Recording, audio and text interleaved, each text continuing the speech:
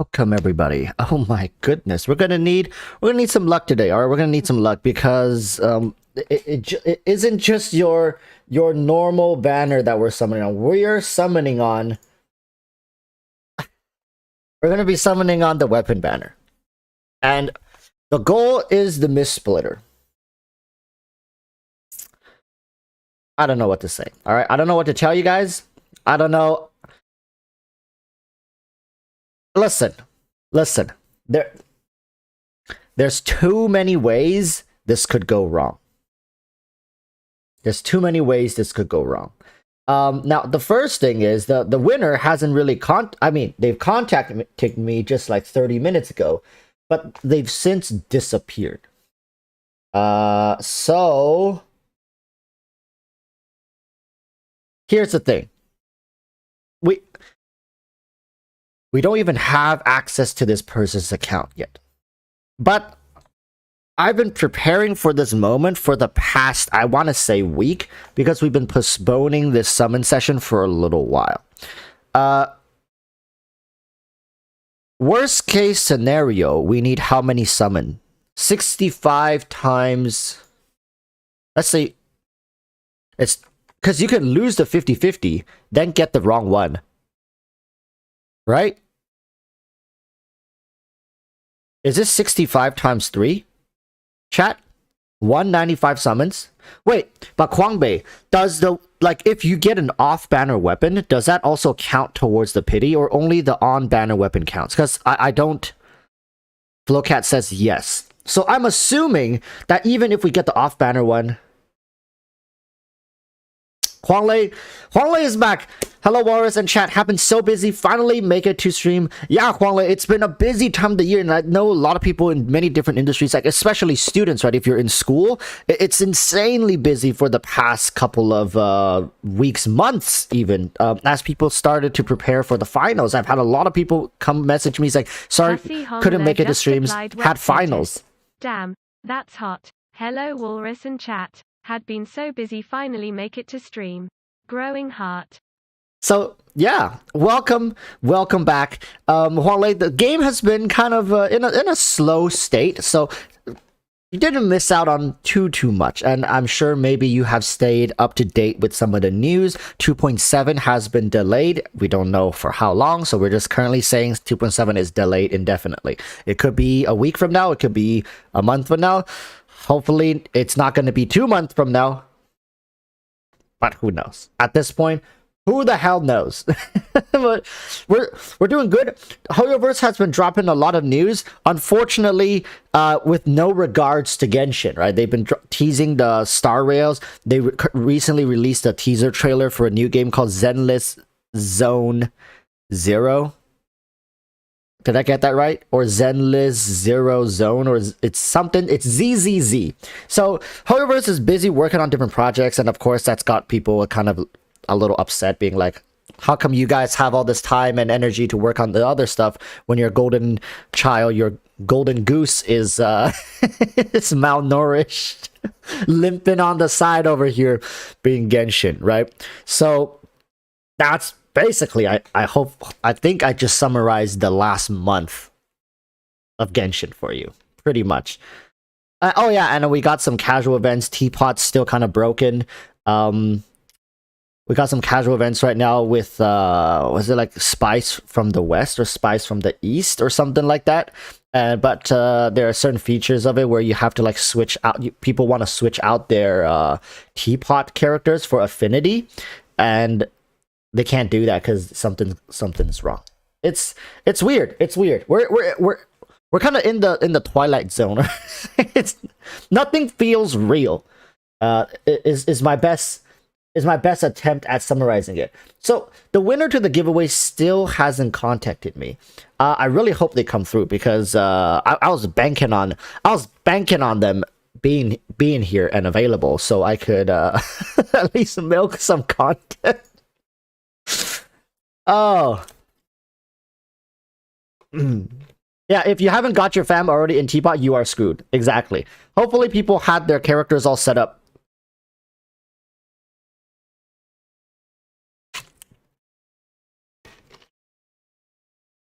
Net Raven Gaming says, I'm here already. Unfortunately, the giveaway winner isn't here. So we're gonna be here just chilling. Zenless Zone Zero. I urge you all to let me see. I applied for the beta for Star Rail, and I'm thinking of applying for Zenless as well. I do think oh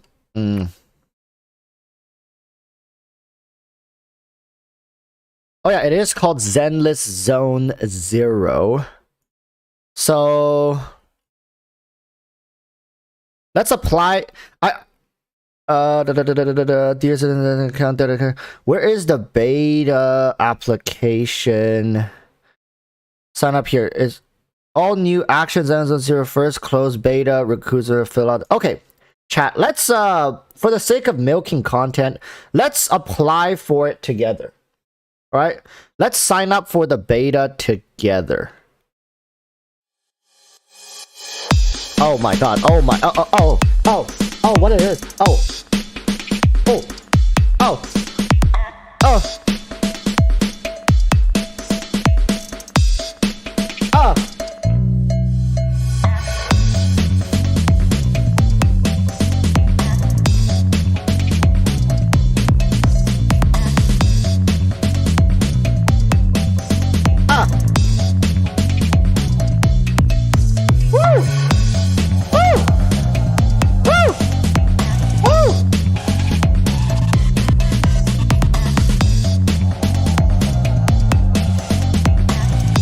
Okay, we gotta cut it out. Oh my god.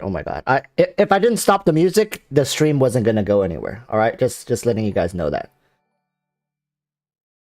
Ghost Kitsu, welcome back to the Tusk gang, my friend. Welcome back to the stream. I see a lot of people probably like they were in school earlier, and then people have been starting to return, and good timing for most people actually. So I'm gonna apply for the beta here. Hope I get in. Chances are slim. This feels like applying for colleges. No, like no kidding. When I'm not kidding you guys when I say when I apply for these game betas, it feels like applying for college all over again, right? You're like palms sweaty, you're nervous, you're worried about like if you meet their criterias. It's the same shit. You got to answer a series of questions that you thought you studied and prepared for, but you really didn't because you stayed up too long playing like MOBA games. Oh, enter sign up.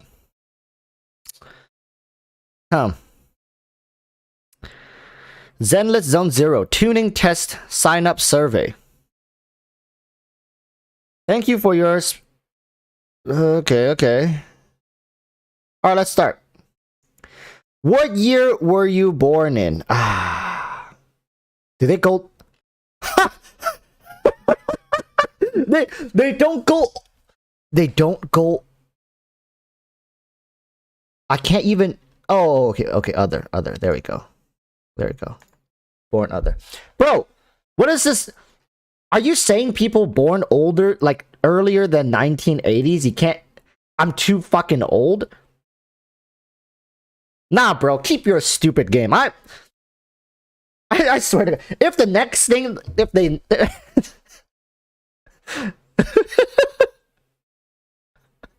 I'm too old. Okay, I'm male. Okay, what is it?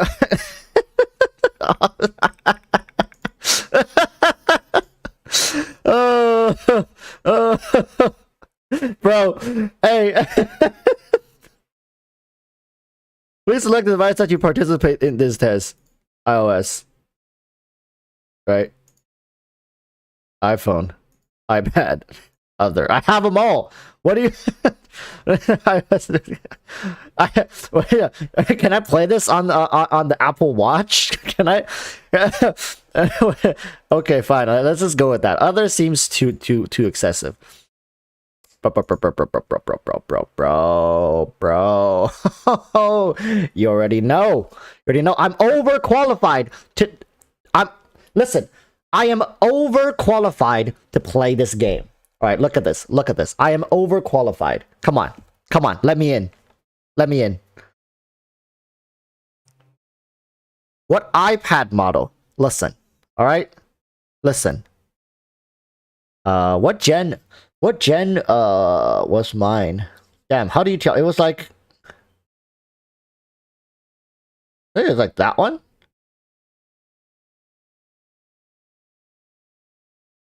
What PC will you be using?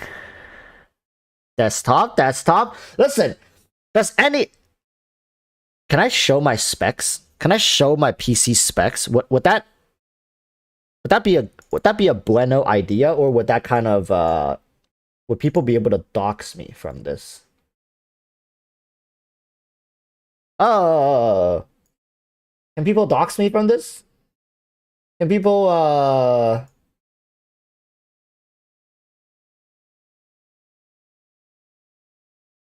Hmm.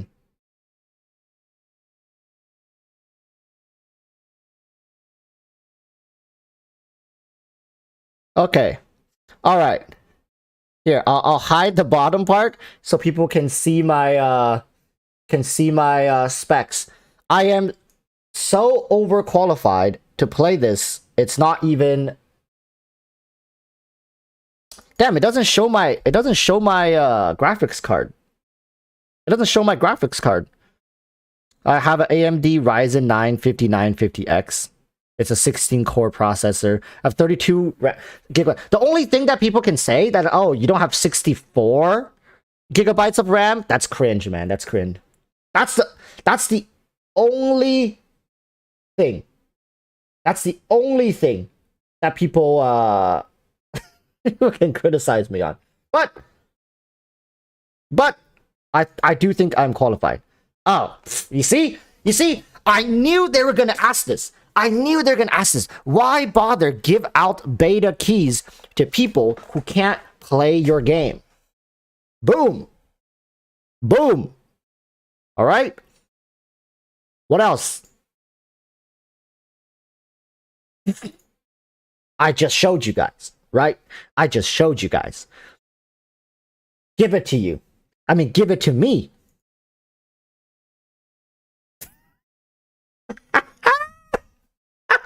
Perfect. Perfect. I slot in perfectly. Which of the following have you played before? Played this, played this, played this. Alright?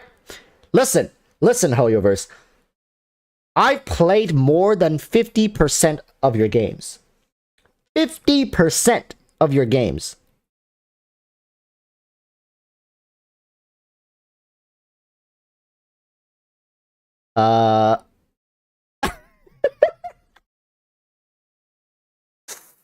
Every day, baby. Every day. Go, dude, it takes like 3 minutes.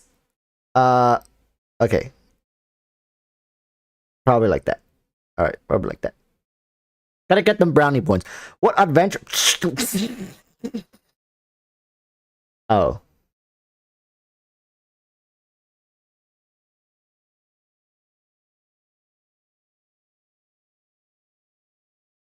How often have you played mobile games over the last 6 months? Every day, baby. Every single day. My life doesn't just revolve around Genshin, right? I play a bunch of different games. I'm like a mobile guru. People be on TikTok. I be on mobile games. I am on mobile games as often as like somebody born in 2002 is on TikTok.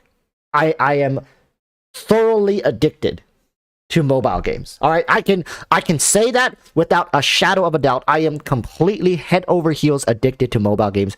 Put this on record, chat. Put this on record. However, do you need me to say more? Right? If I don't play the ever daylights out of Zenless Zone Zero, you can hold me legally accountable. How about that? I'll play this game to the ground. How much time each of you have spent? Listen, I would put this. I would. But I don't have that many hours in my day to play the goddamn games that I want to play. All right? For me to be able to sit here and wail on games, I need to work. I have a job. I have a life. I wish I could hit this, but it's more close to this. In fact, it's probably this, but I'm just gonna tick this because it makes me sound like, you know, I am dedicated to the cause. Alright. Okay, here we go. Which of the following mobile games rounds have you played? Multiple choice, currently select all that apply. I played this. I played this. Oh, I played music back in the day. I played this for sure. Strategy card, yep. Roguelike, Shooters, I've played, I've tried it. MMORPG, I've tried it. Sims, I've tried it. Strategy, I've tried it. I don't know where roguelike is. Oh, such as Dead Cells? Oh, yeah, I played that as well. Sandbox, I've played. I haven't really played these two. Yeah. Honestly, I haven't really... I think I've played this one, though. I can say I've played action mobile games. I don't play these type of games. I mean, you know what? I have to tick it because back in the day, I did play Angry Birds. Like, way back when, like, apps just came out, right? And Angry Birds was the thing and everybody was playing it. I did play a bit of Angry Birds. So I guess, what have you played? Played that. I played that. Yeah.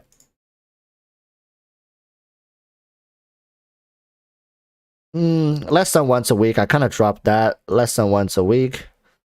Haven't played that in the last 6 months. Haven't played that in the last 6 months.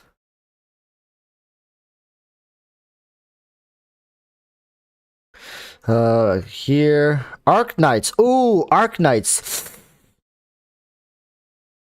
Arc Knights. What was I in Arc Knights? I'm just gonna put this because I went hard. I went hard on these two games. Is below. What Valorant have you played? Dead Cells. What are these games? What are these games? Have you played the phone? Don't remember. Oh, that's that. So once a week. Define devices. Okay, I got Nintendo Switch. I got PC and other console handhelds. Right. And a follow platform every day, baby. Nintendo Switch is less than once a week. Per week, if you plan on playing games. Ooh, per week. PC, I want to say every day is probably like around here. Like I have like a part-time. I'm like a part-time worker when it comes to games. Probably 3 to 10. Pretty accurate. Have you played? Oh my god. You see, I'm telling you guys, no matter how prepared you think you are coming in, you're not prepared enough. Visual novel. So genre have you played? Single turn based. Strategy. World of Warcraft. Yeah. Blade and Soul. I played that. I played a lot of real-time combat MMOs in my days. Text adventures I can't do. I think Genshin falls partly in this category. No, I'm not even joking. Genshin's like an open world role-playing text adventure game at this point.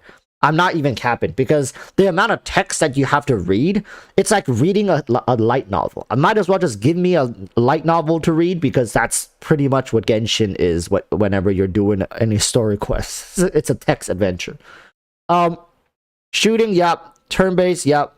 Sandbox for sure. MOBA for sure. Single-player adventure. Yes. Open world.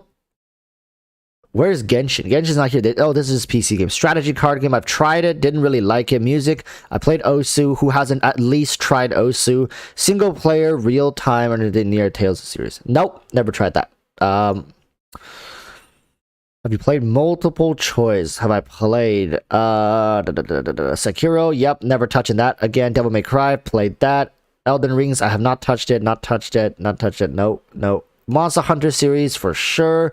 Soul series. That's pretty much it.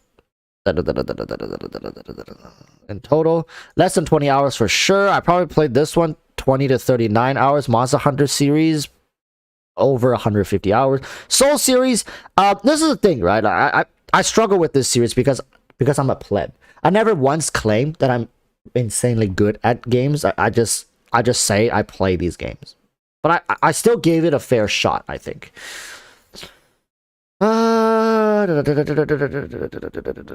Nope. None of the above. Oh wait, no. I have played this one. I don't remember. Honestly, this one I don't remember. Okay. Here, listen, chat. This is where we can be very passive aggressive to HoYoverse. We can be very passive aggressive to HoYoverse. So listen, if a lot of people tick this box, Zenless Zone Zero might end up like Genshin, right? A very easy, casual, don't spend much of your time kind of deal. If a lot of people tick this, because understand, I think a lot of people don't understand how much influence a big group of people can have on the direction of games like this. Maybe in the early days, Genshin had something like this as well, and they saw a lot of people value the casual experience. So, to be honest, I agree with the stress relief, but being casual, and I think this is wrong. Being relaxing and stress relief doesn't mean it's easy. You know, stress relief could be something like Elden Rings. I think some people can come home from a long day of work, play some Elden Rings, get their butt cheeks clapped beyond recognition, and still feel like they're relieving some sort of stress. Because of the sense of progression, like, oh, I leveled up today, or I skilled up today, or I beat this boss after like 20 tries. It could be stress relieving for these people. They can go around just killing monsters. It could be stress relieving. It doesn't have to be easy. I think the idea that things have to be easy for it to be relaxing and stress relieving is kind of not true. All right. So, which one do I value more? In characters is good. Strategies require thinking, planning to find the best way to play. This leads to metas. Like, this leads to very meta-driven games where people will figure out the best way to play and then post them online, on Reddit, right, on forums, and literally everyone plays the same way, with exception to a small community who wants to be outlaws and play it differently. I don't think strategy should be a core component to many games. In fact, I think a lot of games should be open-ended, and a lot of games should have many ways to achieve the same thing. Exploration, unknown, hidden game content, random events, Easter eggs in the game. I think exploration to a degree is important, but I don't put too much emphasis on it without much point. Growth, continue. Yes, growth is so important. I think growth is probably the most important for me, because I need to feel like I'm progressing. I need to feel like the time I'm spending in the game is meaningful. Graphics, to me, is important. Social, yes. Challenging, difficult, challenging gameplay. Oh, I can only select 5. Get rid of exploration. Personalization, design character scenes, games such as face changing skins. I'm okay with that. Characters, game have appealing personalities and background with excellent voice acting. Is that as important as freedom, though? Is that as important as freedom? Are characters as important as freedom? Huh. Okay, I'm gonna sack graphics a little bit for freedom. I think freedom is more important than graphics. The ability to see different options, progress in different ways, as per your liking, is better than having a beautiful graphic. And I know it's gonna be good. I know Zenless Zone Zero is gonna have beautiful graphics, but I need them to know that freedom is important. I would put competition because I'm a filthy whale who likes to spend money to stomp on people in those type of scenarios, but you know, it's not as important when it comes to core game design. All right, I can live with no competition. I can work in harmony, is what I'm saying. To what extent do you know about ACGN and other anime elements? You see, this is where this kind of open book exam is. ACG is a term used in some subcultures of Greater China and Southeast Asia because of strong economy. Okay, what is ACG? The rise of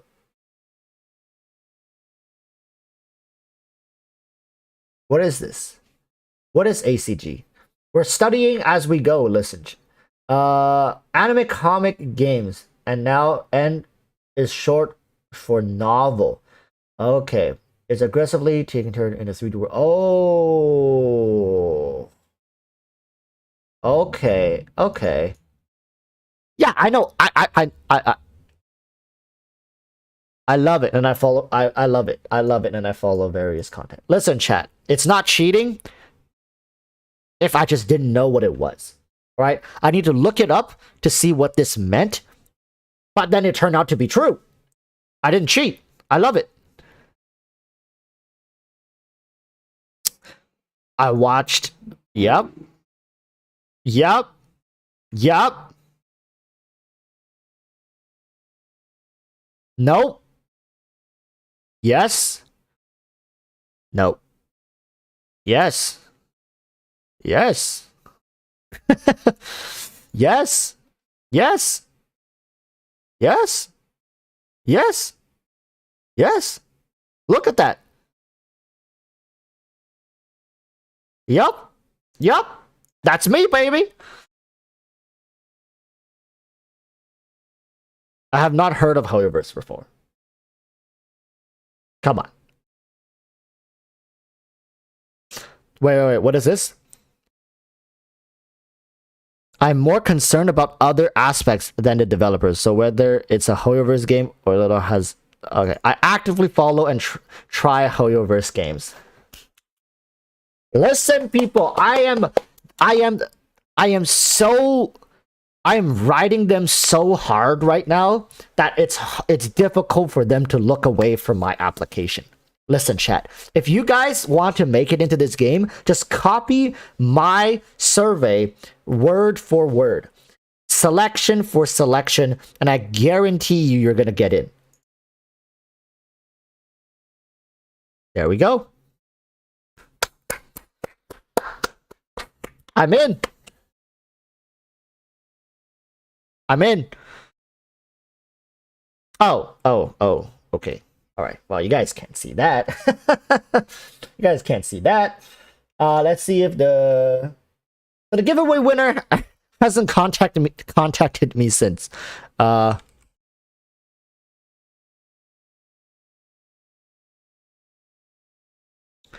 get a code. Get a code.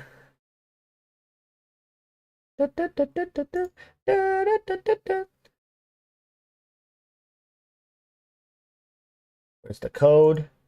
Give me the code. There's the code. All right, chat. I submit to your code, and sign up is successful. Follow our official social media to get the latest information. I already am. All right, let's open the music again. Let's open the music again.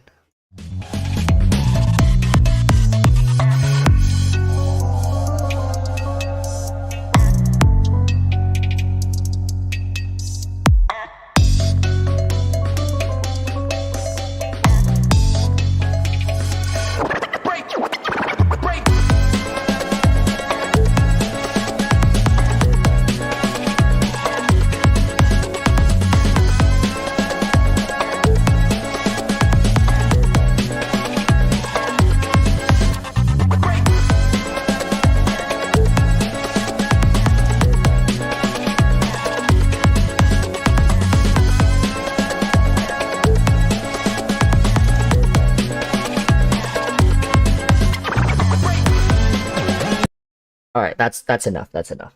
The stream isn't gonna go anywhere if we just keep blasting this music. Okay, damn, this kind of hits hard. This hits so hard that I feel like I'm getting freaking whiplash. I'm getting whiplash just listening to this music. And give Boris a thumbs up for that poppin'. Yeah. Feel free to drop a like. Always appreciate that. But, you know, Mess SDM says, nice, I visited Wall Stream today. I gotta know, there is CBT sign up. Yeah, people, try these games out. Don't be salty at HoYoverse just cause they messed up Genshin. And to a degree, is it their fault or is it our fault for getting the wrong idea? Like I said constantly, HoYoverse doesn't make promises, they don't make roadmaps. Maybe it's also in part to their ever-changing design philosophy and the direction they want to take the game. Genshin Impact is in its current state. There's a good chance because HoYoverse just wanted to test the waters with it, right? Maybe they're using Genshin as like a anime rig or like a character model rig that they want to try out different experimentations with character design and combat options. Who knows? Maybe Genshin was an experiment. I think back in the day, we used to put on our tinfoil hats and be like, you know, get this. What if Genshin was like HoYoverse's little practice game that they used to practice different animations or game design features, right? What if? What if? And now, with each passing day, people are like, I think we might just be right. Any updates on 2.7? You know, I wish I can say something for you or to you, but no. Yamando, my long friend. No updates, no news, nothing. It's definitely tough. All right, I'm not gonna lie to you guys. I'm not gonna lie to you guys in saying that it's been more and more difficult to make Genshin related content. The game has very little in of itself that it can offer you when it comes to meaningful content. News, pretty much none. Updates, none. Gameplay, I guess, is the only one where we can control. I guess I can start building my free-to-play characters, right? I can start building up Kaya. I can start building up Barbara. I can start building up... I can start a series of how I want to take my Kaya to be the strongest it can ever be. Right, I take my Kaya from level 0 or level 1 or level 20, which in my case, I think my Kaya is sitting at 20. Take him from 20 all the way to level 90, kit it out, draw tier artifacts, and see what I can do. Maybe I can start a series. But we really have to make our own content now, because there's really nothing to talk about. It's evident. Let's go to Twitch. Let's see what's like how Genshin streams are doing on Twitch, because last time I checked, they have really fallen. Look at this. Look at this. Genshin is currently streaming to 4.9 thousand viewers. Do you guys remember the days where Genshin was streaming to like 50, like 10 times this amount? It pains me to see this because like, and it doesn't bother HoYoverse at all, I guess, because we're in the Western, and the top Genshin streamers, it doesn't even look like they're streaming Genshin. Is that Genshin? It's not Genshin. This isn't Genshin. Like, they just have Genshin tags, but these two aren't even streaming Genshin. Listen, chat, if we were on Twitch right now, we'd be like up here. We're like on the first two lines, and I'm a relatively small creator. This is what I'm saying, man. It's hard to put it into words, this feeling, because I think Genshin had a lot of potential. I think Genshin had great ways it could have sustained the community, and I think more emphasis could have been put on progression. But right now, it's just progression for the sake of progression. There's nothing you are chasing. There's no meaningful end goal. And when there's no meaningful end goal, people start losing interest. And it's really unfortunate because Man, I wish there was a dungeon that nobody could clear. I wish there was like an abyss difficulty that no one can clear. Check Braxophone. What's up with Braxophone? What happened to Braxophone?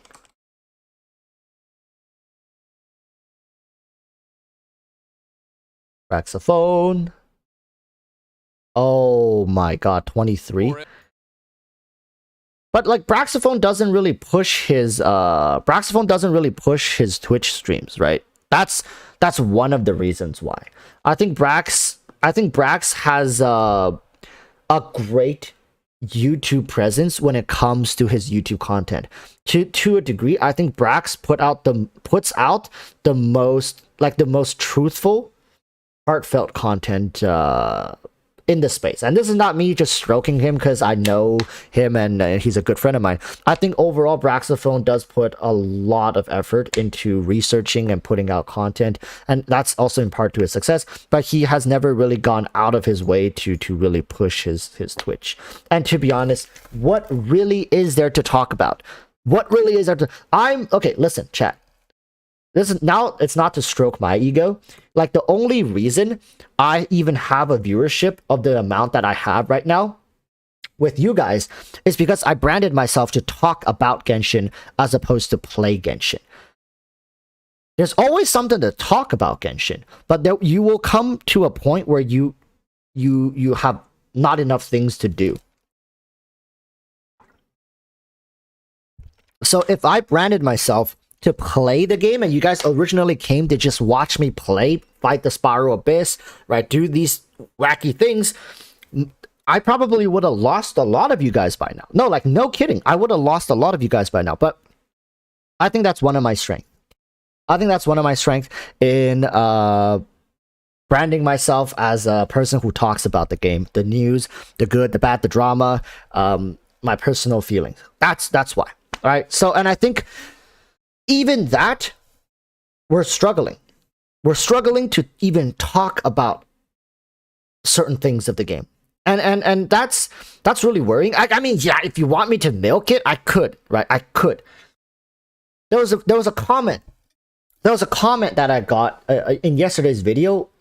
And I still have it here on screen. And I think this is very indicative of where we are. So I have it on screen right here.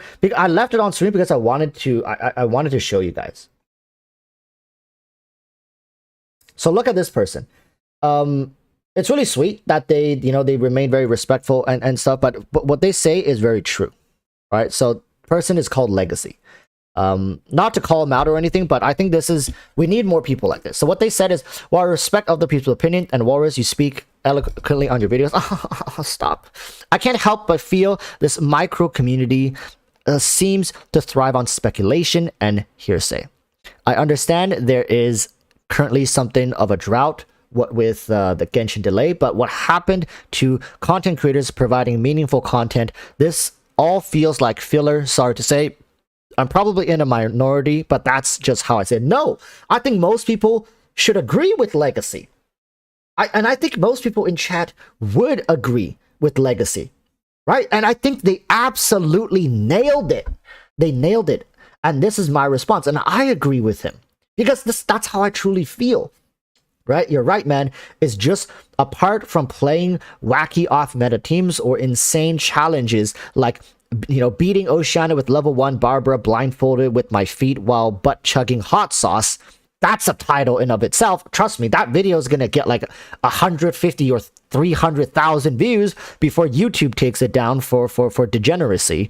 But that's the kind of stuff that we've gotten to at this point, right? People just trying crazy stuff to keep going out of their way to create difficult content, right? There's just nothing really meaningful going on, right? You can feel us reaching for content because that's exactly what we have to do, or else just stop playing or uploading altogether. That's really like Tectone. I think Tectone, MTash is smart taking a break. There's a lot of content creators who hasn't been keeping to their upload schedule because there's nothing to do.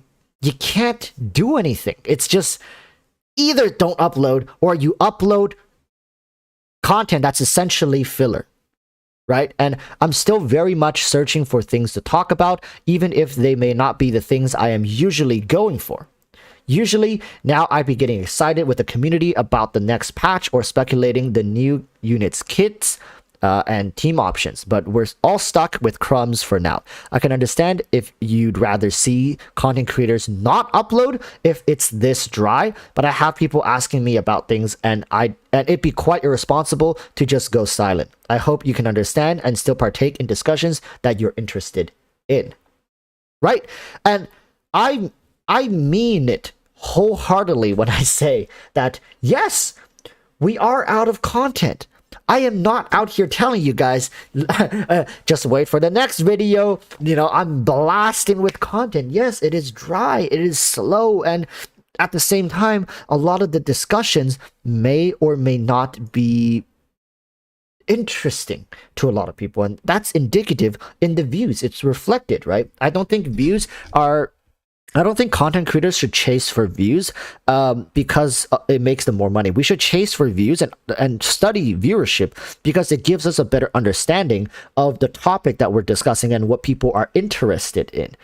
So right now, people are not interested in anything with exception to direct Genshin update related news. Maybe like an update to what's going on in Shanghai. Maybe an update to that. Right?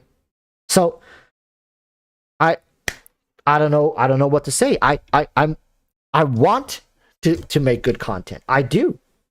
I really do. I want to make content that I'm really excited about, that I can sit here and scream and get crazy for, but it just doesn't exist right now. Maybe it exists outside of Genshin, like with Star Rails. Maybe if I make it to the beta, I'm going to have a blast and I'm going to make content for it if I'm really enjoying it. I'm like, hey, guys, I know Genshin's not doing too well. Like, Genshin's on life support right now. But check this out, right? Like, that's what I'm hoping for. Maybe I get into Zenless. Who knows? Maybe that's gonna work out.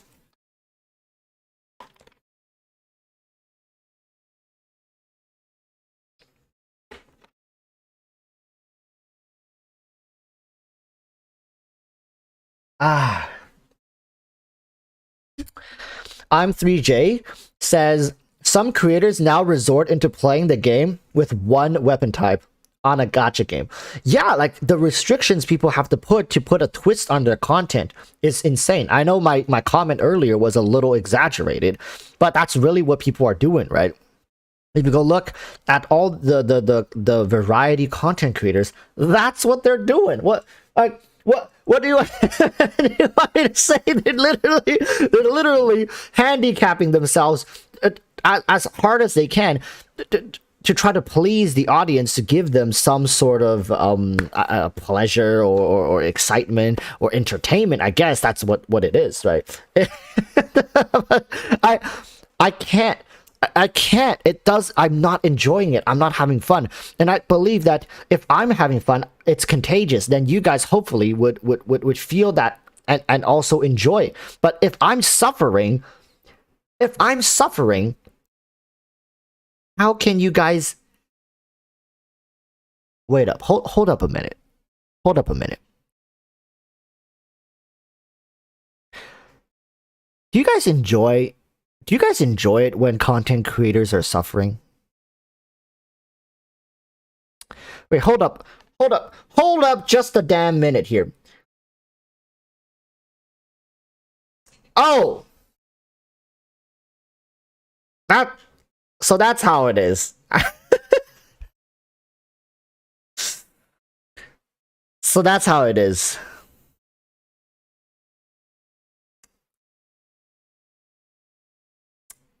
Oh. Some people enjoy. Like, can you imagine if I took Barbara and try to go beat Oceania with it? I'll be there for the whole day. No, like, you guys would be sitting through like a 17-hour video of me just left-clicking and struggling. But I remembered when I was doing the frickin' puzzles. You guys have no idea how much I suffer when I have to go solve puzzles in Genshin Impact. It is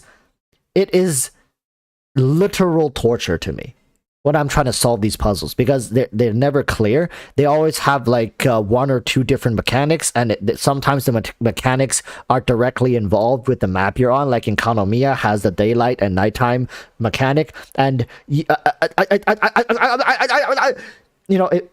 drives me freaking nuts. And then you're like running to this side, you're doing something, it doesn't work. You run back to the other side, you change something, and you come back to this side, you try something, it doesn't work.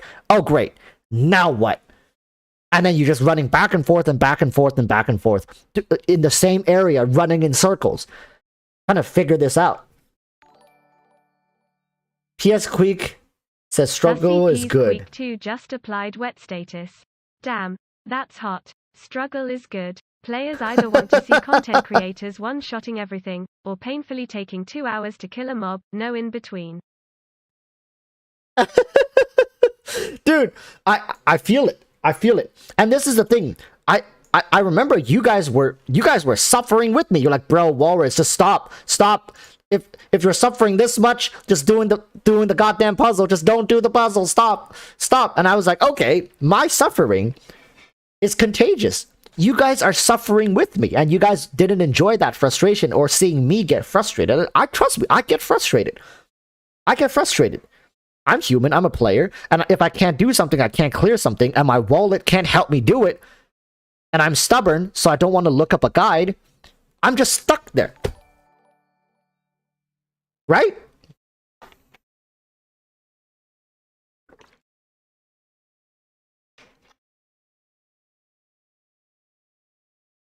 Say Crawford says, I'm legit doing a no resin challenge, though I was inspired by Flowcat's chat.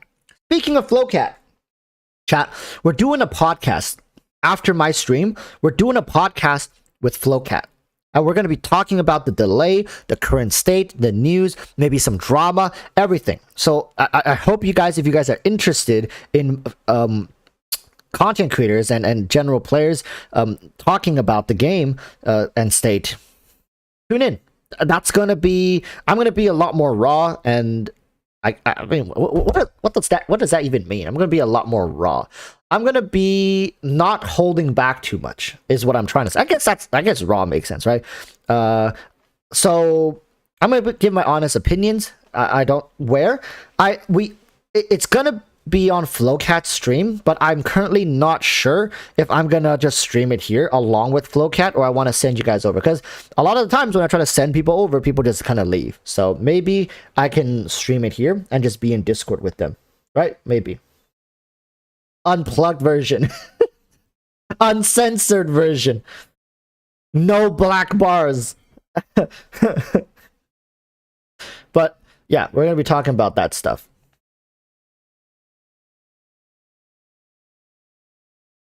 Where is the giveaway winner? The giveaway winner just disappeared. All right, let's change the title. We can't do this title anymore. Oh no. A drought in Genshin. What am I gonna do? I don't know what I'm doing with these titles, all right? I don't know what I'm doing with these titles. I'm just writing random stuff. EroticWalruss about to be raw with lots of black bars. No. That's not gonna be Wait, you're actually making me think about it. No.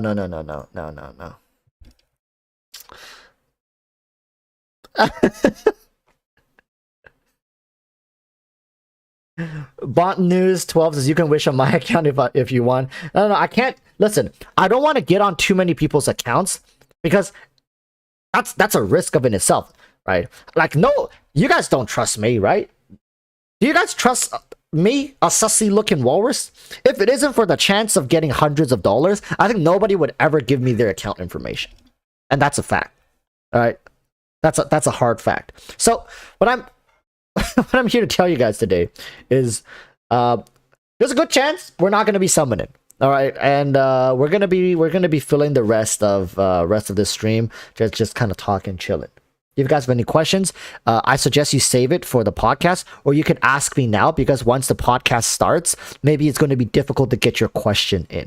Do you guys have any questions, concerns?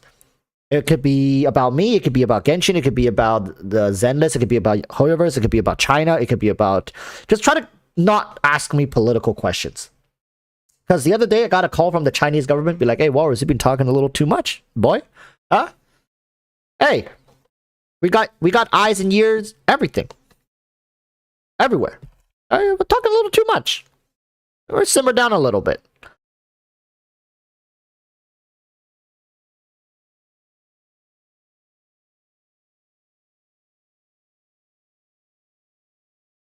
Wait, you serious? Am I serious? One of these days I'm just gonna stop uploading, stop streaming, disappear from online forever.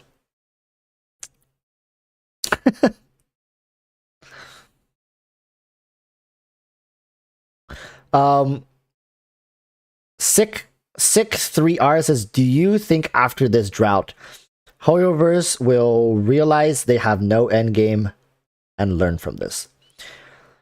That is a question. All right, that's definitely a question, and that question is okay. I'm gonna give you guys both the short and the long answer, and I think it's important that I give you both because it kind of helps you understand where I'm coming from, what I think, as well as what I think Hoyoverse thinks.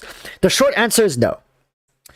The long answer is they will see a reflection in the balance sheet, right? Because Hoyoverse doesn't speak English. Hoyoverse doesn't speak Mandarin. Hoyoverse doesn't speak, in fact, any normal humanly spoken language. All corporations only speak one language, and that is called the balance sheet. You want to communicate with any company, you speak their language. And that's why a lot of the times people just condense that into saying then stop spending, because that's the best way to get a point across to these companies. So they're going to see that reflected, but they're not going to attribute it to the lack of endgame. You see what I'm saying, right? You see what I'm saying? They will not attribute the failure in generating profits to the fact that there was no endgame. They don't think that, oh, if we had endgame, or if we populated the game with more tasks or endgame or goals and for players to chase, it's going to turn a profit. It won't. What it will likely do is keep people engaged in the game, playing the game, but that doesn't directly transfer to profit. You see what I'm saying now?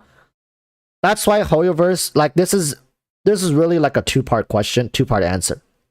Because you have to answer first, what would make Hoyoverse realize, or like what would grab Hoyoverse's attention, and what they would attribute the current situation to. And they would attribute mostly the current situation to a lack of their normal routine, because they strayed from their routine, therefore profits were down, not because there was a lack of endgame. Sales drop would, but because I think 99%, maybe like 90 to 95% of their income probably comes from characters sales. Of course, there are the whales who are refreshing resin, but that's a very small portion, right? You can spend $100 and you can refresh resin for 20 days or something like that. So, and I'm talking, I think max refresh, you can do like what? $100 can get you like 15-20 days of max refresh resin, which is pretty insane when it comes to how expensive other things in Genshin are.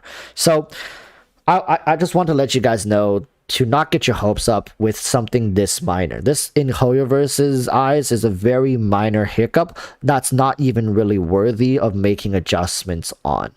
They have a plan, and it's safe to say that their plan is pretty solidified. They want to stick with whatever they have going on, as opposed to going out of their way to deviate from a vision that they have. That's my answer to that question. That's why they're not going to make any adjustments. It sucks to say, right? Of course, I want to lie and say, yeah, they're gonna learn their lesson, and next time they're gonna implement more content. But I think the implementation of newer content and more endgame focused content is not going to be because of this. It's because they likely have planned it from a while back, and they're just going to execute that according to their own schedule, but not deviate too much from it. So it's two separate things, not correlated. Yeah. Azura Chan says they'll attribute it to a lack of new banners. Exactly. They won't think it's because nobody is playing. They just think like, oh man, we should have just released a new banner. If we released a new banner, people would have played. Simple, easy. That's what they would think. So Icy Hot is asking another question: is it possible 2.7 would be a non-standard patch to not change the Sumeru release timeline? Icy Hot, to answer that question, it's also gonna be a no, because I've come to realize that HoYoverse is a company, like, not only are they incredibly stubborn, but they're very methodical in how they do their content and how they plan for their releases. The way they build up their releases is going to be through multiple patches of slow burning hype, and as they ramp up and tease. And I think they have stories and lores and certain events maybe they want to tie into certain patches. I still think either 2.8 is going to be Sumeru, which is what I originally said, or 2.9. I don't think it's going to get to 3.0, because if 3.0, like the legit 3.0 is Sumeru, then we're going to have to go all the way to like October or November. Like, that's going to be winter time. People are going to be in their winter finals. That's one of the timelines that HoYoverse has to really avoid. It's either go even further than that and go straight to winter holidays, or do it earlier. You don't ever want to release a major content update during winter finals. Second anniversary could be a time, right? Goku is right. The second anniversary could be a potential timeline. They want to sync the Sumeru drop. So they're going to have the second anniversary, Sumeru drop, Dendro drop, all happening in a relatively tight time frame to generate as big of a hype as possible. They're gonna be ready, people. When Sumeru drops, every other ad you see everywhere is gonna be a Genshin ad. They're gonna be spamming ads on all fronts, being like, hey, look, this is Genshin Impact has dropped Sumeru, a whole new region to explore. You know, it's gonna be crazy. They're gonna drop a lot of money on advertisements. They're going to pull in a lot of new players. They're going to bring back older players. Not just because it's a new region, but because a new element. That's big as well. Better start prepping for that. Yeah, I urge everybody in chat, like, you better have 15 to 25,000, like probably 20,000 resin. I mean, 20,000 Primo Gems saved up for that. I think Dendro is going to be important. A new Dendro character might add an entire different philosophy to how we see certain reactions and possibilities. I don't think it's going to change the game completely, but I think it's going to make a big enough impact that deems your attention, like it's worthy of your attention to try and understand and build around it. It's going to give us a refreshing feeling for at least 2 to 3 patches. At least 2 to 3 patches. Going to people studying, building, and the new options for Dendro coming out. It does breathe new life into the game, and it's really, really important.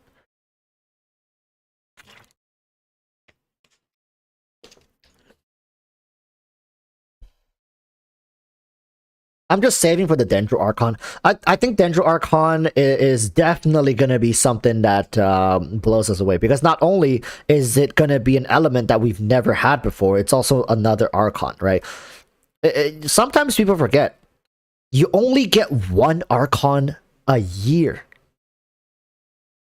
One Archon a year, people. This is, like, if you guys want to categorize these characters to their rarity and quality, Archons are a once in a year character. What am I drinking? This is like a Japanese drink called cow pico.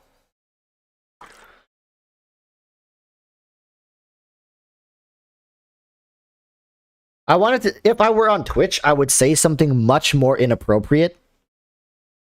But since we're on YouTube, and I could literally the stream could get taken down any second if I say something that's not appropriate. So I'm just gonna keep it to myself.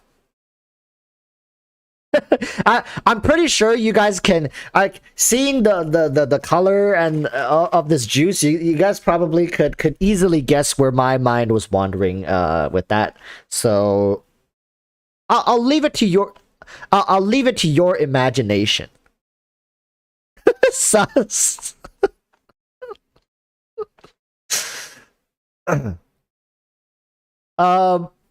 But yeah, this ain't Twitch. If this were Twitch, I'd let it rip. Wait a minute. Twitch allows for double streaming now, right? So I can actually go live on Twitch as well if I wanted to. You know, I'm never on Twitch. I've never ever streamed on Twitch. I mean, for Genshin at least. Wait, I think I did one. I have like 2,300 followers for no reason on Twitch. I've never streamed Genshin on Twitch. It's crazy. It's actually crazy. How can I... Wait. Icy Hot _1 is one of my latest followers on Twitch. And I just saw Icy Hot. Icy Hot, you're here right now, aren't you? Where are you? You asked me a question earlier. I remember. Yo. Yeah, Icy Hot. Icy Hot _ is in chat right now. So, yeah, people have been going to follow my Twitch. Unfortunately, I don't stream there.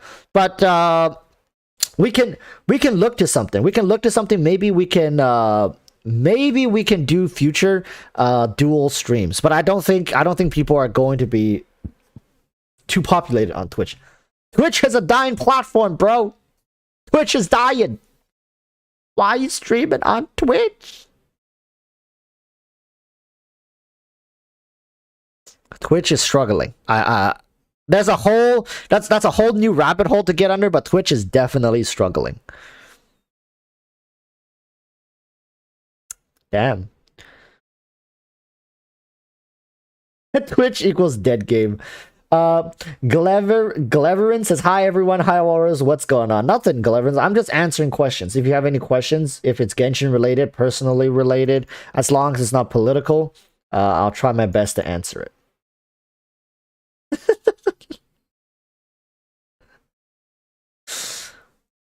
Artsy Sparks, hi chat, hello Artsy, one of our newer channel members. Thank you. I haven't really been focusing too much on the channel members. Haven't really done like a channel member grind up. I do think soon-ish they might release gifted channel members, which is exciting. I'm interested. I might do like no commitment though. If I do a commitment, Kisscakes19 is now following. Thank you, Kisscake. That's my Twitch alert, if you guys are wondering. That's my Twitch alert.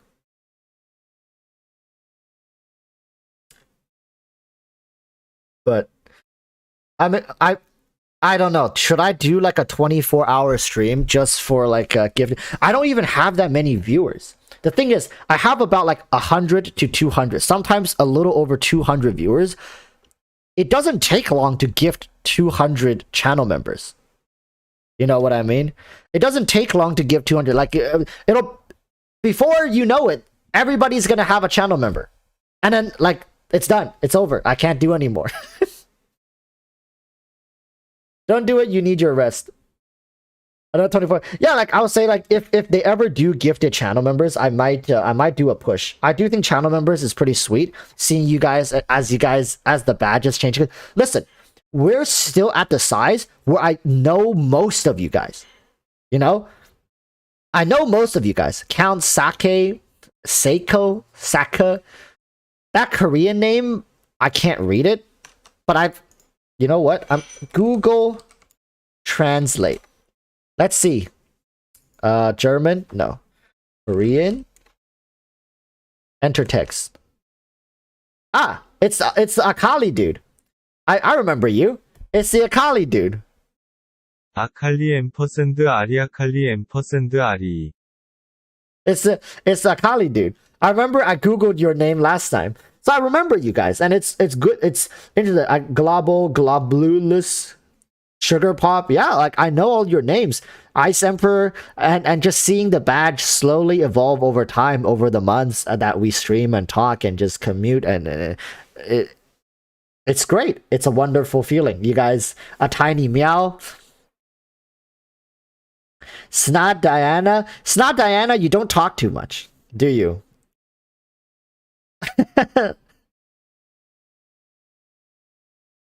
EroticWalruss, you see me in Flowcat's chat. Yeah.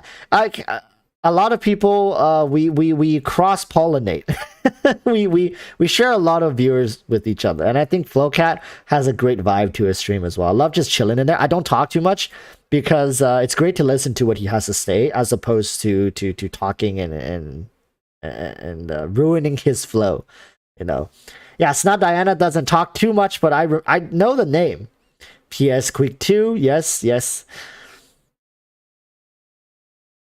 Bot News 12 says I'm anonymous. Wait, Bot News 12. I know that name too. I think I maybe read a couple comments from you. 绝世黄瓜, what about me? That's definitely a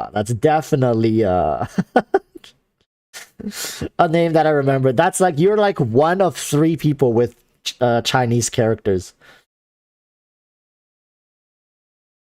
Where's the other guy? Alvis Priv, of course, Alvis.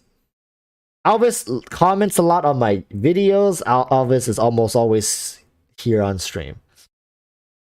Gyosen Hachiro. I remember Gyosen Hachiro as well. And just to prove how I remember you as well, you won a giveaway back in the day, right? You won a giveaway back in the day. And ever since then, you've been very active, been very supportive. So I'm always thankful. A lot of giveaway winners do end up sticking around. I wonder why. Okay, here's a challenge. This person wants me to say, he says, can you pronounce my name though? Okay.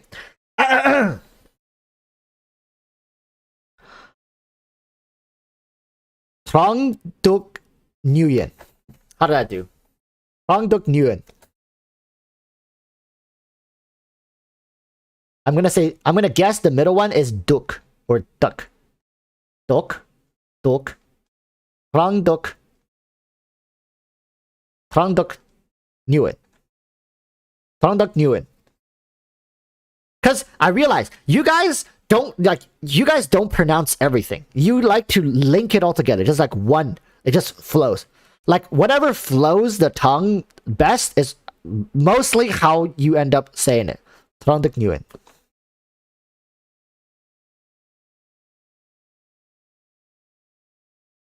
Nguyen pronunciation is win. Really? There's no new? I remember people used to say new win. It's just win. So it's Trongduk win. Is that better? Is that closer? Oh, okay. So Nguyen is like win. So Trongduk win. A little flow off the tongue. Something like that, right? Trongduk win. Trongduk win. So like, do you go by duck win or do you go by Trongduk? You go by duck win or Trongduk? That's the question. Being Southern Vietnamese, my name Dung is mispronounced all the time in the US. Yikes. 有中国人吗？Bun B. 我就是中国人。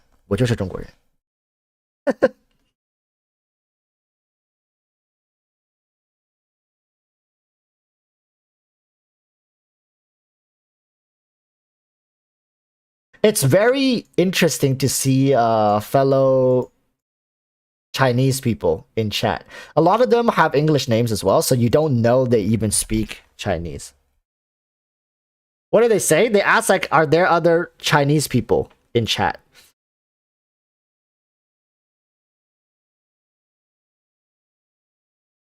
Oh, the Chinese brothers have found each other. The Chinese brothers have found each other.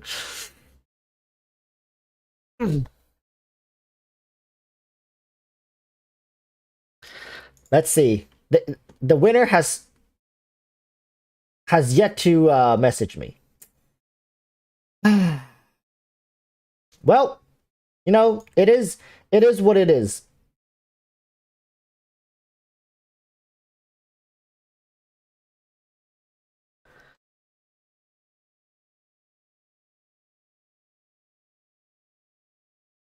Say Crawford says, I think I've only commented once on a non-giveaway video. Say Crawford. Say Crawford, you're like you're definitely an older channel member here. Like, I mean, I guess it's kind of cheating seeing your badge, but I know you've been a long time viewer of the channel. I remember your name from back in the day as well. What is the CN community talking about in Genshin right now? Not much. Like, CN is a very meme community. You guys have to understand. Like, a lot of the times you guys might think CN is like a, they're very meme. That's what I've come to know. Like, CN, they like to joke about everything. I guess this is like I've learned back in the day that when people are joking about something, oftentimes it's used as a coping mechanism. When you're joking about something, it's because you're like suffering or something, and you're using the joke as a coping mechanism.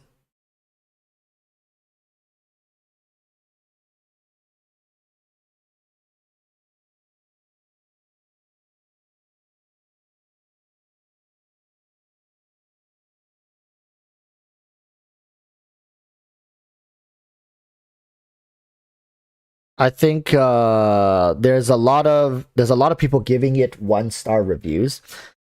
Like, people are not happy, right? That's one thing that I could tell you guys. People are not happy. People are spamming the 1-star review. Look at this. Look at this. Look at the reviews. This is Genshin on Bilibili, basically their YouTube platform. They're pretty much like only half. Right? It's not a good thing. And of course, this person is saying, like, you know, like, spamming ones is too much. It's not indicative of the quality of the game. They're saying, like, if you want to be critical, maybe give it a 3-star review, because that's pretty much what the game suffers from, right? Like, understand, the game has been sitting at this review for a long time. I've been seeing it sitting at 5.3 for a really long time. And this is indicative of the Chinese communities, what they think of the game. And even then, HoYoverse hasn't really done much. So this person says, I don't really have much that I want to say. I'm just really disappointed. I've been waiting for a long time. When the game first started, there was a lot of rhythm, and then they keep cucking characters right here. This person they keep screwing over characters, and then they have, like, they're very stingy and bad attitude, and then they just want to play a god. The person's like, I just want to play a freaking game, man. And then so then they've been, like, holding it back, right? They've been just, like, turning a blind eye, basically, to a lot of the problems. And then he's like, and today, after a while, I decided to log back into my account, and then their account was gone.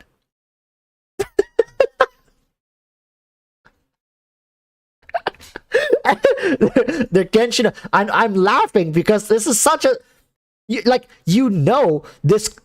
is probably true, and probably HoYoverse isn't doing shit for this person, right? And then so they seem like they use Bilibili to log in, right? So they're saying yeah, he's been using Bilibili as a proxy to log into the game, and then he's like, well, apparently Bilibili is just, not qualified, right? Like, maybe it's like a lower tier or something.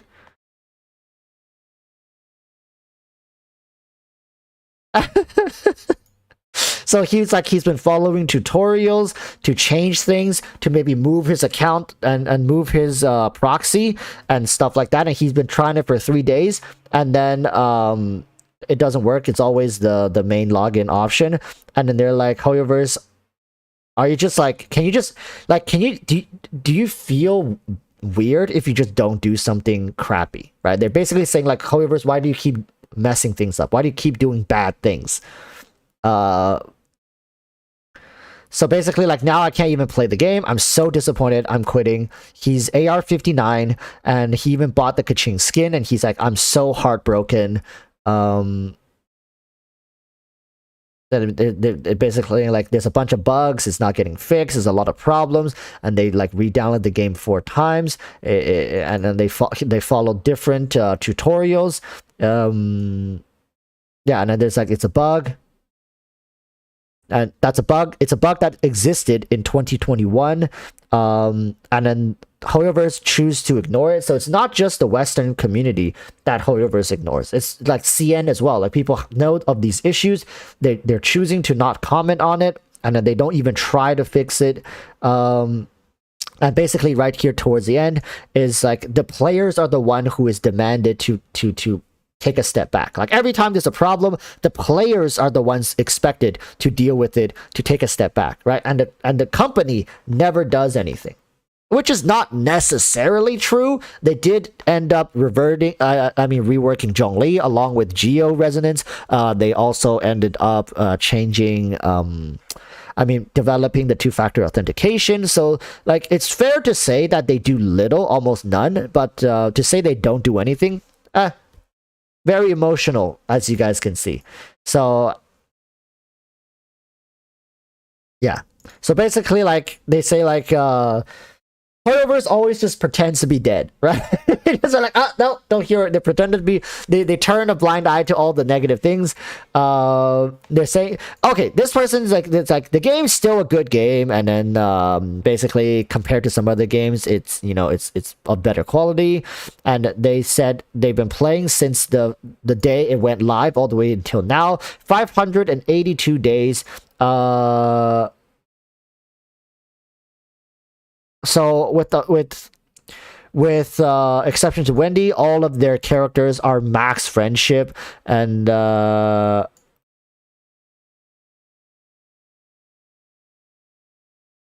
there's like, the reason Wendy is not max is because of the stupid bugs and maintenance, I think, with the teapot, which doesn't let him max out. So you see, like, I can imagine a lot of this. Like, another ones are basically so basically this person's just saying the game is very well polished, and it looks very good, but they overcomplicate things that don't need to be that complicated. Case in point being the artifact system. It's so damn overcomplicated to the point where that they're not really enjoying the game. They're not having fun with the game when they play it. And for how Hoyoverse is, they don't feel like the game brings anything new to the table, right? So, yeah.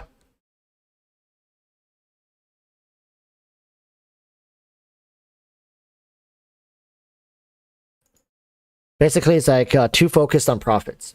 There's a lot of 5 stars as well, but like, the 1-star reviews are overwhelming. And this was like 3 hours. This was 15 hours, right? Yeah. So these people are sad, right? They're not happy. It's unfortunate, but that's the case of Genshin. Like, at least the negative side. I'm sure a lot of people still really enjoy the game, and as long as people continue to enjoy the game, there's a decent portion of people who still enjoy the game. Game's not going anywhere, right?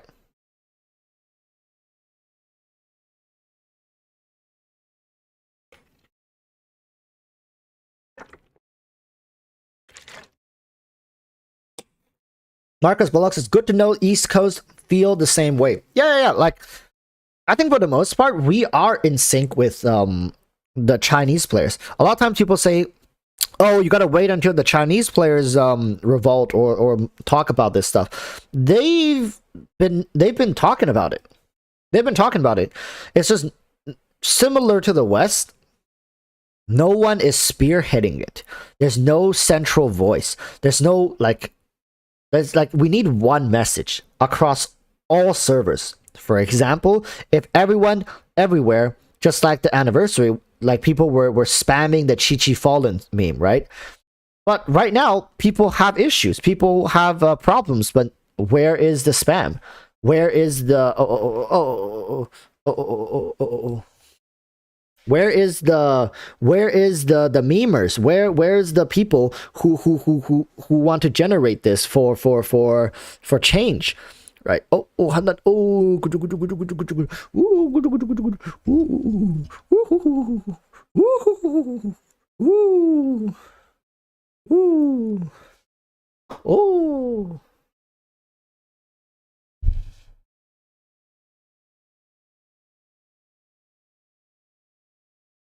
yes.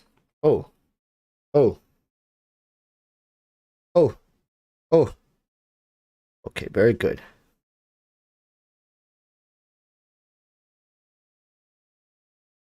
Goku says Genshin seems like a test or trial project, in my opinion. I think, yeah, it is. I think Genshin's development in animation and integration and world building, right? World models and stuff like that. I think they're gonna take this into the future for other projects as well. Can we see her face? Hadrian wants to see Hana's face. Oh, Hana.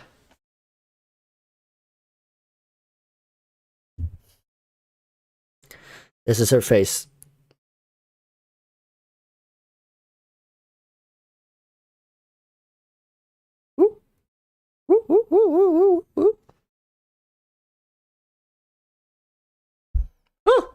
She left.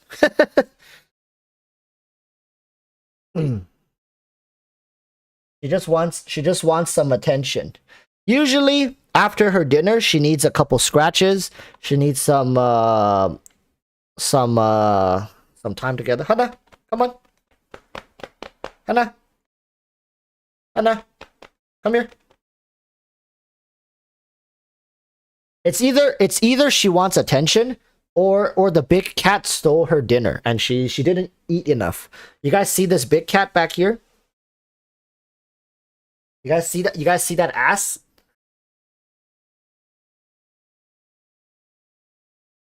Michi. This one steals her dinner. So sometimes he eats all her food.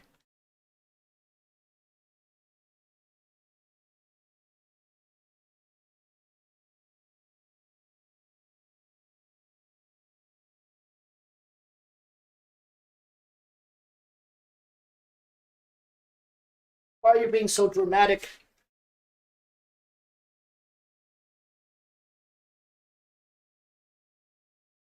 So this one sometimes steals her food, so she ends up really hungry, and then we have to give her more food. But then he just goes and steals it again. You know how much food he steals? Because sometimes he'll puke because he overate. Huh? Is that true? Is that true?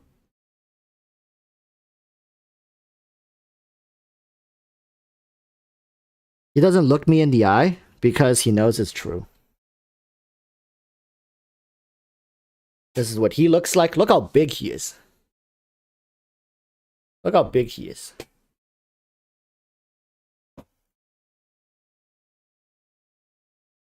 Oh, mommy is back.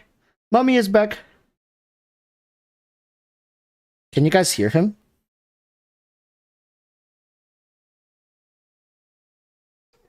Here, let's bring the mic closer to him. Michi, say something. Say something, Michi. What do you have to say to chat? What do you have to say to chat?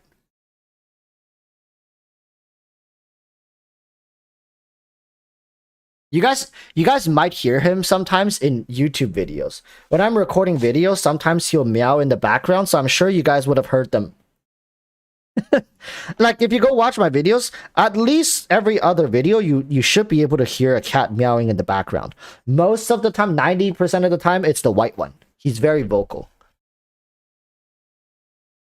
But yep. Henoji777 says, your cats are so chill. Mine hates to be touched. Yeah, like, here's the thing.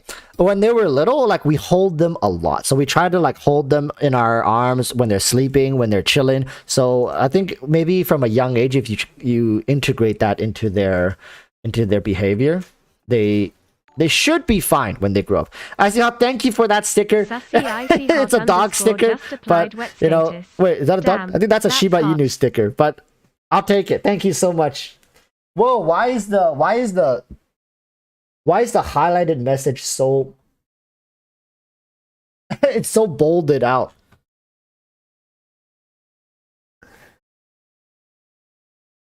Fave moment with your cat is the Toma incident. Yeah, we don't talk about that, especially if Mr. Lay 7 is here. We usually don't talk about that.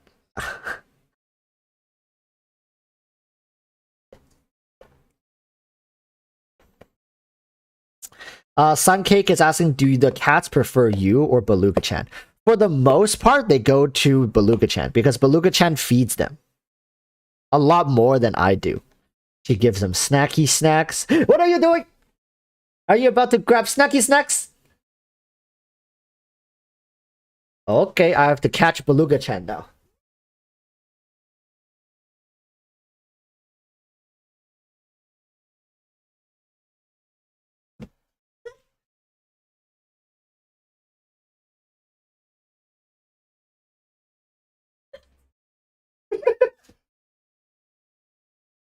Where are you going?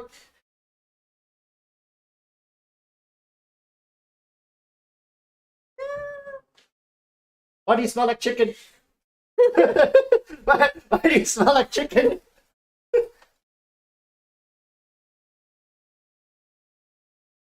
she smells like fried chicken. why do you smell like fried chicken?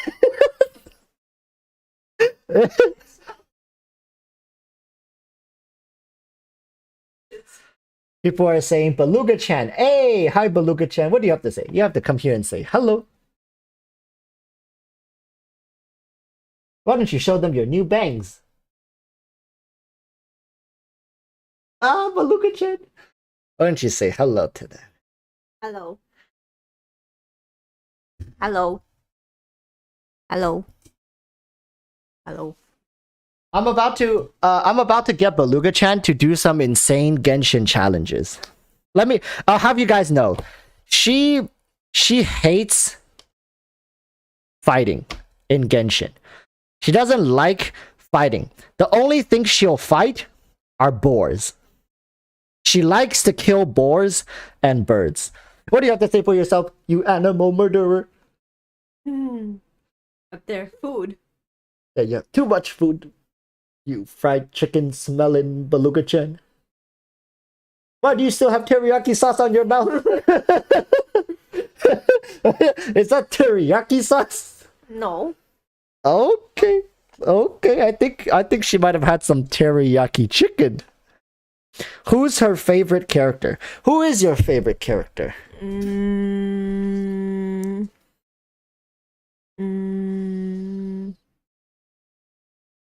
Venti. Venti! Is it because she's sus?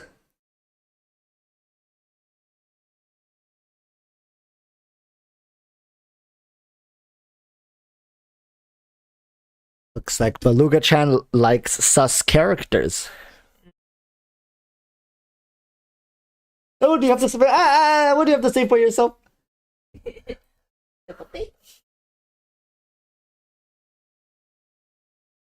Well, she's gone now. She went back to the cats.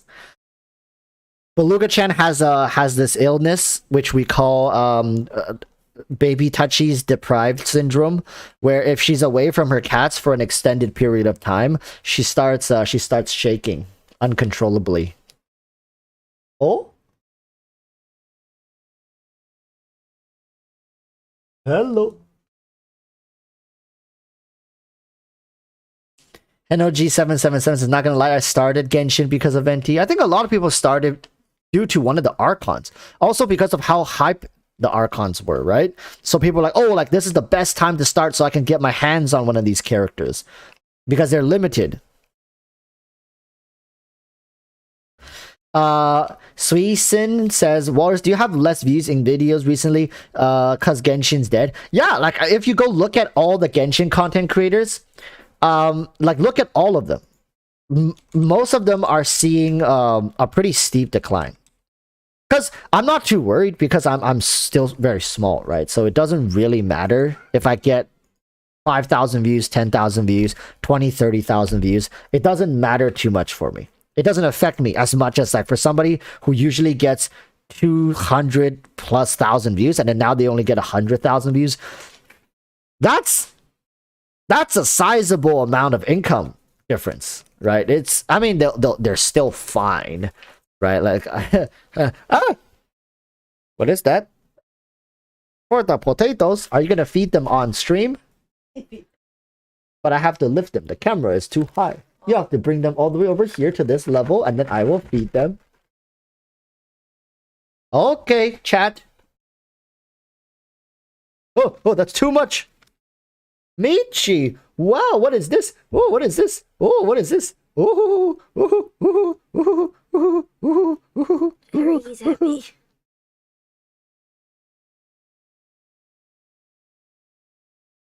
very good. Very good, boy. Oh, look at that. Oh. So aggressive. Oh. Come on, there's one more piece, Michi. Look, there's one more piece. Michi, you're not done yet.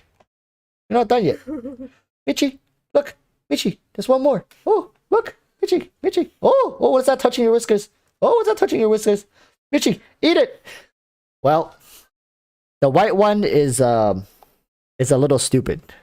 Oh, look, Hannah, look. Oh, look, it's a snack. It's a snack. Wait, is this invisible to them? Hannah, look, it's a snack. Oh, delish. She's so much more gentle.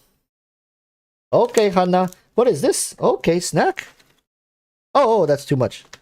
Well, Hannah gets more because she's smarter. Oh, Hannah, so smart. So smart. Oh, your brother steals all your food, right? Okay. Here's some snack from Daddy's hands. Come on, Hannah. Yes, very, very delish. Delish. Very good. Look, eat all the stuff. Here's a little piece over here. Oh, Hannah. Wow.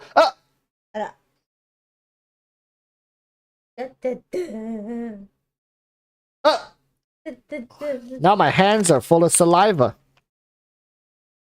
Oh, Beluga-chan. Oh, Hannah. Ooh. Do you like? Yes, you likey. Okay. Eat it. Don't just lick it. You gotta eat it. Very good. Last one. Okay. Very good. See? She's really good. What's that big one who steals all her food? I gotta go wash my hand. So Beluga-chan says she's gonna host the stream for the next couple of minutes. Come on, Beluga-chan.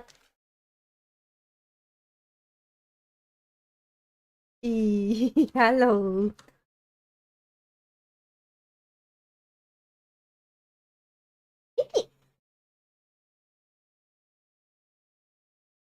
Hi. I don't know what to talk about. Hello. Oh, Walrus is back. Okay, bye.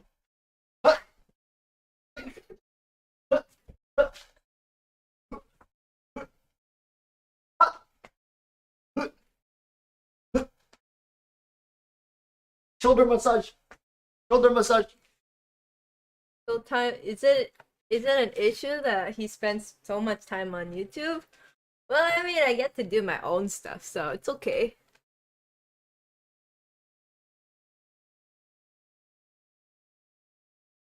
Ah.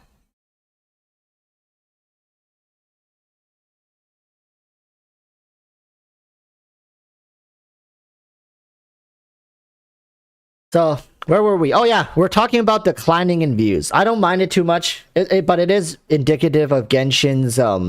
You can see it on Twitch as well, right? Nobody. I mean, 5,000 people is still 5,000 people, but people are caring about Genshin much less now.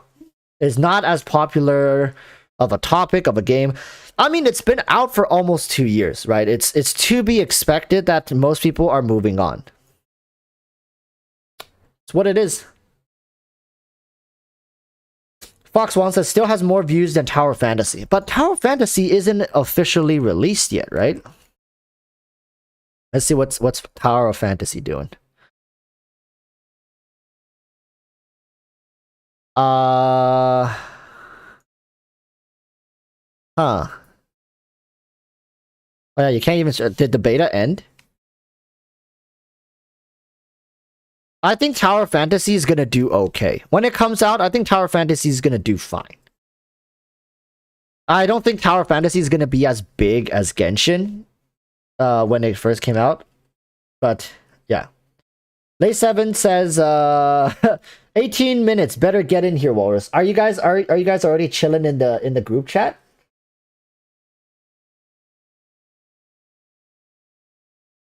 The winner has contacted me. But we gotta go. We gotta go move on.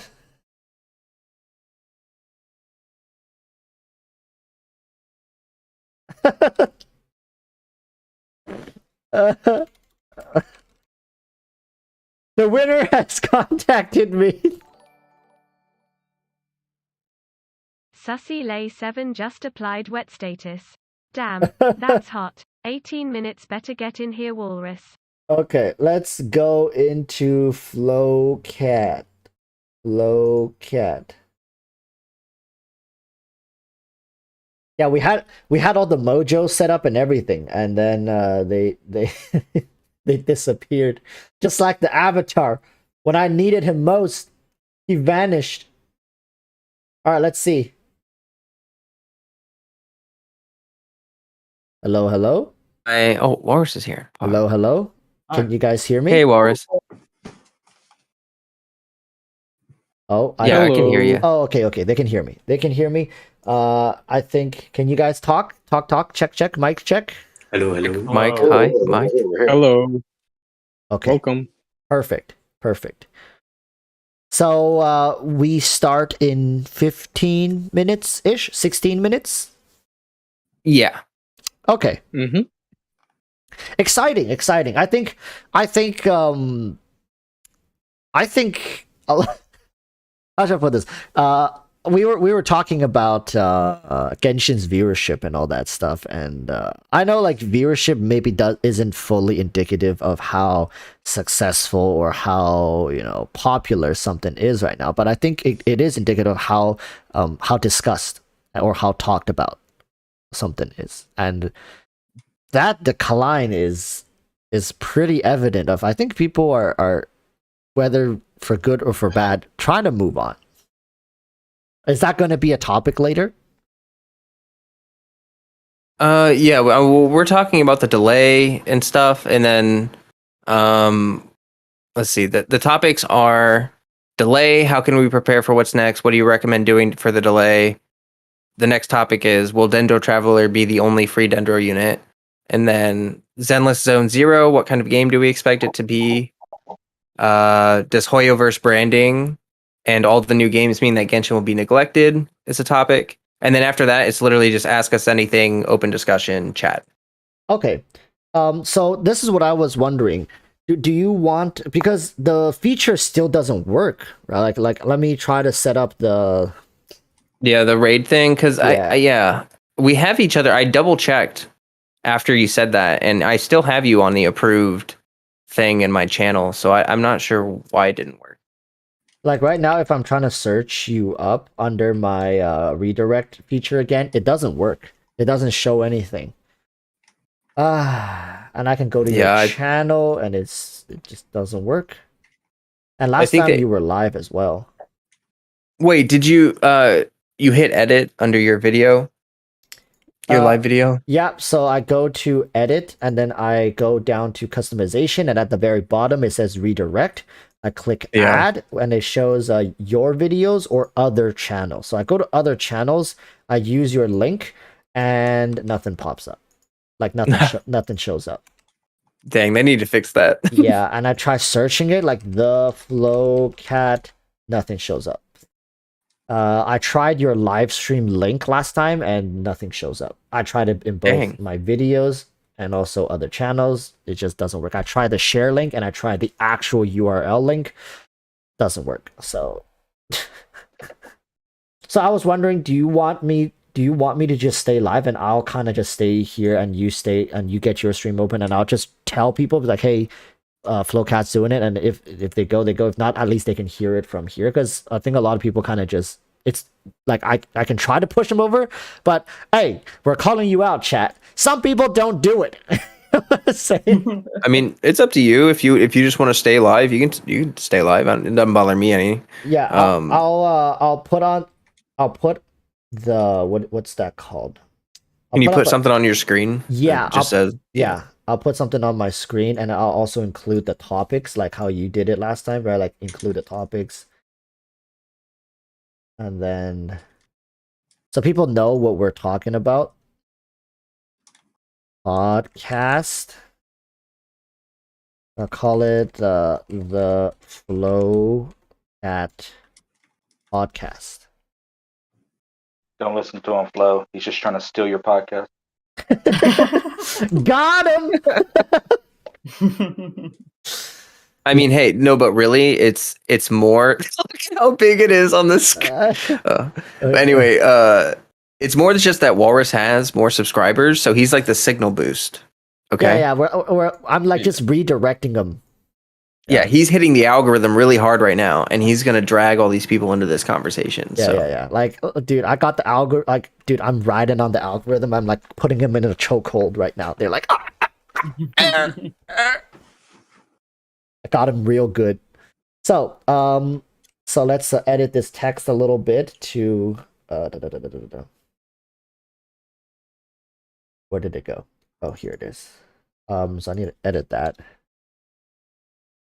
The Flow Cat podcast topic list.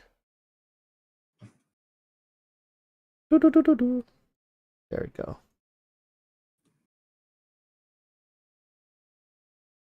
Matt, we can only do like 1 or 2 more games because I know. I think it'd be very infuriating if they heard my fight stick the entire podcast.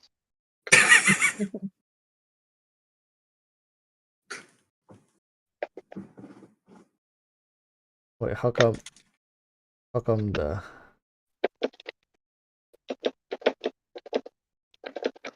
how come there's a how come it's cut off on the side? You guys see that, chat? Like it says delay, how can we prepare for what's next, and then what, and then it's cut off on the right side.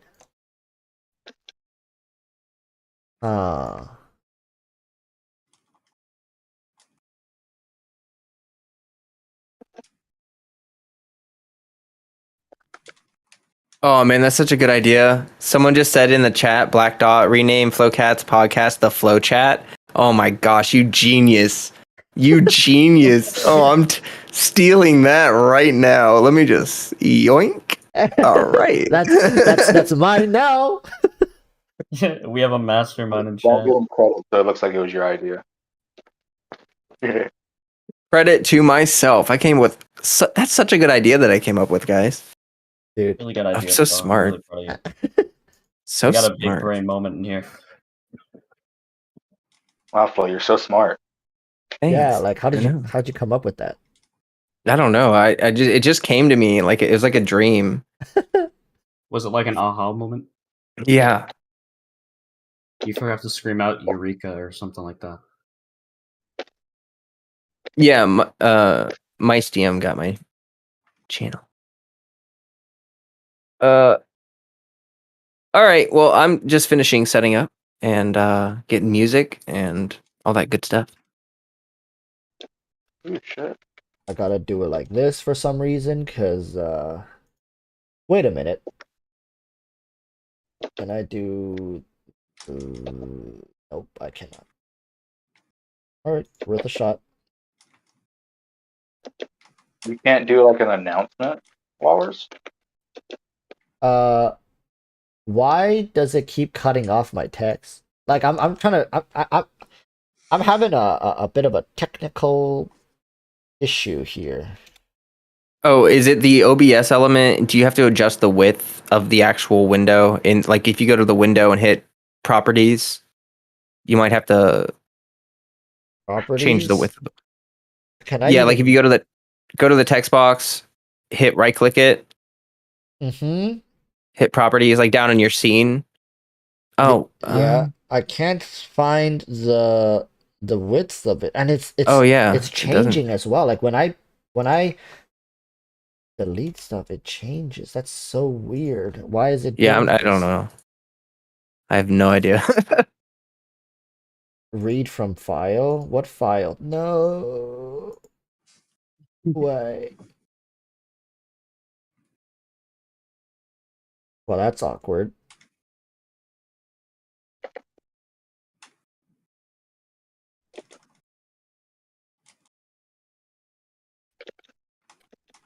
Maybe I'll just have to summarize it.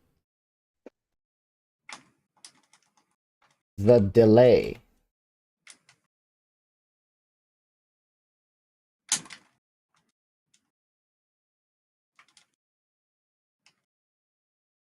What to expect.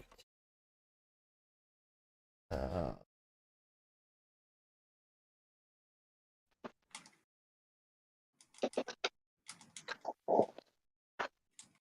Bro, what the will Genshin get less tension now with new games? Okay, seems to be working.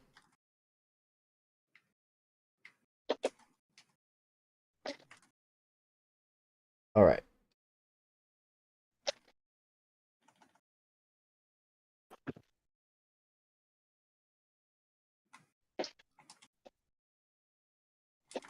All right. Discussing. Is that, am I? Wait, discussing? Wait, how do you write discussing?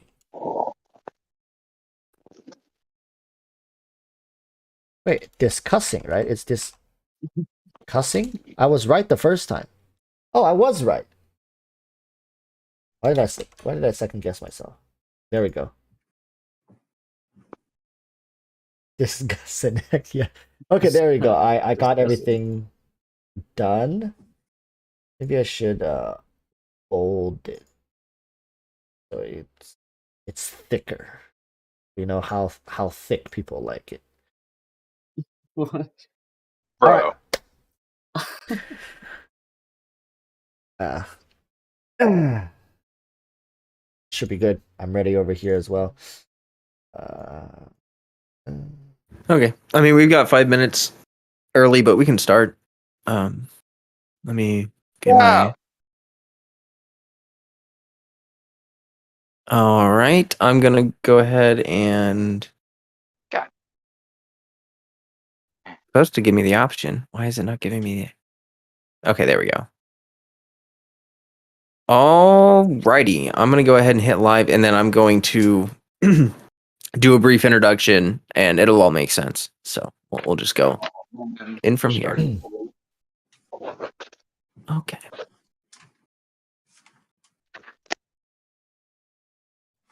Hello, everybody. Welcome to the Flow Chat, which is the new branding of this podcast name. We are here to discuss the delay and more. And I am Flowcat, obviously, but we also have Mateem, Dante, EroticWalruss, Lay, and Momo here. And we're just going to start off right from the top with the topic of the delay. And pretty much we're going to talk about what we should do, or like what how we can handle this delay, whether we should enjoy it or just take a break from the game, whatever we think, you know. So I guess I'm gonna throw it over to. Oh no, you guys swap places. I'm gonna have to fix the names. Okay, someone go first. That can be Dante. Why don't you go ahead and start it off since you're on the left there? Hello, it's a pleasure to be here. And well, what do I think of the delay? What an interesting question indeed. It really depends on the player, I believe. I've seen a lot of people that are starting the game, so they are not really feeling the delay. As a matter of fact, it could be said that the delay might be actually beneficial to them. They have more time to save primogems. Perhaps they want a Yaka, so they're going to have enough time to get her.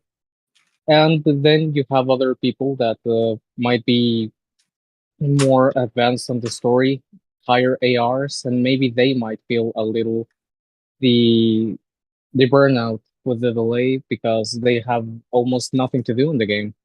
If you take me as an example, I am AR 58, and my daily Genshin routine is basically just artifact farming, dailies, and just fooling around from time to time. So it really depends, but I think that the delay should be seen as something that we could all benefit from because it gives us enough time not only to save, but also to take a much needed break, I believe. Not the, well, not feeling like you have to log in every day or feeling like you're going to miss out on something. So it could be a very positive thing. It only depends on the way you look at it, in my personal opinion. Yeah, Dante, it feels like you basically ripped the words out of my mouth. I definitely agree. It's great for people who especially want Ayaka and like had low pity at the start of her banner, and it's almost guaranteed for those people if they log in every day if they're they're gonna get her. So that's always fun, but I can see why it's frustrating for people who feel a bit bored. And like for me, I'm just taking a bit of a break from Genshin. I've been playing other games and stuff, so that's been keeping me occupied. Um, it's definitely, I feel like a nice break. Things are just slowing down. There's not this huge fear of like, oh, I gotta log in every day. It's more chill, and I feel like we're all gonna be a lot happier when we come back to the game when we have Dendro and all this new stuff in the game. It's gonna be nice. It's gonna be a nice pressure or breath of fresh air.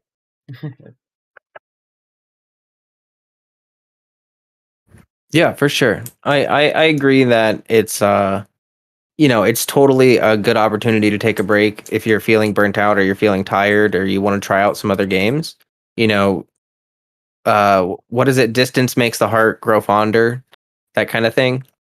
So I can totally see where that comes into it. A lot of people have been playing this game almost every day for like months to a year or more. So that being able to take a break from the game and not feel like you're gonna miss out on something super important can be pretty valuable, I think.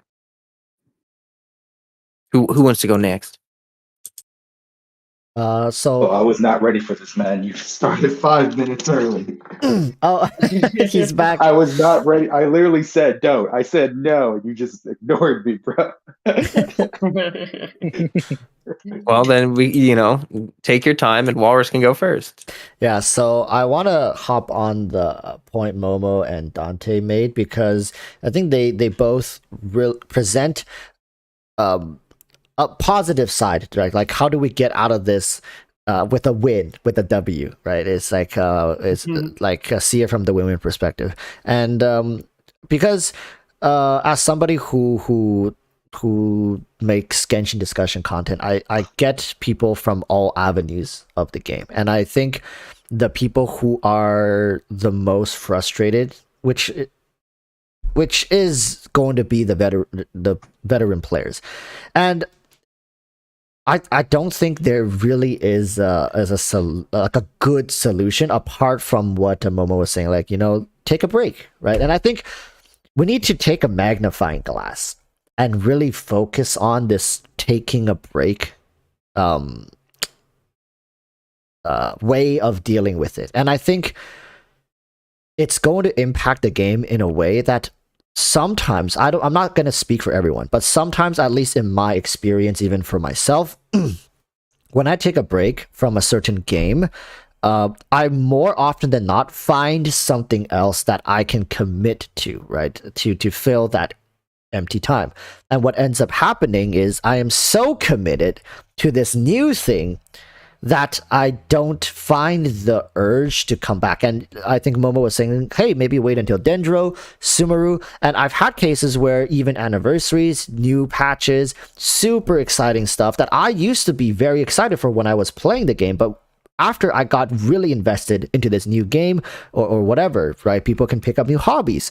I got super invested. I can come back to check it out, but that passion is never there anymore. Because if I deemed it okay to put it down at one point, I like, even if I do pick it up again, at least for myself, I don't find that same passion going forward. And I'm both worried and curious as to other people's experience with something like this. Do you think we might see this in Genshin as well?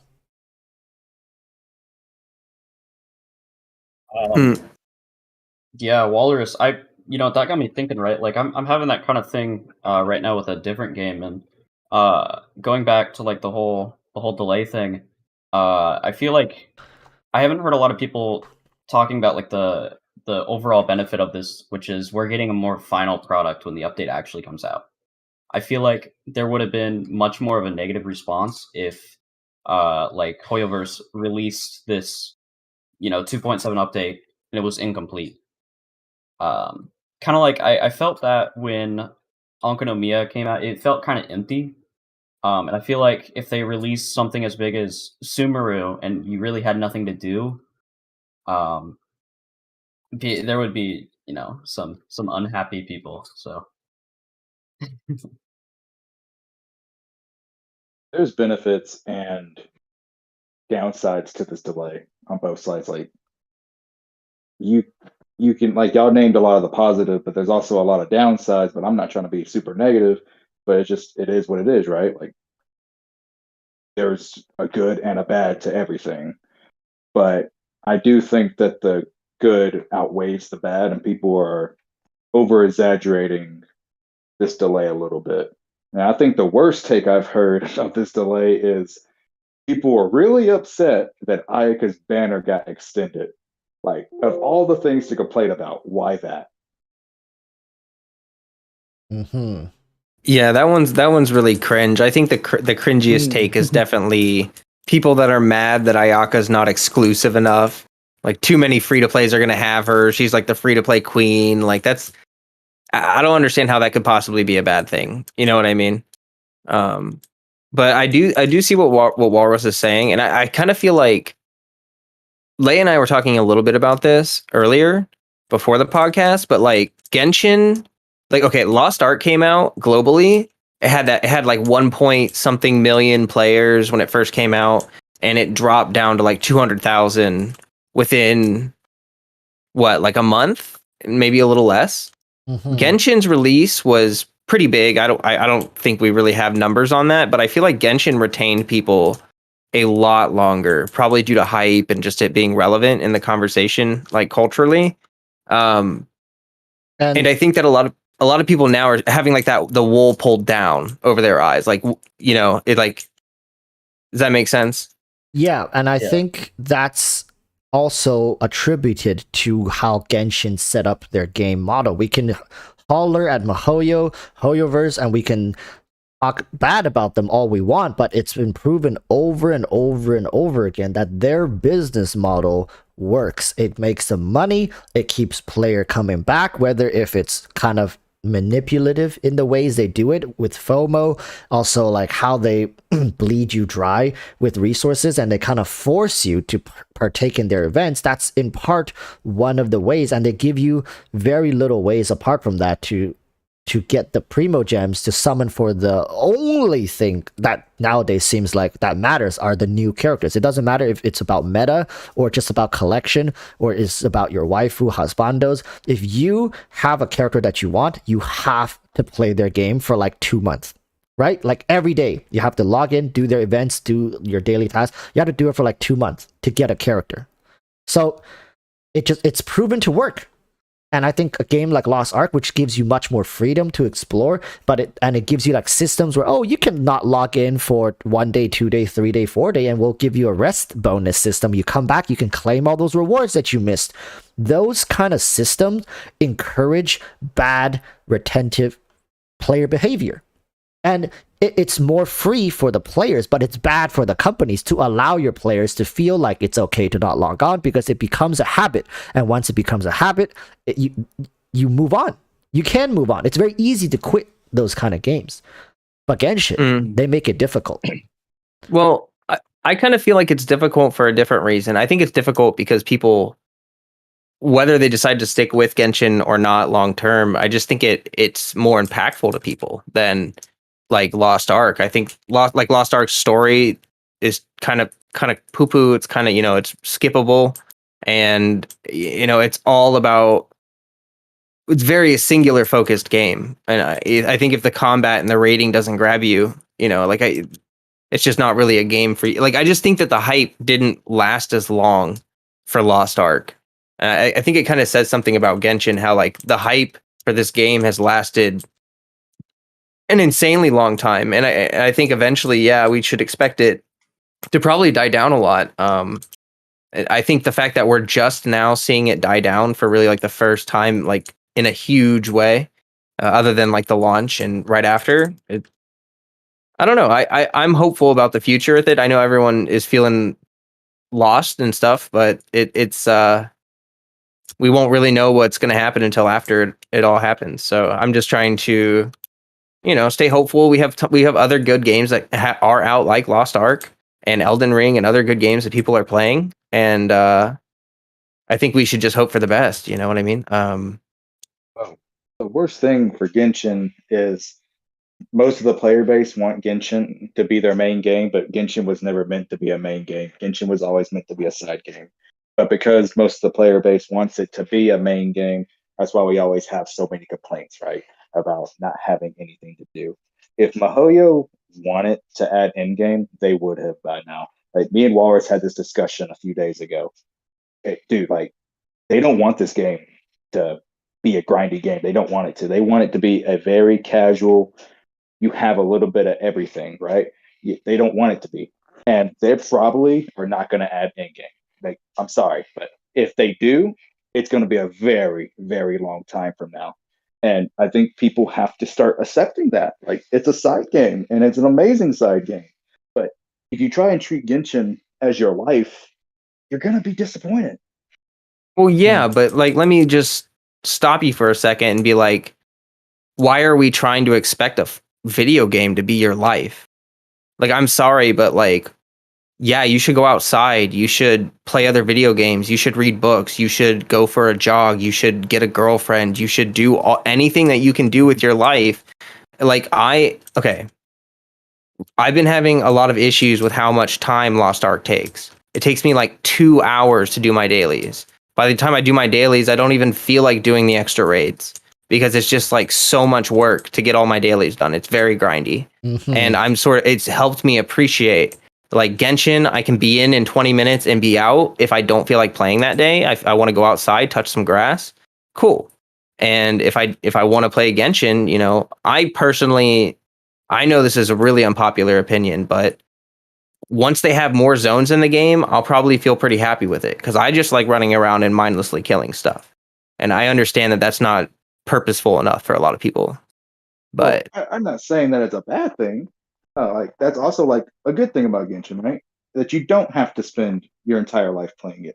right, Like you I'm said, just trying to frame it in a different way, because I see, like, what I'm seeing is people say it's not a main game, therefore why should I even play this game? And it's like, well, no, because this is a game that you can play and you don't have to give up your life for it. You don't have to give up your dog. You don't have to give up your hobbies. You can do other stuff and still enjoy this game just as much as someone who plays it 6 hours a day, because you're not really going to miss out on a lot of progression or stuff like that. But I digress.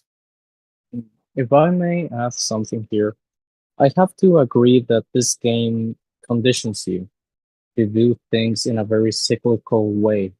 This is a game that is designed to become, in a certain way, a part of your daily routine. Because I think everyone in here is either farming artifacts or experience books or materials in some way. No one in here, if they want to progress their account, can say that they're not farming something at the moment. That in itself becomes a cycle, because once you finish finally farming artifacts for one character, you have to do it for the next one. Or if you're done with artifacts, you have to do it for the talents. There's always something to do. The problem is most of the things that you have to do is tied with resin, and it becomes part of your routine to wait for resin and use it at the appropriate time. Most people, I feel that they do start feeling a certain type of burnout, or they start to resent the game because they want to continue playing the game. I agree that this game is not boring. It was never meant to be boring, but it was meant to be played on short bouts, on short amounts of time. So the game stops you. It's kind of understandable because this game was designed to be that way, to be a side game, just like Lay said, but it's at the same time a bit sad because you wish you could do more. The characters, the stories, everything, it's very appealing. It's made to be appealing. So there's a struggle with the player base in which they want to do more, but at the same time, they are forced to stop doing more. And just like Walrus said, sometimes that could be amplified in the delay because a lot of people still want to do stuff, but they can't. So personally, I would say it has to do a lot with what type of mindset you're going to go, and if you already made your peace with the fact that you're going to have to hold on a few weeks and not play as much as you would like, perhaps you might find a little comfort in that. But there's other people that, yes, they want to grind this game as much as possible, but they're not going to be able to do so. So there's a struggle there, which I don't know if you guys have noticed, but I personally have noticed quite a lot. Yeah, I see that as a constant discourse in the community where, it's not a super time consuming grinding game and people want it to be, But I kind of accepted a long time ago that like if you want to play the game for extra amounts of time, you got to do what I'm doing right now and just run around mindlessly kill stuff. And if you're not okay with that, then maybe it's just not a game that you enjoy. I think people are kind of stuck living in the future with it. Like I said this earlier that like I think Genshin's already a good game. It's already a really good game. And I know that people want more from it. And of course we always are going to want more from it. But I do feel a sense that like there are a lot of people who are living with potential. They just, all they see is potential with Genshin and they don't actually have anything they really stick around for in the current game state. And it's like a constant tug between those people and the people who are more casual and kind of just don't mind where the direction of the game is going. And Well, like, let me ask y'all this: if they add, more, quote unquote, in game, more stuff to do, how do they add it without making their casual base feel forced to do it? Like, how do they implement that?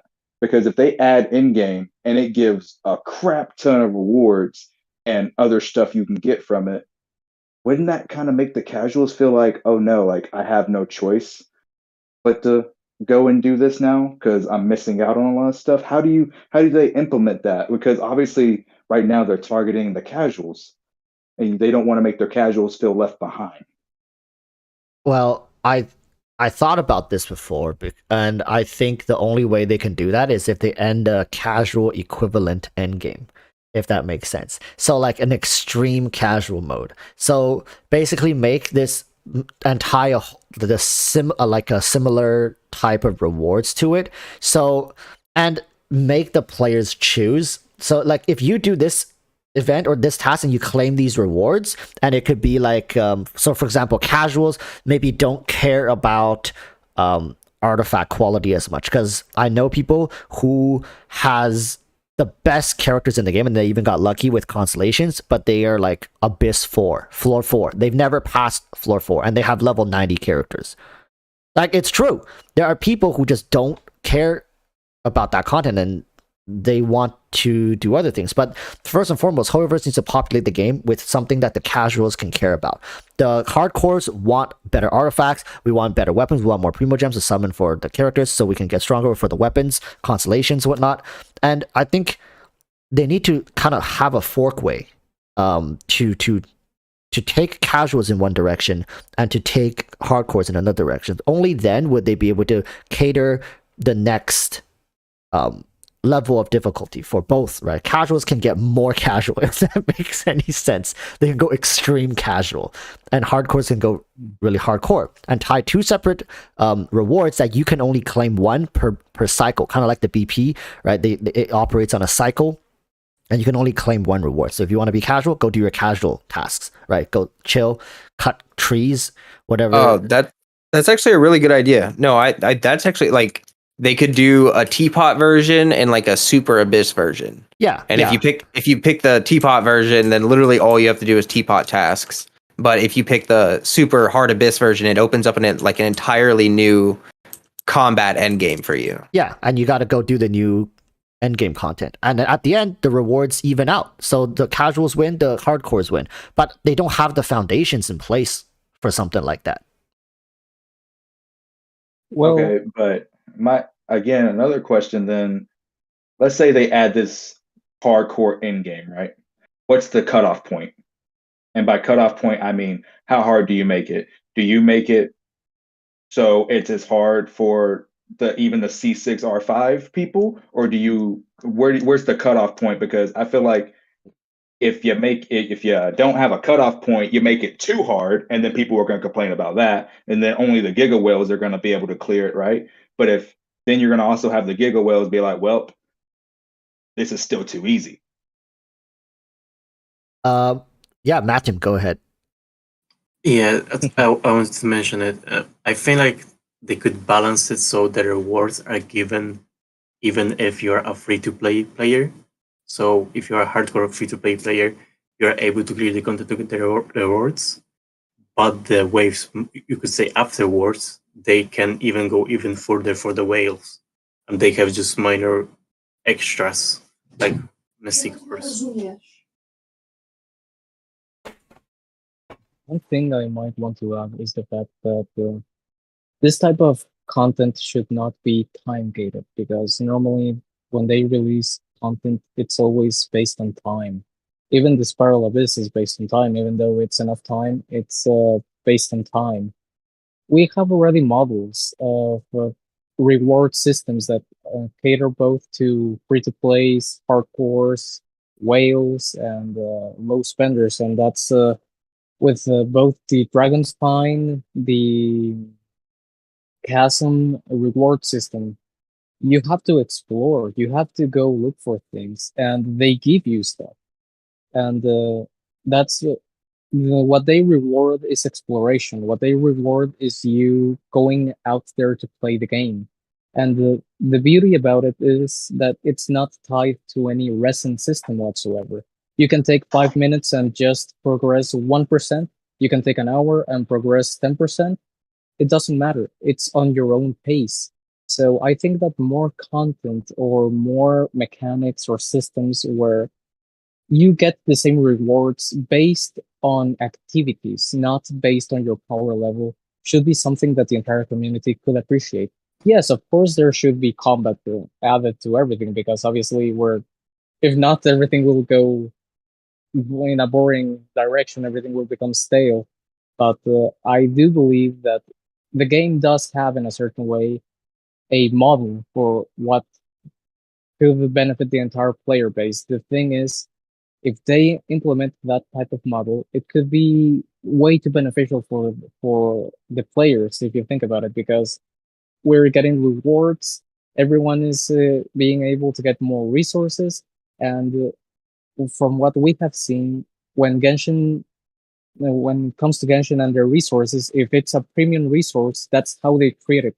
They're never going to devalue it by giving it freely to the players. And I believe that that's one of the problems that we have when we discuss about adding more stuff to do. Like, You see, they don't want to.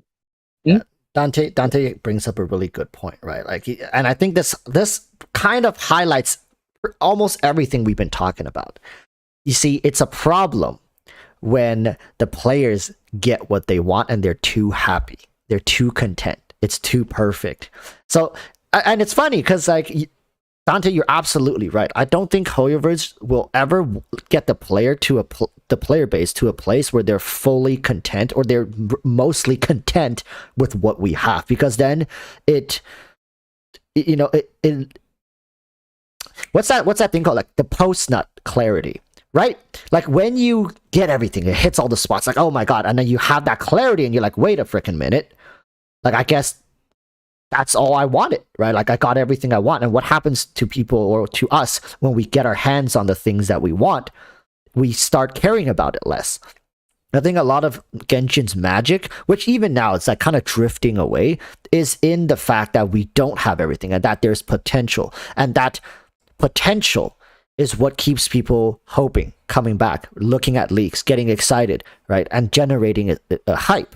And I think Dante was saying it, like, Hoyoverse can't give it to us. Like, it's too perfect. It's like, not only do you have great combat events, you have great casual events, you also get rewards based on it. And on the side, you got like explorations, new zones, right? And you have enough primo gems to pull for the characters that you want. Then the game loses its magic. Mm-hmm. The promise of a better future, but not the guarantee of a better future, if you will. But I don't know, man. Like, it's kind of weird for me because I've played games in the past that have made pretty much majority of their community pretty much content and happy, and those games are still running till this day, and the community is still happy. So why can't Hoyoverse do it? If I may, I think they're doing this on purpose because they want to create an addiction to trying to beat the odds. People get addicted to gamble, and part of the allure of gamble is, this time I will win, this time I will beat the odds, this time I will be the winner. So, in a certain way, the entirety of Genshin is designed to do that, make you wish and make you expect that you will eventually beat the odds, beat the game, beat the system, if you will. So maybe that's why they're not doing it. But that's just my theory.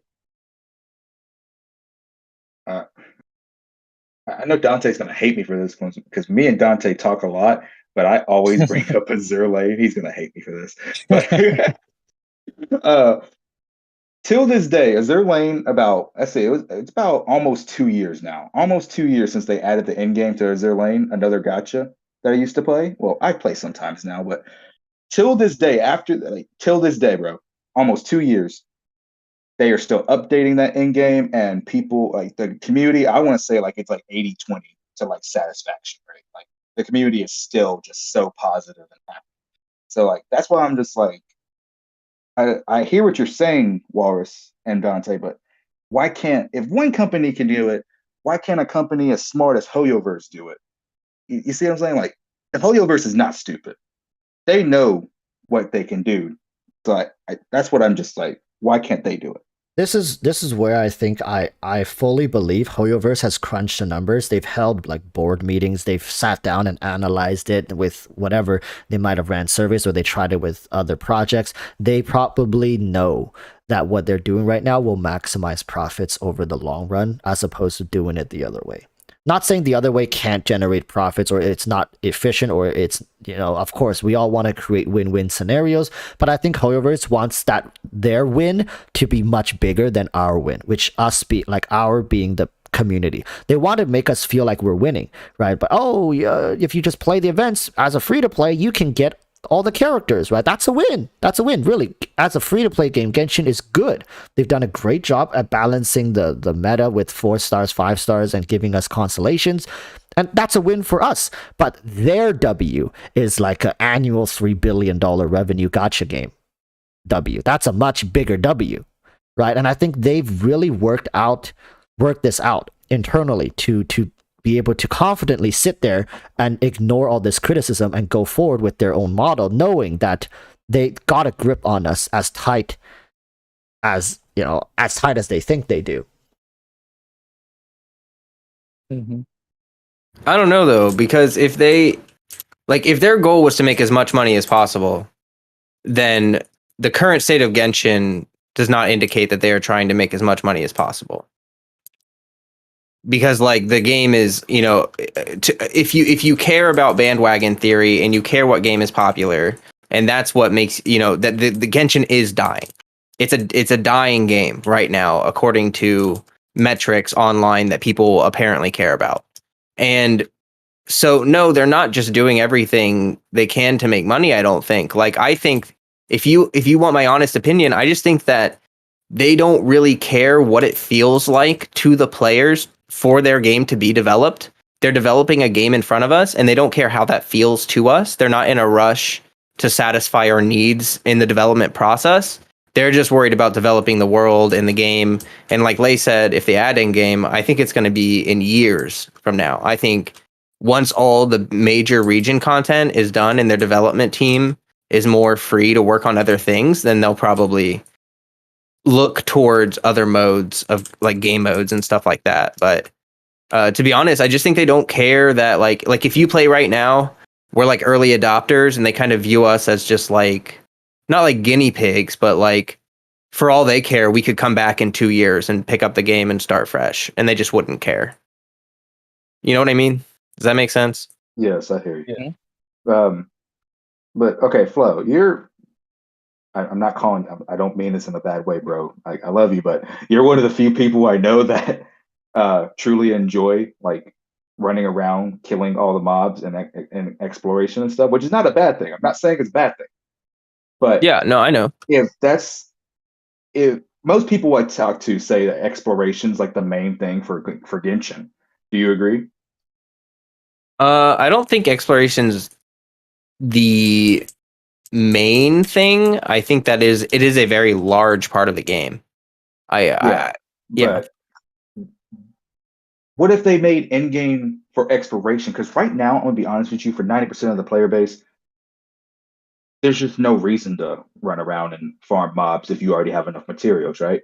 But if they gave us a reason to actually explore the map, even if we 100%ed it, by adding extra quests and like extra daily quests and stuff that was, tied to getting extra resources, do you think that would help?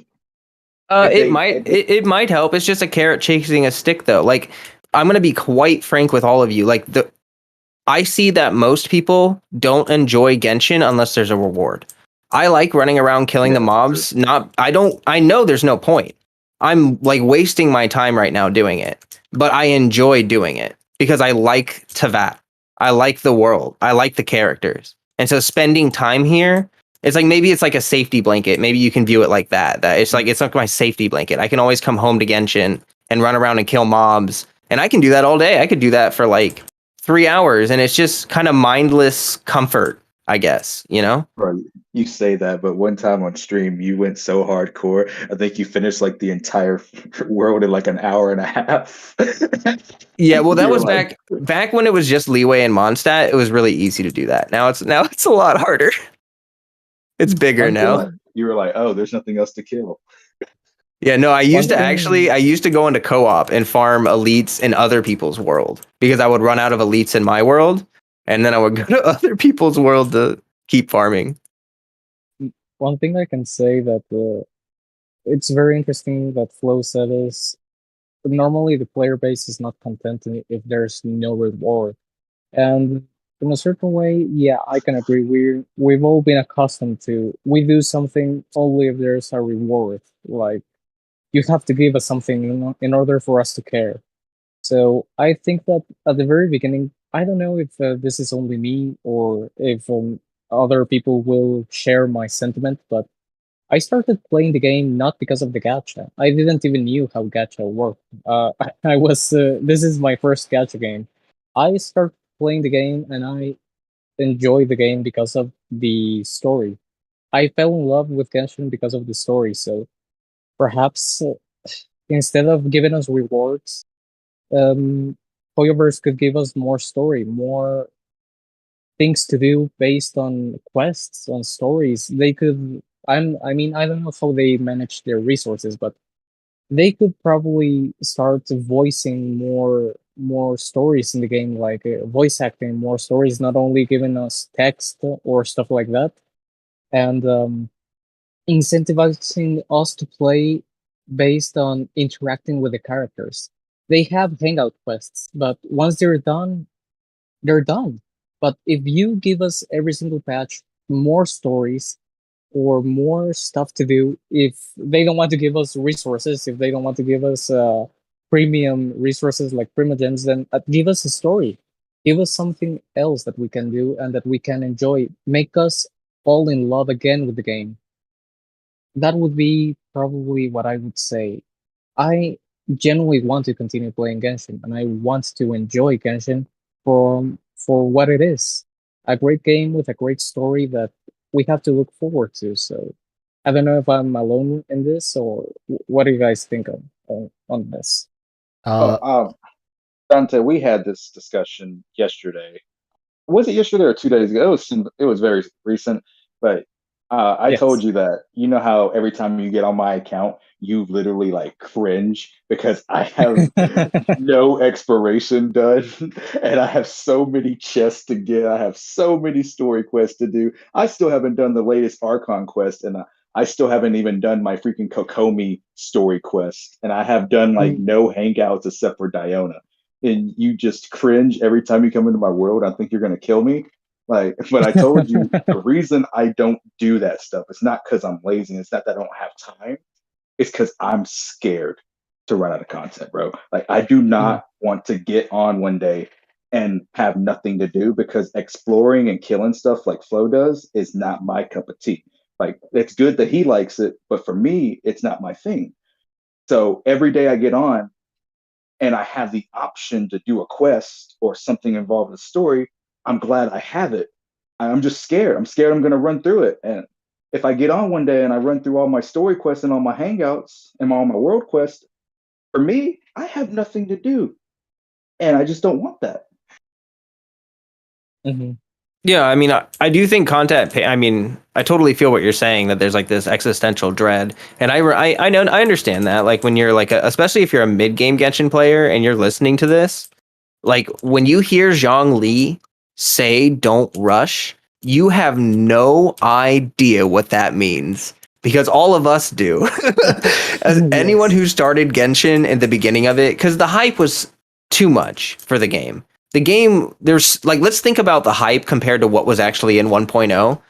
Genshin was an empty game in 1.0. Like there is nothing to do in Mondstadt or Leeway. And that's as someone who likes to run around and just randomly kill things, Mondstadt and Leeway is like legitimately boring. Like Inazuma is a breath of fresh air because there's actually more mobs to kill there. And so is Enkanomiya and the Chasm. But like Mondstadt Leeway is just incredibly dry, boring. Once you get the chest, there's really nothing to do there.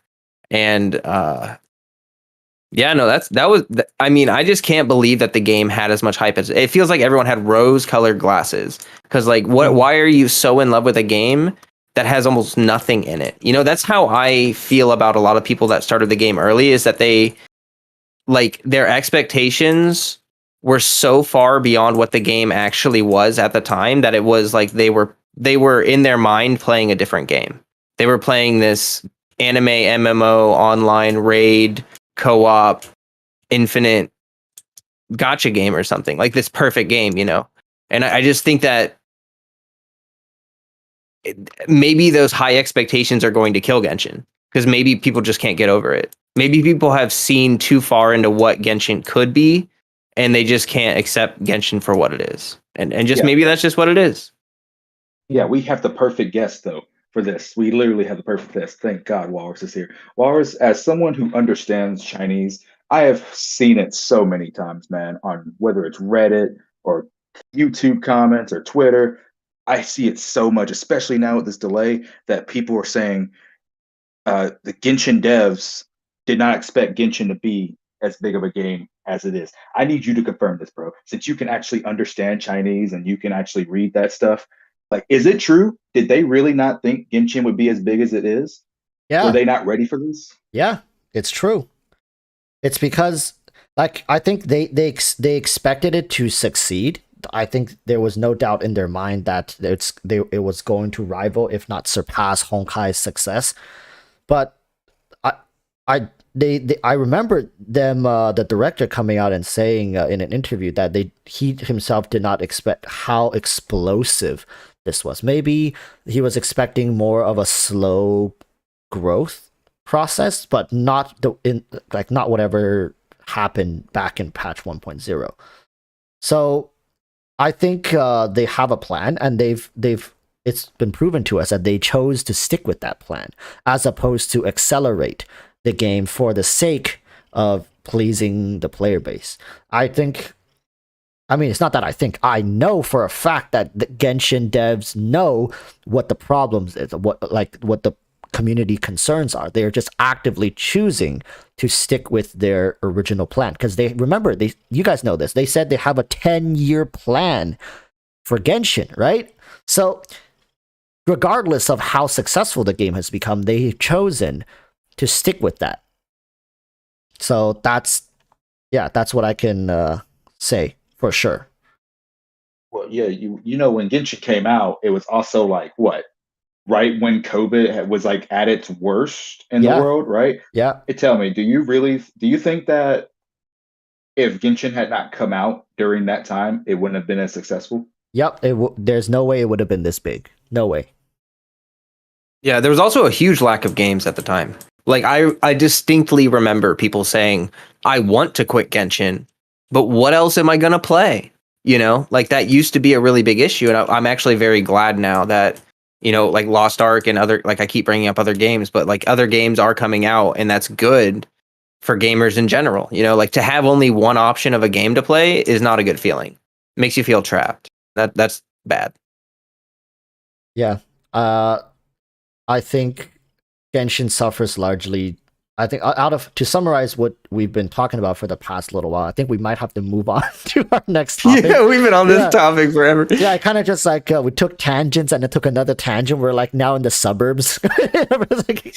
So I just want to just close my thoughts at least. It's just that Genshin's biggest problem right now is culmination to its entire focus being on characters, right? Like I'm sure this topic has been talked about over and over again, but this is a big problem in that if you don't care about the characters, the lore kind of falls apart. The new zones start to mean less, and what are you even saving primo gems for if you're not interested in the characters and whatnot, right? And blah blah blah. And I think it's gone to a point, and people have started to get the clarity that characters aren't as important as what they used to think they are, or at least they're the dream is kind of falling apart here, right? And they're like, oh, I built 3 to 4 teams. I think even free to plays nowadays have 3 teams, maybe even 4 teams of well-built characters. How many more? 5, 6, 7, 8? Like you're gonna build 10 different teams of 4-unit rosters for what? Right? And like basically people are now just pulling for characters that they like. So we're kind of really in this state where not only is the content kind of lacking and slowing down, but people's desire meters are kind of lowering as well. And when Genshin put so much into their characters, and then now having the characters not really be able to entice people like they used to, I feel at least, it really highlights their business model here. And it's a miracle that they've been able to do this for almost 2 years and holding it to such a, like so successfully doing this, pulling this off, that I think this correction, kind of like if you guys do investment, like this could be said to be a correction of some sort. And their players should bleed away into different genres, games, and whatnot to even out, because what Genshin had was not normal. It's crazy what Genshin had. And I think even cutting Genshin's player base by another 20-30% is very normal. And I think Genshin, the dev, this might be a tinfoil hat statement, Genshin devs are probably happy to return back to this state so they can actually develop the game for like on the pace and towards the direction that they originally wanted without so much backlash. And these people finally find new games that they can enjoy. I think Genshin devs, to an extent, will be happy to see this normalize. So that's yeah. I agree, Walrus. Like, I think the Genshin devs want people to quit. I think they want a significant portion of the community to quit. Like, for real, I agree. Like, they Yeah. want the people who were vocal to quit so they can just develop their game at the pace they want to. I really do believe that. I Yeah. 100% agree. A Go ahead. oh. Go ahead, Dante. Yeah, a word of advice for anyone that's hearing this, whether you are advanced in the game or whether you're starting or on the mid, don't rush the game. A lot of activities will give you primogems, even the ones that are permanent, like the hangout quests and all that stuff. But don't rush it. Enjoy and take your time, and just be happy with the game that you have. Don't do what I did. Primogems, they can be very tempting to get as faster or as soon as possible, but if you reach that point, it will happen what we've been talking about, that you might be tempted to quit. And the point is that we want everyone to enjoy this game and have a very healthy community that we're all supporting each other, playing and enjoying. So for the sake of your own sanity, just take your time and enjoy it little by little. That's all my 2 cents that I wanted to give on this.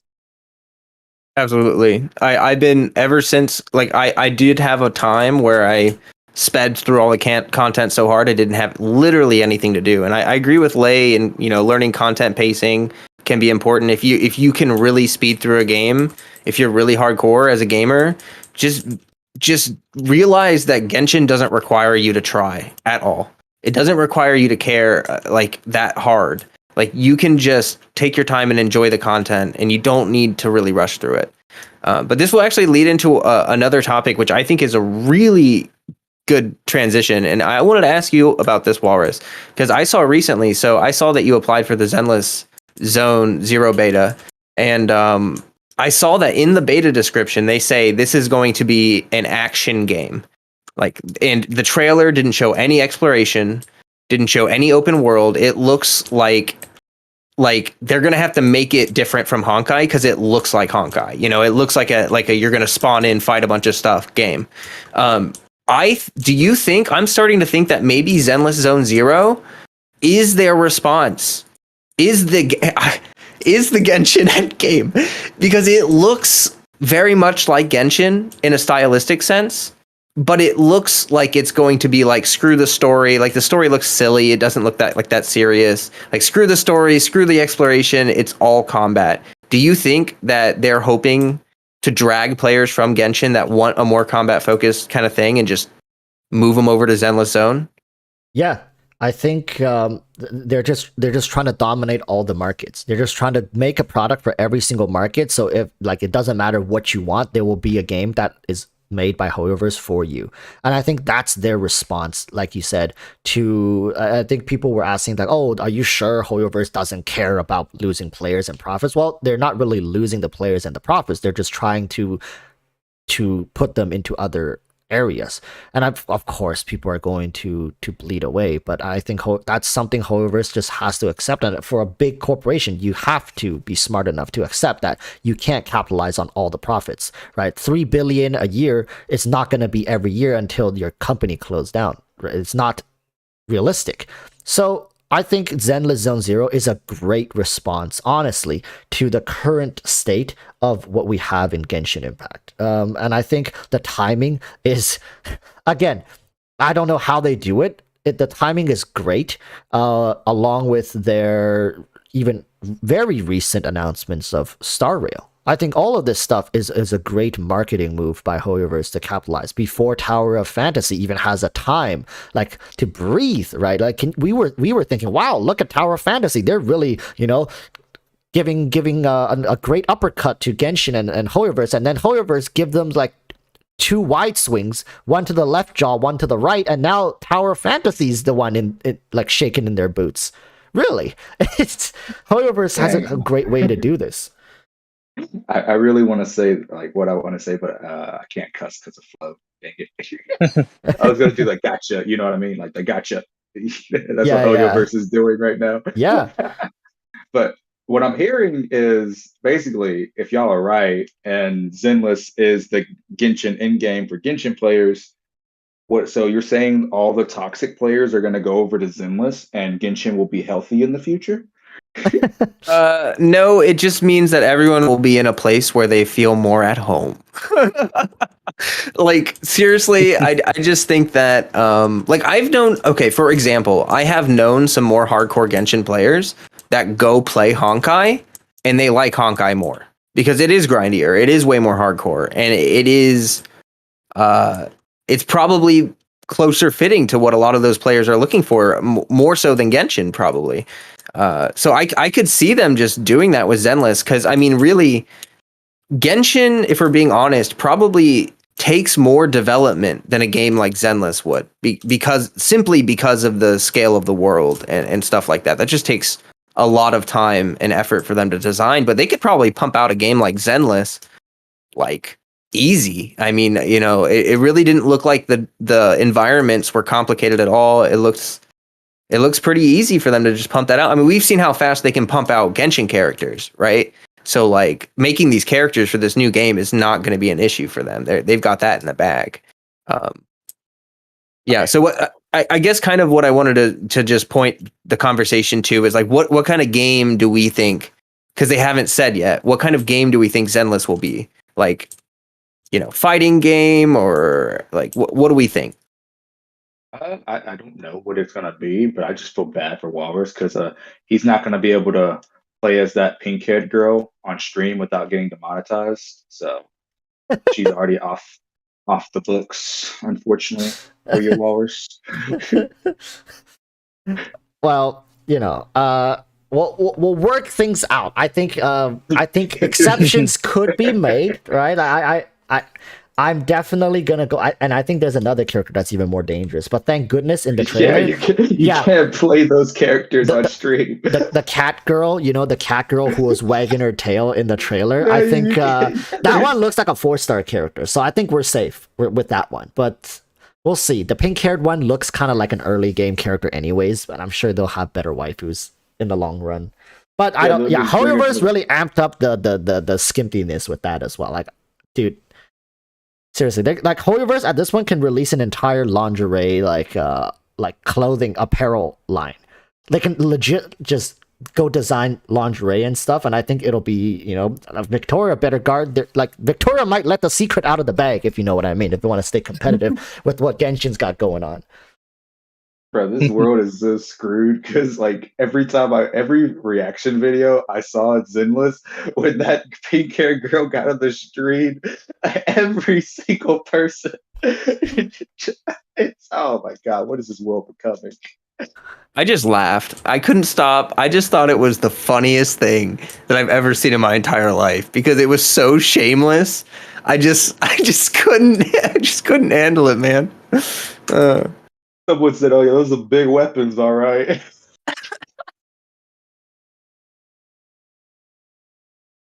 I don't know if it's only me, but does this game give you like turn-based RPG type of vibes? Like it's going to be Earthbound type of game, but with better graphics, or is it just me?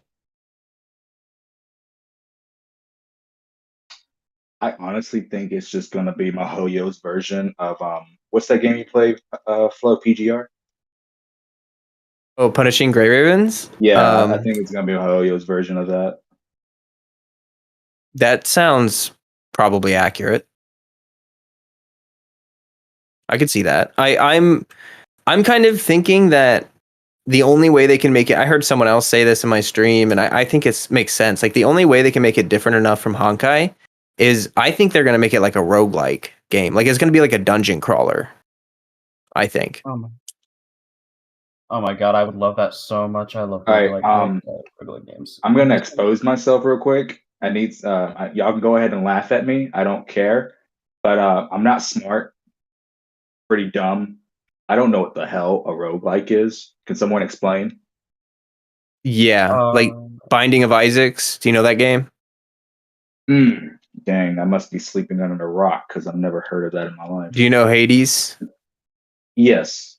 Yeah, Hades is a roguelike game. It's like you have runs of the game that are determined by RNG and your skill, and basically the game is infinite. It's a loop. You can just play forever. And the reason that's so loopable is because, you know, of all the randomness, and each time you go through the game, it's different. So that's kind of the appeal of those. And I could see that being the niche that like Star Rail is not going to fill that niche. It's not going to be grindy enough. It's going to be heavily story and strategy based. I have a feeling Star Rail is going to be more like a puzzle game than an action game. And for them to make Zenless like a roguelike that have like sort of like that dungeon crawler infinite dungeon feel, I think would be really like the one market that they could hit. Like, because otherwise if it's just an action game, then that kind of means that they're going to shut down Honkai. But I think I don't know, man. Honkai is pretty good for a couple years, in my opinion, because they have a pretty dedicated base in Honkai. Exactly, but that's why I don't think they want to compete with Honkai. But like I said, like if Zenless is just another action game, then like how is it any different than Honkai? Like how is it not a competition with its own with themselves? Like it has to be different enough. Like otherwise, like why would they make the game if it's just like Honkai? You know? But yeah. What are y'all gonna do as the two content creators? Let's say Honkai Star Rail and Zenless come out both in the future at the same, like they exist at the same time. Let's say you both end up falling in love with both games. Are y'all just gonna become Hoyoverse streamers and just stream every single one of their games? I think. Hey, if they'll give me a sticker and pay me some money, then hey, no, I'm kidding.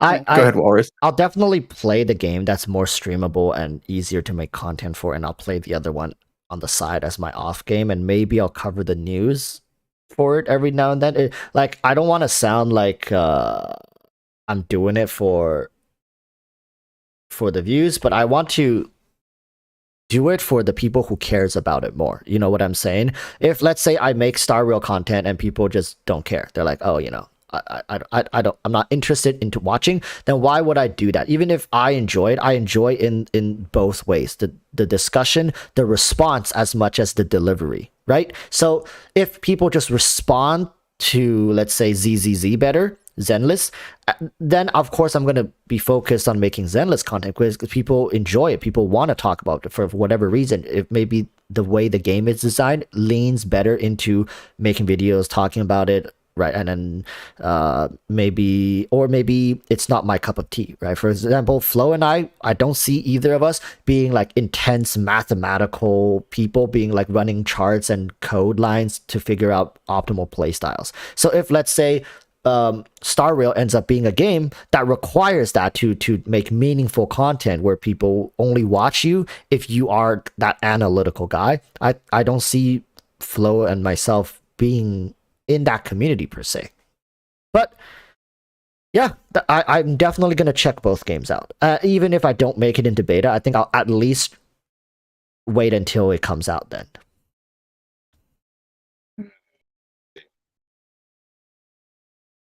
What about you, Flo? If you end up liking one of those two games, will you still be mainly Genshin? Well, so I'm already not interested in Star Rail. Like I've never liked turn-based games. Come on, man, you gotta give it a try. At least give it a try. I mean, maybe if I'm not feeling like right now, I'm already playing enough games. I don't feel like I want another game. Like honestly, I'm kind of worried these games are kind of come out like lickety split because like I need to like beat Elden Ring or something before that happens because I'm like I feel like I have plenty to do, but yeah, I mean, in Zenless looks interesting. It looks interesting. I'll try that one for sure. I'm not opposed to making content on a different game. Like the reason I make Genshin content is because I like Genshin. Just So wait. like if I like it, Flowcat's another gonna game. drop a video about Star Rails and it's gonna get like 2.3 million views, and the next day you see his entire channel banner is different. His like intro music is like the Star Rail theme, and he's like, "Yo guys, welcome back to another Star Rail video." Because that's how a lot of Genshin YouTubers popped off. They were just making videos because they were like, "Oh, why not?" And then they just popped off, and now they can't stop. Yeah, for real. That Ain't that the truth? But Starro is definitely like the sleeper. Like I think Starro is either gonna shock people and be much better than people like expect because it's a turn base, or it's gonna flop. Like I'm scared for Starro.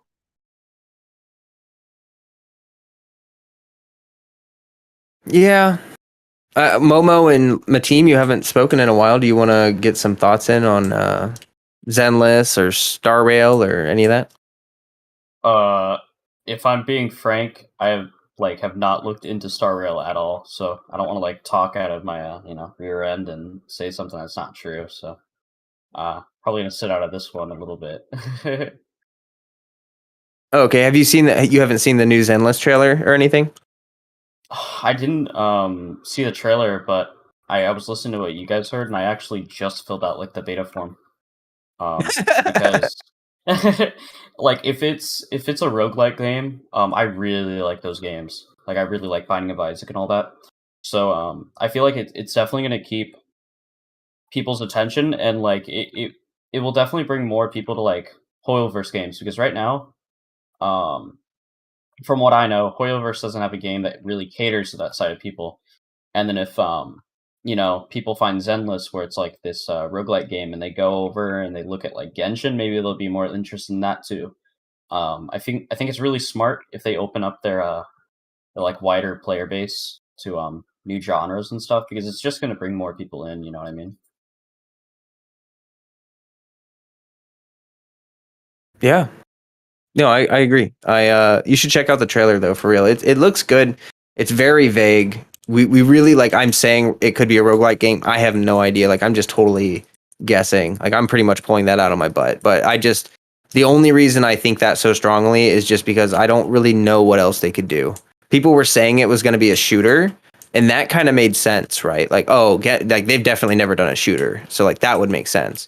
But it's definitely not a shooter. Like we only saw like one or two characters with a gun. So them marketing it as like an action game is kind of interesting. It's like like I said, it's either going to be a direct competition with Honkai or not. So yeah, I think that would be great. I will say Zenless has me a little jealous because there were so many different like character designs, and like by character designs I mean body types, right? Genshin doesn't have that, and like oh man, like I wish like Genshin would bring new like actual character designs. Like there was a guy in that trailer, obviously I don't know his name, but he had the perfect body that I wish Ito had, for example, like much more like much more buff. And I'm just like, bro, like I'm kind of jealous. Like, why can't they do that for all their games? Yeah, I'm sure a lot of Honkai people feel like that about Genshin though. One thing that I absolutely loved about the trailer was the music. It wasn't point. It made me vibe with the entire feel of the trailer so much, and I loved it a lot. It's very well made. It definitely draws the attention to wanting to experience and to play this new game. I can say that much.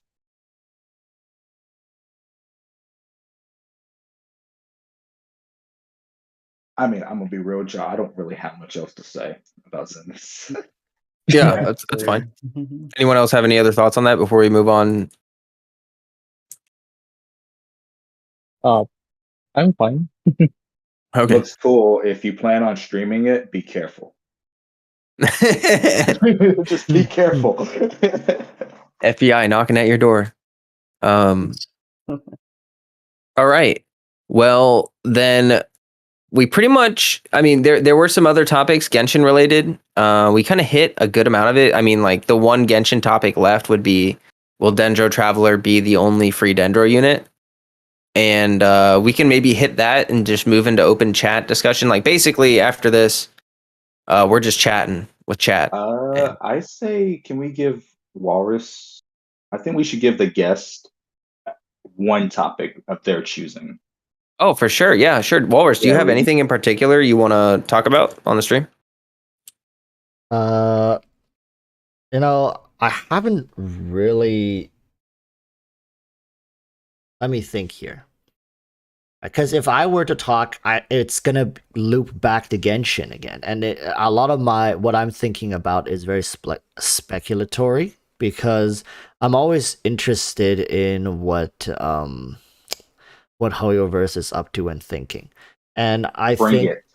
yeah, and this is something I think Matt and Momo can jump back in as well. It's that do you guys foresee Genshin to, like, with the release of Dendro and Sumeru, do you guys foresee its popularity spiking again, or do you guys think it will be a successful release? And I think I want to focus more, if you guys have any thoughts on Dendro and its reactions, and what you would like that to be, and how you would like that to impact the current game state, and maybe just let's talk a little bit about reaction balancing and it's the dominance of pyro and whatnot and stuff like that, because that's very near, right? That's like the nearest big thing that's about to happen, which could really shake up the game for good or worse. Yes. Okay. Right up my alley. Yes, I think Sumeru will be the most successful region release when it comes to bringing new players and veterans back to the game. I don't think, and all because it's Dendro. We don't have it. It's a new element, new reactions, new way to play the game. I don't think Font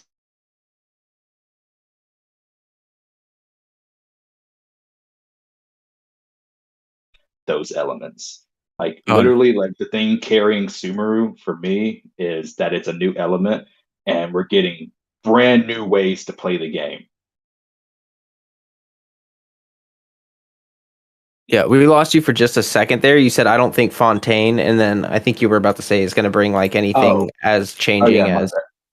Yeah, I don't think Fontaine, Notland, or Schnez Knight. You can hear me, right? Yeah.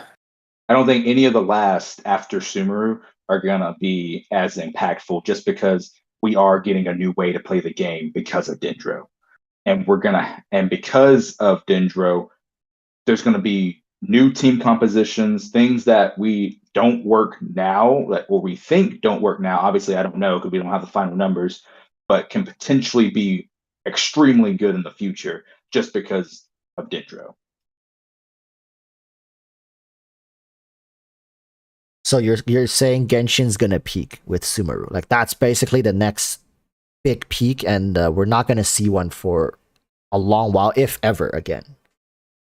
It depends on what they do after Sumeru. Remember, you let me on your stream like a month or two ago, Walrus, and we were talking about the end game. It really depends on what they do after Sumeru. If Sumeru is just Inazuma all over again, like the same way like they did the story and how they progressed the game, I don't see it peaking at Fontaine. I think at Fontaine, if they don't make a significant change to the quote unquote end game, the most vocal minority of the community are going to be gone by that time because they're not going to sit here and wait anymore.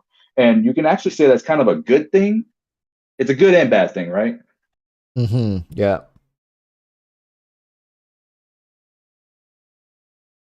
Yeah. Right now it's just too difficult to know like if Sumeru is going to be the peak because like Leigh was going over briefly, we just don't know like what Fontaine is going to be like. It could be like it could change the game entirely. We just don't know. So, yeah, that's really all I gotta say. Like the Dendro reactions have been leaked. We don't have final numbers though. Like that's the thing. Like no one has final numbers, but it's already getting doom posted. Like we literally only know the names of the reactions and what elements it reacts with. Like that's literally all we know. We know nothing else. That's all that's been leaked. Like literally. But people are already doom posting it and saying it's gonna be crap. And I'm just like, that's one thing that's always triggered me, Walrus, about this community is the amount of people who just give up on something before it's even in the game.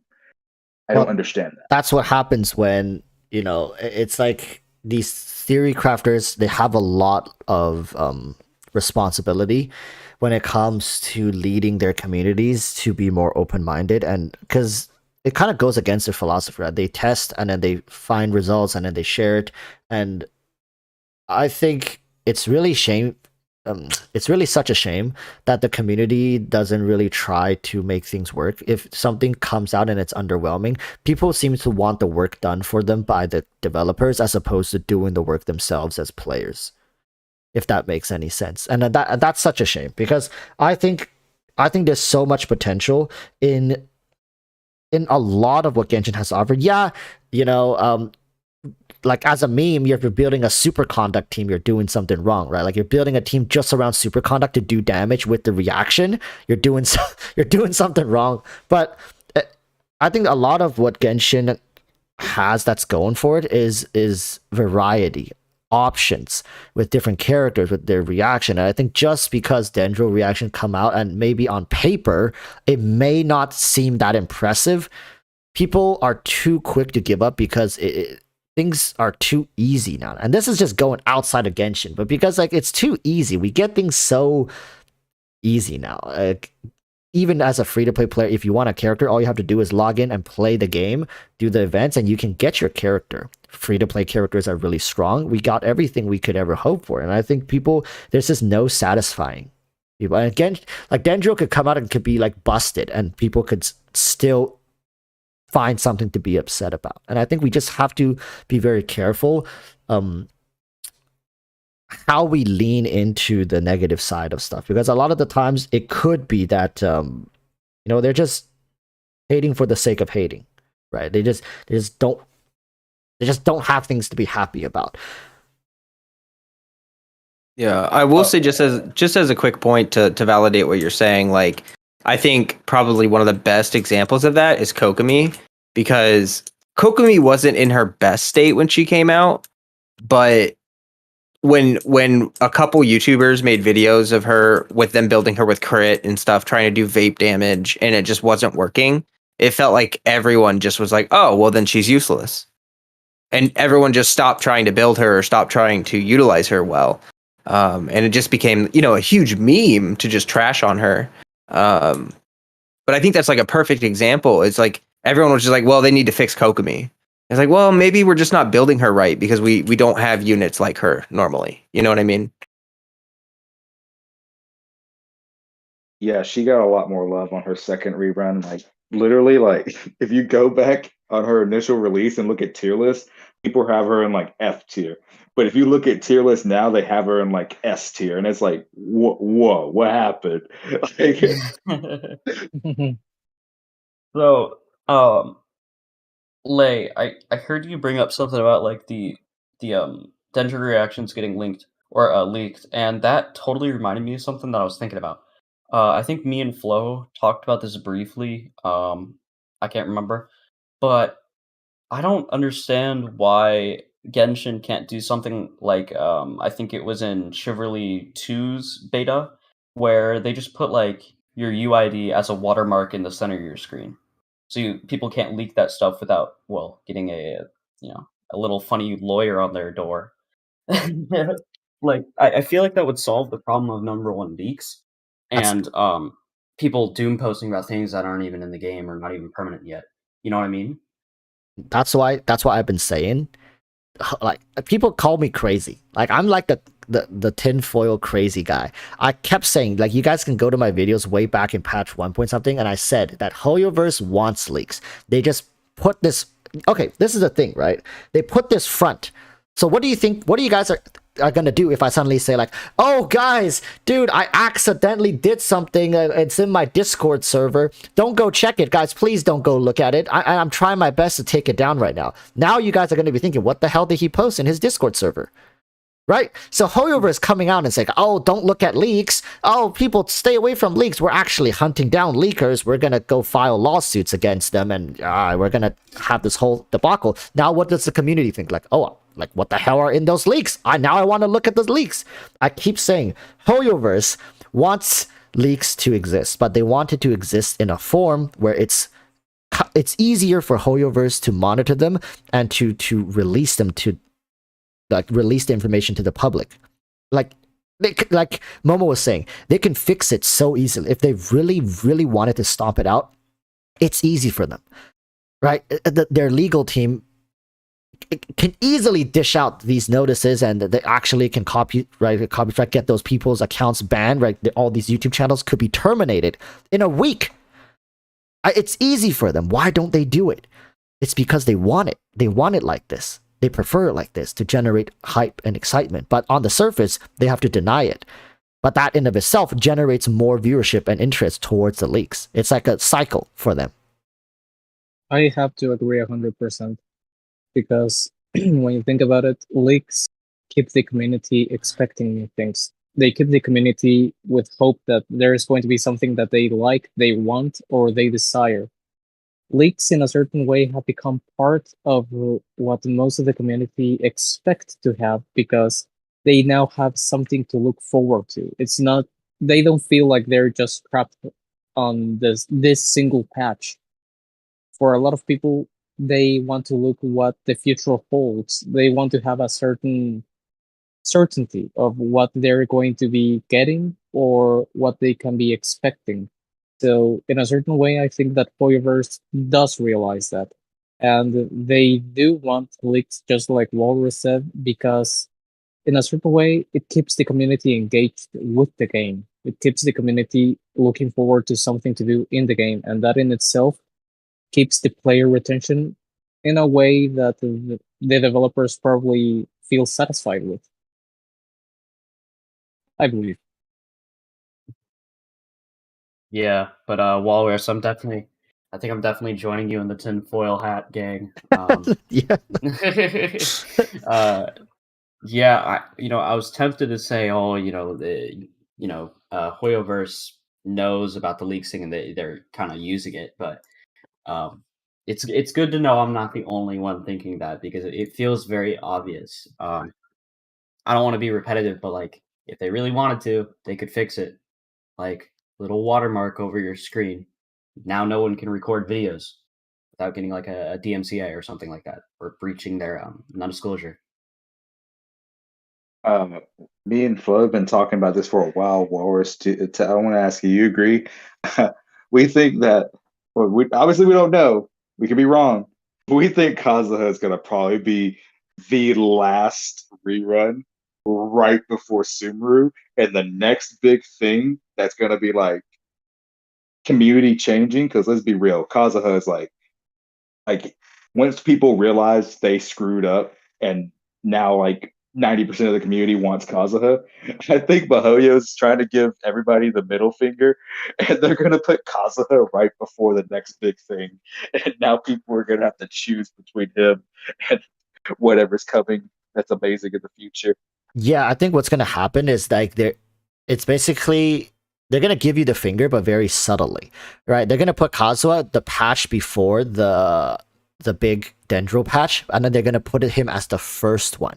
It's like, oh, you see, he's the first one, so you get him first, and then play through our freaking events and our all that stuff, our content, so you can save up. They wouldn't put him at the second one because if they put him at the second one, that middle finger is too close and too, it's too raw. Like it's like this is what I've realized. Hoyoverse will make you choose. They'll put very tough they'll put you in a very tough spot for the most part, but they always give you a way out as long as you play their game. As long as you dedicate yourself, body and soul, to their philosophies and their game design, then you won't get shafted as hard. You know what I mean? And I think you guys are right. Kazuha's probably going to be the patch before the big Dendro patch. But I think he's not going to be the last character, right? Like right before the patch. I think he's going to be the first character. No, he's going to be the last character. Just like with Ayaka and Raiden, he's going to be the last character, bro. Because let's be real. You could really put up a strong argument that Ayaka's the best DPS in the game. You could put up a very strong argument, or at minimum, like top 2 or 3 in the game, right? Yes. And they put Kazuha right before her, bro. I'm telling you, bro. I'm telling you. They're going to put Kazuha right before the next big thing and give everybody the middle finger. Well, if they do that, I guess then Dendro and Sumeru better slap hard, because if they do that and Dendro and Sumeru doesn't, hit a home run, they're shooting themselves in the foot here. It's to make you spend, though. It's to force more low spenders top up. Yeah, maybe like $5 here, $10 there, right? And across maybe like 300,000-400,000 people doing that. Yeah, that's exactly what happened with Ayaka. Like, there was a significant portion of people who realized right before Kazuha's banner left that he was really good, so they pulled for Kazuha, and they had no choice but to top up for Ayaka. Very scummy. I'm just going to say, I'm hearing every single one of you do this theory, and I realized I'm in extreme danger as someone who wants and is planning on wishing for Kazuha. So, for my sake and everyone else's, I hope that Hoyoverse do not give us the middle finger like you guys are predicting, because if not, I'm going to be in trouble. Well, the thing is, the Primo Gem amount doesn't change. Right, the amount of Primo Gems you get is unchanged. It's how you allocate them. So as long as you are planning to only pull for Kazuha and then the Dendro Archon, for example, that should remain unchanged. So I guess it really tests people on how they can hold on to their resources and don't waste them. And I guess we got this drought right now to get, like, if you have a what's that thing called again? I haven't bought it in so Welcome Moon. If you have a Welcome Moon right now, just think of it as like an extra free period to just keep stacking up on Welcome Moons. You'll get an extra 10, maybe 20 pulls by the time patches come back. Yeah, we're like really grasping at straws here, but for people who want both Kazuha and potentially the Dendro Archon and have a very fair shot at getting both of them, I gotta say that it's not a bad time to be saving right now and just chilling. You see, who says it's going to be the Dendro Archon that's the next big thing? Because Raiden wasn't the first patch of Inazuma, so who's to say the Dendro Archon's going to be the first patch of Sumeru? Like, they could make one of the first new characters of Sumeru be just as broken as Kazuha. And then you got the Dendro Archon to worry about as well. Then you'd be really shafted. I guess they have to do that to make you choose, right? They can't give the free-to-play that easy of a time to get away with, you either gotta choose 2 out of the 3. You want these 2 broken characters or those 2 broken characters or whatever, right? Or you gotta fork over maybe $10, $20, $30 to get all 3 of them, or a chance at getting all 3 of them. It's tough. Yeah, it's really tough. That's what they did with Yoimiya. It was what, Kazuha, Ayaka, and Raiden? Like that. Poor Yoimiya. That's some competition right there, man. Yeah. And I think there was a topic we were talking about earlier with Flowcat was saying that I forgot, it was like way earlier. We basically free-to-plays don't have the luxury that we have as whales to play this game in aspects that they enjoy, right? I think Flowcat, we can still, and a lot of people who currently enjoy the game, I would say there's a decent amount who are spenders, because we get to be selfish with what we pick and choose to play. A free-to-play player has to play the game within the timeline that Hoyoverse dedicates, right? It's During that event period, it only lasts for maybe 20 days. You better be playing during those 20 days. If you miss out and you don't get, let's say, the 3, 4, 500 primo gems, or maybe 1,000 primo gems that was allocated to that event, you are boned. That's not coming back unless you pay. But for people who spend, we can be, oh, I don't want to play this event. Like me, I didn't play the second Albedo event. I don't even have his free-to-play weapon, right? But it doesn't affect me whatsoever because I have a plenty of 5-star weapons for him. And that's not something free-to-plays can afford, which I think, in a way, free-to-plays might be severely more burnt out than some whales. And of course, some whales who refresh resin 5 times a day since the beginning, they're probably more burnt out and they play all the events. But I think it's fair to say that normally free-to-plays would be much more burnt out than the spenders because they've played every single event up until now. I have to fully agree with you. Actually, I haven't had the opportunity to talk with you very much, Walrus, but I completely agree with everything you're saying. As someone who started as a free-to-play, and I did every single event that ever came out because I was completely free-to-play. And little by little, I became a small spender by buying both the Welkin and the Battle Pass. I always felt, even when I was a small spender, that I was tied to do the events because if I didn't, I wouldn't have enough resources. And it does feel like sometimes you get burned out. Like it feels more like a chore, like something you have to do, that you're required to do in order to survive. You could say it financially on the game with the primogems.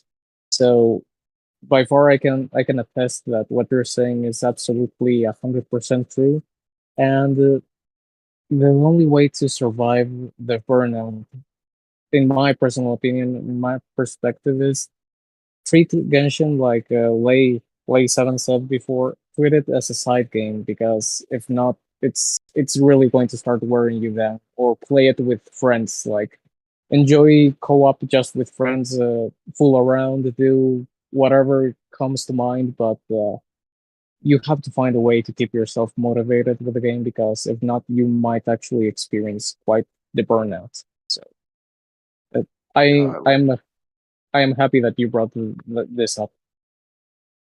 y'all don't understand. I talk to Dante almost every single night in voice chat, and I remember a few weeks ago, I said jokingly, "What if Ito and Kazuha were in the same patch?" You could Oh, that hurts. literally hear Dante's heart shatter. You could hear it shatter. Like it just broke into a million pieces, and like he started breathing heavy. And I was like, "Oh my god, bro, calm down. I was just joking. I was just joking. Like it's not that serious, bro. Calm down. Calm down." Like I was like, "Oh my god, like is it really that stressful, bro?" And it made me really realize like how much of a benefit it is that I can wail. And I need to start appreciating the things I have on Genshin a lot more because it's stressful for people out here, man. And for full context, the thing is, I am kind of a masochist with my resources because my goal is to get C6 Ito. Thanks to Flow, I was able to get the Constellation 2 Ito with the R1 Redthorn, but I am aiming to get the final 4 constellations, so I am literally hoarding every single Primogen, and after that I want to get Kazuha. So that's where my pain came from, just to give you a little context on it. Yeah, Well, we have the pulling guru here in Walrus, so hey Walrus, how about we set it up for when Ito comes back, you pull for Dante on stream. Give him some good luck. yeah. I mean, I would love to. That's how I would imagine a free to play would react if they found out their 2 favorite characters were that close together, right? It's Bro, I thought he was gonna cry. I really did. I thought he was gonna cry. I'm not like I thought Dante was gonna like break down. I was like, oh my god, I take it back. I'm sorry. I'm sorry, bro. I didn't mean it. yeah. You know what that reminds me of? The Zhao Ganyu situation. Both are 2 very loved characters. You know, you got free to play, panic over here, Gotta think which one they want. Yeah, and I think that's why free to plays are just so. And I think in a way, they're like the foundation of all games. The free to plays, they are, and I think HoYoverse has really baited them in so expertly. Like this could be a masterclass at how you know, bait in a free to play community. And I made videos talking about this as well. Remember characters like Bennett, Xiangling, Xingqiu in patch 1.0. People didn't know they were OP back then, but as the game went on, you started realizing, wow, all this stuff we got for free are so damn good. In fact, no other new characters have ever come out to even like 4 stars, not even close to rivaling them, and 5 stars. Some of them are on par with these characters, and of course we got Fischl as well. Look at how masterfully HoYoverse did that from the very beginning to make sure free to plays were well taken care of, and then they subject them to this kind of psychological torment, which is, you know, these peculiar banner placements with how they, you know, squeeze resources to make sure that to get access to the premium products, you really have to bend over backwards and do your little dance for HoYoverse and pray to RNGs that that you win. All I can say to my fellow free-to-plays and low spenders is Flowcat, an amazing person that I love watching when he pulls on other people's accounts, as well as Walrus. I absolutely love watching when you do pulling sessions. So if you are ever struggling with the existential dilemma of whether you're going to get a character or not, ask one of them. They're amazing on it.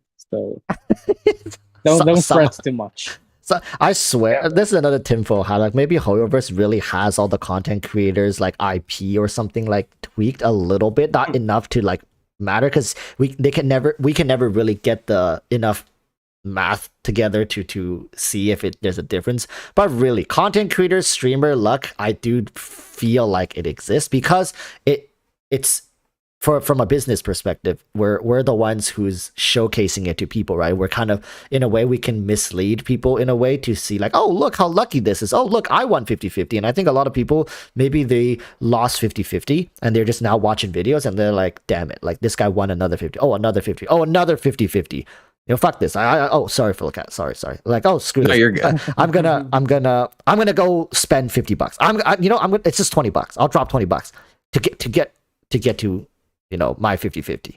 Stuff like that. And I think maybe this is extremely tinfoil. Maybe it's not true, but honestly, streamer luck feels real. I've never been this lucky until I started streaming. It feels real to me because, like, so I've been whaling since before I became a content creator, and I lost over 20 50-50s before I became a content creator. And I did not, literally, Zhao, I lost a 50-50. I did not win 50-50s again. I won 50-50s on the Kazuha pulls, but other than that, nothing, no luck. And then I become a content creator. And I mean, I'm happy that my luck is better because when you pull, I know Walrus, you understand this. When you pull on other people's accounts, like especially like people like Dante, you know, where it's like it's not like that he can just wail and get his resources back. Like it's months and months of saving and their hopes are on the line. And it's stressful, man. It's freaking it's stressful. It's really, really stressful. So if there's someone somewhere flipping switches, thank you, because Hello, I do. Oh, yes. Yeah, you should definitely let Walrus pull for you. But the moment he gets that dang cat, you tell him to stop. You tell him to stop immediately. The amount of Dionas, I close my eyes at night and all I see is that's all I see. That's all he hears. Like he'll be like making dinner by himself in the kitchen, and suddenly he hears like "booze hound," and he just turns around like sweating. Sometimes I call my own cat Diona. Oh no! I swear, Walrus was like, "Oh, this is a good chance to make a content video. Huh? Let me just screw this guy over." Well, he can afford it. if streamers' luck is real, I want to thank Flo so very much because thanks to you, not only was I able to win quite a lot of 50-50s, but I also managed to get the weapon fairly easy. So, Flo, thank you. You're awesome, man. Thanks to the streamer luck, I suppose. Oh well, thank the person at Hoyoverse that like flipped a switch for you Dude, and I just swear they had an intern on my stream when I was pulling for late. Like it had to be an intern. They were like, "Oh, which switch? This one? That one?" God. And they're like, "No, not that one. Don't press that." Oh no, he pressed it. Well, rip. That's pretty And then much what happened. He spited me. After $800, he spited me on the last 10 pull. He pulled 3 times. Oh my god. Like we needed one more, and then we got 3 of them. Listen, now that you guys called out streamer luck, your accounts are doomed. Hoyoverse knows that you've caught on, so they gotta like stop flipping switches as much. You know what I mean? Yeah, This the is next obvious. couple of dudes that I'm summoning for are gonna get shafted. Oh yeah, Oh. I'm sorry guys. You know, I'm so actually- sorry. actually like not even tinfoil hat. So do you guys know Zach Aguilar, the guy that voices Aether? Yes. Yes. Yeah, he does videos of him polling for the units and like talking to the voice actors, and they're really cool. You guys should check them out if you haven't. But he used to say that where he would say flip a switch, and it would work. He would get a 5-star as soon as he said flip a switch. But then he started talking about it and telling the stream, "I'm gonna say flip a switch, and then I'm gonna get a 5-star," and then it stopped working. Yeah, it's true. It's true. This we don't even need a tinfoil hat anymore for this. It's true. It's true. But and now, of course, we talked about it. We brought attention to it. We're gonna get destroyed for the next couple of. Oh no! I have to do someone's. No, wait. I shouldn't have said that. Oh, I have to. Hoyoverse. I have to summon someone's missplitter. Oh no! Oh no. Hoyoverse snipers are ready now. They're ready now. I'm on a list. I'm on a list now. They put you on the no streamer luck list. Hey, Walrus, is there anything else you want to talk about, or can we move on to the next? Yeah, let's move on to the next one. All right, the Dendro Traveler, I believe, right? I mean, that was a topic, is whether Dendro Traveler will be the only free Dendro unit. That was definitely one of the topics. I kind of. Okay, go ahead. Yeah, I'm sorry. I was just gonna say I have huge like copium. I think they're gonna give Yao Yao for free through an event because she's been known for so long.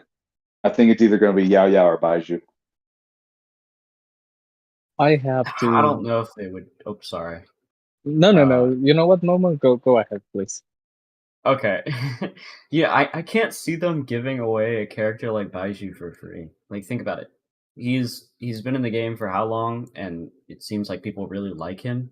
So it would be kind of a wasted opportunity for him to just be given for free. Like, think about the money Hoyoverse could make if they put him on a banner. I said Yao Yao Like- or Baiju.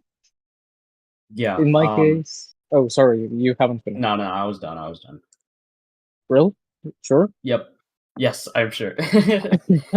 All right. I was just going to add that personally, I would say that the answer to this question is more complicated than just a simple yes or no. Because yes, the Dendro Traveler is going to be the first Dendro unit that we're going to have in the game, but is it going to be the only one that they're going to give for free?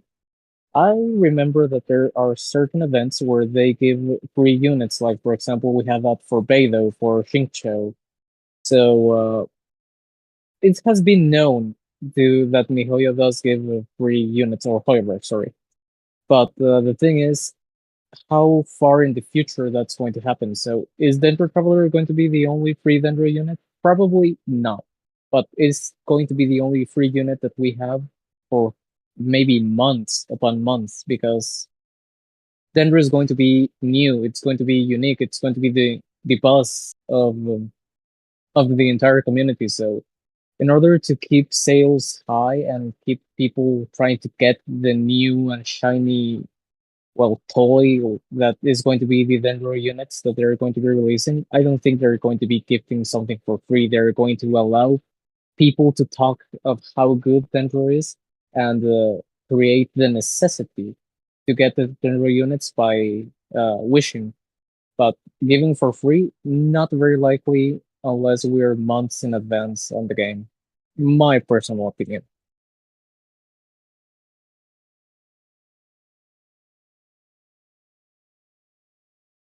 Someone break the silence, please. Someone Yeah, go. Bro, Flo, Every you were time I about to talk, talk before me, so I was waiting for you. Was every I? time I talk, Yeah, everyone remember you were gets about to say silent. something. You said, "Oh, go ahead." We're in sleepy boy hours now. Oh my gosh! But going back to what Dante just said about keeping sales high, do y'all think they're going to change the standard banner? And this is why I say this.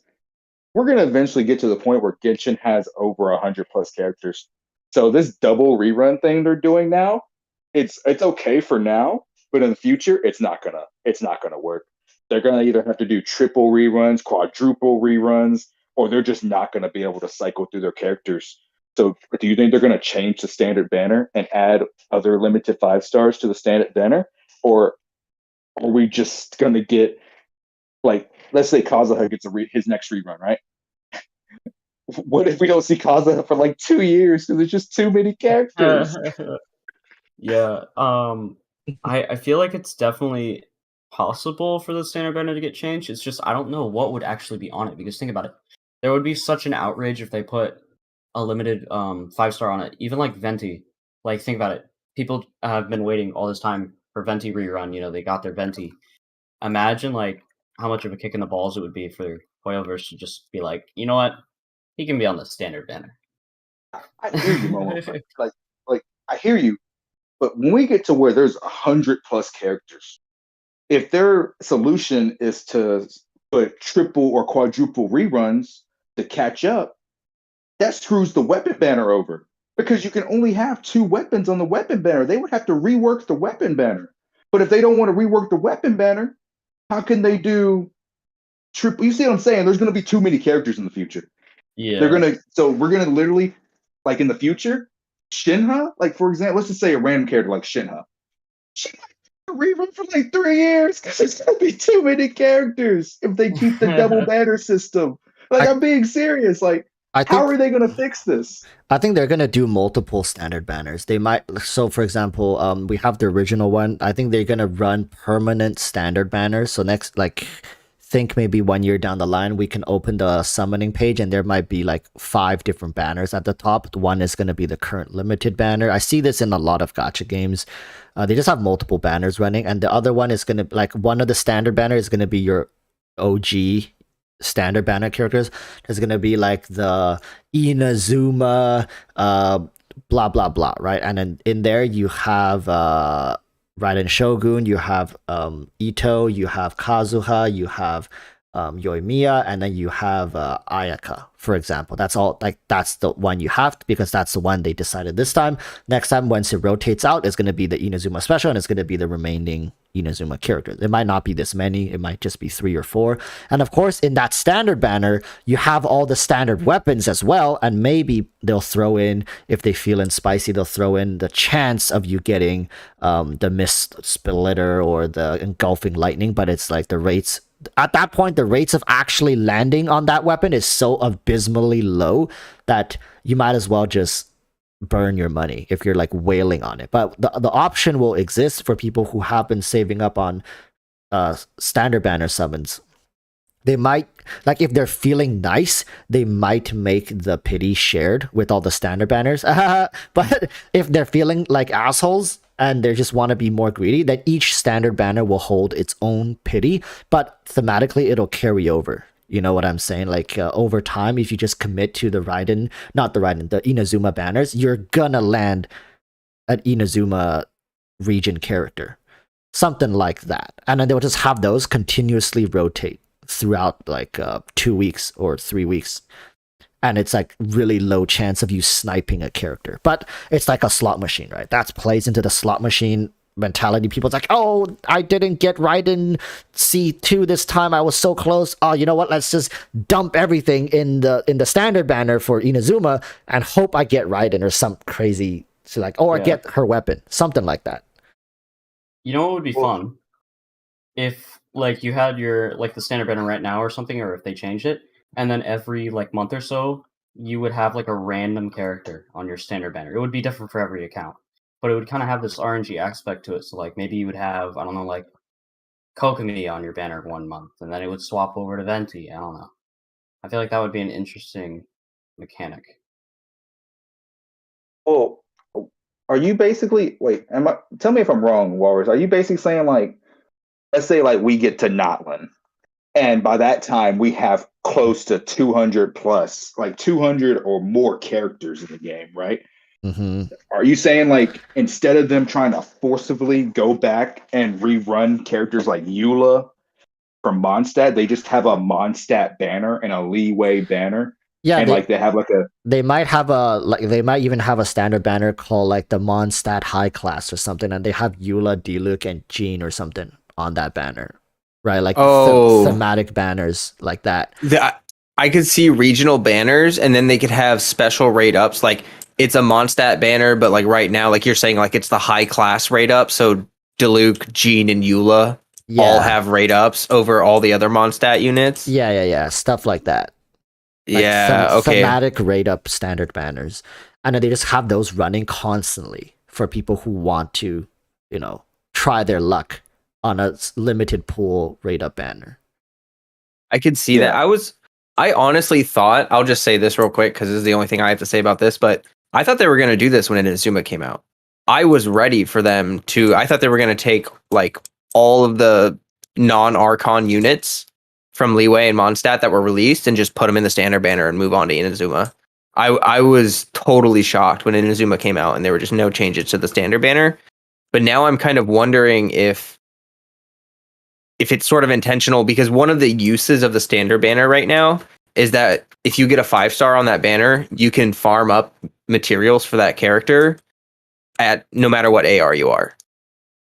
But if you get a 5-star on a limited banner, like you might have an Inazuma character that you can't use until your adventure rank like 30 or 40 or whatever it is. So I don't know, like, I don't know. They have to, I feel like that has to be a necessary element of the standard banner. It seems like it's an accessibility tool. Like no matter what banner you start on, you can always use your free standard pulls and get some units and get your account kind of like up and running, and then wait for like a limited banner that you want or something. Yeah, like, so basically, like, let's say there was a Mondstadt banner. You could basically, if you were a new player, we're in freaking Sneznaya, but you see Albedo and you think he looks cool as heck. You can have like an epitomized path, like the weapon banner now, on that Mondstadt banner, and eventually, like, you're guaranteed that Albedo. Is that kind of like what we're going with, or? I think it's gonna be like Albedo. Maybe it'll be like the smartass banner. I'll have Albedo, Baiju, and who's the smartass in Inazuma. Like basically, they'll have thematics, and then those 3 characters have a rate up. And if you like those, like if you are missing either at that point, you're gonna be missing like constellations, or a new player comes in, it's like, oh, this banner looks cool. I like all 3 of these dudes. I would love to have these. You know, like the gentleman, and then they'll have Ayato on it, for example. Like Ayato, I don't know. And then you just try your luck, right? And maybe limited banners at that time are exclusive to newer characters and relatively new characters, like within the year or 2 years, or characters who hasn't gotten like 3 to 4 to 5 reruns. Like Tartaglia is gonna get like a Mr. Worldwide banner at one point, and he's gonna be on a standard banner. He never leaves. So stuff like that. Everybody agrees. Y'all agree with me though, right? Like when we get to like 100 plus characters, this system right now is not going to work. Yeah. It's gonna fall. It's gonna fall apart. They have to. They have no choice but to change it. Or if you don't pull like freaking, I don't know, Kokomi. If you didn't pull Kokomi last rerun, you're screwed. You're just screwed. They have to revamp it. Yeah, it'd be like, bro, I've been saving for 4 years for this C6 Kokomi. Let's go. But Walrus, now you're gonna be having me thinking like at midnight tonight. Who is this like the smart ass character of Inazuma? I can't even think of it right now because like you have like Tartaglia or something, and then you have like Ayato. and Ayato and all that. Like those are obvious ones. But like, I mean, Ito, but not really. What about Kokomi, the strategic genius? She is strategic. But isn't Ayato kind of I think if you play Ayato's story quest, he definitely comes across as like, if he doesn't like you, he's kind of a smartass. Like, we need a poll. Who's smarter, Ayato or Kokomi? oh, I don't know. Yeah, What about Yaimika though? Yeah, I was gonna say. Oh, that's a good one. Ooh. That's a good Don't one. forget about the fox lady. That's true. She's extremely smart, and she likes to be an ass. So that fits. Yeah, I think we got our smart ass banner layout. Yeah, that's kind of a yikes banner, not gonna lie. Yai Miko with Albedo and like wait, who do we have for Liyue again? There's a lot of assholes in Liyue. Bro. Great question. Wasn't it Baiju? Didn't someone say Baiju? Oh yeah, Baiju. Yeah, Baiju is from Liyue, yeah. So then you're gonna have Albedo, Baiju, and then Yai Miko. Depending on how Baiju works out, you might literally have the gem sandwich between two bombs. What if every smartass character is a sub DPS? Like that's what they are so far. Like Albedo, I don't know.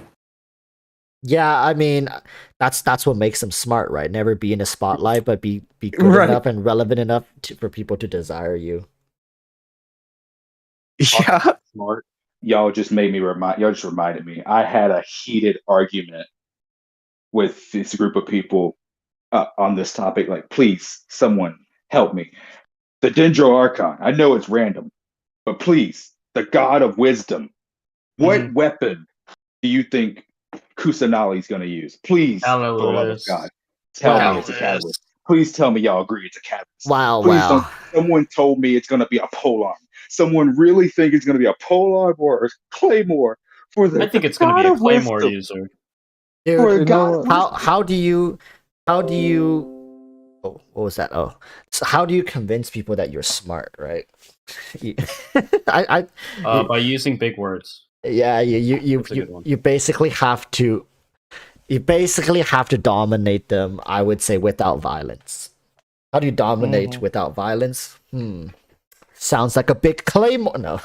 Yeah, I think it's gonna be a catalyst user. I think since we don't even have that archetype. Granted, Zhongli and Raiden both have a spear, but I think another spear would be just too much. I think catalyst would be fair. I believe it's either a catalyst or a bow if you want to reach for it and say that there's no catalyst archon at the moment, but it's either a catalyst or a bow. One of the two. If it's a bow like Venti, then I guess they just don't care about variety when it comes to the Archons, do they? Well, you're talking about the company that literally tweeted out Polearm Impact. So True. Make that what you will. Hey, there's still more sword characters than there are polearms. That's true.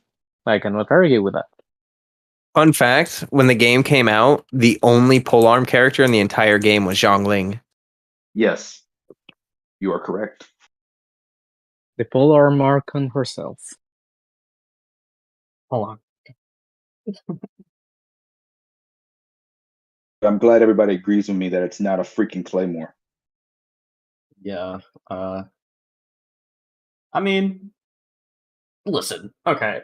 Claymore user probably makes sense, right? You know, God of Wisdom with a big, sword. That makes a lot of sense. I don't know what you're talking about. I think she's gonna wield a giant tree trunk because That's a good one. It's like you gotta like beat people with the wisdom, right? You gotta like knock some sense into them. So, having a giant tree trunk, I think, is very apt. Very appropriate. I actually have this thing that I used to hear that was like, what's the ultimate BM or something like that? I don't remember. I don't know if you guys heard this. Like, imagine if you're an atheist This is the ultimate Okay. flex, all right? The ultimate flex. Follow this train of thought. I Imagine feel called out. imagine an atheist. Like eventually you pass away, and then you go back into the soil. Your nutrients go back into a tree, and then the tree gets chopped down, turned into paper, and then they print the Holy Bible with like on you. Oh my god. Bro, that's amazing. So That's the like. so like Kusanagi could be like the ultimate wisdom is like, you don't have to believe in my teachings, but I will go with in this roundabout long ass way to like beat my wisdom into you. Therefore, that's why I use a claymore. Well, I hope people don't get baited like they did with Raiden. Because remember, everybody thought Raiden was going to be a sword. There were so many people. I don't know if you know this, Walrus, but there were so many people who pulled Mist Splitter for Raiden. That was before we realized that Hoyoverse always released their signature weapons, right? Like with the characters. Is that pulled Mist Splitter for Raiden? thematically it does look like her weapon. Like if we're gonna talk thematically, it does really look like her weapon. Can't really blame them. But that's why you see I don't look at leaks. I would be heavily influenced by leaks. I'm not immune to this kind of stuff, but if I were to look into leaks, sure, I'd have a lot more things to talk about, but at the end of the day, I wouldn't know what to do with my account anymore. I'll be like what's that? You guys watch Jujutsu Kaisen? I'll be in the timeless void. I have too much information. I'm just paralyzed. I can't make a decision. I don't know if it's right or wrong. Oh, like, speaking of that, like of leaks, do y'all think it's a good or a bad thing that they release voice lines of future characters sometimes way before they're released? Because if you look at characters' voice lines, anytime there's a character that's mentioned, they have always became a character in the future. Anytime. And Yeah. there's a couple characters with voice lines that haven't been released yet, but going based off of that information, like every single time a character's voice lines have been released, they've become a character. We can already kind of know that these characters are eventually coming. Do you think that's good or bad? Are you I talking think- about like when their voice lines get put in other characters' trailers, or Or did I no, misread actually it? in the game, you go to profile. Yeah, Go to a character's profile. I love that stuff because it's like if they like really if they put out a roadmap, that's great. Like I really hope they do something like that, but like having something like that is almost cooler in a way because it's like when you see like when Shenhe was about to come out, you could look at like voice lines for various characters, and then like Chong Yun had like question mark question mark question mark next to his, like you had to do the quest first before you could unlock his voice line with her, and I think it just gives some kind of like cool heads up context. Like you can already read about Yellen and stuff. Yeah, like for like this is already in the game, so it's not a leak. The two characters I'm talking about are Haizo. How do you say his name? Haizo and Varka. Now, I'm gonna go ahead and tell you, as someone who looks at leaks, there's nothing on those characters. I promise. I know nothing. But going based off of what they have done, we can go ahead and kind of assume that these characters are coming one day because they have voice lines on multiple characters. Yeah, I mean Kuki Shinobi was in the voice lines with Ito well before she was announced. Yeah. And I was very excited to see her announcement thing. Yeah. So you think it's a good thing? Oh yeah, I think it's a really cool thing. I think it's maybe they should do more to say more about it, because it's honestly like the lore people notice it because they look at the character profiles, but like Momo was like, you mean like in the trailers? Yeah, no, I don't not to look at like that stuff, man. not to like talk bad. I mean, I get it. No, not everyone likes to dig through that stuff, but like, yeah, I think that's like cool world building in advance. You get to see what different characters think of the other characters and stuff. But okay, so like that for me, like that kind of like creates future hype, right? For like, because we haven't gone back to Mondstadt in forever, but because Varka has been in the voice lines, that means eventually we're going to go back to Mondstadt, right? Because he should become a character based off of this logic. Well, yeah, but there's also entire regions of Mondstadt that we don't have yet. Yeah. So, I mean, like, I think that we'll see this more often once they have all of the main regions done. But I think what we'll see is they'll have like a Varka patch, because you know how they like lining the patches up with the banners. I think they'll do like a Varka patch, and then Varka will show up. We'll gain access to a new region in Mondstadt, and he'll have his big field day with that, like his big reveal. So yeah. Do you know anything about Varka Walrus? Like, do you think he's going to be a hyped up character? I don't know, because when it comes to characters who are already mentioned that the community has known, I definitely heard of the name, but I think it really is dependent on Genshin's game state at the time, because now people are so excited for characters because Hoyoverse makes that essentially their only product that they're selling, right? They're selling resin, but why? Because you're farming for the characters for their artifacts. So it depends if, let's say, they have to finish all the way to Shasnaya, and by then they have diversified how they want to monetize their contents. Maybe you can spend money in other avenues to progress existing characters. People have like 17 different teams of 4-man rosters that they've built up. They got like even free to plays by Shasnaya has like maybe 1.5 C6 R5 character, and then they drop Varka. I don't think characters as the time goes on are going to be as hype. Even content creators want to hype it up. You can still see it, but I think we'll start seeing with Yellen, and eventually after the Dendro patch drops, characters 5 stars are going to be less and less hyped, and people are going to get much more analytical to how they can be useful. Sure, there's gonna be people who's like, "Oh my god, Varka Daddy, squeeze me out, like squeeze the air out of my like lungs with your big strong arms." But yeah, those people are going to be far and few in between by the time Varka drops. So, well, yeah, I just think Varka might be a special case just because he is the Grand Master of Mondstadt. And I think that's like a huge title. Like, that's almost an Archon level of a title, bro. Like, you mean Granddaddy? Daddy. Okay, dude.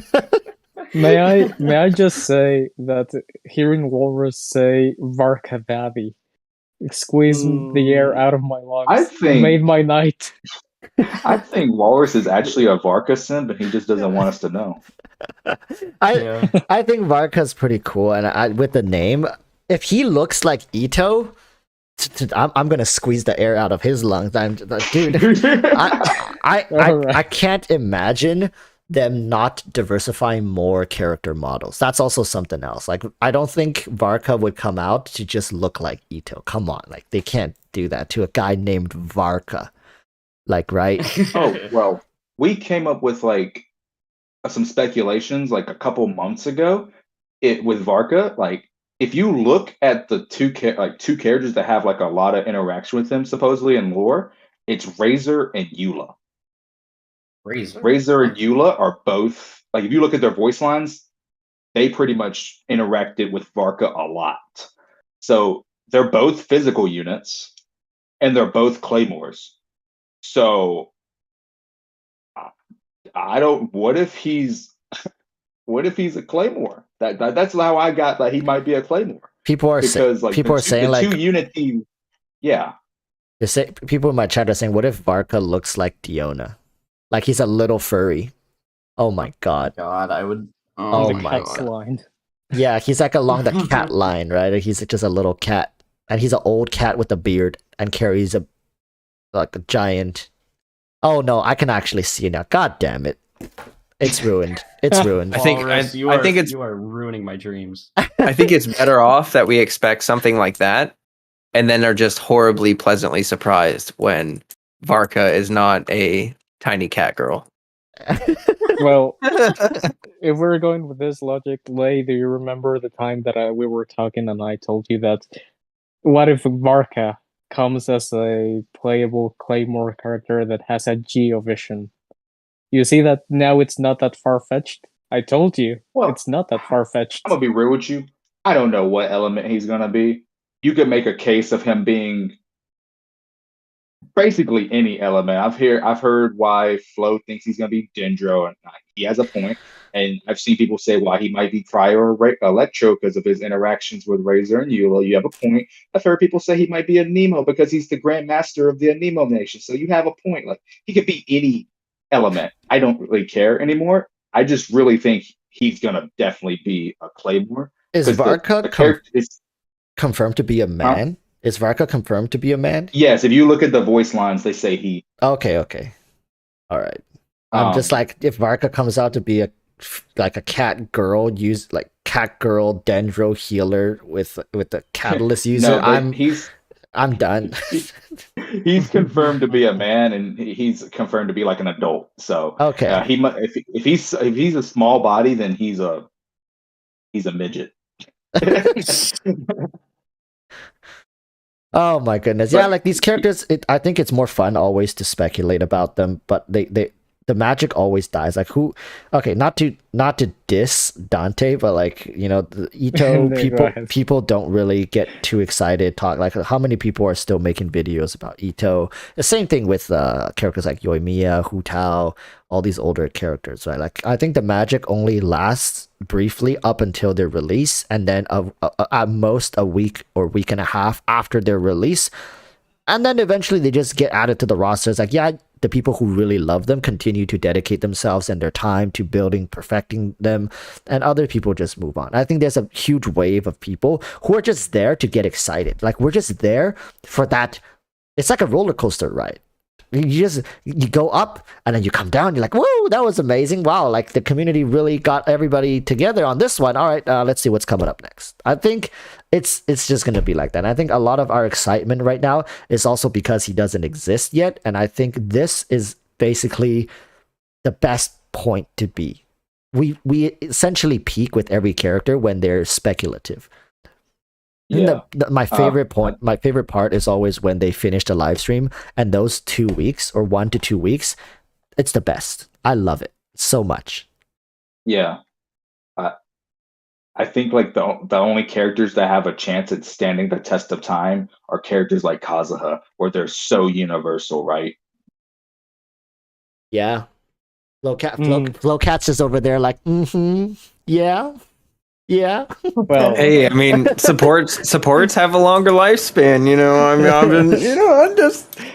yeah, well, listen, as someone who is mainly a Geo main, I main the element, not only the characters, as a Geo main. For me, just like Zhongli said, Geo is eternal. Geo will not die, and I will die on this hill that my characters are going to endure, even if I have to force it. So you like the rock go bonk playstyle, right? Definitely. Easy, simple to understand, and straight to the point. Exactly. That's how Yeah. all things should. Geo probably is the most eternal, if we're talking about it. All the grass and the trees and everything, civilization might rot away, but the freaking rock, the mountains are still gonna be there tens of thousands of years from now. So the only eternal element truly is Geo. There we go. Thank you, Walrus. Thank you. Yeah, thematically. Don't get too excited. I couldn't get a W, could I? Yeah. Oh. No, but in all honesty, for me, I enjoy all elements, but Geo simply it's stuck with me, and I enjoy it so much. So anyone playing the game and you enjoy a certain element, be happy playing with it, because that's how you're going to really squeeze the most enjoyment of the game, in my humble opinion.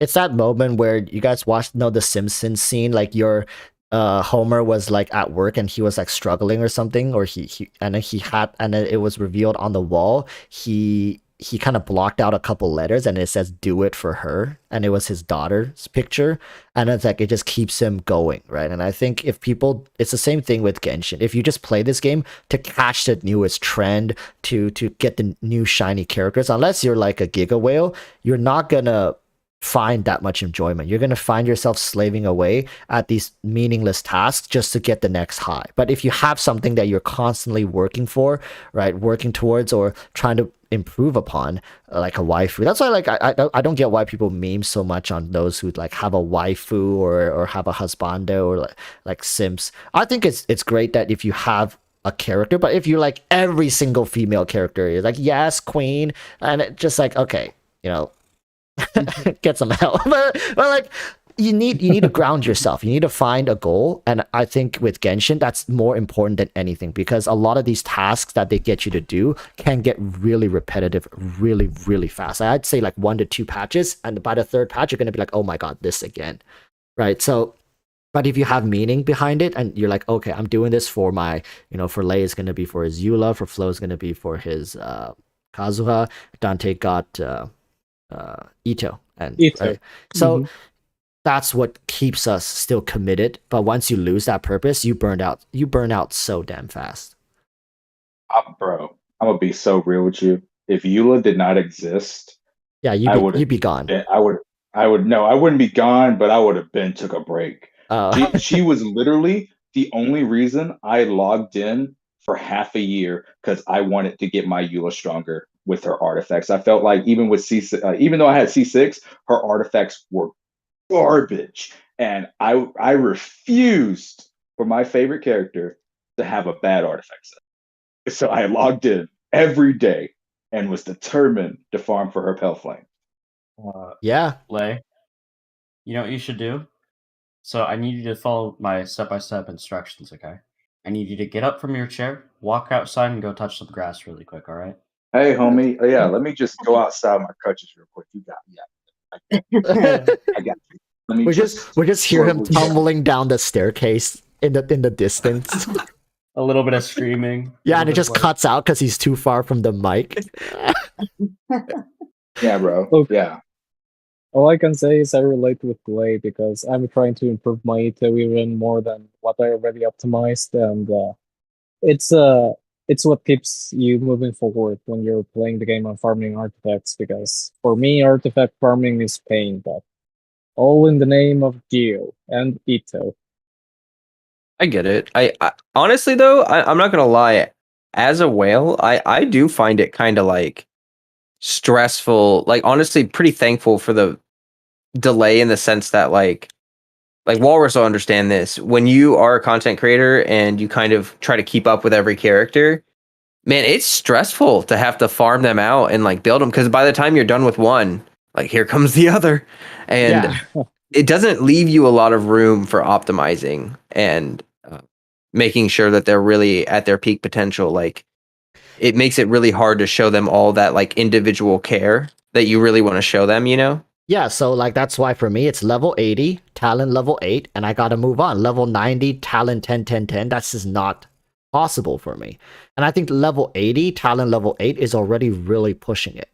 It's pretty tough to get to that point with decent artifacts. And then this is why I don't hope Hoyoverse release future characters with their signature artifacts, because that's gonna be a pain for people to cover. Like I'll be honest, most of the and I know these people and I talk to them and we're on good terms. It's not like I'm calling people out. Like most of these guide channels, they're like really hauling ass when the characters first drop because it's about who posts first with relatively accurate information. It's not like 100% one factual. And they got people who work during patches when work on leaks, and they're talking with people in beta, and they're already crunching numbers when characters are already in beta. So these people really do put in like an immense amount of work to make sure that these characters and guides that they release are factual mathematically at the very least, and it shows, right? Oh my god, I'm so glad I remembered this. We were talking about this before we started the podcast. Okay, Walrus. Yeah. I swear, I am not like attacking you. I'm not coming at you. I really want to like know in more depth what you meant by your video. It was like a week or two ago when you were talking about like them balancing around C6. Why do Ah, you think that? yes, because Sanzu and I have been talking about that for the good part of half a year, right? And Sanzu used to tell me, and I was like half trusting him, but like it's Sanzu, right? He has like how many does he have? I think he has most characters C6R5, and he's been telling me as he grinds and balances out his artifacts, he start to realize, for example, a character like Hu Tao and Yoimiya's, their gap closes significantly as they approach C6. And that originally that got me thinking that wait hold up a minute, like maybe Hoyoverse anticipates the longevity of their games, like they're so confident that their game will last that long that they balance characters at their peak potential and not at their their C0. So, and then I had the chance to play on Sanzu's account, and I took two characters which have no business, they should have no business being that close, being Kaching and Raiden. They were both C6, both using R5. And after I did the test, I was like, hold up a damn minute. Kaching is not as far away from Raiden. Yeah, there was a gap, but she wasn't as far away from Raiden as I initially thought. And it really put things into... I think the whole thing balancing around C6 was their OG plan. A lot has changed with C0, C1, C2, but the balancing around C6 remains unchanged. That is a core philosophy which I now fully stand behind after getting access to Sanzu's account. Because, like, if you crunch the numbers and actually give them, let's say, Kaching and Raiden both a 1 minute timer, you go calculate the damage that was dealt. It's not, I can guarantee you'll be surprised at the difference. It's not as big as you guys would think. There is a sizable difference, but it's not as big as you guys would think. So that's why I think it's a core design philosophy that they stuck by way back in the day, and it's still in the game right now, but they just made C1, C2 a little better. But yeah, everything still flows the same towards C6. And it makes sense, because that's when people eventually get to C6 R5, they're going to realize this. It's not something that they need to talk or address now, but the game is pretty good, pretty well balanced, honestly, at C6 and R5. See, I didn't really know what you meant at the beginning of that like video is what I'm asking, because we were talking about before the podcast tonight, and there's a handful of like even free to play Kachings who can still like completely stomp the Spiral Abyss. So I didn't know if you were like talking like C0 characters can't do it anymore. Or I didn't know what you meant. Oh, no. C0s can definitely do it, but the gap between characters at C0 is much larger than at C6. Okay. Yeah, the gap only closes as you approach C6. Yeah, I think that actually the reason why that is because Genshin they have a built-in power ceiling. Like after Vape and Melt and a lot of those reactions are kind of like settled in. I think it was after Eula, actually, they put a raw damage cap in the game. And so I think that C6 units kind of push up towards like the max damage potential of the game in general. And that's why they're so close. Like, I think that's kind of why it works like that. And this also goes into the idea that Hoyoverse fully designs a character, and then they break that character down. So all characters, when they finish getting designed, they're all C6, and then they just slowly shed away the character until they become C0. Like, I fully believe they don't design C0s and then work up to C6. They design C6 and then break back down to 0, because that's what makes them, right. There's an interesting lore bit of that, because like when you go into a character's menu, the constellation, we learned from the event with Mona and Scaramouche that these stars, guide people's fate. And if you have all of their constellations, you have access to like the entire unit's life, like to their entire fate. And so it could be said that like by getting all of the constellations, you're acquiring all of the different aspects of their being. And the C6 kit is them at their true strength, so to speak. Mm-hmm. Like, I feel like that's definitely more apparent in some characters than in others. Like with Yaimiko's C1, yeah, I can definitely see now that they probably started as C6 and then moved down. Yeah, thanks for pointing that out. I never thought about that. Well, okay. Oh, bro, you're gonna trigger me. You're like, it's not what you said, but like, I cannot personally stand when something should have been in a character's base kit is their C1 or their C2, and Yaimiko C1 is a perfect example. That is so scummy, in my opinion. That C1 should have definitely just been the cost for that C1 is not worth it. That should Well, have just been in her base kit. I'm not trying to advocate for, because it is a way for them to get you to like, oh, I really want that C1, you know. But like, if they didn't have any utility in the constellations, they would just be like 20% damage, 20% damage, 20% damage, or something like that. And I don't know if that's better or not. You know, I'm not here to say that like that would be better or worse, but that is their other option, pretty much, is like either shift some utility into the constellations. Like they do it differently with different characters. Like Child actually gets almost no damage out of his constellations. At C0, Child does basically the same damage as a C6 Child. It's just utility. Like that's all he gets. And so it's more of a character per character basis, but like, yeah, they would essentially have to forego any utility in the constellations and only do damage constellations. I would honestly rather. I prefer the characters that have mostly damage increases in their constellations than utility, because a character that gets too much utility in their constellation doesn't feel complete at C0, and that's my opinion.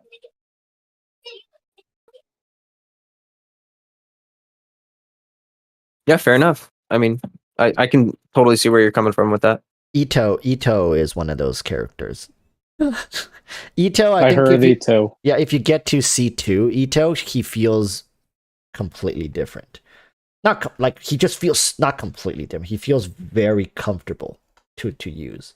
Him at C0, you struggle a little bit with energy regen, and without energy regen, you don't get to use his burst, and without his burst, he's just a crazy gang leader with the big sword.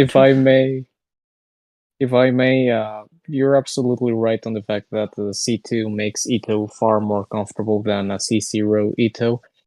The thing is, you can sacrifice a bit of energy recharge when you have C2. So, in a certain way, it makes artifact farming far more comfortable and easier than if you would have at C0. And me personally, I have enjoyed so much the gameplay of C2 Ito, so I can attest that yes, at C2 it becomes a more complete and comfortable character than it would have been at C0.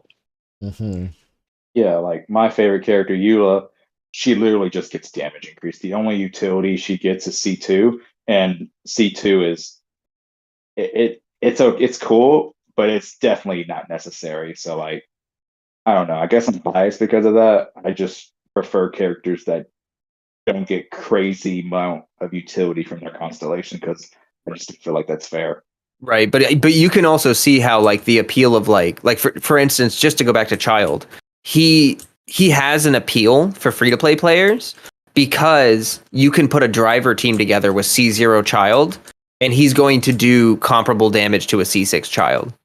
Mm-hmm. And that is like, to them it's like, oh, thank God I don't need a C6 to get the damage out of this unit. I can build up max damage. I'm just missing out on like, I need to be really careful with rotations and I need to do this and that to compensate for, you know.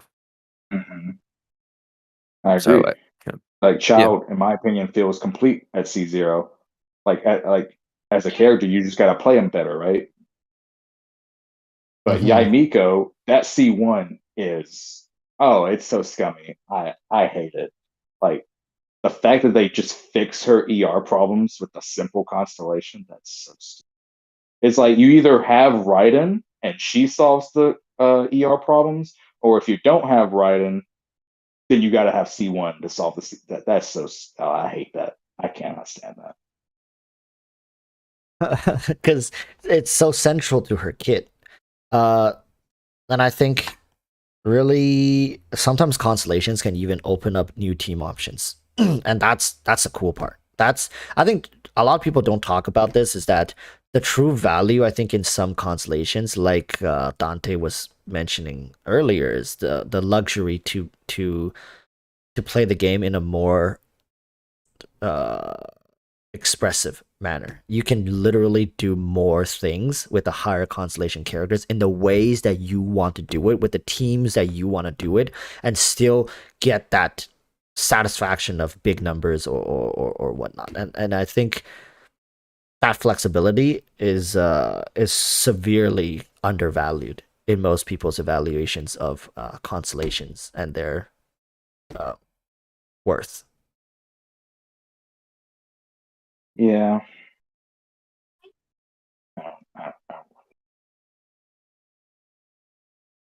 All Dante, right. Oh, go ahead. Go ahead. I was just going to launch into Yes. something. Oh, my bad. I was just gonna say Dante earlier before the podcast started, earlier today, like way before we were even in call, was saying, "What if the Dendro Archon doesn't feel complete at C0?"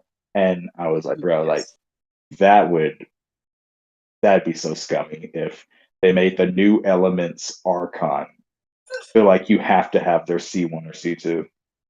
Like, honestly, Raiden C0, you can really only play her as a hyper or like in the national team. If you try to play her as a support DPS, honestly, what I found is like there are just much better options. So her supportive role isn't as accessible to her at C0, because if we're talking about damage, utility, even combined, it just feels she felt lacking. And I made a video talking about this. Maybe I didn't word it very correctly.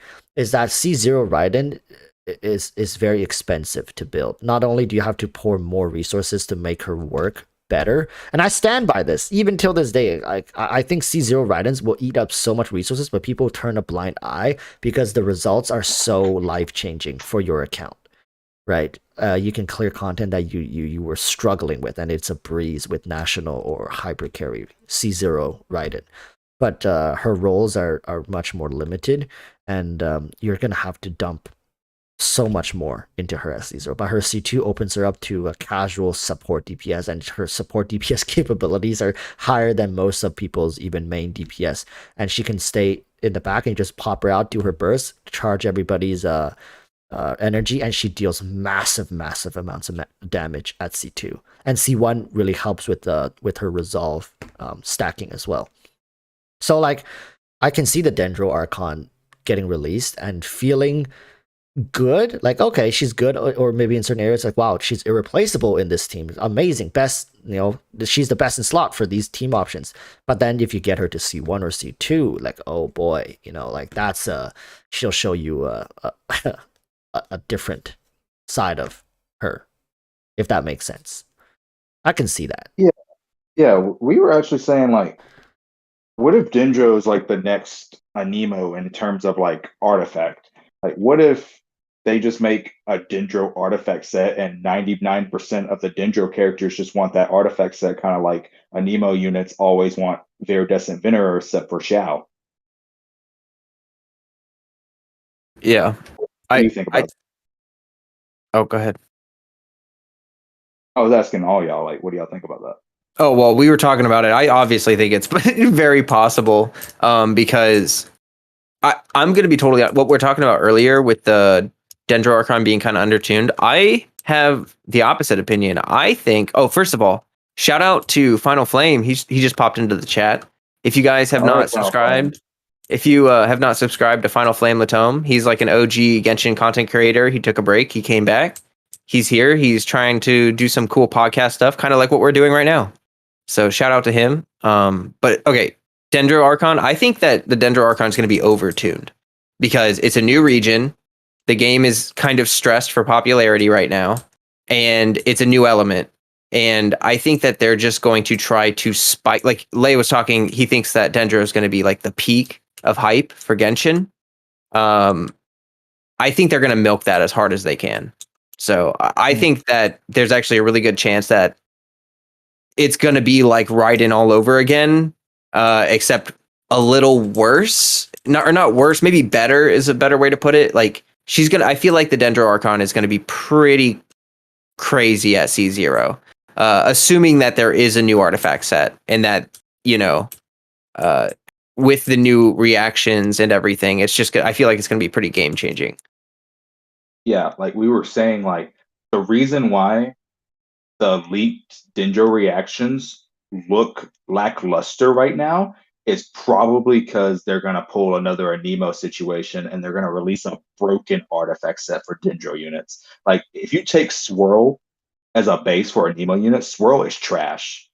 But if you add Viridescent Venerer and increase the Swirl damage by 60% and shredding the elemental resistant, Swirl is broken. So that's probably what they're doing with Dendro, and they're balancing the reactions around a broken artifact set. Me Makes sense. personally, I believe. Oh, sorry. No, I was just saying, yeah, that makes sense. Yeah, I was going to say that me personally, I believe that if they release an artifact set for the element, just like there is an artifact set for Anemo, then it's going to be very friendly for people to farm it, because there's going to be bad pieces, but also good pieces. And if it's going to be focused, as a speculation, of course, if it's going to be focused on elemental mastery, just like Anemo is, then you can forego the normal things that would be crit rate or crit damage, because you already have a lot of utility on elemental mastery, especially if the Dendro element is going to be scaling out of elemental mastery, whether it is for buffs, for debuffs, or for attack in general, for DPS. So in general, I would see it as a win if they release such a universal artifact set, because not only it's going to be efficient resin-wise, but also it's going to allow people to get something to do, to look forward to, because it's going to feel like they're actually progressing on their accounts and not just mindlessly grinding over and over day after day. So Yeah, personally, I'm very excited for it. You bring that up.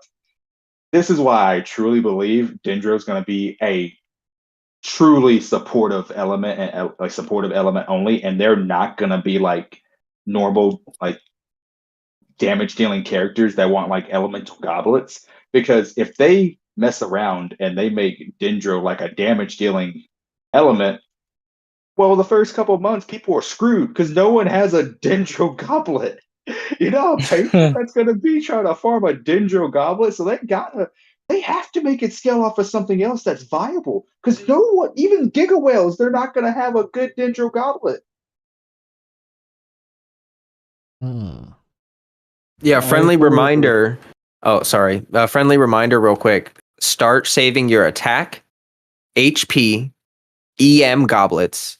Like those things, even offsets, even if they're like offset, like we don't know what Dendro will scale off of. It could be attack for all we know. So like having those goblets is actually pretty valuable. And I'm going to just speak from my experience that there are several units that can run those goblets. Like Yoimiya, I know, can benefit from an attack goblet sometimes in certain situations, but there are characters like Shenhe and Chi-Chi, or even sometimes people run Kokomi on an HP goblet. So, just throwing that out there. People trash those things, and it makes me sad. Same thing with like I know Zhao can benefit kind of from an attack goblet until you get a good Anemo one, so definitely a good idea to keep those just in general. It's just like, but can y'all imagine they make Dendro like a main DPS element or a sub DPS element, and no one has a Dendro goblet? But I can see it because they want, like, also going off your point earlier, talking about why they're going to scale things into the artifact, is because that's the only thing that'll incentivize people to continue logging on, staying in the game. And even if it's artificial and in the moment, maybe for the next 2-3 months, people are going to go hard, but that's still going to drive up the player engagement numbers, kind of reinstitute you guys. I'm saying you guys, but I'm just going to be in there hauling my ass just as hard, but it's going to reinstitutionalize that our behaviors to get on, play the game and get back into this habit, right? They're gonna try to get us back into the habit of logging on, grind the artifact, maybe even spend some what's that called, primo gems to buy refreshes just to get more grinds in, so you can get your Dendro goblet. And I think I can very well see a world. Maybe they're gonna release a support unit first, and then you have time to farm up. So when a time the actual person who needs a Dendro goblet, for example, the Archon comes, you probably will have one. Right? Maybe the Archon drops a patch later, so you'll have an entire patch, 6 weeks to farm the new domain that dropped in 3.0. Maybe you will have one, and if you don't have one by then, well, however, it's like, well, that's on you guys. I can see them doing that. This reminds me a lot of a conversation I had with Lei. Lei told me once, every single element is going to have a DPS. Even if the element in itself it's meant to do something else, every single element is going to have a DPS. And I believe that, yes, even Dendro will eventually have a DPS that might need a Dendro cup. But is it going to be the first one to come out? Not necessarily, but for the emotional and the psychological sake and sanity of everyone, I do hope that the Hoyoverse is not going to be pulling a fast one on us and making us work for Dendro Cups from the very beginning, because if that's the case, a lot of people will be frustrated with both the game and the company. You don't think they would be so stingy to make it where when they add Dendro cups, that old artifact sets don't have them? Like, they would add it to every single artifact set, right? It would make sense. Yeah, I think it's just some coding things that they gotta get in there, but I'm sure everyone's gonna get it. Every set's gonna get it. It'll just make farming old artifact sets that much more painful for a cup, because let's say if you don't, that's another thing. People, you guys better start farming harder. If you're still farming for Raiden and stuff and whatnot, that getting that Electro cup is going to be that much more harder, or like a specific attack cup, because now Dendro's going to get thrown in there as well.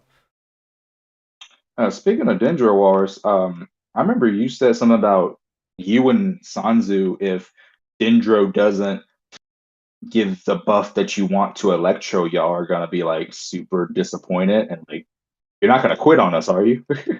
No, but both Sanzu and I have decided that, well, not fully decided, but we will see to the degree of its effects, that if it's not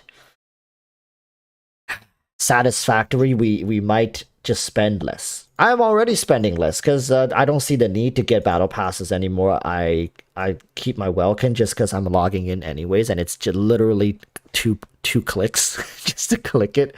So yeah, but apart from that, I think the biggest thing is just we're going to be spending less. Sanzu said he might stop C6 R5ing certain characters, or just characters in general. So Here's that's a hot take for you, Wars.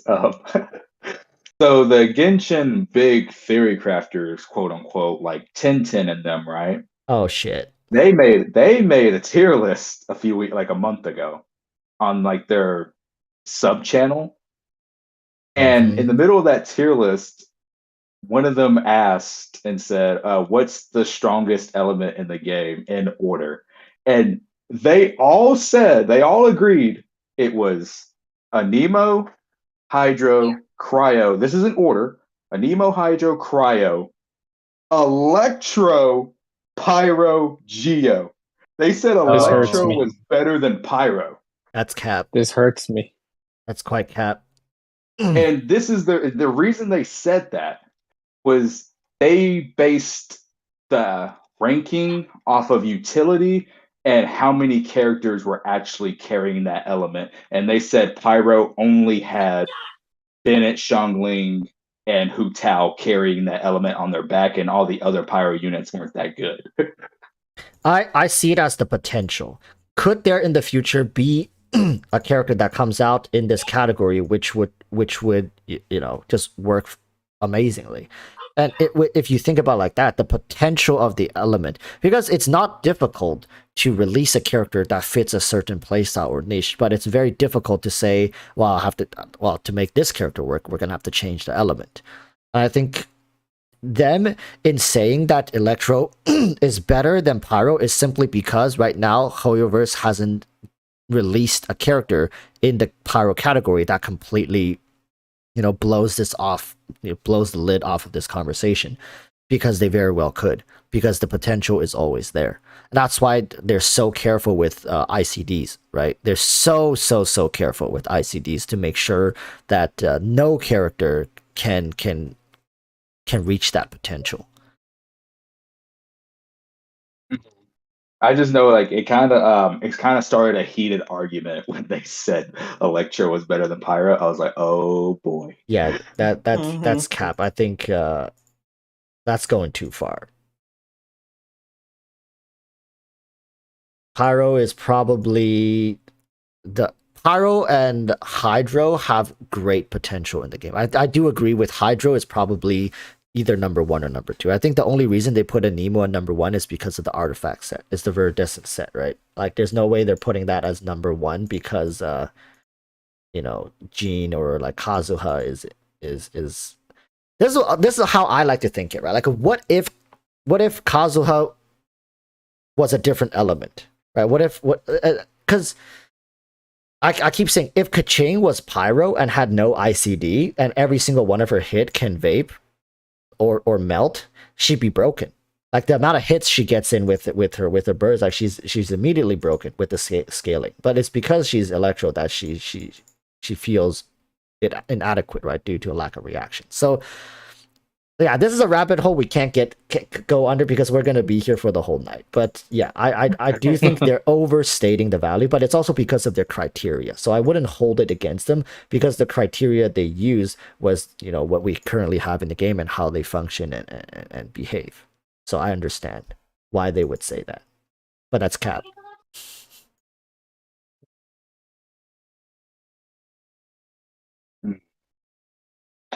Well, Flo? What you want me to comment on the Oh, no. Like, are we moving on, or like, what's the we're just chatting. I mean, the we're just topic chatting? right now. Yeah, this is just open chat. I mean, if you guys want to look into what chat is pretty active, if you guys want to pull out anything and see if anyone has any questions and stuff like that, chat if you want to ask any questions. Your guys are more than there's welcome two to. chats. I'm watching both. I'm trying to keep up, but it's y'all are whoo. Yeah, even Final Flame. Look at Final Flame, bro. Look at Final Flame. Even he, the Pyro Archon himself, who C6 R5s every single Pyro unit, even he says, like, there's only 3 Pyro units that are carrying that element on its back. Yeah, because HoYoverse can't afford to keep releasing broken Pyro units. They have to put so many limitations on Pyro units and also Hydro units. But Hydro has access to freeze. I do want to say one thing, and it's that, like, everyone does have a lot of discourse about, like, the Electro element being bad, but when you go and you look at look at Fischl, look at Beto, look at Raiden, look at, like, every Electro character has, like, really strong teams that they drive, or that they, like, taser teams are held up by, like Fischl and Beto right now. So it does seem like Electro has more units that are used in more meta teams. Is that what kind of the point was with the theory crafters? Yeah, so they were basically saying, like, they made a lot of the Electro units good because their base numbers are just cracked. Like, a lot of the Electro units have cracked base numbers. Like, you can't deny that. They do. Yeah, because it's due to the fact that their reactions don't give them much damage, so they have to make their base and scalings higher than other characters to compensate for that. Like, even Yaimiko's scalings, like, when people say Yaimiko's bad, you cannot say she's bad because of damage, because Yaimiko actually has very good damage. her scalings are kind of insane. Like, I pulled free Aimika, right, and I can say that she's really good in a lot of teams. Like, she's just great because you can throw down her E's and then swap to another character, and it's just passive damage. And then when your ult's up, you just pop your ult.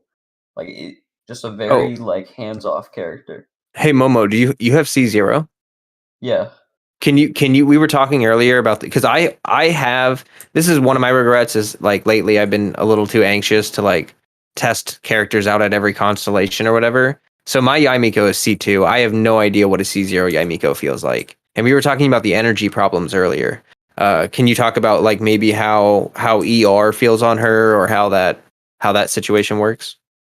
Yeah. For me personally, it's never been really that much of a problem, honestly. Like, if you pair her with another Electro character, like usually I use her and Raiden together, it's not really a problem. Okay, wait, that doesn't Or count. even wait, no. Or I use Keshing. But that also helps because my Keshing is C4 and she generates a lot of energy, but I digress. Like look. It's not that bad, okay? It's pretty bad. I've seen footage of like C1 and all that, but it's not that bad.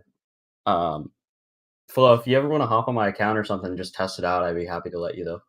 Yeah, well, how much ER are you running? Let me check. I think it's like, I have to boot up the game. It's been a while, but I think I have like somewhere around like 150 something. Okay. I don't know.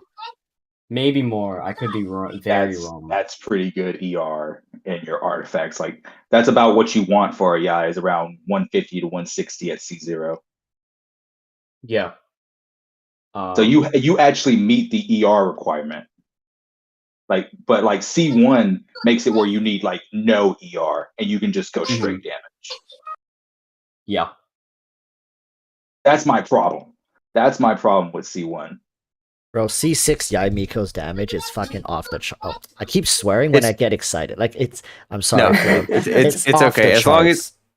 yeah, it's fine. Well, I actually had a C6. There's this dude, Scoop. You know Scoop, Walrus. Yeah, I know Scoop. He's he joined insane. my. He's crazy about Dude. Yaimiko. He joined my world earlier. I was on stream and we were just running around killing stuff. And man, his Yaimiko just casually slapping like 40k E's. Yeah, and he's just walking, right? He's not even caring about it. It's just casual background damage. Yeah, like literally he would put down his turrets, and then because Yaimiko doesn't snapshot and we're in co-op, I can just use buffing characters to just buff the crap out of his Yaimiko. Yeah. And like literally like his burst was hitting 60k, capping at 60k. So his E was hitting as hard as her burst. Yeah, that character's damage at C6 is pretty insane. So, but like even at C0, like if you look at like the numbers, her damage at C0 is still really good. It's above average. Like it's still really good. Yeah. Hold on. I got the game up. I have 124 ER. So less than I thought, but it's really not a problem, honestly. But you're using C4 Kaching and Raiden Shogun.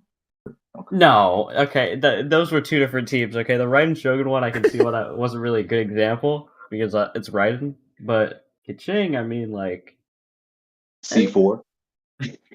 C4. Okay, my account. We already talked about this. It has a curse. Every time I lose a 50-50, I've only got Kaching. It's a nightmare. Oh, I've pulled Kaching 5 times. Sanzu would call that a blessing. Okay, it's a blessing and a curse, right? Because I like her because she was my first 5-star. But like, I kind of need Mona or Jean. You know, maybe like 5 is enough. We can take a break for a little bit. C6 Kaching is pretty solid though. Sanzu, yep.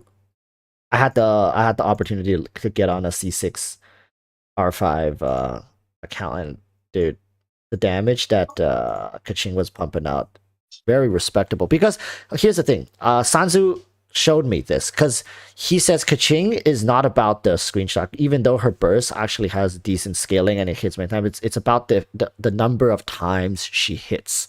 That's insane about her. So if you actually add together everything and then evaluate that over a span of, let's say, a minute, because you got to give her time, because one of her biggest strengths is she has a 40 cost burst that's operating on 12 seconds rotation, right? And it's always up. So the second you have her burst, you use it again. It's about that consistency and speed of delivering that damage that makes her good. And yeah, we're not here out capping saying like, oh my god, Kaching is Raiden level. No, of course not. But for how casually, for example, you're saying you've been losing 50-50, you're not like intentionally hunting for Kaching. You just happen to have a C4 Kaching, that she's already capable of dishing out respectable damage even without a dedicated artifact set for her, right? Like, we look at how Viridescent changed the landscape for Swirl and Anemo units. Kaching doesn't have a dedicated. We're still running 2-2 sets for Kaching,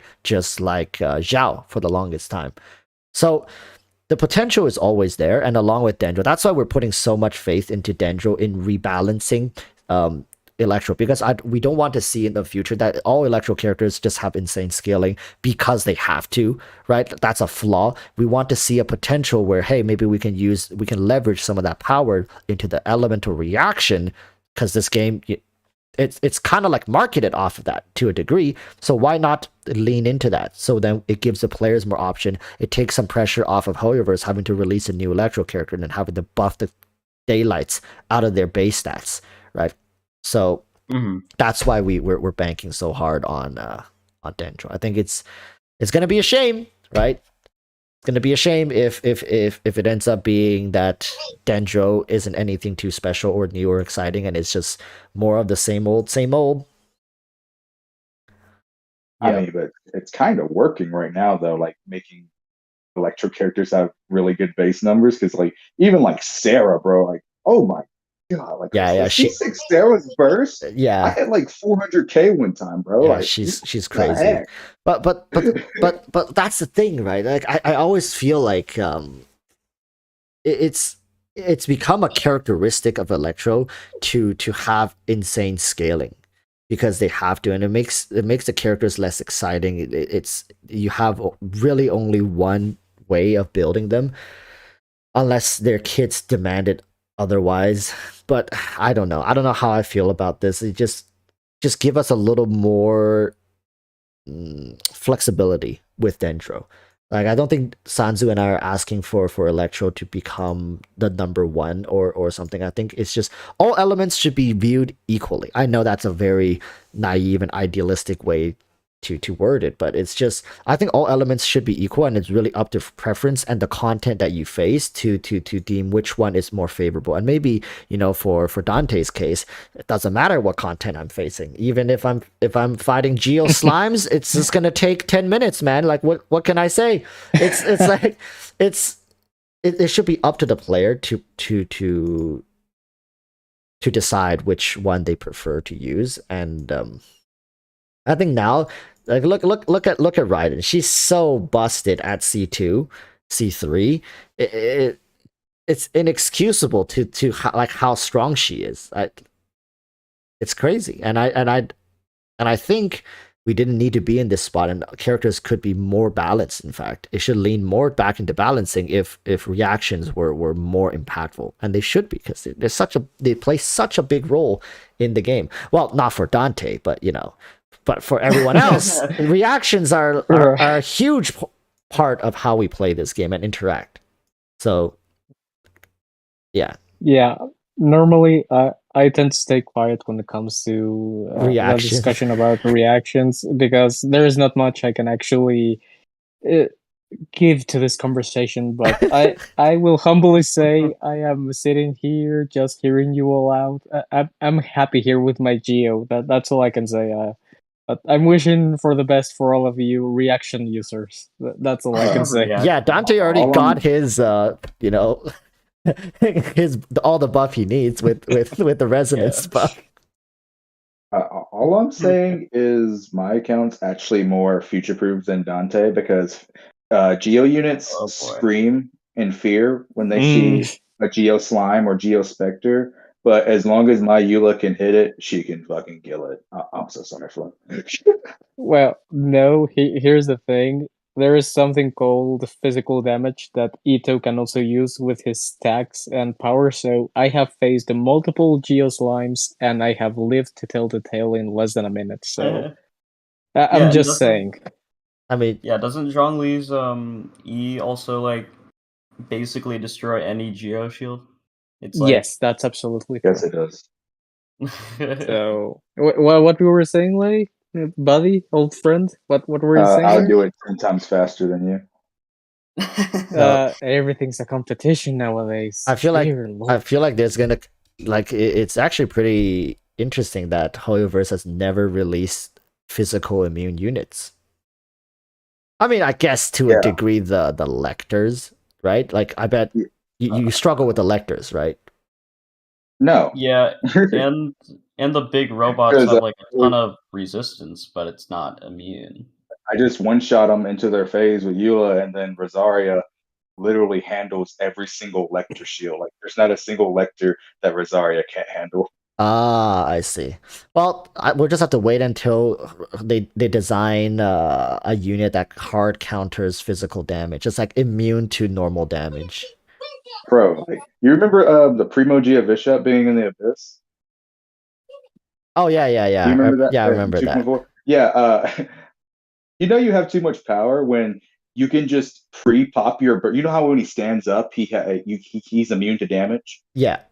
You can pre-pop your burst on Eula, stack up, and the moment he's vulnerable, just switch out, and he's dead.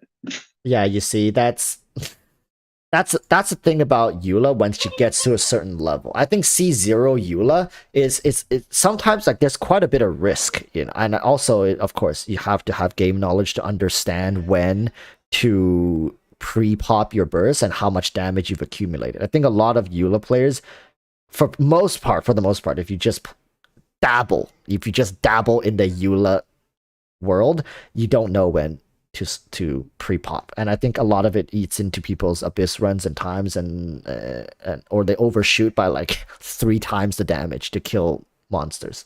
It's quite tricky, actually. It is.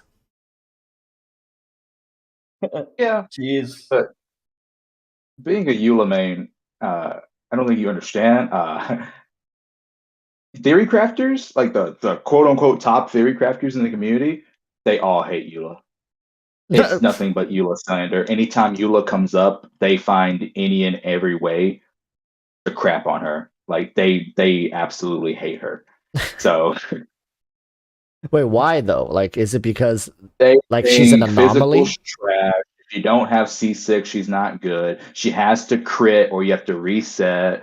And the list goes on and on. They never say anything good about her.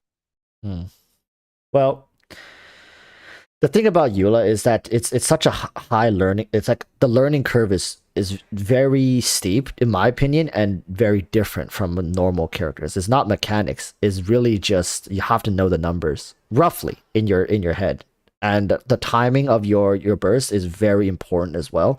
You can't do it too early because then you lose out on the whole point of even stacking that much. You know what I'm saying? Like the whole stack and your burst cost is really high, and you gotta like restart. Because if you pop it too early, you might as well restart the room as well.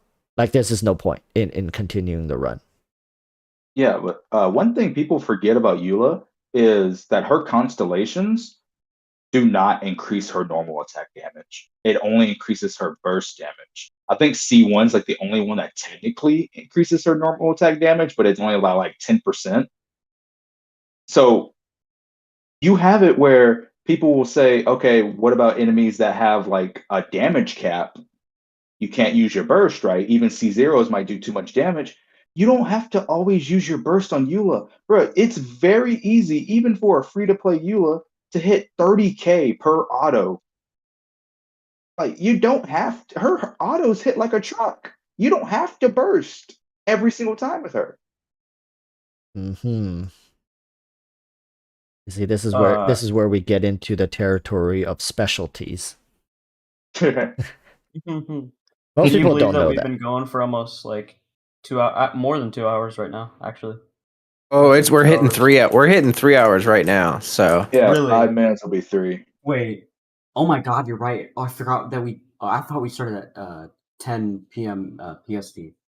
Oh, we started started. at 9. Yeah. Well, time flies when you're having fun and chatting with I good mean, we were friends. just chilling. Like the This podcast technically's been over. We were just chilling. this Yeah. just shows Genshin. Like we can sit here and talk about Genshin the whole night, and we probably can do it if we really wanted to. And it's like a lot of people say that Genshin is out of content. And I think Genshin's content is in most parts speculatory, and it thrives in discussions. When Genshin players who have things to say can really sit down and talk about it, that's when Genshin, I think, as a game thrives. Yeah, Mhm. well, I mean, we're having all of this conversation. You know, there's a massive delay going on. It's a dead game, guys. But no, I think it's great. I mean, that's one thing that I always will love about Genshin is that it's an interesting game, and I mean, there's a lot to talk about. Bro, It, Final like, Flame said keep it going. He doesn't want it to stop. no, this is a great vibe for real. I love talking about Genshin with people, and it's it's like one thing that I heard the theory crafters talk about on their podcast, and this is I think really cool with Genshin, and I've talked about this on my stream, and I'm gonna keep pushing this idea. I think it's legit. Like most games are either kind of they're like really simple by design, or they're incredibly complicated by design. Like you could name a couple of different games that are like that. But like it's really hard to make a game that's incredibly simple on the surface, but gives you a lot of depth the more you want to dig into it. Like a lot of people, for instance, are frustrated by the fact that there's so much depth in Genshin's combat because it feels like there's really nowhere to take it, like nowhere to really test it out, you know? But Genshin is an incredible game. Like all of us, I think, remember playing for a long time, maybe not really thinking about things as much as we do now. And like, shoot, I remember when I first started playing, my OP strat was to light grass on fire with Xinyan and then parry with Beidou. And over the course of Genshin, just all the things you learn about the character's unique traits and everything that they can do and the different pairings and all the different stuff, like I just think it's super cool. You know. Well, Yeah. I am getting very angry texts from a certain someone, so I'm probably going to take my leave here. Yeah, man. Again, yeah, it's been super nice hanging out and talking. And I want to say something super quick because what do you call it? Walrus is here. Walrus, you are like the person who got me in Flo's community because I saw Flo in chat and like I think you recommended him or something. So without you, I probably wouldn't be here. So that's pretty cool. I hope everyone has a good night though. Try to get sleep because I think it's like 1 or 2 a.m. over there. As long as Flo has tea, he can go forever. I'm positively convinced. Me as my sip my tea. Like what? Yeah, I'm surprised he's never excused himself to go get tea, but I'm willing to bet at one point he stepped away to go get tea without interrupting us. Twice, actually. Yeah, I see. I Really? knew it. Yeah. It's my lifeblood. Oh, we can't All end right. right now because now I got to talk to Walrus because you started another topic for me. So see ya, Momo. It was nice having you. Yeah, have a good night, Momo. Have a- Thanks for being here. Have a wonderful night, Momo. But Good night, good Walrus, night. how do you feel when? Okay, this was like in 1.5 when the first Vagabond came and the 3 samurai dudes were there and they were super hard, right? Yeah. There's literally memes of Imtash going like days before it. It's like, man, we need harder content. They release the Vagabonds, he gets one shot, and he's like, yo, what is this? It's like, bro, you asked for harder content. Like, what are you complaining for? Like, people literally complained that they got harder content, but they said they wanted harder content. Okay, I'm so confused. this is the thing. This is the thing people have to understand. And this is why I don't ever take people's comments and stuff at face value. And I always tries to hear them out. I don't believe that, we've truly conversed unless you're either A, sitting in my chat responding to my points, or like, as a content creator, you responded through video format, or we've sat like this in a voice chat conversing about these, because it's never just the surface level stuff. People, like, it's the same thing with the end game. Like, this is why I think I made a video and talked about this, and people, in the comments, yet again, they're doing the same thing. It's just people don't want what they say they want. People, it's very how should I put this? It's very alarming to me to know that how should I put this without making it sound like I gotta be very careful with the next words that come out of my mouth. um, um, I think people are not truthful to themselves, and I think they will they will willingly repeat or jump on bandwagons that they themselves don't even know what the fuck it's about, just so they can fit in and feel. And I don't think there's anything wrong with it. Like, I enjoy the company of my chat, of you guys talking about things that interest me, or even relatively interest me. I'd love to just sit and vibe. But I think take that to a bigger scale, and you end up in a situation where people are literally chanting and screaming for stuff that they don't even want themselves. Like, they truly don't want themselves. And it really takes you to sit down and talk with them and break it down. And you're like, wait a minute, you don't really want that, do you? You want this, and this is not that. So, like, why are you saying that? But this gets back to the whole like hype and bandwagoning effect. People don't want endgame. That's the point I was trying to make. People don't want endgame the way they think they want endgame. And I know this for a fact because I've been through how many different games. How many, like, I think I've already lost count how many different games that I've been through. And I yes, this is not me flexing, but I have the luxury to speed run games because I can whale in them. I can join a new gacha game, MOBA game, or like any game, not MOBA, gacha game, phone game right now, and I can beat end game before I go to bed tonight. And that's a luxury. I know that's a luxury, right? And I'm not trying to say that it's not, but I'm just saying I see this over and over again. The community itself doesn't even know what it wants. They're just screaming because they have nothing else to talk about. And that's very dangerous. And how many games have like verged or teetered on death because the community can't pull itself together. I have to agree with you, Walrus. A lot of the community don't really know what they want. I have heard for such a long time that people say we want harder content. They want content that, in their eyes, it's going to be challenging, but they never specify what type of hard content they want. I come from a background where I have played games like Bloodborne, Dark Souls. Flo can say that they're not easy games because Flo has been playing Elden Ring, which is on the same formula, and those are really hard games. If you try to play them, they can be very hard games unless you know what you're doing and if you get into the rhythm of it.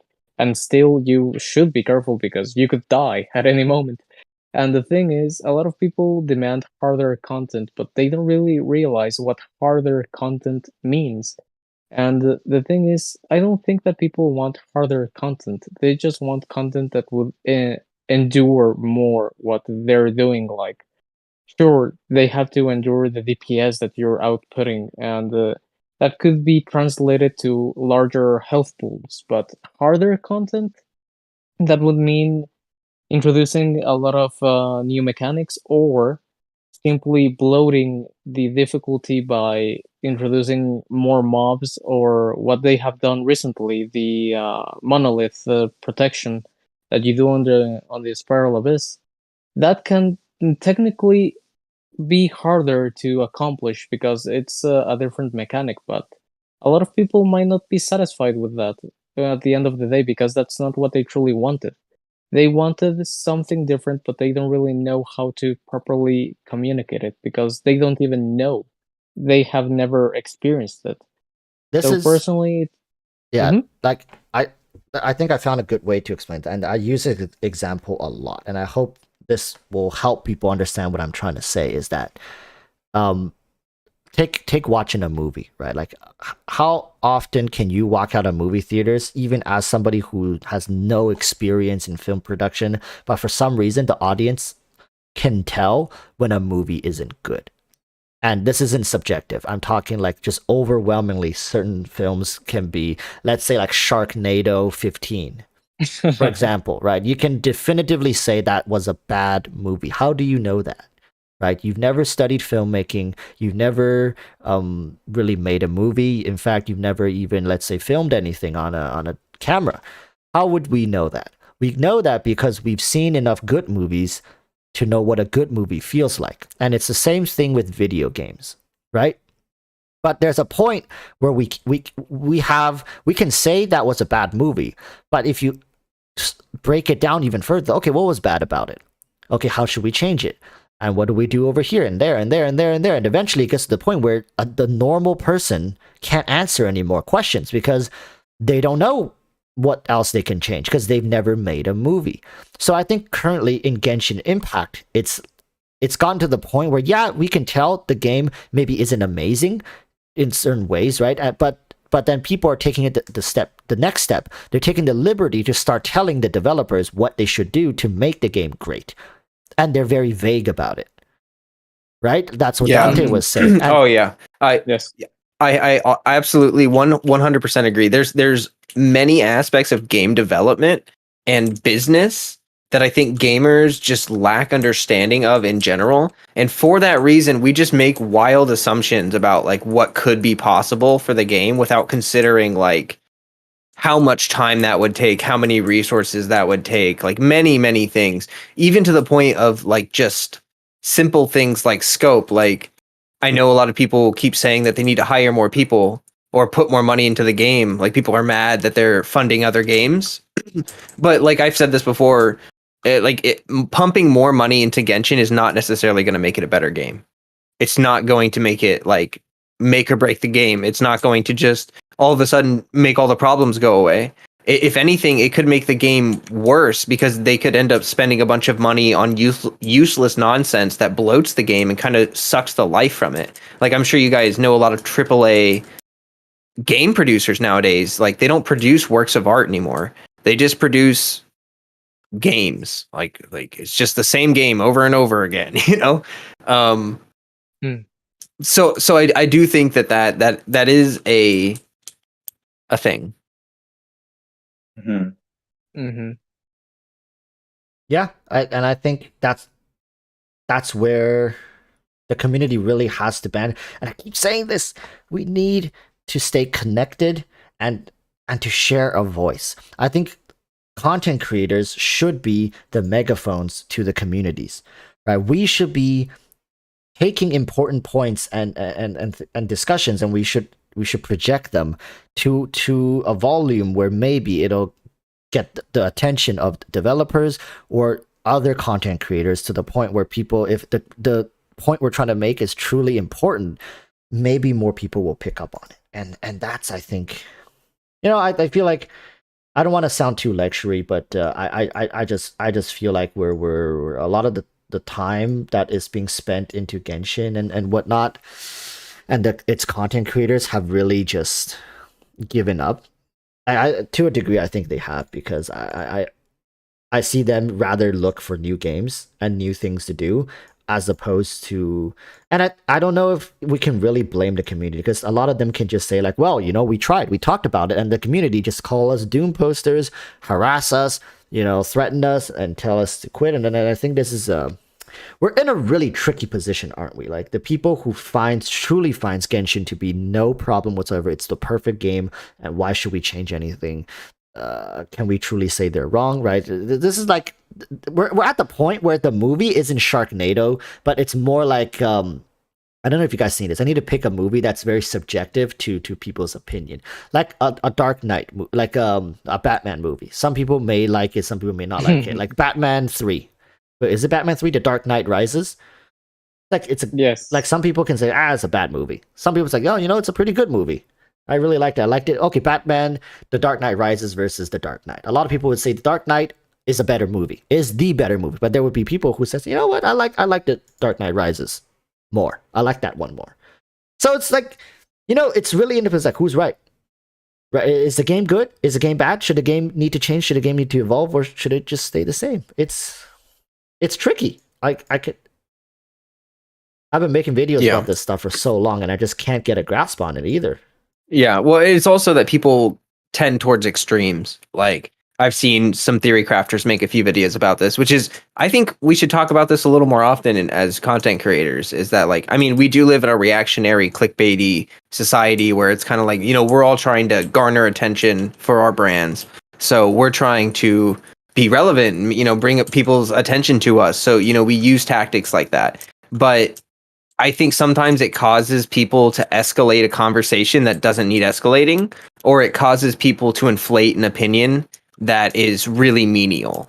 Like, for instance, theory crafters, what they would keep talking about is that a character will come out, and this is a fact. Mathematically, all of these characters are so close within range of each other that like either a character nowadays is like okay, like good, like just basically the same as all the rest, or they're cracked. And a cracked one hasn't come out in a long time.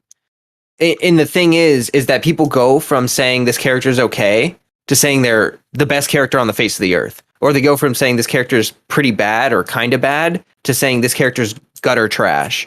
You know what I mean? And it's like, it's impossible for a lot of people to really prevent themselves from skating into those, like, it's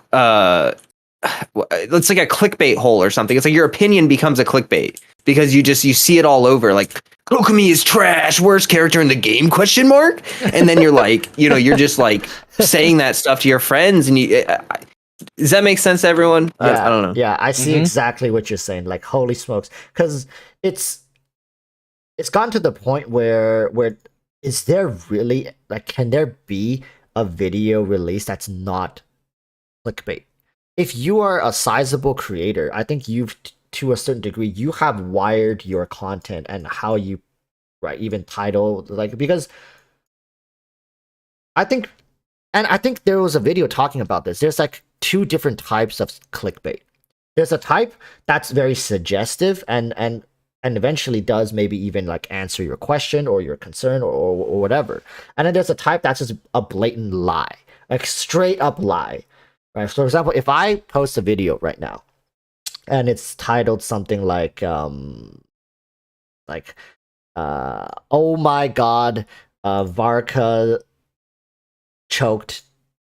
I don't know why I keep going back to it. Okay, you guys made Varka. I got news of Varka or whatever, right? And then a video, and it's just the entire video is just me talking about how I like Varka, I like speculatory. I'd say that's like a malicious clickbait. That's not true. But but how would you title that video? If somebody wanted to talk about Varka and share Varka with other people, how would they title that video? That is my question. Without it sounding clickbaity to other people. We could name a video perhaps Walrus enjoys choking and Varka? Okay. That's the thing, right? It's there's no. I don't think there is a smart way of titling videos and creating content without it sounding somewhat air quote clickbaity. Yeah, I agree. I think it's just important for the audience to know that those clickbait titles are not the genuine opinion or the genuine point of the video, because like the escalating opinion thing, I think it comes mostly from clickbaity kind of things. Like there's a lot of people, I'll be honest, that don't actually learn about the units or anything. Like I hear a lot of people, they'll go, Kokumi is trash. Be like, do you have Kokumi? Like, no. Yeah. Okay. Yeah. I mean, like, it's just kind of like people get so in their head that like they hear someone in a Discord say so and so, I know for a fact so and so is trash, or a content creator has a clickbaity title, and they don't even, maybe the content creator didn't even say the character's trash. Maybe they just said, I don't like this about this character's kit. And someone will take that and extrapolate it and just bend it into this, like, something that's just not even real anymore. Like it's just like people, So I think that kind of happens a lot with Genshin. Yeah, like this is true in a lot of different it doesn't just pertain to Genshin, because now we're talking about people's behavior. Is that people will have something they truly believe in, and then they'll look for facts. What's that thing called? Like something biasness.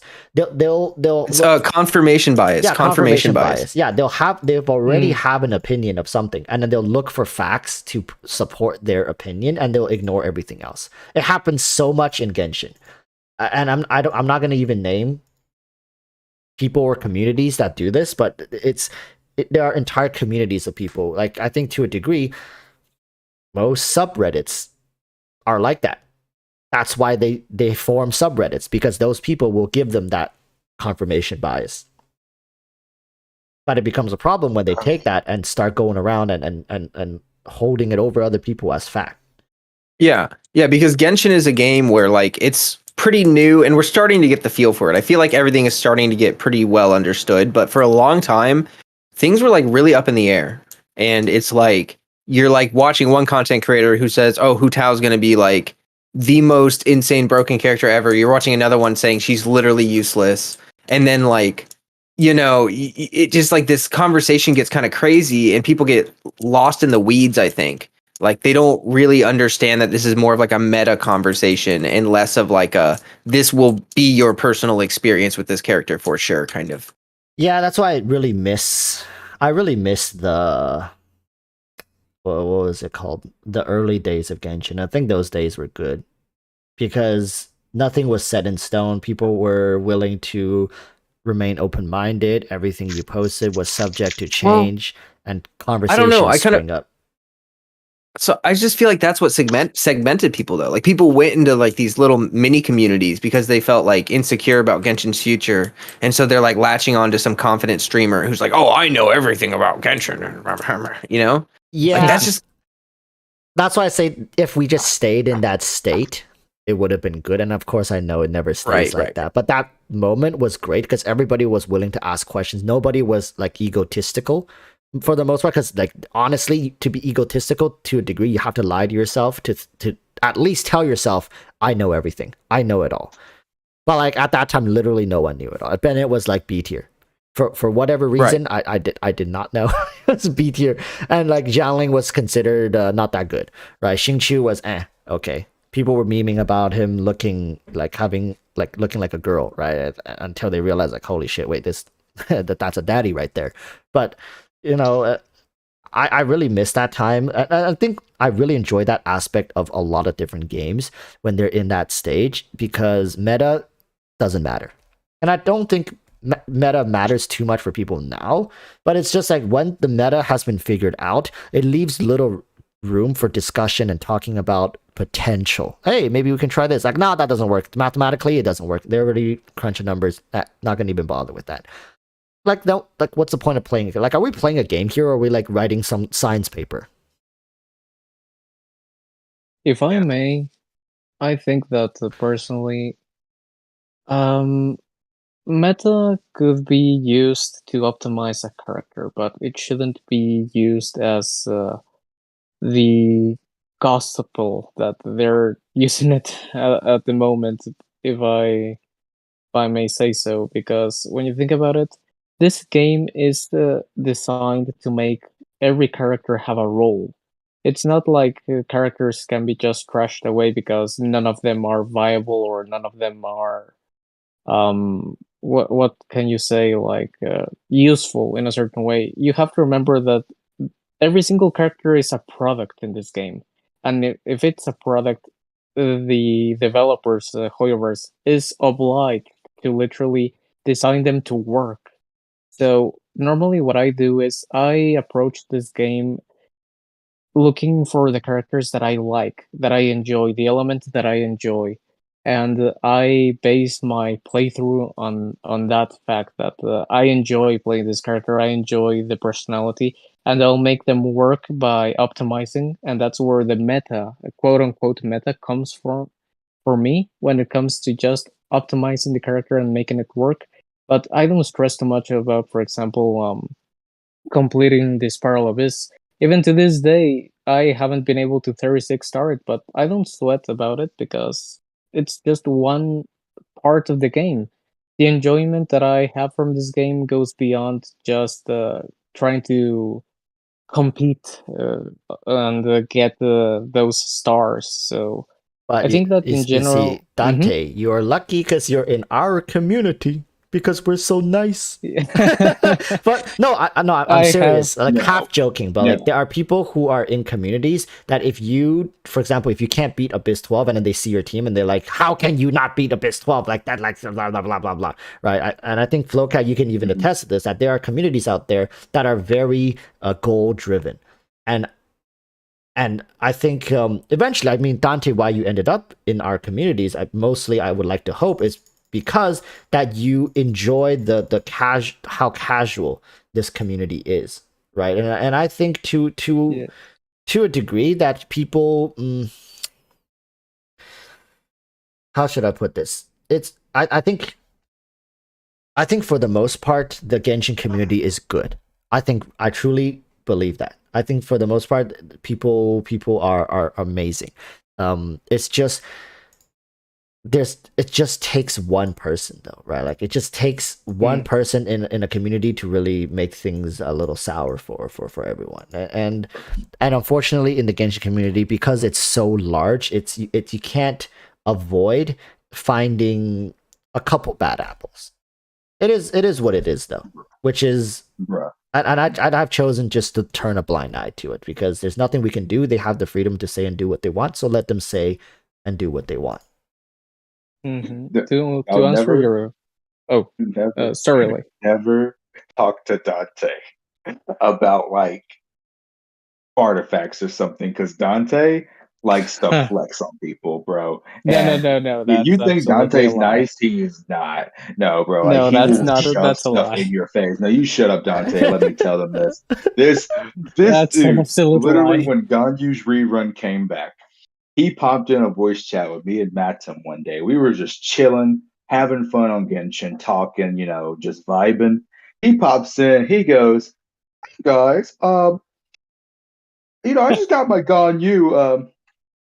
I want to ask, is my build good? I got an Amos bow, and she has like 90 crit rate and 270 crit damage. I just wanted to ask, is that pretty good? Like, I got this That attack sands. It has like 60 crit value, it's like, bro, you that's did an not just pop in here to exaggeration. flex on us like that.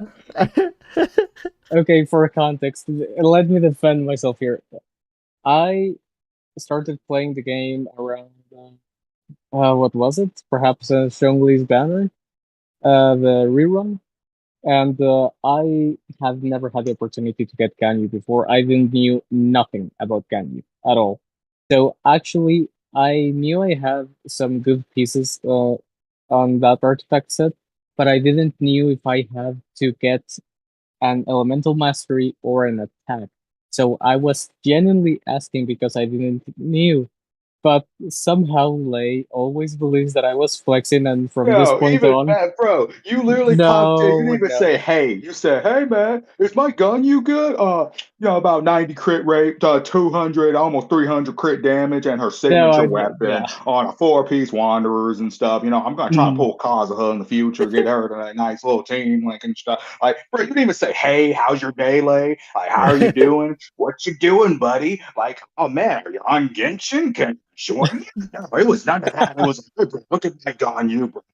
I've been farming for her. I've been waiting for this rerun for like a year now. Man, like I saved so many primos to get her C1 and her Amos bow and stuff. Like, man, come on. Look, all I'm going to say is I actually had a genuine question, and I was looking for experts, but apparently somehow I ended up doing something bad. So do forgive me on that one, my dear friend. No, Walrus. So This y- this is Dante is literally the dude who came up to me and said, "I don't think my Ito's good enough. He only has 75 crit rate on 260 crit damage. I don't think he's good enough. I should 250. keep see, farming." see, Dante went looking for the masters, and he didn't realize that he was actually just looking for himself. I Well, think This dude, Dante, literally said, "I'm not going to stop farming the Hus domain because my 75 crit rate, 260 crit damage Ito is not good enough." And I'll be okay, honest, I'm still stand by that. I still want to farm for a good sand on that domain, and I'm not giving up. this is the I thing, stand right? by it. I don't know, but like I think there's a category of players who are also content creators that makes people think even their most cracked characters are inadequate. And I believe that because if you go look at Tony too, like yeah, he has C6 and R5 and all that stuff, but there are people who have gotten so insane lucky. You just need to come across one showcase, like a YouTube short or like a TikTok or whatever, like Instagram or like whatever. You just need to come across one clip, and for example, Dante maybe one day sitting there chilling, you know, stroking his Ito picture frame and being like, "Oh, daddy," and then he's like scrolling on his phone, and then he comes across a YouTube short with a Ito who is like C0 Ito, haha, no food buffs, and then the dude's just like doing 30% more damage than whatever Dante can do, and Dante's just like, wait, what? But what Dante doesn't realize is that guy just won the freaking lottery when it comes to RNG, right? So now Dante is chasing this fad, essentially, almost, or this impossible expectation of this character, which I think a lot of people are like that, and a lot of people come to me and they've asked me, "Hey, how's my character doing?" It's like, it's pretty good. It's like, yeah, but I saw this clip or something, and they were doing twice my damage. And it's like, it's like, okay, like, do you know what weapon they were using? Like, yeah, like signature weapon, like what refinements? Like, oh, I don't know that. So it's just, it is what this does to people, right? Is put these kind of expectations, and I'm sure Dante has seen some crazy Ito videos and clips. Well, Bro, not Wallace, only have I been used. he didn't have Bennett for months, right? He just got Bennett like a month or so ago, and he Yes, was telling me his build. He was like, I have like almost 70 crit rate, like 130, 140 crit 60. damage, and pretty good energy recharge, and like 20k HP. And I was like, that's pretty good Bennett. I was like, you just need a little bit more ER. He said, oh, that's a level 1. I haven't leveled him up yet, so I'm gonna still get 30 ER from his assist. I was like, what the hell, Dante? Okay, that one I was actually very curious because, being completely honest, I spent almost more than a year without a Bennett, and I'm not exaggerating. I didn't acquire Bennett until very recently, even though I've spent over a year playing this game, and I was very curious because since I never got Bennett, I never researched how to build him, and I was actually asking for genuine advice, for real. No, this is no. This I'm gonna take the opportunity to call you out on everything, Dante. I hate you. Oh no, no. No. So he's been far. He already has his Kazuha artifacts, right? Because he's trying to get Kazuha in the Yes, future. I And already I have. was telling him, no, shut up, Dante. I was telling him that you only need around between 800 to 1,000 EM for like a C0 Kazuha, right? For him to be perfectly good. And he said, oh, so my Kazuha is going to have like almost 800, he'll have like 750 EM, but he'll also have like 75. 70 crit rate and 190 crit damage on top of that. So he's going to be pretty good, right? Well, I was actually very proud of that because alone with only the artifact set, I was able to get very good stats and substats. I was very proud. Wait. I gotta stop you for a second. Are you telling me that his Kazuha is gonna have a better ratio than mine? Yes. Do you really want me to tell you what the ratio is going to be? Like, do you want me to tell you right here, right now? If it's 7190, it's better than my Kazuha. Bro, Let me tell you. Okay, wait. Let if me tell Dante you. pulls out a character, he will tell you that character's stat without you even asking. I said, hey, bro, we were doing a co-op on Raiden Boss, right? When it first came out. I said, hey, bro, I don't feel like using Zhongli. Can you use your Diona? He said, yeah, my Diona has like almost 40k HP, sacrificial bow, like 300 ER. I was like, I didn't ask for all that, Dante. I said, can you use I your was just giving Diona? you the specs. I was just giving I you the said, specs. use your Come on. Diona. I didn't ask for that. Okay, Flo. So my Kazuha is going to have, if I manage to pull it, 775 elemental mastery, 62 crit rate, 128 crit damage, and 132 energy recharge. That's so good Okay, for a that's- C0. that's- That's so good. That's amazing. That's incredible. But I'm relieved to say that that is not better than my Kazuha. So you're allowed to live now. You're allowed to continue on If you existing. take away your Jade Cutter, it's better than your Hey, Kazuha. shh, don't talk about that. We're not gonna talk about that. His Kazuha artifacts are better than yours. Yeah, they are. They are. And I spent like just to show you guys how pointless artifact grinding can be. I spent a month and a half, probably, like a month and a half solid max refreshing every single day before Kazuha came out. Look, like he one time Dante is so addicted to artifact stats. He one time just started spurting them out. One time he was like, "Oh yeah, I got this pyro damage goblet, so he has a pretty good ratio now." I was like, "Dante, what the fuck are you talking about? We're not even talking about Genshin." He was like, "Oh, I was just telling you my D-Luke artifacts, bro." Like what the fuck? Listen, Well, I because was Dante's Kazuha's Oh wait, what happened to Momo? Momo was like, "Oh damn, Dante's talking about artifacts again. Let me just dip real quick before I get pulled in." Very quick. Also, as a side note, before we continue, Walrus, you asked about something, and it was the reason why I stayed on this community. And let me tell you, I first found you before finding Flow, and I stayed with you because you were very reasonable. You were an amazing content creator that was open to talking with the community. A couple of times I managed to interact with you on your live streams, and I felt very comfortable. And I am very grateful that thanks to you, I also found Flo an amazing guy, a great friend, and I'm just very happy to be in this community and find great friends like Lei and Momo. So thank you for that. Correction. Really. Dante likes to find people to flex to. No.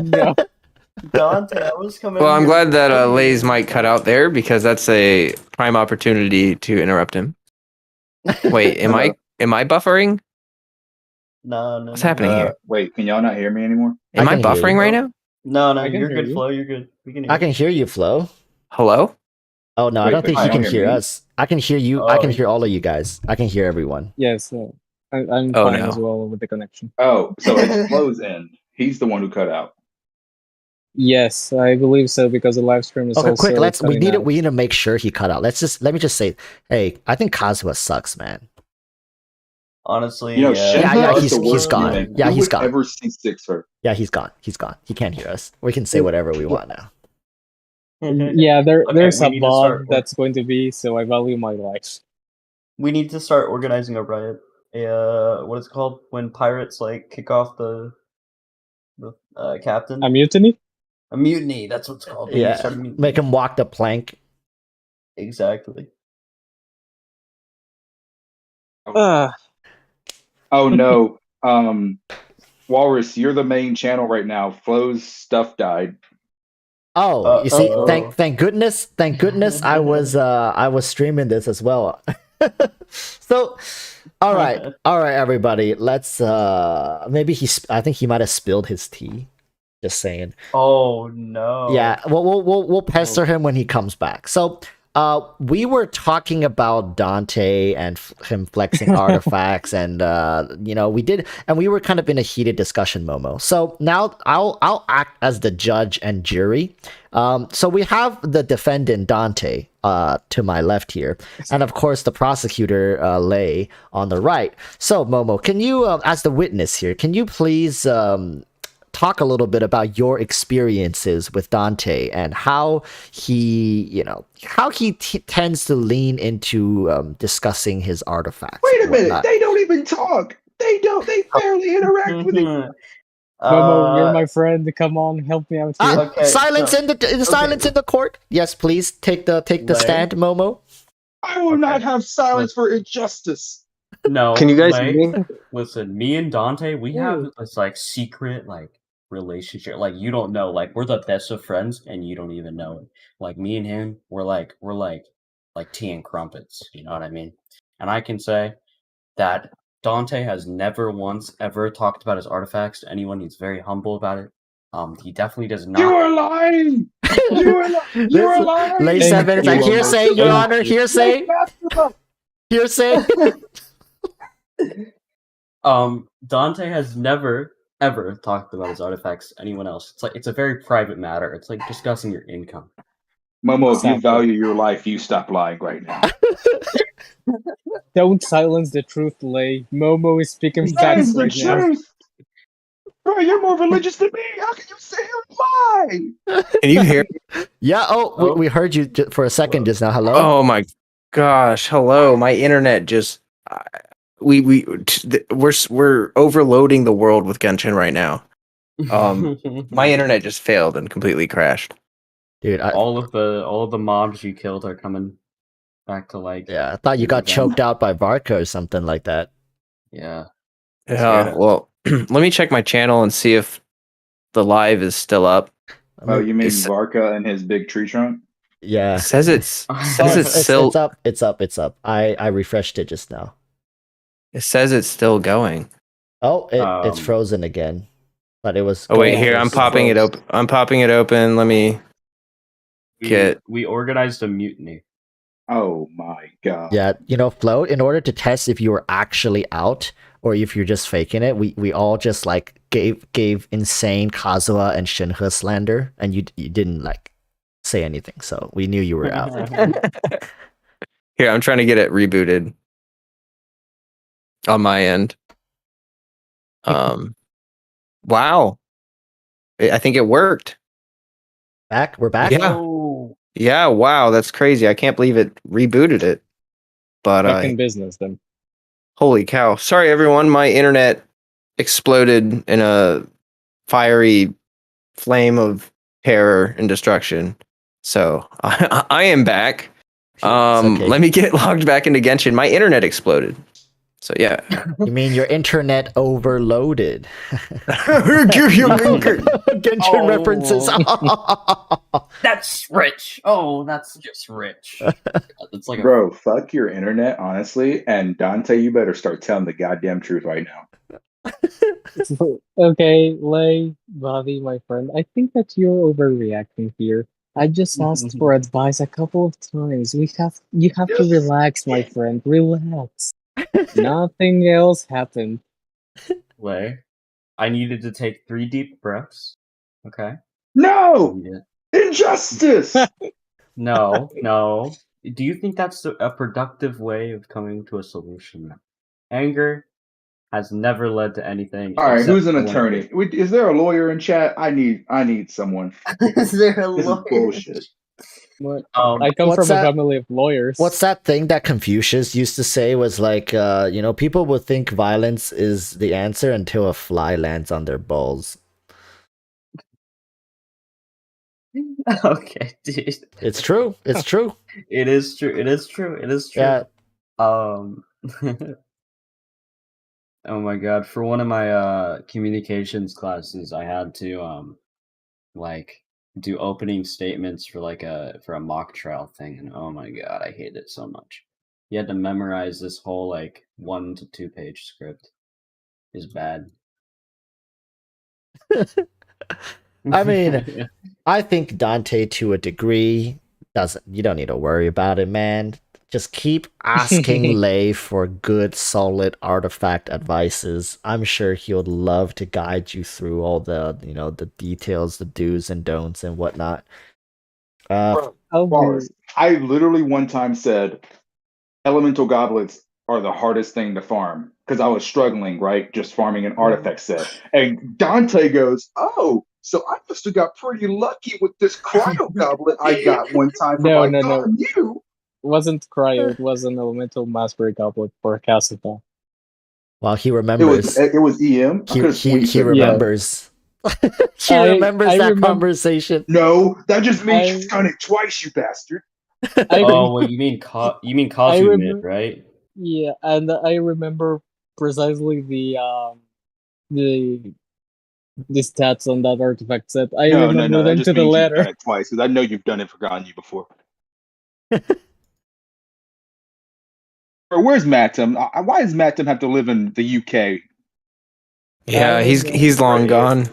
We'll have to try to do a special a special early version for him, where we can start super early and he can actually before I forget, one of the things I wanted to say to Walrus, actually, it was my dream for a long time to. I even requested, what's it called? A account review, just because I wanted you to see my artifacts. Because I remember that you once said if someone does not win the 50-50 or avoids Chichi tax, that means that they're going to have bad artifacts. And I have avoided Chichi for over a year now, and I have my artifact sets, so I wanted you to see them. That was my dream, my end game, my goal. That was the Just so you purpose. know. When he was in the domains, he was like, "I'm gonna show Walrus. I'm gonna show him." Ah, You'll see. They'll all see.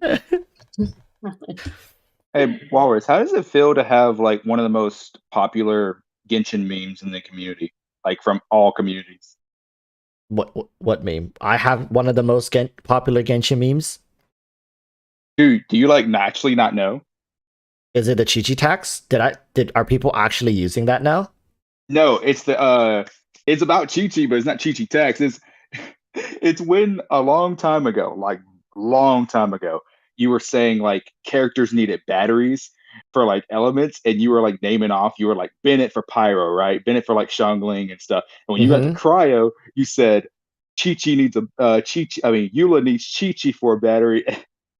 Someone clipped that, and it's a meme. It's been a meme for like almost a year now. Let me Really? look this up. Hold on. Yes, I swear to God. I swear to God. Look, dude, I can literally show you the video. I could wait. Let me DM the video.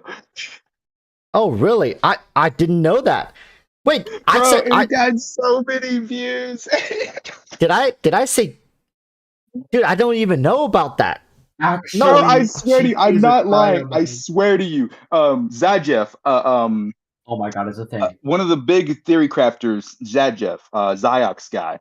He was reacting to that video you made when you said that. And when you said Chi-Chi the battery for you, he Oh shit! I must have meant Diona. If I said that, I must have. Bro, someone clipped it. Eula, you bring Chi-Chi as a battery. Bro, it got so many views. Wait, let me see. Let me see. Actually, I didn't know about this. I didn't know about this at all. Wait. Oh my god. EroticWalruss exposed. Unreliable source. Must exterminate. No, Bro, I found it. I swear. found it. It got so many. Bro, literally just Walrus, pull up YouTube on your channel and just type in 17,000 views. It's so many. 17,000. Chi-Chi battery? Bro, Chi-Chi is a battery. Jim just Oh, I see it. Or I see it. Oh my god. The CEO of GEO Genshin clips, but it's not that big, right? Like it's like 17,000 views. But it's also on Reddit. It's on Twitter. It's on a lot of Genshin YouTube channels. Oh my goodness, this I is like never knew that existed. this is like blowing up for the wrong reasons.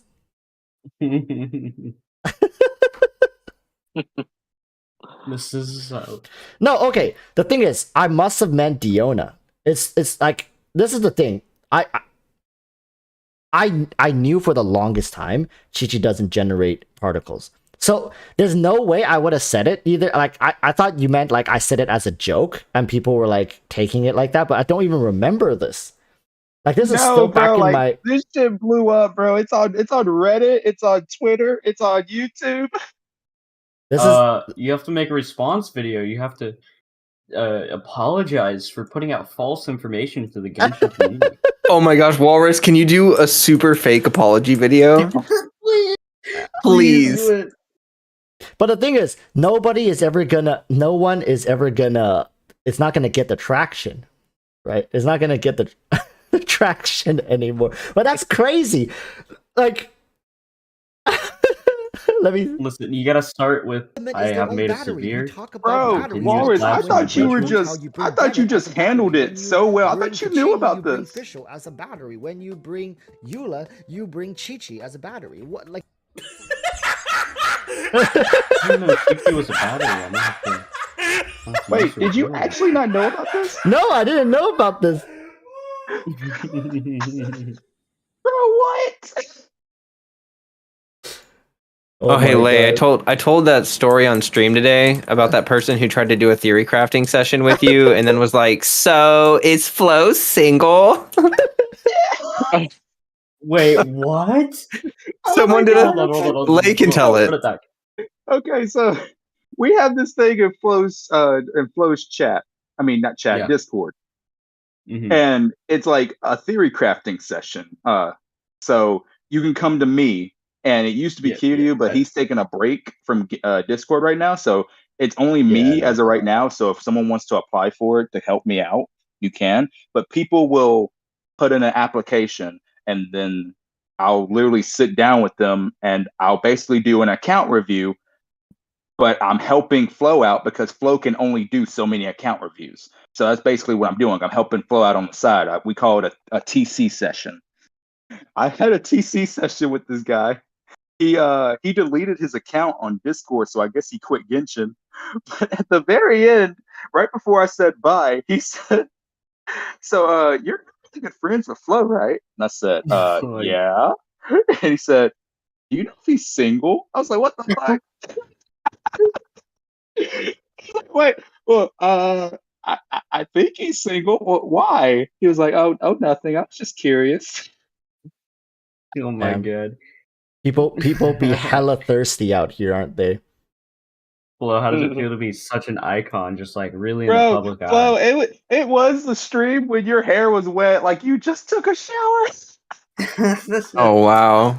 Oh my god, that's Maybe hilarious. I'm in the wrong business here. Maybe I need to be like on OnlyFans or something. I don't know. We need to be very Oh, careful how we present ourselves in what situation. Dude, Flo, never go live with wet hair, man. That's just like asking for you know, That's Yeah, I guess. trouble. yeah, Yeah. make it double. I'm still shocked that Walrus never. How did no one tell you this stuff is literally Okay. on Reddit and Twitter too? I never knew somebody even took that clip. And Bro, that I think it makes a lot more sense now, because now if I think back, I think there was a period of time when a lot of people started spamming in my comment section like Chichi battery, and I thought it was like a meme at that time, and I didn't even know what was going on. Yeah, it's insane. Like holy shit, I swear to God, I did not know this existed. I did not know that. I mean, never knew he created a meme. Walrus. holy smokes. That is some next level stuff though. Yeah, I have an extremely important question for everyone here. This is a formal debate I want to open. Do you prefer orange juice with or without the pulp? Without the pulp. I agree. I agree. Man of culture With over the here. pulp. Wow, that's an extremely boring drink that you're drinking over there without any pulp. That's all I have to say Never in about the pulp. that. Yeah. Hey, I I mean, texture is everything. I'm gonna be completely real with y'all. I never knew for years growing up that you could buy orange juice with pulp. So the first time I ever had orange juice with pulp, I didn't know what the fuck I was drinking. I literally spit that shit out. You probably thought It's that bad, you it's probably thought it bad. went bad on the shelf or something. Like, oh, it's clumping. Bro, I literally spit that shit out. The thing is, Uh, orange juice, I don't know. I'm okay with getting the pulp one. Like, for example, if you get it freshly squeezed at a restaurant or something like that, it has Yeah. pulp in it. I'm not gonna be like, ew, take that back. I was like, okay, it's nice. And sometimes the pulp can add like like Flowcat was saying, add some sort of flair and excitement to the drink. But if I were to specifically choose, most of the time I would say 7 to 8 out of 10 I would choose no pulp, because it just the drink is supposed to be a fluid. Like I don't like the chunks in there sometimes, kind of misleading me a little bit. yeah. I You like completely milkshakes? agree. Not the biggest fan. I'm okay with milkshakes. I wouldn't say I'm a huge fan of milkshakes though. It's too Oh man, well, too thick for me. that's gotta be the line that I draw. We can't be friends anymore. Were you a huge milkshake fan? I do milkshakes. Like if I ever get diabetes, It's gonna be it will be because of my milkshakes. It's They're amazing. They're incredible. And they're everything that everyone should love. Hey, Walrus, while you're here, can you please help me because Dante refuses to believe me What? about your age. What? Oh, you mean the Oh, fact that I'm no. 50 something? Yeah, Nobody- he refuses to believe me. No. Nobody believes me. Dude, I've shown Lei my freaking driver's license. Average Genshin player. Well, No. Yeah, dude, Dante, I don't know who else Uh-huh. I needed. Like, do I need to bring Sanzu in here as well? Like, dude, I'm telling you, it's okay. Nobody trusts me. Nobody trusts me. All right, and no, I just think everywhere that, I go, I have to present my ID. Every time I get pulled over by the, I've had, okay, this is how bad it's gotten. I've been pulled over before and had the police call reinforcements for fake ID. That's how bad Oh it's my gotten before. Oh, wow. I just don't look it, right? Like, nobody would believe it. It's like, no, it's real. It's real. But what can I Well- say? It's been a curse more than it has been a blessing. I'm going to be extremely honest with you, Walrus. I just find it amazing. Like, I believe you. If you really say that's your age, then I believe you. Truly, I do. Bro, But he's literally I just- shown me. Like chat, Uh-huh. y'all might not believe him, but he's literally shown me. Chat, he's in his 50s. He's not lying. Yeah. all I can say is it's remarkably amazing, and I mean, I hope that when I reach that age, I also look as youthful as you. So The thing is, Really? I think the older people get, there's one thing that you can tell is that I mean, there's this syndrome called the resting bitch face syndrome, right? If you guys realize, don't look in the mirror. Look in the mirror. No, like, this is something that you develop over the years when you deal with enough BS. It's that when your face is fully relaxed, you just look annoyed. And I know there are people who are young who has it. I know there are some teenagers who have it, but it's a character that comes as you get older and older and older.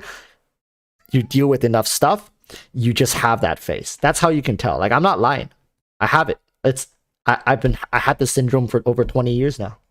Like, look, this is my face when I'm relaxed. Let me see this. Oh my god, yeah. I'm looking at my phone camera right now. I just look angry all the time. Yeah. It's like that's an effect. And when I'm playing games, I'm having fun. I'm watching anime. I'm watching like a comedy show for the most part. If I'm not feeling anything, or even if I am feeling something, that's what my face looks like. It's a curse, my friends. It's a curse. Never grow old. Stay young.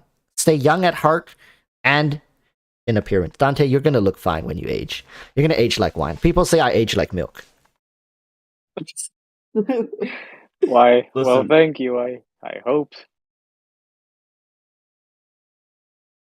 Good thing I have access to the Fountain of Youth, so I'll never have to deal with getting older. So Well, you guys can Is- sit and deal with that while I sip on my fine yeah, water. but jokes on you, Momo, because Walrus has access to Shangri-La, so it evens out.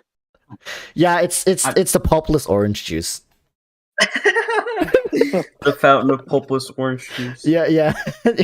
Look like me in your 50s, just drink pulpless orange juice.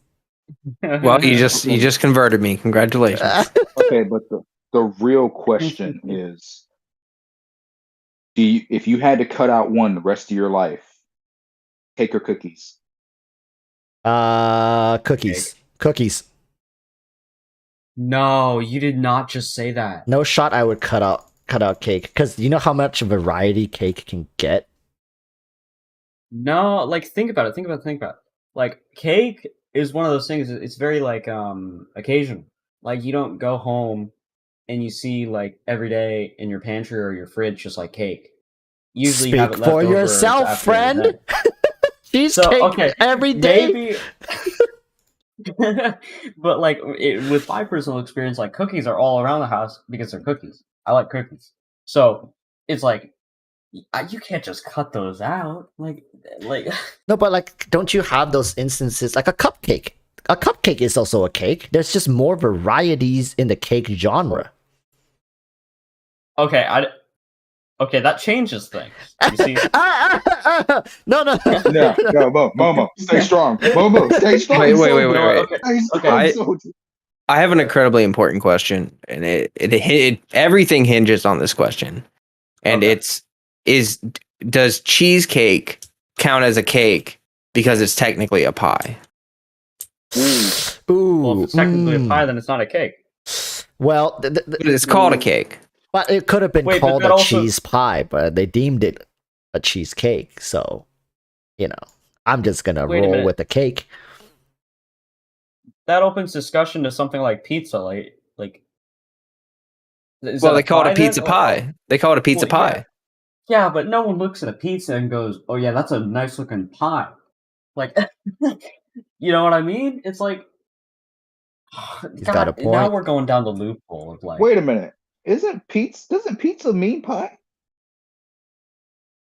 Am I stupid? This is when we need an Italian. A Yeah, culture. you have an Italian that me who doesn't speak Italian but is Italian. Hi. I speak German. Is that helpful? Well, My family comes from Italy, but I was born in a different country, so I cannot help. Well, I stand. The only reference we have is the name that they are given, right? That's therefore I would like to say that a cheesecake is yes, indeed, a cake, and that yeah, I rest my case. Cheesecake is a cake, cupcake is a cake, so missing out on quite a lot. If it's considered a cake, then I would have to pick that I would want cakes because cheesecake is invaluable for life. It is a necessity. Exactly. Momo, you stay strong, soldier. Don't you dare leave me on this battlefield alone. You know what? You know what? Just because you sided with Walrus, I'm quitting my editing job right now. Bye. You know, this is the perfect hill to die on. I'm telling you. Listen, I'm okay. sorry, but if I can't have my Oreos and milk, life is I don't need to live anymore. But So have you tried an Oreo cake before? Yeah, like Oreo cheesecake. Have you ever tried that? Because it's pretty incredible. Bro, that's kind of bomb. I'm not gonna lie. That wash it down with a nice thick glass of. There's something about the original Oreos that just hits different, bro. Like it just hits different. I'm sorry, I can't give up my original Oreos. Hold on. It must be the brand of crack. I'm gonna bring up a very good point. Okay, do you guys have crumble cookies where you live? I live in Washington. It's very popular here. Do you have crumble cookies? Because that changes things. These cookies are amazing. They're like gourmet cookies. Oh my god! Like I would live and die for these things. No, but I don't know. I just don't like when I think about this question. It's about variety for me because I know eventually the best cookies are gonna get. I'm gonna get bored of them. It's the same thing for cakes, but can I keep switching around? Wait a minute! No. There's more cookie flavors than there are cake. What do you mean? No. Anything that could be a cookie flavor can be a cake flavor. It's just people never made it into a cake. But if you make a cake, can you make it back into a cookie flavor without it being cake? Okay, now I'm looking at these crumble cookies and I deadass want to deliver some. Like, oh my god. Bro, these cookies, they're on a different level. You have no idea. Momo, get your ARs and we fighting to the death. Okay, we're not leaving this. No, I'm standing on this hill and I'm dying on it. Yes, we will die on this hill together, Momo. You know what, Dante? You haven't talked at all at Wait, this point. what? You are. No, Dante's like, oh, you want to hear about my artifacts? Wait, let me open the page real quick. Are we talking about artifacts, guys? Did y'all say crit damage? Oh, my crit rate is Okay, but Dante. Okay, If look, you there's really two want- people on Team Cookie and two people on Team K. You are the middleman. You are the decider. You signed a contract 5 months ago that you're my best friend, so you have to be with me. So there's no competition. It's Wait, cookies was all it the way. 5 months ago? Was it really 5 months ago already? Yeah, because remember the first couple months we didn't talk that much, but then finally I was like, hey yo, yeah, you my Spanish nigga. But I shouldn't have said that. Flow. Are you able to run a poll? Because we need to settle this. Like, I feel like cookies are Okay. superior, and that's Here. just like it's just what it is. Yeah, let's ask chat. I don't even need to make a poll because literally everybody here is spamming cake. So I know Oh, I know well, I got the they're right just- community. Bro, y'all are no cookies. Chat. Listen, you guys are uncultured. All right, cookies Bro. is where it's at. It's just where it's Chat, at. are y'all gonna believe Walrus and Flo, content creators that manipulate y'all's opinions? You mean the guy They who lie says about Chi the Chi is a family. battery? You're gonna side with the guy who says Yeah, you're gonna side with the dude who literally said Chi Chi is a battery and became a meme in the Genshin community. Well, Bro, obviously, cookies. So we're 50-50 on my chat. Oh, it's up to 57 on cake. Here, let's Oh do my- let's do it on mine as well. Let's see Bro, cookie no, come on, guys, come on, or come on, cake. guys, y'all, come Flo, on, please, Flo. can I get more soldiers to get some weapons Bro, and fight on this hill You're with me? fighting a losing Please. battle, Oh, you're- my friend. Yeah, you're losing. Cake is going up. Yeah. Stonks for cake. Okay, but guess what? America was outnumbered against the British, but they still won. Hey, cookies at 100% on what? Oh no, never mind. That was my fault. Oh my God. Bro, y'all, no, cookies. This is Come not- on, guys. Come on, guys. Yeah, you know what? Just to hammer this one home, I'm gonna do like a community poll, like the Big Daddy poll. Oh no. Yeah, we Hey, need the Someone results. brought up We a need really good point. yeah. Someone brought up a really good point. Cookies are Bro, portable. You can bring cookies that are portable. anywhere. You can bring cookies anywhere. I They mean, know where things- you're I've brought my Wait. cheesecake to the bathroom before, so hey. because you're No. weird. We're talking I like get we're it, talking. Morris. You're weird. Listen, we're I don't- talking about like if you're going to work and you got like your little sack or something. Like if you aren't gonna bring a whole cake, it's gonna get ruined. It's gonna get smushed. You got a cookie. It stays nice. It's little. It's portable, and you can just eat it right there, and it doesn't get ruined. It's perfect. It's a perfect food, and you Yeah. all are really getting on my nerves right now. and Yeah, I you see, get fuming. well that's great and all, but if you looked at the Steam charts for cookies, they're actually plummeting, and it's a dead game. So cake is where it's at. Like I almost just accidentally voted on cake. I'm simply amazed how this became a civil war between cookies and cake. Like, I'm genuinely amazed that we've reached this point. It's a civil war. This is an important question, Also, hold Dante. on. Shut Let's run it back really quick because I think we glossed over this too quick. Walrus, why are you bringing cake into the bathroom? What? Okay, listen. Like, Don't question it. Don't Listen, question it. when you have a craving for like a month, right, and you're in quarantine, and then finally quarantine breaks and you're allowed to enjoy it again, it doesn't matter if you have intense abdominal pains due to you eating spicy food earlier. You enjoy that cake. All right, you enjoy that cake in its freshest and most in its purest form. So you're on the grind. You reminded me of something. This is so random, but so I used to work at a chili joint. We served like chili dogs. oh no. And I kid you not, we had a customer once, and someone walked in, and she was eating chili dogs on the toilet, taking a poop. Yeah. You see? You just It's like in one end, out the other. You know what I mean? that's true love right there. That's true love. You guys should have given her another one for free. That's just hey, I'm not even ashamed to admit it. I ate a cheesecake while literally burning my rear end inside out. And I enjoyed every bite of it. It actually made the experience better. Not gonna lie. Well, after you met that Momo. person, did you forget to put like you should have put like a shrine in the store, like a picture and everything, like candles and all that, all based around this person who's eating chili dogs on the toilet. Like that's a Chad move right there. That is a alpha Chad move. I'm telling you Yeah. right now. No, that was definitely super Chad move. Momo, look at all these people listening to these content creators. These are all the people who listen to the other Genshin creators that Kazuha sucked and y'all didn't pull him. Right? Yeah. Y'all all the ones who y'all are They're all in Kazuha, aren't you? cahoots. They're in cahoots. Listen, okay. Listen, your overwhelming numbers will not push me and Lay off this hill. Look Okay? here. We I are on the will right path. fight you all till the end of time. You're not moving me off this hill. Well, we'll see about that. Give it. All right, let's bring another one. Okay, obviously Cake won this one because our community's stupid. But let's bring another one. All right, what's another popular debate? Doors versus what is it? Burgers. Wheels versus doors? No, burgers versus pizza is a huge one. Okay, burgers versus pizza. Pizza. Pizza all the way. Pizza. Yeah, Pizza. Oh no, Lay's about to Okay, say Okay, we need burger. another one because we all agree. We need something we can fight on. No.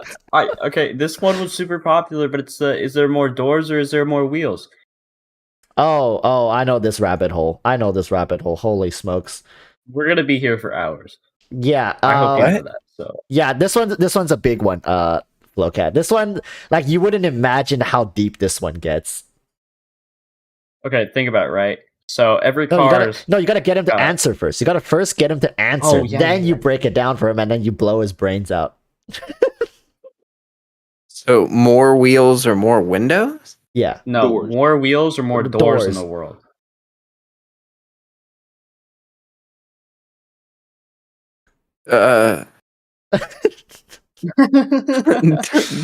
Doors?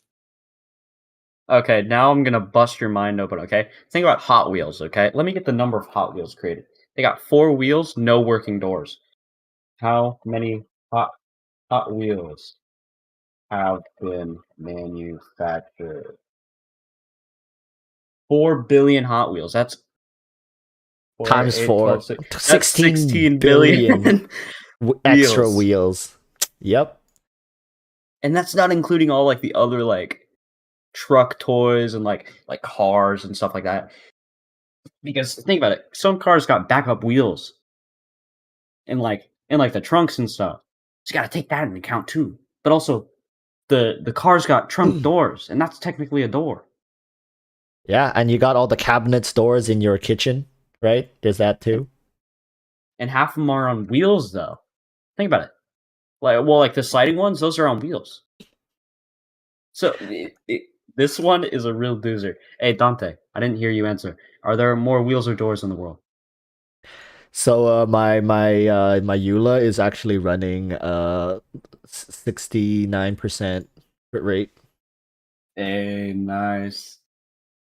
You know what is really interesting though is that it took me until you explained that to realize that, like, I thought you were asking me what I wanted. Like, did I want more doors or did I want more wheels?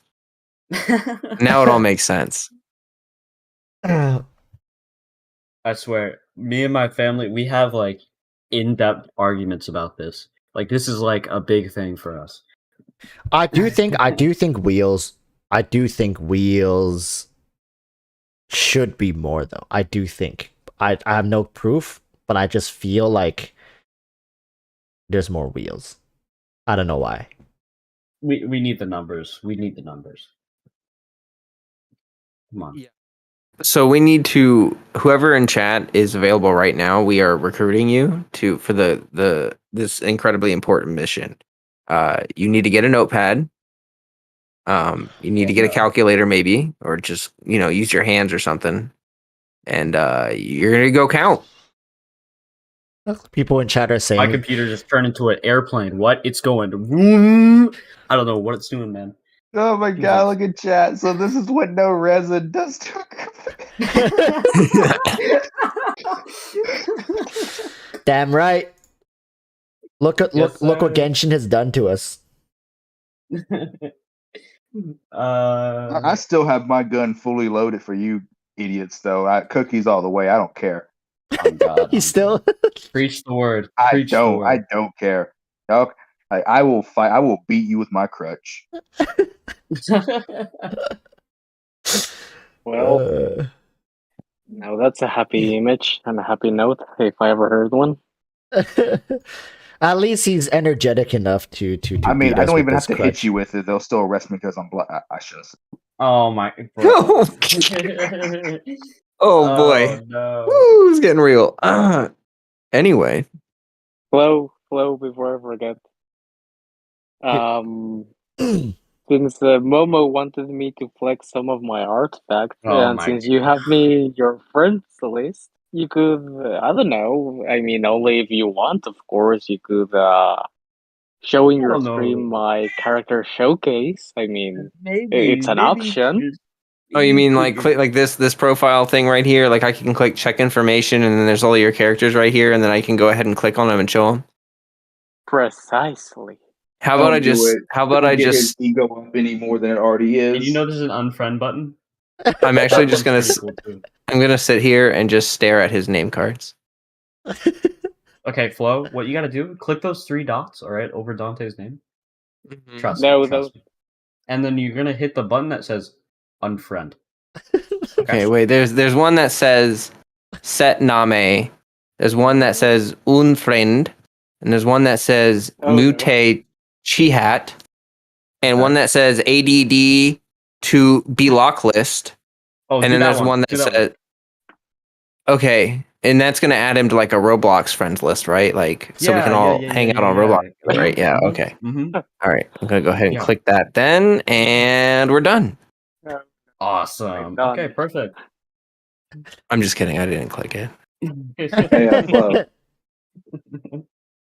Dante is Flo, you lied. the foundation of the community. Without him, we would have nothing. Hey, Flo, you Oh, lied. no.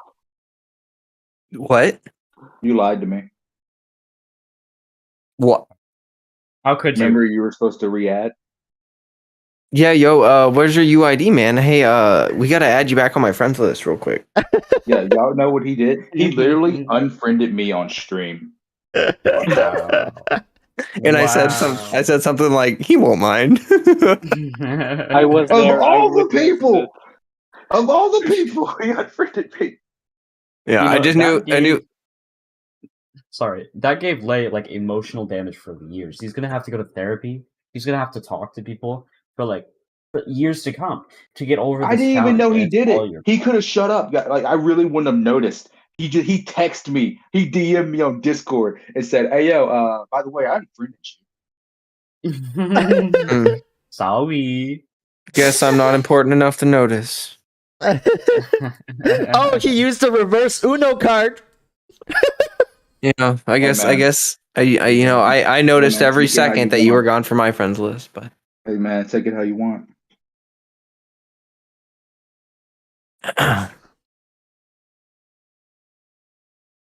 So anyway, yeah, I mean, I'm out Still of. got my AK loaded for y'all. I'm completely out of topics, and I'm also extremely hungry, and also Freddy is very hungry. We've been streaming, doing this so long that I have to feed my cat like again. Like I fed him like before we started, Oh, and no. I have to feed him again. So I'm thinking I mean you guys can keep going if you want. I don't really care. Oh heck no. Yeah, I think Enough. I think we've peaked. We've peaked today. Hey Walrus, next time you do a 24-hour stream, it should just be this for 24 hours. No, that'd be too easy. Chat won't let me have it this way. Can you imagine like we're all on shifts? Like, all right, you got to talk to Walrus for 3 hours, and then Momo's gonna wake up and talk to Walrus for 5 hours, and then and we have to keep talking so Walrus doesn't like leave in the middle of a point. You know, it would be rude. It would be rude.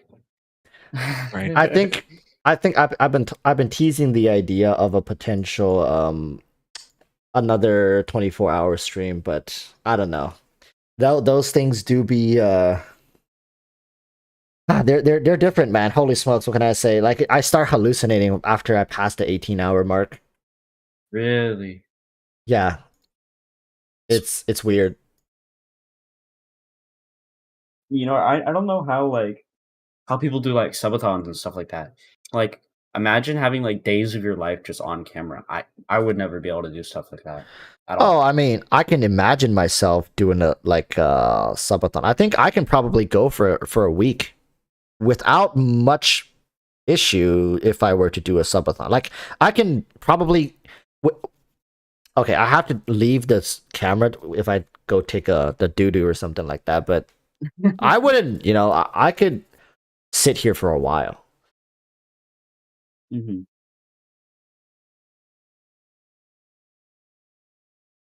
Yeah, I don't know, man. I get conked out after 4 hours now. I'm like working my way up, but 4 hours, I'm like, dude, I'm done. I'm Oh, tired. I mean, like I'll have a bed here and everything, and Yeah. if I get tired sitting at the computer, I'll probably just like go lay Wait. down or I mean, y'all know wrestling, like how they have like when they're in like tag matches, someone say it could be a tag team, like you know how like it's very dramatic every time they like do a tag, like we could do that for this 24 hours.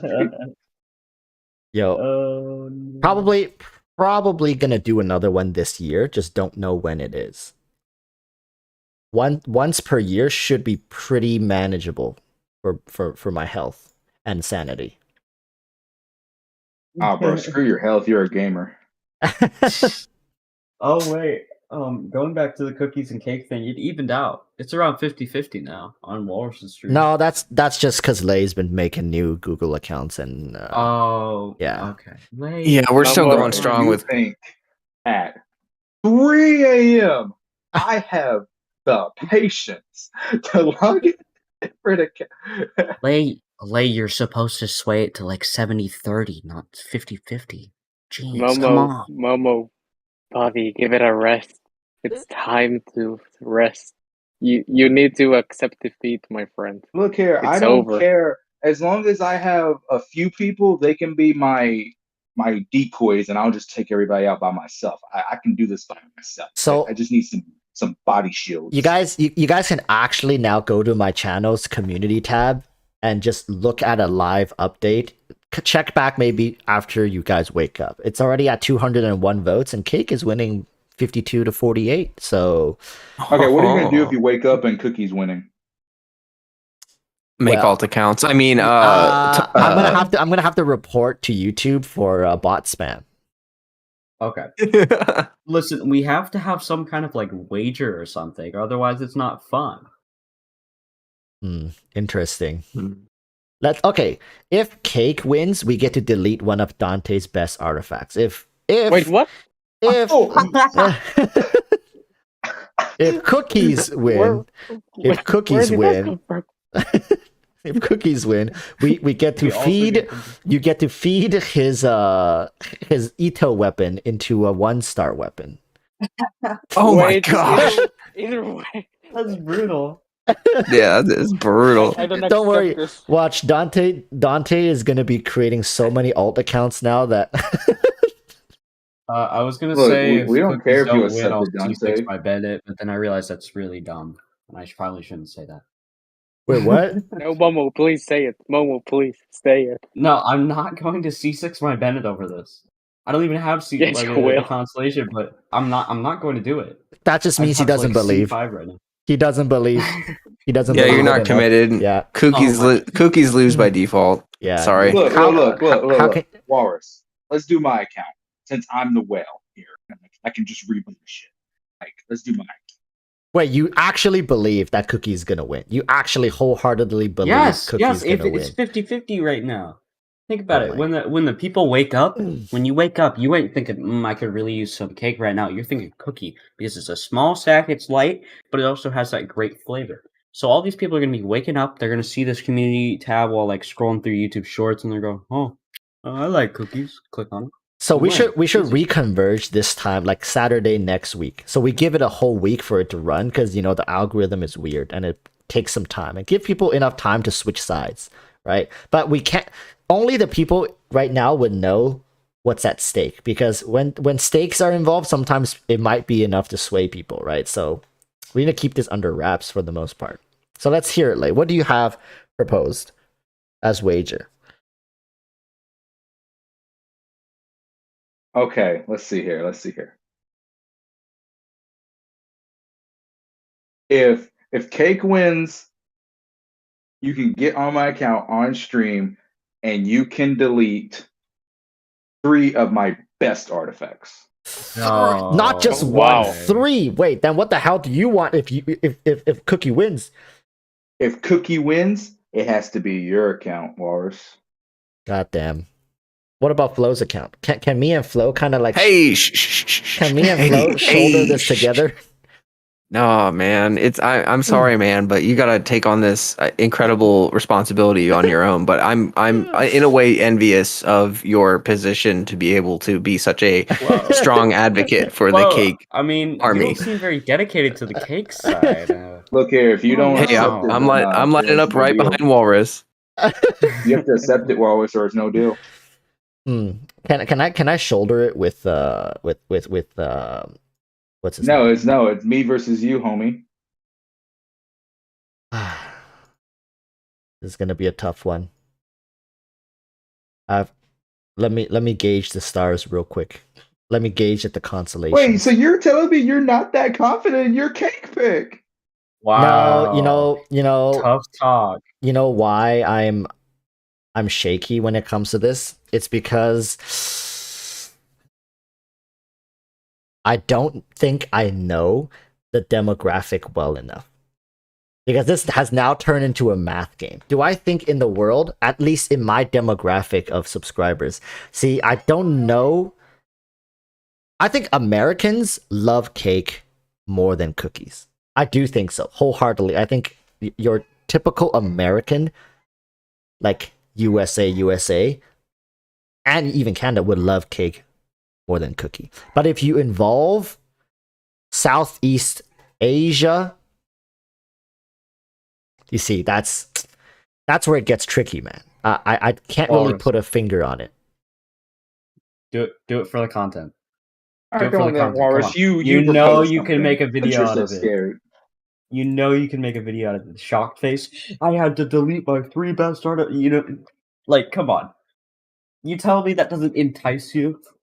No, because you know how many months of work that is to get back.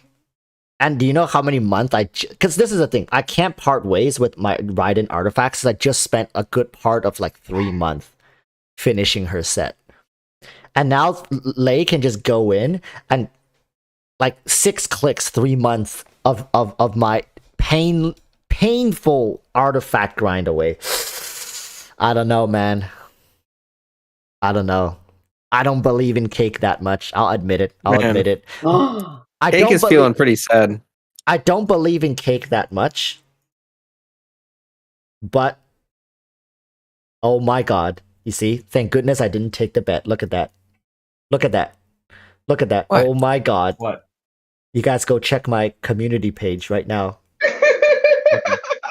You see? Hold on, let me check. Well, are you bailing? 50-50. No. Are you? But what I'm saying is the wait, what time is it in Southeast Asia? Southeast Asia. Oh my god, and Britain, people like the UK, Europe is gonna side with cookies because of their freaking biscuits. God damn it. Britain, like UK and their biscuits, man. And they're gonna think, oh, well, biscuits are categorized as cookies. So therefore, cookies is better. Oh, actually, it's back to 50-50 now. Yeah, India. I think India might, like South Asia, might go with cookies as well. The thing is, this is not a cake culture. I come from China. People from China are gonna prefer cookies as well because, I mean, for the most part, because there's a lot of treats that are just like cookies, like kind of like Chinese cookies. You see, this is why it's shaky. But if it's just in the West, cake will win. If it's just in North America, cake will win. But yeah. I'm being a smart and mathematical and reasonable person about this, all right? I'm not backing out because I don't believe in cake. I'm backing out because mathematically, this is a bad move. All right, this is a bad move for me, mathematically speaking. Statistically, I'm just gonna lose my artifacts. I mean, you don't know that. No. Listen, okay? I know the that for a odds fact. sometimes... Listen, And I know Lei know right now odds. has too much free time on his hands. All right, Lei sounds like he has a lot of time to sit around and you know, put together a great cause. So Okay, you want to do one weapon and we can protect 3. That's one actually pretty good. One weapon? You want to delete a weapon? Oh my god. Oh wait, you gotta take into account. Walrus has like a ton of 5-star weapons, I believe, right? And He has, all like, of them are quite a few. attributed to characters that I need for review. And weapons rotate on banners. No, I can't. And Lei will be fine as long as he protects Eula. So he can literally shield. He can literally shield. He can shield Eula's sands. He can shield Eula's cup, and he can shield her headpiece. And he only has to go refarm like- the flower and the feather piece, and he will shield her weapon. Anything else can go. Just can explode. I would literally just shield. You're right. I would literally just shield my Eula, and then like you could literally delete my R5 engulfing lightning, and I would not give a fuck. Yeah, that's what I thought. That's what I thought. You could just be generic and do like send out a tweet or change your profile picture. I don't know. I'm trying to think of good things. Well, the thing is, I'm not going to take the bet now because I've already worked. You guys gave me enough time to work out mathematically, and We should have done a countdown, Lay. What the? yeah, you guys should have done a countdown from the Wow, beginning. you guys are all turning on Cake. You know, it's pretty sad to see. Boycat, are you trying to wager your artifacts or your weapons? I mean, you sound pretty confident in your decision. So anyway, we're gonna go ahead and wrap up the podcast. And yeah, thank you so much for everyone for being here. And as always, stay healthy, stay hydrated. Peace, everybody. Oh, there he goes. Yeah, I did just end stream. Okay. So now it's not on record. Yeah, we had to go. We were stuck in a time loop of not being able to stop. Yeah, sorry, I rambled a lot. Look, Cookie is pulling ahead now. Yeah, thank goodness. Thank goodness. Bro, believe in your cake. No, I believe in my cake. I don't believe in the other people who gets to cast these votes. Like I just imagine Lei is saying like, "Yo, believe in your cake," and his like keyboard just clacking in the background, and he just like have 20 tabs open. It's like cookie 1, cookie 2, cookie 3, cookie 4, cookie 5 at Gmail. No, I've only voted on 3 accounts, you bastard. I'm looking at the comments, like they're pretty funny. Dang, we got 4.5 hours out of that. That I mean, we're still going. Walrus is still alive. Oh damn, you guys remind. Oh my goodness, my cats are like kung fu actioning in the background with each other. Oh my god. I wish I can turn the camera towards them. No, don't ever put those disgusting things near me. Oh yeah, you're a dog person. No, I have a cat. It's just your cats are terrible luck. No. But Lay, the we're in white one, trouble. the white one has been amazing when it comes to RNG. Wait, why is he gotta be white? because it's When it comes to RNG, jeez. yeah. Oh my god. Oh, kung fu action. Yes. Kick. Yes. Lay, I've seen a comment and it's totally like, I think we're in trouble. What? Johnny Jilky, okay, said cake has more variety. I feel like, and plus cookie cake exists. Cookie cake. Oh, damn right. Wait a minute. Cake a wins by cookie cake default. is a cookie and a cake. Cake Yeah, wins so- by yeah, default. So you get the best of both worlds. Say that you get cake cookie, like you can do like the same thing for our side as well. Nah, it doesn't really. Nah, cake cookie doesn't work, but cookie cake works. Yes. I guess cake is the superior format, whereas maybe you can argue flavor, you can get amazing compact and efficiency with cookie, but cake is the superior format if you're talking about completeness and variety. Too bad most people won't. Too bad most people won't understand that, and they're just gonna do like a knee-jerk reaction and click cookies. Bro, why the fuck are there still over 100 people watching your stream? Walrus, your fans are dedicated. Oh yeah, I know. I once said that maybe I can stream myself taking a doo-doo and I'll probably have 100 people. These people are like the first 100 on most of my videos. I know almost all their names. It's pretty insane, actually. Dedicated fan base, right? We were at 160 something. I saw 169. Yeah. A little bit. I swear, if I dropped merch, I can at least count on these 100 people to make a purchase. I'll be set for life. They say you really only need 100 dedicated supporters. That's it. If you're still watching me after seeing that Chi battery clip, you're a real one. Bro, that is still mind blowing that you did not know that. I did not know that. Like, I'll be honest with you guys, if I came across a content creator, like a clip of a content creator spewing that back in the day, I would have like went to their channel and just hide channel forever. No, I wholeheartedly believe that's probably what happened to me. I think I lost like at least, judging by how you explain it, I think I lost at least the potential to be 100,000 subscriber in this space because of that one meme. Holy smokes! I must have mean. It's too late to even explain it, but I must have meant to say Diona, but I just said Chi. God damn it, bro! Like, 'cause I've been like, I saw that like when it happened, right? And like, I was always thinking to myself for months, Walrus, like, dude, this guy, he's gonna take things very well. He's not even upset.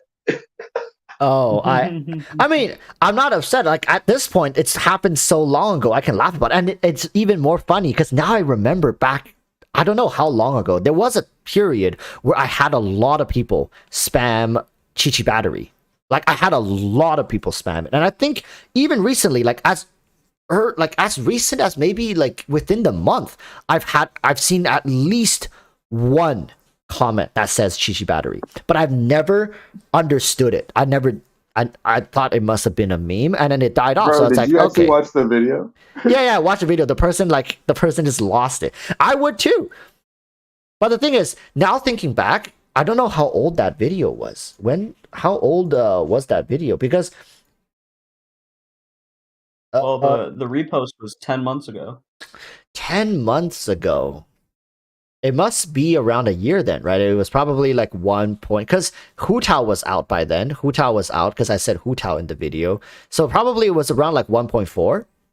Around there. Yeah, like if y'all haven't seen the video, like he was like people were already flaming you because you said bring Bennett as a battery for Hu Tao, and then you topped it off by saying Chi for you. Yeah, because when I played Hu Tao back in the day, and I really enjoyed it. I played Hu Tao with Bennett because what I would do is get Hu Tao really low on HP and then use Bennett, and then for 2 ticks, Bennett's gonna be, and then she's gonna reach above 50%. But I really enjoyed like that huge burst of damage, and I usually would use his burst and then Hu Tao's burst immediately after, so I'll still be getting the sub 50 HP like buff. So I really enjoyed running Bennett with Hu Tao because I love that aspect about their combination. But I got so much flame. Like, you guys, so much flame. Like, every time somebody would see Bennett on the same team as Hu Tao, they would flame me so hard. And I knew it was a suboptimal way to play her, but it was just so easy and it was comfortable, and I was going through Abyss with like Bennett and Zhongli on the same team, and I was just crushing through things. But nowadays, I've improved on my Hu Tao. Xingqiu has gotten his 4-piece, what do you call that? 4-piece, the Raiden set, emblems. It's just the damage is so high now that Bennett essentially got benched from the team, and I use Albedo to kind of just layer on even more. So, yeah, double Geo. I think Dante is going to be like, you see, Geo is amazing. Walrus, I just mean, know that Geo you is created amazing. a meme that's probably going to be submitted in Genshin. I don't let me go on Reddit though. Like, wait, Chi battery. Let's see. Is my Chi a good battery for Eula? there's a thing on Eula mains. Chi is a dev. Wait. Nobody quotes me though.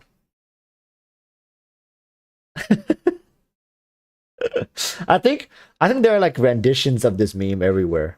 But it's good to know. To be honest, I would have loved it for it to be a positive meme, but it is what it is. This is quite special. I carved a piece of Yeah, the like internet for myself, haven't I?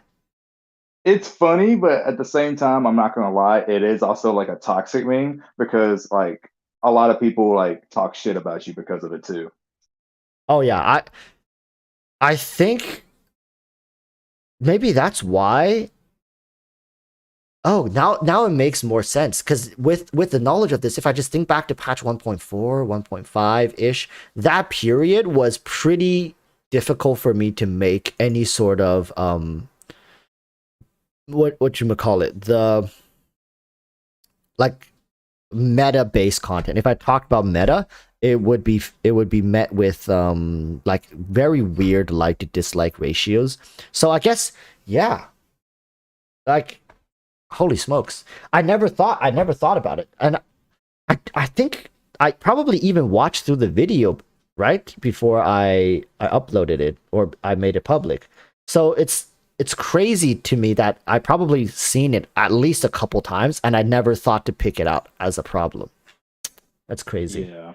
Like, because if your name ever gets brought up, like sometimes I'll go on Twitch and I'll watch like some of the theory crafters like streams, like Zajeff and the dude who hosts the podcast and 1010. Like, I'll mainly watch those three sometimes. Yeah. And like anytime they talk about Genshin content creators, if your name gets brought up, it's usually met with like negative responses.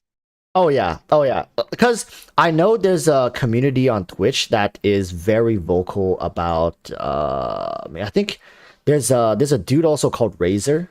They call him Razor, and Razor Impact. he's mostly a reaction channel. I think he plays and then he reacts to other people's content. I've had people send me clips of him like reacting to some of my videos, and he has some pretty hard takes, and he seems to not like me very much. And I think generally that side of the community doesn't sit well with my content because it's mostly speculatory, where theirs is grounded in mathematical facts and like truth, right? So I can totally see why I don't gel well with that side of the community. It's like polar opposites. Like anytime in Zajeff chat, like if someone brings up Chi Chi, they'll be like, "Oh no, don't talk about Walrus." It's pretty insane to me that people even know me to that degree, though. Like I think yeah, the meme probably projected me to a certain level when it comes to notary, but I'm actually surprised to know that more people at least know my name than I think. It's crazy. It's good to be known. It's good to be known. And then again, I don't think there's bad press. I think that has probably brought me more success than I even realized. All press was good press. Yeah, all press is good press for sure. Because yeah, go ahead. I was just say like if that meme wasn't like if the negative side wasn't on that meme, it would have literally been perfect. It would have literally been perfect. Yeah, but like for the most part, I think for people who enjoy the meme, they enjoy it for the reaction, right?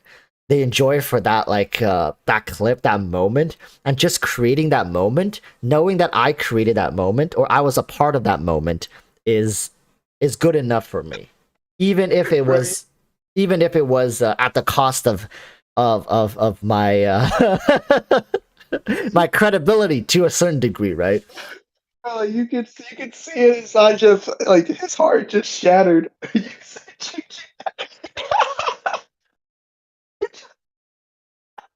Yeah, that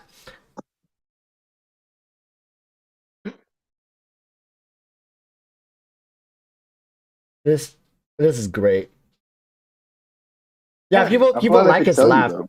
His laugh, his reaction is like what makes the clip really good.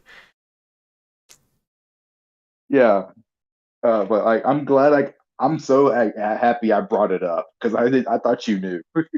No, I had no idea. But now this puts everything into context. Now everything makes sense, at least to what happened during that period. And I feel like a lot of the times when things get brought up, I don't know what happens because I'm not really in tune with the whole Twitch community and most people who are on Twitch, because I don't watch any theory crafters, so it's just probably that's why I'm disconnected with a lot of that side's a lot of the community from that side, and people from that side, they'll always look at like find me. Like I would say every month I would get 100 something, at least 100 something comments, including DMs, like memeing, and I wouldn't know what it is. Like, and it's not just Chi Chi Battery. There'll be like new things that people probably said or brought up, and then they would come to me and talk about it, and I have no idea what they're talking about. I'm not as connected as people would think I am. Yeah.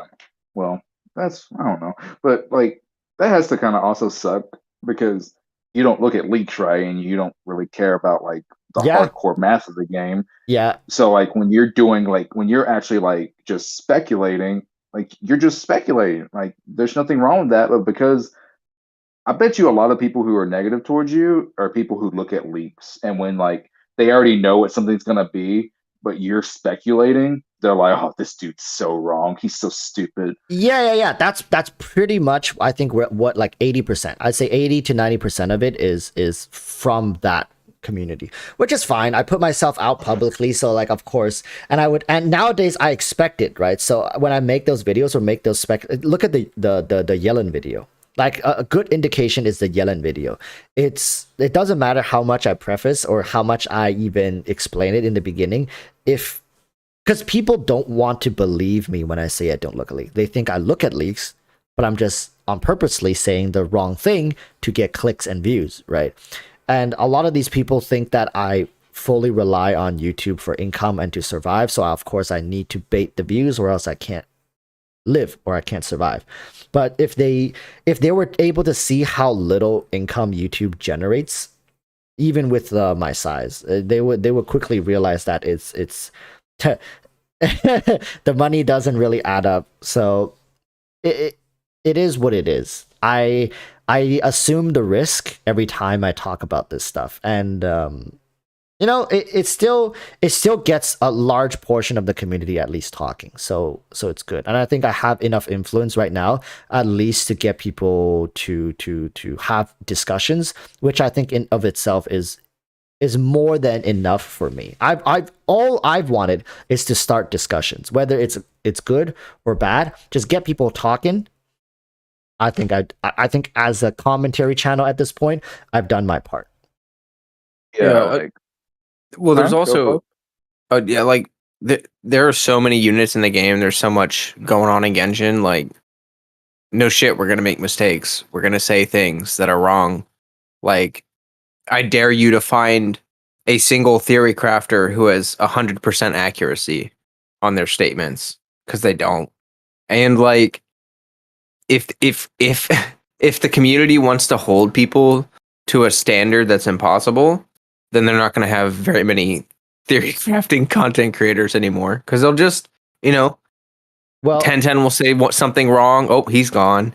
Zajev will say something wrong. Oh, he's gone. You know, oh, goodbye credibility. Like, it just, that stuff is mind blowing to me that people actually take it seriously. It's really because the content creators are the ones spearheading and okaying the behavior of shit talking.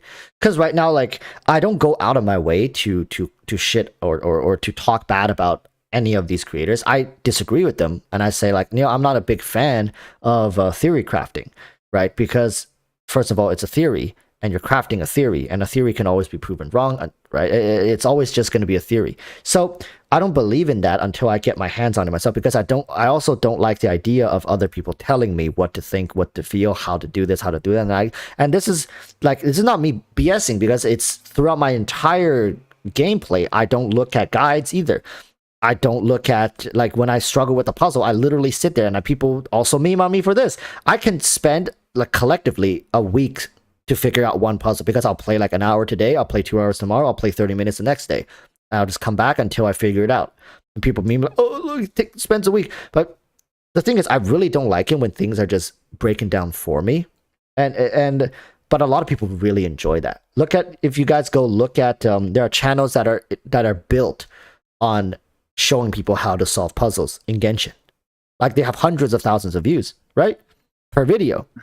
It just shows you how many people actively seek those things out, and then they turn around and make fun of other people who want to do it themselves. It's baffling to me, and I think it's in large part due to these content creators that spearhead, like, oh, like they maybe say something derogatory or just straight up nasty. Let's say after watching one of my clips, and then they say something nasty, and then their content, their followers get riled up, and then they go away and behave in this manner and behave this way because in a way they've been validated by their creators. And we're getting into like whole like this is another psychological like behaviorism thing, like it's like mimicking almost. And basically it's like, oh, if I behave like how that person behaved, maybe I'll get my 5 seconds of glory or fame, or this is how I feel like I belong with this community. And I've always felt more pity towards these people as opposed to actually feeling more angry. Like if you guys, I can show you guys a lot of my comments. I think I've only once gotten hostile in all of my responses. Out of the thousands potentially at this point of my responses, I think I've only gotten hostile once. And that was at somebody who was blatantly, I think they must have been on something to write something as nasty as that. So yeah, I don't hold it to the people though, and that's why also I don't interact with the theory crafting community, because I can say for the most part they are I can go on record to say the theory crafting community is probably the most toxic in this entire community. I've never met people more hostile, really, in the Genshin space than people who are like hard in the theory crafting community. But it makes sense. You have to be that level of committed if you really, because theory crafting isn't something you dabble in. Like if you really committed to the cause and you really want to find out, you really have to go do the work.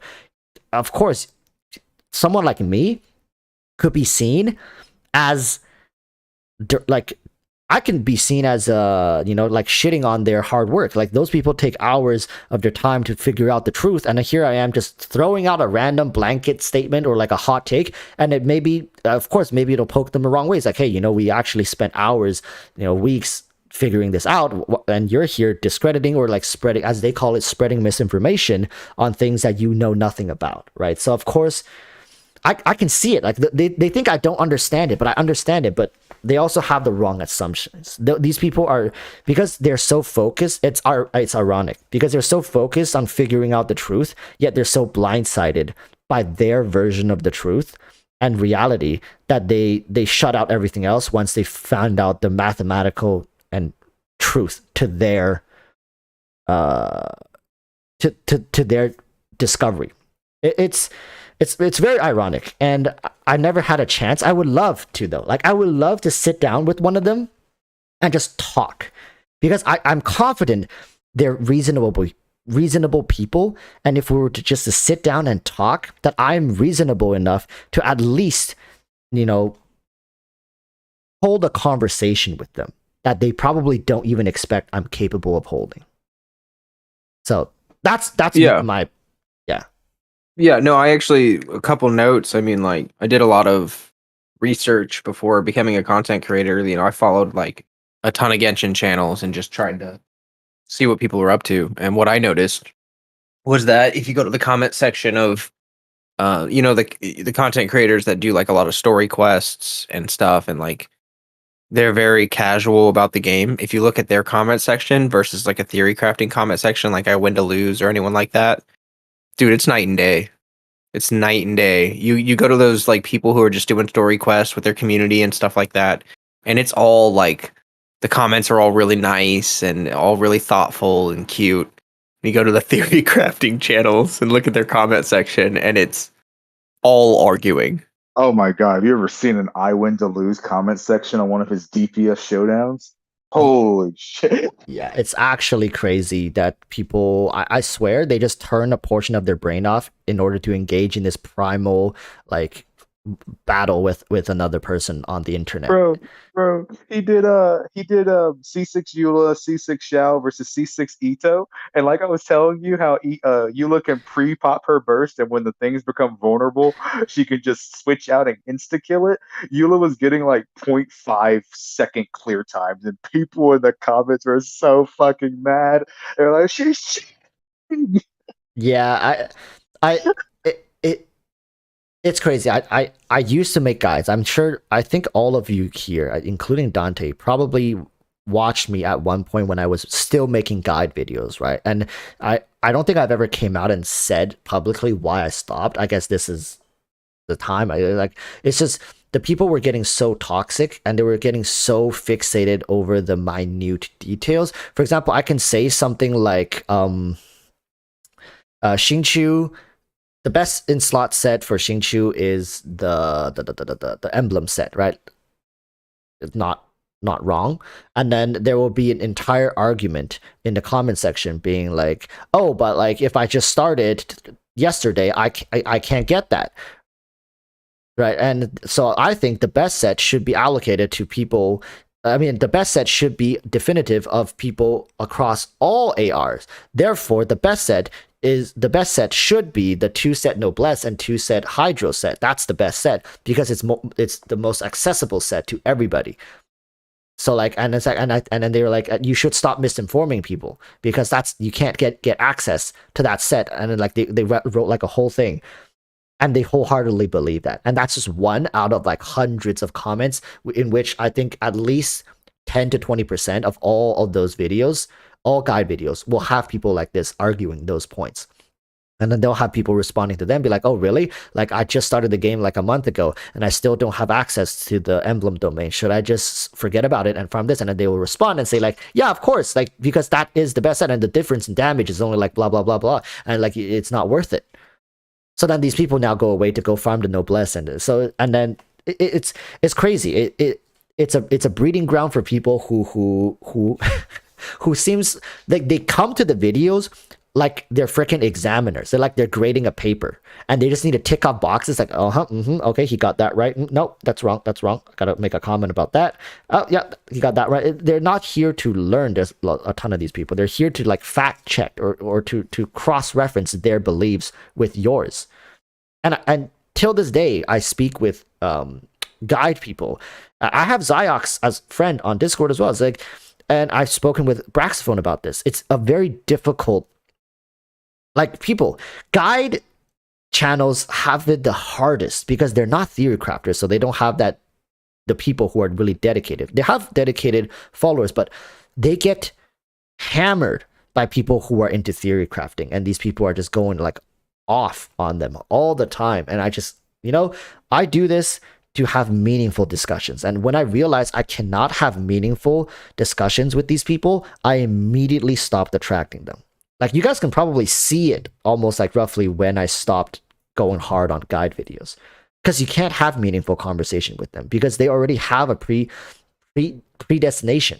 They have an answer. They don't need your input. They don't need your whatever. They just want to convert you, or they want something from you, and it's not a conversation. So what's the point of talking to them, right? What's the point of having a comment section, to be honest? Why not just have a review page for the video? True. Yeah. That's facts. Yeah. I'm kind of panicking right now because you said grading a paper, and I think I might have a college paper due tonight. So I gotta check that really quick. Run, Momo, run. Well, Walrus, I first started watching you around when I was still on my break. Like, I took a break between Albedo's banner to Hu Tao's banner, like the first ever, because I was a day one player. But I started watching you around like 2 or 3 days after Ganyu's banner. That's when I came to your channel. And the reason I was quiet for so long in your channel is because I don't like to associate myself with a community unless I'm like comfortable. But then like one day I just realized, like, dude, I've been listening to this dude for like months now. Like, let me start helping him out. So I sent you that first ever money chat, and you were like, "Oh, lay 7, you must be new to the community." I was like, "Nah, bro, I've been here for months." Yeah, you like sometimes the lurkers are really the ones who like Sanzu lurked for the longest time as well. Sanzu lurked for like he found me. I think he said with Kaching. A lot of people found me through Kaching. It just shows like when I was really into Kaching, I was like quite knowledgeable. I figured out almost all the stuff that eventually I did check out the Kaching mains page. Most of what they wrote in their paper, I already figured it out on my own. And this is not me like flexing, but I think it really shows when I made those series of Kaching videos. That's what attracted a lot of people. I don't know how many people are still left from those videos because obviously I don't upload that content anymore. And how I managed to keep you, Lay, like Flowcat, and other people around for so long is also pretty incredible. It's your consistency. If you want me to be honest, the reason I'm still with you, like, the reason I stuck with you is because, bro, like, you are the most consistent content creator, like, for real. Like, that's no like shade to anybody, but like, bro, like, I know that you stay true to your schedule, and unless something like real life happens, like, I'm guaranteed a Walrus video every day of his schedule, right? Like, I'm guaranteed it. I'm guaranteed. Like, you don't miss, man. Like, your consistency is one of the best things about you. But the thing is, being honest with that is like recently it's gotten really tough, right? How much more can we talk about? And I've actually been doing discussion videos for a good part of I think 6-7 months without any guide per se. And of course, I think it's safe to say not everybody watch every single, like even you probably have certain topics, discussions that you're like, okay, maybe this one's, maybe you're not going to watch it immediately. Like, okay, I'll maybe save it for later if I, remember. And that's okay but the thing is, here is a crisis. Would you say that content is running dry if even I am struggling to like pull stuff out of my rear end? It's getting really dry. If Walrus is starting to run out of random stuff to talk about, things are getting really dry. But like I'm not gonna lie, like every morning, because like you usually post between like either like midnight and like 3 a.m. for me, usually. Yeah, I always upload right before I go to bed. Yeah, so I usually just sit up and wait. I'm like, he'll eventually post. I've been doing it for months, man. Like, I was just like, like, I really need to go to bed, but he'll eventually. Yeah, it's nowadays it's been between 12 and 3, mostly. Yeah, I start editing usually around like 10-ish, and then I'll be done. I'll record and edit between 10, and I'll usually take like 2 to 3 hours to finish recording and editing and upload it. Like, I make videos on the day because a lot of it is I need to make a couple bullet points and stuff and whatnot, but it's fun, man. Like, I think at this point it's become a habit. It's like reading a book at like nighttime. You know what I mean? Some people have some habits, like some people knit, some people play some video games. For me, it's like sit around, make a video, and then go to bed. That's basically my night ritual. But on days that I have streams, obviously I can't do it. It's just not enough time. I don't have enough time. But it's fun. Yeah, but it's usually with you because you're so consistent. It's predictable. Like, if something big drops, it's automatic. Like, you already know the next video is going to be about that. But if nothing's happened in a while, then it's like, okay, I have no idea what Walrus is about to talk about next time. Look, there's somebody in chat that says sick 3Rs is true story. A month ago, I was going to unsub because of the Chi battery thing, but because I enjoy your content, I'm still here. Dude, how many people do you think unsubbed? Like, isn't it a freaking miracle I'm still even able to like have a voice at all in this community? I told you, bro. It blew, like, when it happened, that shit blew up. Dude, I can't believe, like, I think you're right. If I knew about it back in the day when it happened, I don't think I would have been able to deal with it so, like, nicely. You know what I'm saying? There's no way I would have been able to just go unfazed like that. I would have probably issued a video. I would have at least made a video, like, yo, guys, about the Chi battery thing. I didn't mean to say, at that point, it's unsalvageable. You know, like, I think the best course of action was just to not say anything. And yeah, like, I honestly thought you were just like a brick wall that nothing phased you, dude. Because I Dude, thought you knew. I wish. I think most definitely I would have made a video. That would have been my response. And now thinking, like evaluating on the situation now, that would have been a bad move. Because I would have just given everybody the chance to like dogpile on me more. Because now I understand they don't care about reasoning, right? They don't care like, oh, like we don't care if you misspoke or whatever. Like we have a meme and we're gonna stick with this meme. And now that we know you know that it exists and you care about it enough to make a video about it, we're gonna dogpile the ever living daylights out of you just to get a reaction. Because that's the kind of Dude, place internet is, right?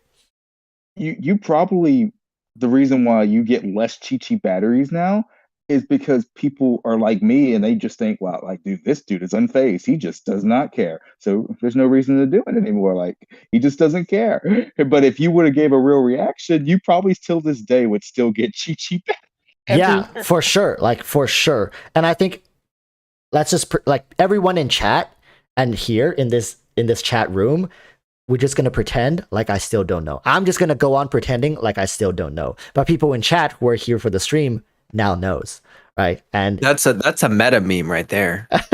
that's The real meme is that Walrus knows about the meme, but people that are memeing on him don't know that that's the meme. yeah. Oh, so you're really gonna trust your chat not to clip what you just said right now and post it? That's a like they can go ahead and clip it. There's no way I have another clip that's gonna blow up. This is me. This is the guy tapping on his temple meme. Look, that's this meme. Yeah, but see, the thing is, the people that think that meme is serious and that they don't watch Walrus because they already unsubscribed from him because of the meme. Yeah. So the only people that don't know that we're memeing on the memers are the people that still watch him. Yeah, That's see, the beauty it's of perfect. It's perfect. That's the meta meme right there. It's completed. It's completed. I just created a new meme within our community, and it's such a tight community that no one's gonna leak this out, right? Of course. I trust them. I trust them. All I can say, if I may, is have you ever heard the term tempt fate? This is literally you tempting fate right now. And I can tell you from personal experience, it never goes well. We're gonna reignite the entire meme. Bro, how did no one send it to you? How did you not know? Nobody sent it to How? me. Nobody sent it to me. I swear, nobody sent it to me. And I think this is what happened. I think a lot of people lost faith in me at that time. And then they just unsubbed, right? They just straight up like, oh my God, like this guy is, I can't believe I'm subscribed to this guy. Like I'm gone, I'm out. And then they just unsubbed.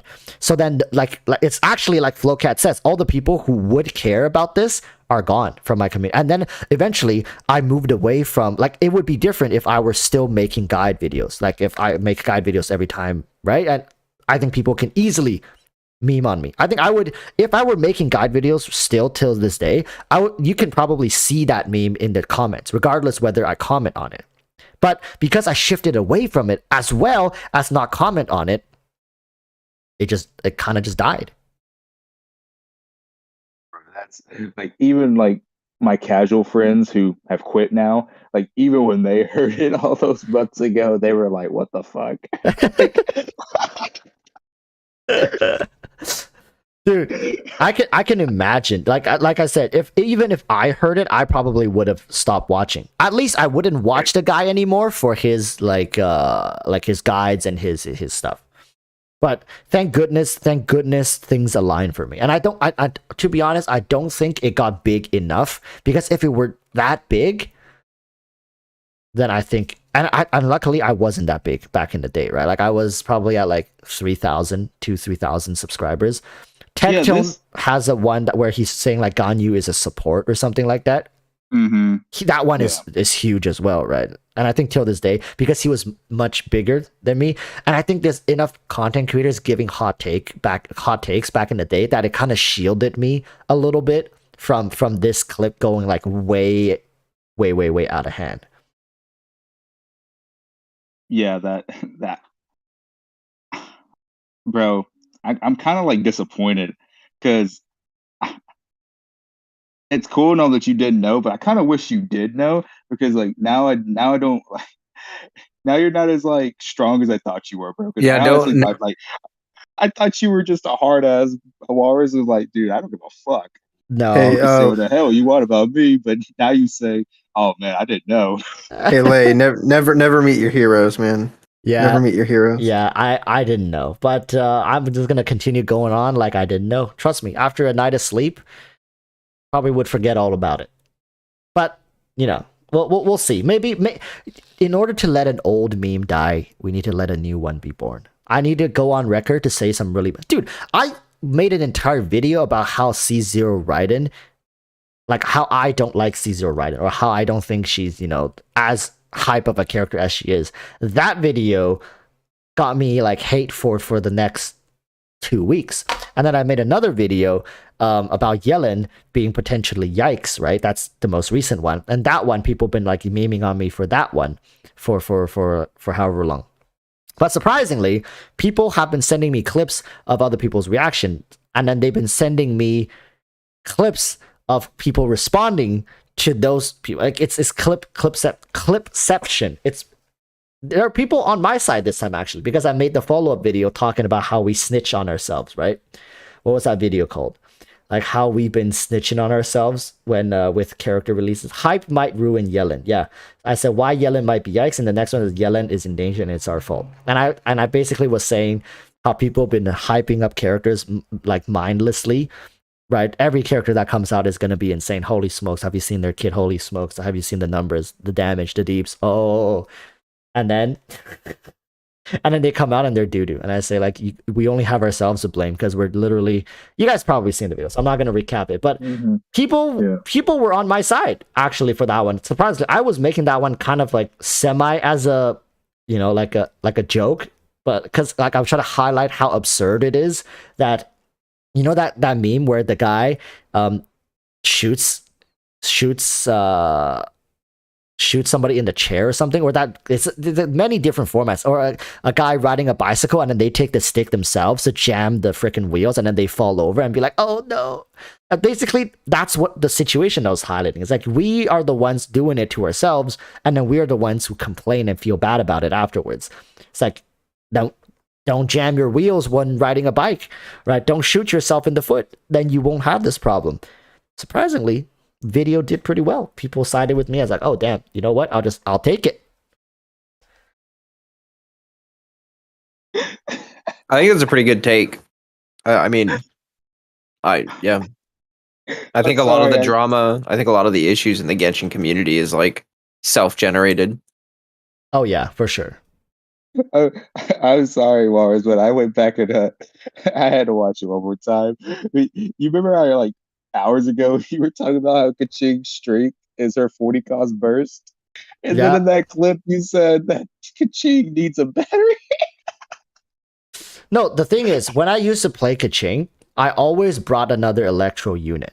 And I think I never, because I never did the calculations, right? I never thought like, hey, should I just run Kaching by herself? So like the Kaching, I've always ran her with Fischl.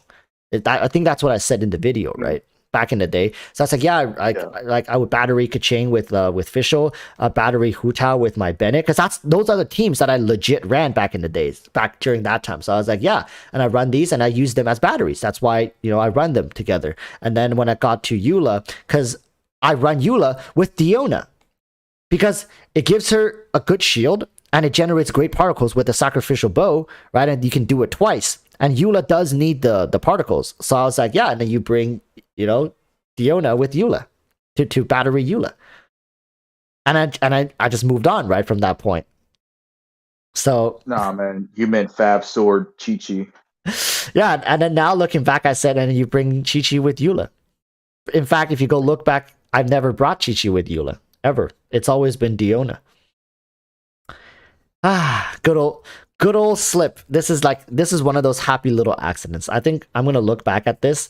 I think even in the future, people who are hating on me now in the future, we're gonna be looking back on this as like a huge meme. Like the next rerun for Eula, you should be like, all right, chat, y'all got your Chi-Chis ready? Dude, actually though, I should make a video be like using battering my Eula with Chi-Chi. Holy smokes. To be honest, I probably would have milked it a lot more had I known how big it got.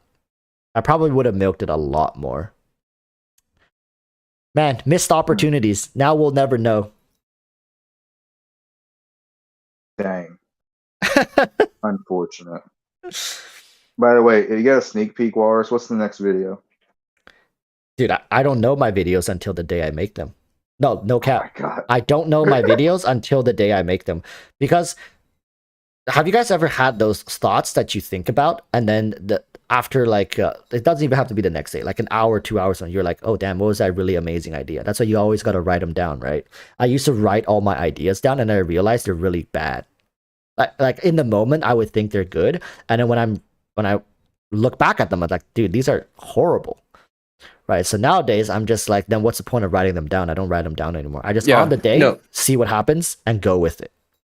That's true. That's like one thing I've learned as being like a lifelong artist is that the muse, the creative process, is the opposite of the logical, rational process. And you can't force it, you can't organize it. You can try, but it's only going to dilute your creativity or your art. And for that reason, I mean, like, yeah, I see a lot of the best artists that I've ever met or musicians I've ever met, to be honest, get to a point where they don't practice and they just like do it. Like they just, they just pick up their instrument and they just go ham, and that's how it is for them. Yeah, that's because their foundations are so solid, right? They've gotten to the level where they don't need to worry about the foundations, but they need to really think, like not think, but like all they are worried about is, damn, like how do I get to that next level? How do I get into that trance? I think musicians, they really, and athletes to an extent, they really, that's what they call the zone, right? When you just forget about everything and then you're just like in the flow of things and just let it happen. Oh, the flow. Yeah, it's called the flow state. I've actually I do this thing, a movement art called flow arts, which is all about using props that you manipulate to like get into that flow state. It's like moving meditation is what we call it. Yeah, it's insane. It's to get to that level. It's just I wish I could pump videos out in that state. I wish. Yeah, but man, stuff like that is so technical though. Like I don't even know. Like I would assume that maybe if you're an editor, like professionally, you can get to that point. But dude, editing to me is just such a massive chore.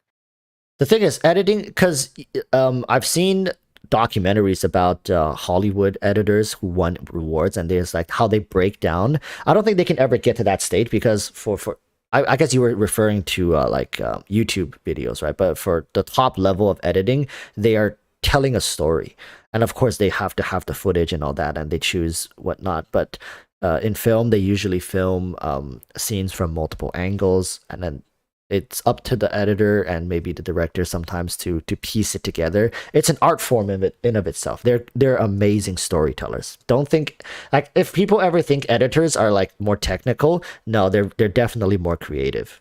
It's definitely a much more creative process.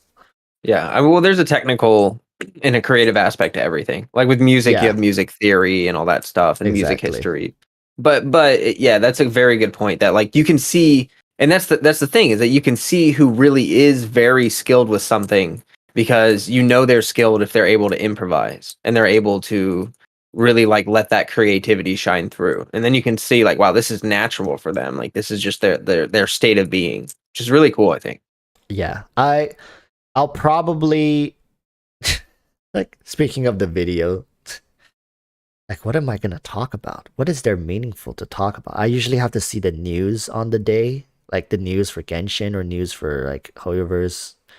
Try to keep it Genshin related somewhat. Oh, bro, keep it the new event that got teased online for coming to Genshin. It's like a super casual event. Bro, I've seen so much hate about it. You should make a that's a video right there.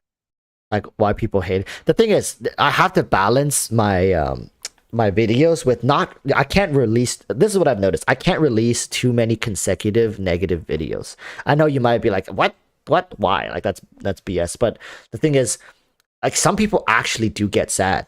No, like for real. I think Flowcat at one point, I think this was earlier, right? When we first met, I think Flowcat, or when Flowcat first came to my stream, I think I had a stream where I was like talking about something, and then Flowcat, you were like, oh no, sorry, this is too negative for me. I'm gonna dip. But like, and stuff like that. Do you remember that, Flowcat? Yeah. Because like they're just, I mean, it's nothing against you. Like you were being honest. You were talking about things that were really bothering you, and I'm not trying to invalidate your your position, but it's just like sometimes, when you're like vibing or whatever, and you just don't want to have your vibe ruined or whatever, and that's what it was. I didn't mean too much by it, but I see what you mean. I see what you mean. Like if you do too much of that, then yeah. Yeah, because people think I'm just repeating myself because it's the same issues. To be honest, like if we're gonna break it down at its core, it's the same issues. It's the same frustrations, and this is what bothers me a lot when I try to come up with ideas. Is how do I make meaningful discussions in the moment that's also not repeating myself in the last 3 videos. So it gets really, really difficult. And I think I'm at the point. Oh man, this drought is hitting me pretty hard. And I think the only demographic that isn't really affected by this drought is the people who do like challenge videos. You guys know Mogadi and like Twanto and those kind of creators. They don't mind it. They'll just Mogadi will just make a video, be like, I built Pyro Barbara, or I don't know. Like they'll make videos like that, and they'll drop like so much resources into building these characters to level 90 and kit them out. But I don't really, like I said, I don't really enjoy that. But who knows? Maybe I have to do something like that. Since I have you here, Lei, would you even be curious as to see how I subject myself to this kind of torture? Heck yeah. Because like there's a YouTuber I like to watch. He's just an Abyss only YouTuber for Genshin. And you can tell that the drought is hitting him hard. The fact that he has to play this Abyss this will be the longest rerunning Abyss ever in Genshin's history. Bro, you could tell just by his new Abyss videos, it's hitting him bad because he's never had to do this before. He can usually just make like 5 or 6 Abyss videos per Abyss rotation per patch with like different teams on each side and be done.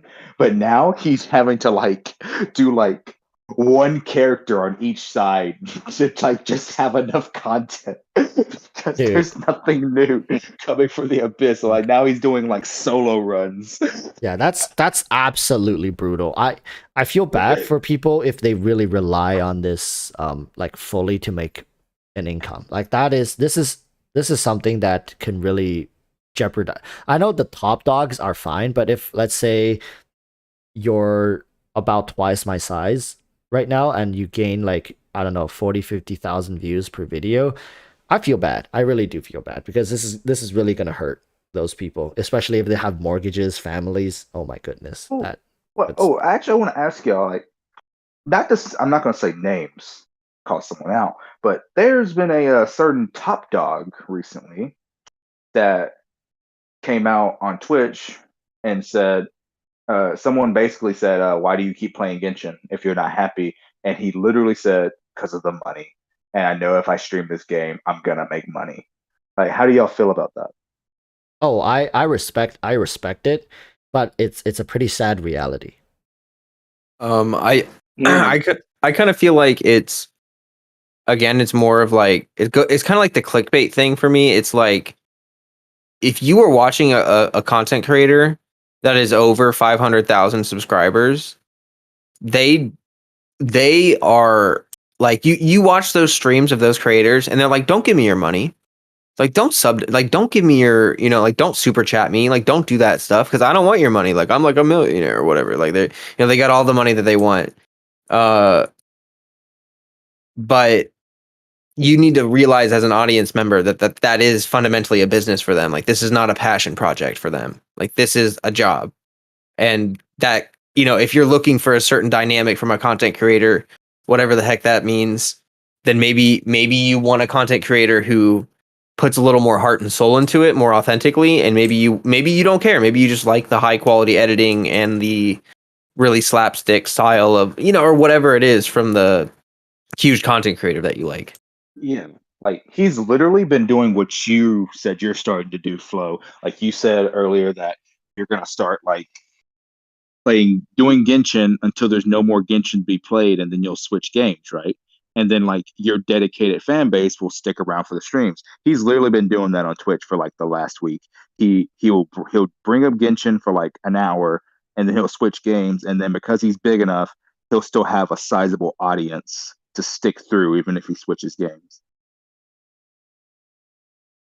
Oh boy, I think there's a large portion of content creators just waiting for something else to come out. And I'm not gonna lie, I would love to try out Star Rail and ZZ and just to see if there's an option for me to kind of branch out my content and discussions into other games. Nobody is gonna sit here and say like I want to do this for the rest of my life. Right. I think at this point I branded myself to be more of a like a news, like I'm closer to a news channel than I would be like not a commentator, like than a guide or meta channel. And I really enjoy news. I really enjoy talking. I really enjoy the excitement of sharing news and getting excited with people. Like I said before, right? I think that the 2 weeks leading up to the actual patch dropping is my favorite part of the game because the theory crafters can't really go around like definitively stomping people into the ground. At the same time, people are all excited, people are hopeful, positive vibes all around, and you know, people are older players are now returning to kind of prepare for the new patch. Everything's kind of up in the air. It's just a good time. We can speculate, we can talk, and nobody's gonna really be too disrespectful. I mean, there always are, but that's what I enjoy doing, and I think I'm just chasing that high. I think that to a degree that is some sort of like chemicals in my brain firing off in anticipation of the excitement, but I'm chasing that high, and I think I'm gonna continue with my content creation to chase that euphoric feeling of people just suspended in anticipation. It's great. I love it. Yeah, that's why I was like genuinely asking you, or it's like I'm praying that Flo eventually, gets his channel to where he wants to be because I love you both and I want you both to succeed in this. But you're already kind of like at that. Like I 100% agree with you, Walrus. Like that's why I was genuinely asking you, why not just become a HoYoverse channel in the future where all the games are released? Like I think you would be successful at that, and then like you would in the way like you want to pump out videos every day and be as consistent as you are, you would always have a video available. Yeah, I thought about covering both Star Rail but the thing is I have to be able to play the game. I can never get excited for things that if I don't actually play. I play Genshin pretty much. I think I play Genshin as it's designed to be played. I'm like the optimal Genshin player. I pull for dude, I swear I'm the perfect HoYoverse customer. I pull every character that comes out, right? I spend money, I pull and I log in every day and I do a little bit here and there. Right, and I buy the Welkin Moon. Okay, maybe I'm not the perfect one because I don't buy the BP and complete it. But yeah, I play Genshin minimum 5 minutes a day. And some people might laugh and be like, 5 minutes. But really, you just triggered the fuck out of me. Did you just say, wait, you'll top up hundreds of dollars for a character, but you won't buy the $10 battle pass? No, because I can't finish it. I can't finish it because sometimes. Oh, okay. Yeah, I just don't. Sometimes I will come on Genshin and I'll play for 5 minutes and I just like I'm not feeling it today. Like I'm not gonna go do this, and I'll just log off. But I can afford to do that, right? I'm sure you can afford to do that. Flo can afford. Sanzu can. Yeah. But free to plays cannot. That's why I was saying earlier that I have the luxury. We have the luxury of playing Genshin like this. That's why we can sit here and say Genshin is the perfect side game. But for free to plays who don't have the luxury of doing what we are doing, like playing the game like how we're playing, they're gonna feel very different. So, and I understand that the only reason I think I'm still so passionate and excited about Genshin is because I played it in small doses for a long period of time to the point where, I still feel pretty fresh about this game. So, oh, bro, my account has way too much to do. Like, I have content for days because I refuse to do it, so I never run out. Yeah, the sad thing is, though, if you really sit down and grind it out, you'll probably, like you said, be done in a couple of days. That's scary. That's really scary. Yeah, it's really scary. And like that's how many? That's like months and months and months of saving up just for a couple days of like hardcore content grinding. So, we hoard things in Genshin. Like we hoard content in Genshin, like the free to plays hoard primo gems, like for whales. It's quite amazing to me, and I will have to be committed to the games that I play if I want to cover them. So if I play Star Rail and this is really not feeling it, and I don't play for sometimes weeks at a time, I can't really make videos for it because it's like I will actually end up creating like a Chi Chi battery equivalent, and I'm gonna be wholeheartedly meaning it in Star Rail because I don't play the game, right? So of course I'm gonna sound like a dumbass when I talk about it. I don't know, man. I think you should just own it. Like you're one of those channels, one of those guys that like I respect that you don't listen to what everyone else is saying and you try to figure stuff out on your own. And that's obviously going to make sure that means you're not, you're not perfect. If someone can't get that, like dang, they just kind of miss the whole point. You know what I mean? Yeah, I see what you mean. But it's so tough, man. Like, because I'll know that I don't know. Okay, the only reason I can sound confident, I don't know if I do, but I'm pretty confident whenever I make videos and say the things that I do because I guess they say ignorance is bliss. If I'm saying something about Yellen that I actually don't know what the hell she does, people give me too much credit. People think like I'm actually faking it when I really just don't know. In fact, if I did know what Yellen actually did and I made that video talking about like how she might be bad or she blah blah blah blah, you guys can hear it in my voice. I don't know if you guys can, but like I feel like people can. Right? When a content creator, when someone is being disingenuous, especially like myself, uploading videos daily, you're gonna be able to tell the difference between something that's genuine and something that's kind of me, like faking it or making things up. So I always feel that in order to be truly confident in my delivery, I have to believe in what I'm saying. Therefore, if I like, that's why I'm saying if I don't play the game and I know I don't know what I'm talking about, for example, a new character dropped and I didn't want Whale to get it, right? Because I have to spend money to get the characters because it's a Hoyoverse game. So of course we have to. And then I don't have the character or I haven't really got my hands to figure everything out. And I'm talking about like, hey, this character, oh, she's amazing. Haha, really love her. Does good damage, great team synergy, blah, blah, blah. But I don't really know, right? So like I'm gonna feel so awkward, and you're gonna hear it, and it's gonna affect my delivery and confidence. So that's why I'm saying like I have to play the game because it's gonna be character related, it's maybe story related, maybe combat, or maybe like quality of life systems or something like that. Yeah, but a large if part of I your may. community is gonna also go to like other Hoyoverse. Like I really believe like a big part of your community, Walrus, is also gonna play like Star Rail, and they already probably play Honkai, and they're gonna go to Zenless too. So like you might actually have like a gold mine sitting to be just a Hoyoverse channel in the future. Also, if I may interject here real quick, one of the things that I wanted to communicate both to Walrus and also to Flo is that I respect so much the both of you as content creators because you both are very respectful in the way you communicate your ideas. Sometimes we all might make mistakes. I personally, I am not a content creator, so I don't really know what the process is. But one thing that I do know is, as human beings, we are all going to make a mistake. That's like that undeniable truth of life.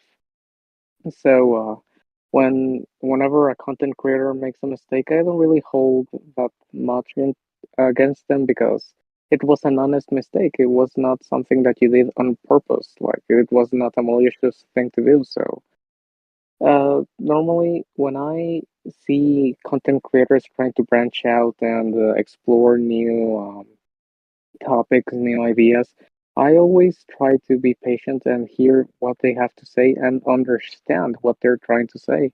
So by far, like I said before, the community that you do have well created is a very very understandable community, like very intelligent people. Yeah, not to flex, but I So think Flowcat and my community, since we share, audiences, I mhm. think we have one of, if not the most reasonable and well-spoken communities in the entire Genshin space. I would honestly, like, I would actually bet my artifacts on I don't think you'll find another community like Flowcat and mine, because I have taking you on that. I'm gonna lose.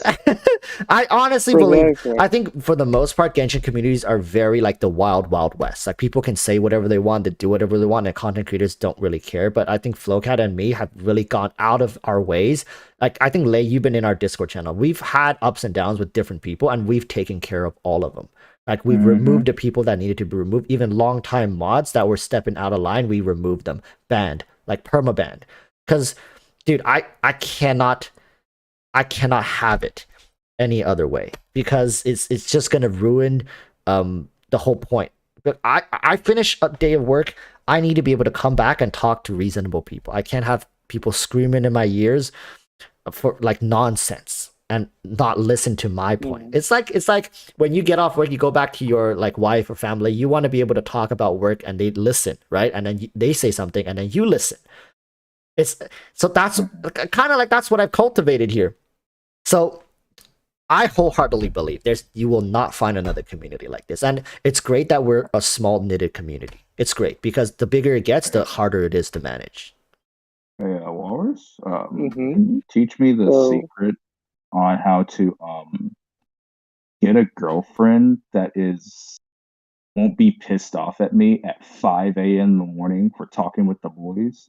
Like, can you teach me the secrets? Because your girlfriend seems to not care at all. She's asleep. she's asleep. Oh. But yeah, she I mean I'm a grown ass man. I'm like literally halfway, got my foot halfway in the coffin at this point. It really doesn't matter what I do with my time. I think she respects it because I do give her the time of day when I when there are times that I do just not talk about YouTube, not talk about all this stuff, and because it is a hobby for me. Like I think this is what people realize.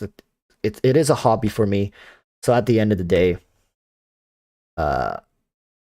she allows me to just pursue what I enjoy on my free time, as long as I can cover all the other stuff, which I mostly don't anyways.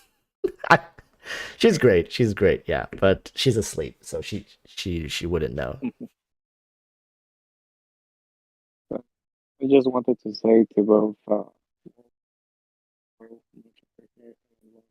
you do. You're cutting out a little bit, Dante. You guys hear me better? A little better. Can you guys hear me? Yeah? Yeah. I was just going to say much love and appreciation, and whatever path you guys take, whatever projects you want to do, you can rest assured I will always be there to support as much as I can. You see, that's great to hear. That's great. That's what I wanted. All right. Eventually, I'll move on. I'm sure of it. No, see, look, y'all have to join me and Dante. Me and Dante made a pact, and now y'all have to join us. That on the final story cutscene in Genshin, I don't care how many years, whether it's 5, 7, 10 years from now, the final cutscene ever in Genshin, we all have to be on a Discord call. We gotta watch it together.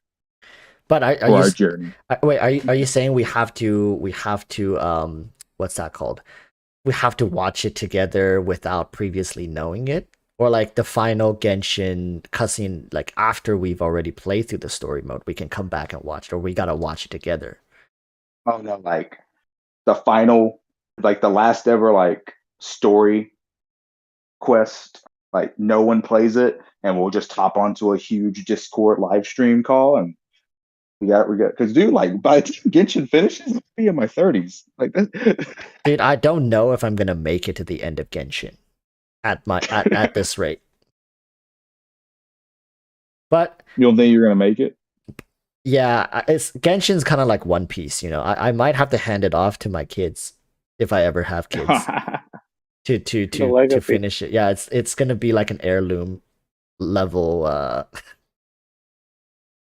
So. Oh come on, man! You got to be there for the final moments. The thing is, I don't think it's going to be as genuine. Think about it like this, right? Let's say if we haven't played it for 5, 6 years at that point, and we come back, we don't know what the story has been, and then we're just like checking out the final one. I think what we can do is we can come back together and like react to a video or something like that. Like I think we can react to maybe if somebody has a clip of the video of the last cutscene, maybe we can watch that, or like something like that, or watch a lore channel, react to a lore channel video of what ended up happening in the story. I don't know how many people who are playing this game right now would stay all the way to the end. I really don't. Because as much, I think Enviosity is one that stands out and says like, oh, he's going to play until the game closed servers. But I think he's saying that to calm his community into thinking that he'll be here for a long time.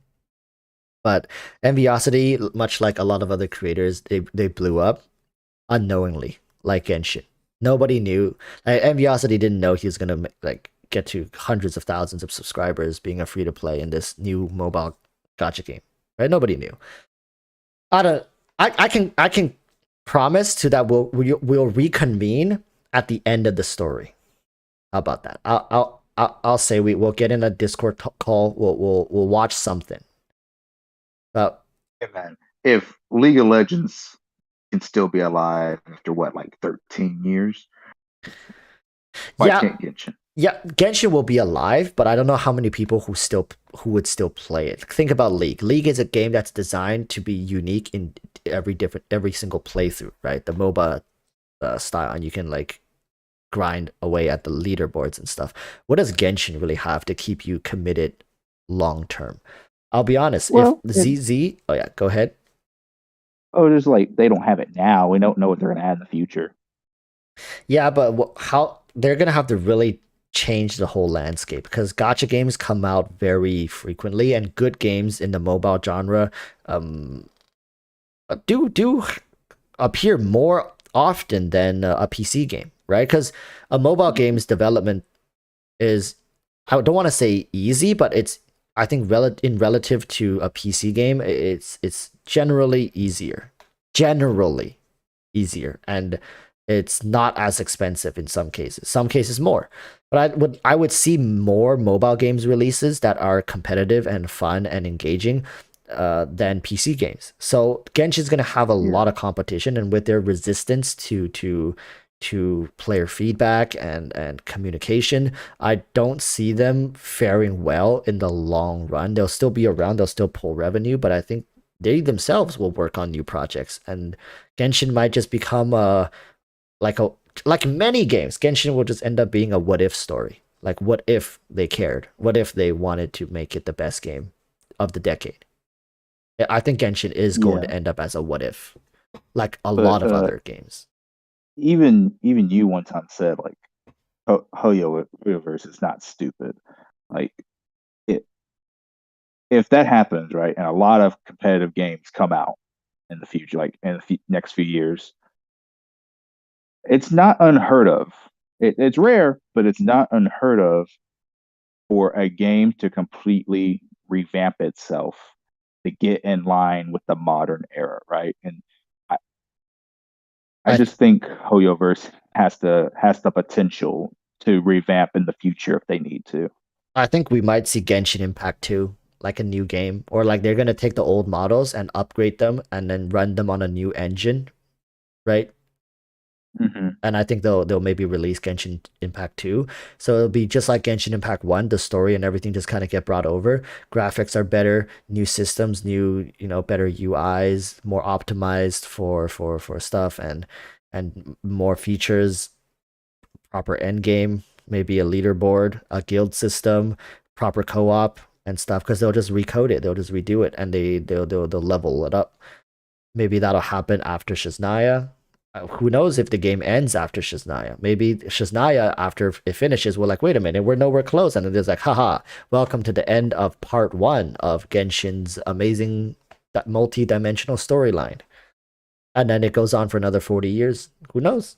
And then they just travel different dimensions. Like, what if after Teyvat, remember, we're travelers, right? Like, if if HoYoverse wanted to milk the story, we're literally travelers. This is as open-ended as it can get. We can travel to other worlds. right? Genshin, Mhm. Teyvat is just one world, and we don't even know how old the siblings are. The siblings could be like eons old, and they could be immortal. They could have been through like tens of millions of different worlds before Teyvat, and Teyvat is just one stop among many. They can literally go on forever. So we might never really see the end of Genshin. So, but I guess what you meant is like the end of the Teyvat story chapter, right? Like what ends up happening at the end of Teyvat. Yeah. Well, yeah, because after Snezhnaya, there's Celestia, right? Like they're not going to just leave out Celestia, are they? Yeah, they have to. Well, there's Conria. Like if you go watch the Travail trailer video, right after Snezhnaya is act question mark question mark question mark, and it's Conria. So a lot of people are speculating that means that once we get done with Snezhnaya, we'll probably do some timey-wimey stuff and maybe go back to the Archon War or go see Conria in the before it fell or something like that. Like because it's not everything is like Act 1, Act 2, Act 3, or chapter or whatever they say. And then when you get the Conria, it's like act question mark, which like sort of indicates a lack of linearity to it. Mm-hmm. But I mean, if you look at Honkai's gotten quite a bit of revamping, and I think like if there were a game that they were going to shut down and give up on and walk away from and just invest into something else, that I think it would have been Honkai, right? Like the fact that they're still putting so much love into that game does kind of like gives me hope for a future for Genshin. Because they're all pulling profits. It's just money. At this point, we could call it free money because they're literally printing money with these games. They got a well-oiled machine running with a team who's been working on the project for years, right? And it's going to be the same with Genshin. I just don't see them ever stopping unless it becomes not profitable. Let's say even if they turn, and I think lowballing it, like if they turn $500,000 per month of profit, not like raw income, of profits per month with Honkai, they'll keep it going. And to Hoyoverse, $500,000 is like chump change per month. Well, it didn't used to be. Yeah, it didn't used to be, but like now with Genshin, I think Genshin will probably be expected to pull like across all platforms $5 million a month. It's pretty easy for them. You'll have to forgive me, everyone. I don't want to interrupt, but it's getting very, very late for me, and I'm probably going to have to head out for the night. Okay, But no I problem. I wanted mean, to say it's amazing to have you here, and don't feel like you're interrupting. It's just a conversation. So but thank you very much for having me, Flo, Walrus, Play, everyone on chat. It was amazing, and I hope everyone can have a wonderful night or day, depending on where you are. Yeah. See you, Dante. see ya. We'll Good see you later, night. Dante. Goodbye, Have a good one. Goodbye, Bruh, everyone. Walrus, you have some dedicated fans, bro. You're still over 100. I don't know how. I honestly don't know how, and I swear half of them have to be asleep. Half of them have to be asleep. But yeah, I'm pretty proud to say that It's going up. Like it's going up. You have people joining. Yeah, I'm confident that I'm confident to say. I mean, not confident. I'm very happy to say that I can actually pull in this number while saying this is a Genshin stream. That's pretty insane. Are you looking at this chat? Who's sleeping? No, like there's no way 100 people are chatting. I see the same like 20 people chatting. So there's like 80 people that's unaccounted for. All right, let's do a poll. Let's see how accurate this feature is, right? Let me do a poll. Oh, I gotta end the first one. I'm gonna do a poll to ask, are you sleeping? And then only the people who are awake can even. Wow, we're literally tied at 50-50 for cookie and cake. Damn. All right. Create a poll. Are you awake? And the first one's gonna be yes. And the second one's going to be Z. And the second one's going to be no. And you see that the joke here is people who vote no, I'm just going to put it towards yes. Bruh, on my end, it says cake has 50%, and it says cookies have 49%. Yeah, so we win, right? Oh, I Where's see the it too.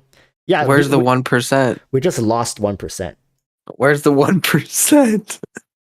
You see, Where did it go? here's the thing. Let's see if we can even get to 102 votes because we have 102 people, right? So let's see if we can even get to 102. And you see, I was right. I ballparked 20 something, and oh, never mind, 30 something. Damn, I guess we got a lot of lurkers here. I don't think we're gonna get to 102 though. I honestly don't think we're gonna get to 102. Dedication. Yeah, but If you get to 70, that's incredible. because I think a lot of people do leave my stream on and then they go do other stuff just to support, and it's amazing. It's amazing, truly. For someone my size, like, because I don't pull a lot of viewership when it comes to videos, right? Like when it comes like for videos, I think other creators who are even smaller than me sometimes can pull better numbers, but for stream viewership, not bad. I like it. Yeah, it's because people like you have a dedicated fan base, bro. Like people just like your consistency, like I said.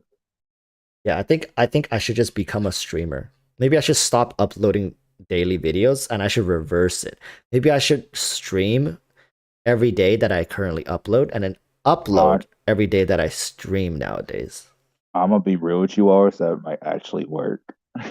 Yeah, and just sit here and just talk. But I mean, that's been what I've been doing because I was doing like regular videos like you, and then I converted to doing streams. And the growth is slower, but you get like obviously the people you get in your streams. Like I feel like one stream sub is worth more than a video sub because That's that true. stream sub will give you a lot more watch time and engage more and potentially be a channel member. And I've never had someone just be a channel member from like a video, you know.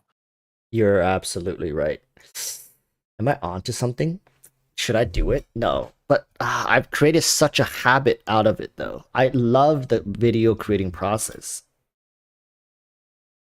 I love Well, you can, but then you can. What I was gonna say though is you can spend more time on each video though. Like you don't have to stress about like, you know, if you don't have a good idea that day, you don't have to like just put out a video. Like you can save it for when you really are feeling it. You know what I mean? If you ever run out of video ideas, just stream to make up for it. Yeah, exactly. Like if you're ever just like, man, I can't think of a good video today, just do a stream instead. I don't think anyone in your community will mind. Well, you could poll people about it too. Honestly, like the 100 people in here, they probably prefer that. I don't know. It just all right. I'm gonna be honest. At this point, it's like a record. You know what I'm saying? At this point, it's like a record that I haven't broken. Go to my page and look at it. Look how consistent I've been. I'm not gonna lie. I feel very happy that you mentioned it, Lay, because this consistency has definitely been hard to keep up. But looking at it like this, I can go back 8 months, a year, and click on a video, and I can through the video I can remember what I was feeling that day and like how excited I was. It's like taking a video of my day almost. You know what I mean? But a stream would be a little different because the videos are much more carefully constructed as opposed to a live stream for me. So these videos really would mean a lot for me, let's say 2-3 years down the line.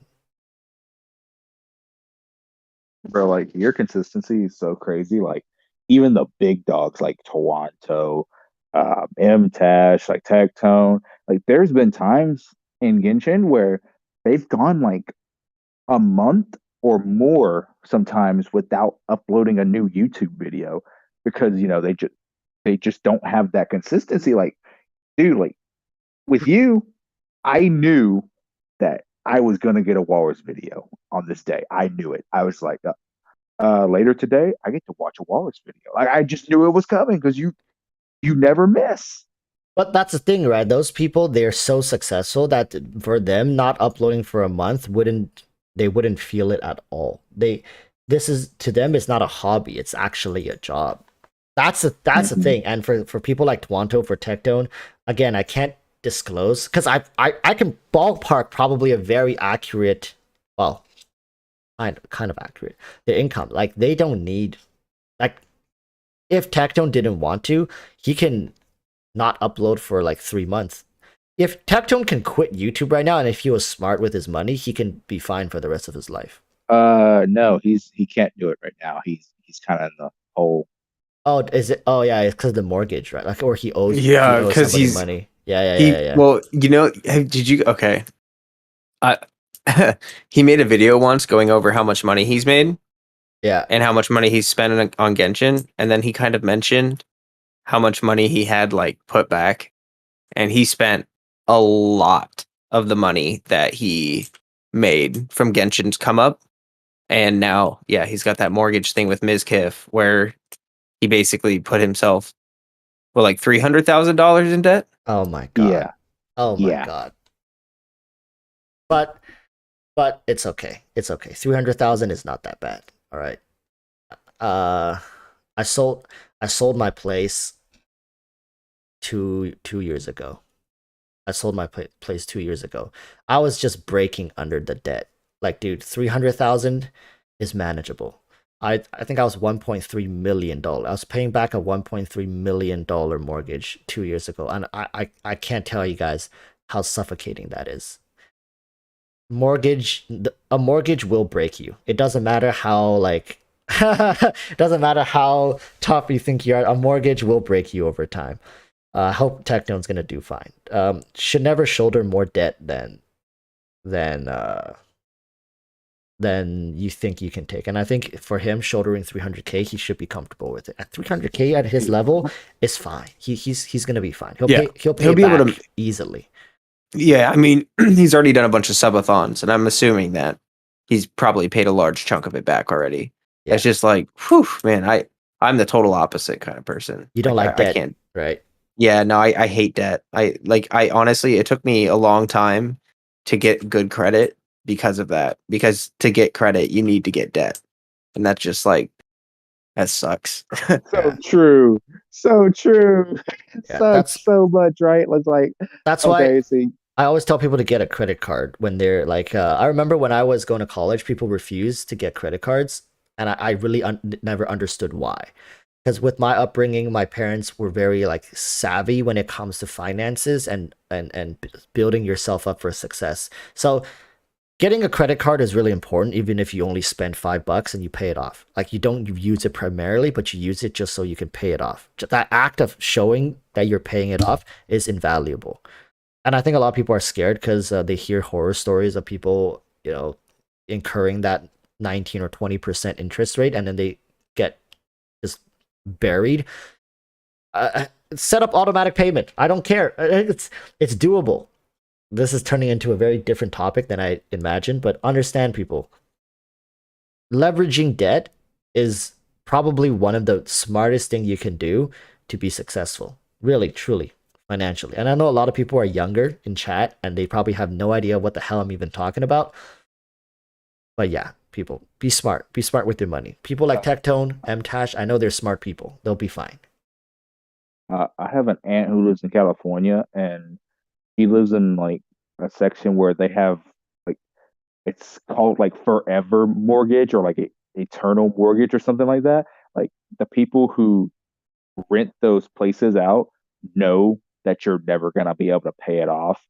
So they just basically live there until they either die or move out, and then they just give it to the next person in line after that.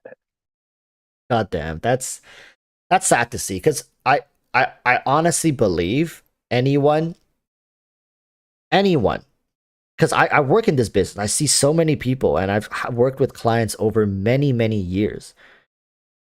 And I see how they start saving and how they make a financial plan to like maybe purchase property, and they ask for price projections and all that stuff.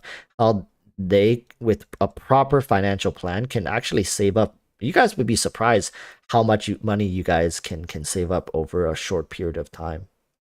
with proper Mhm. budgeting and smart decisions.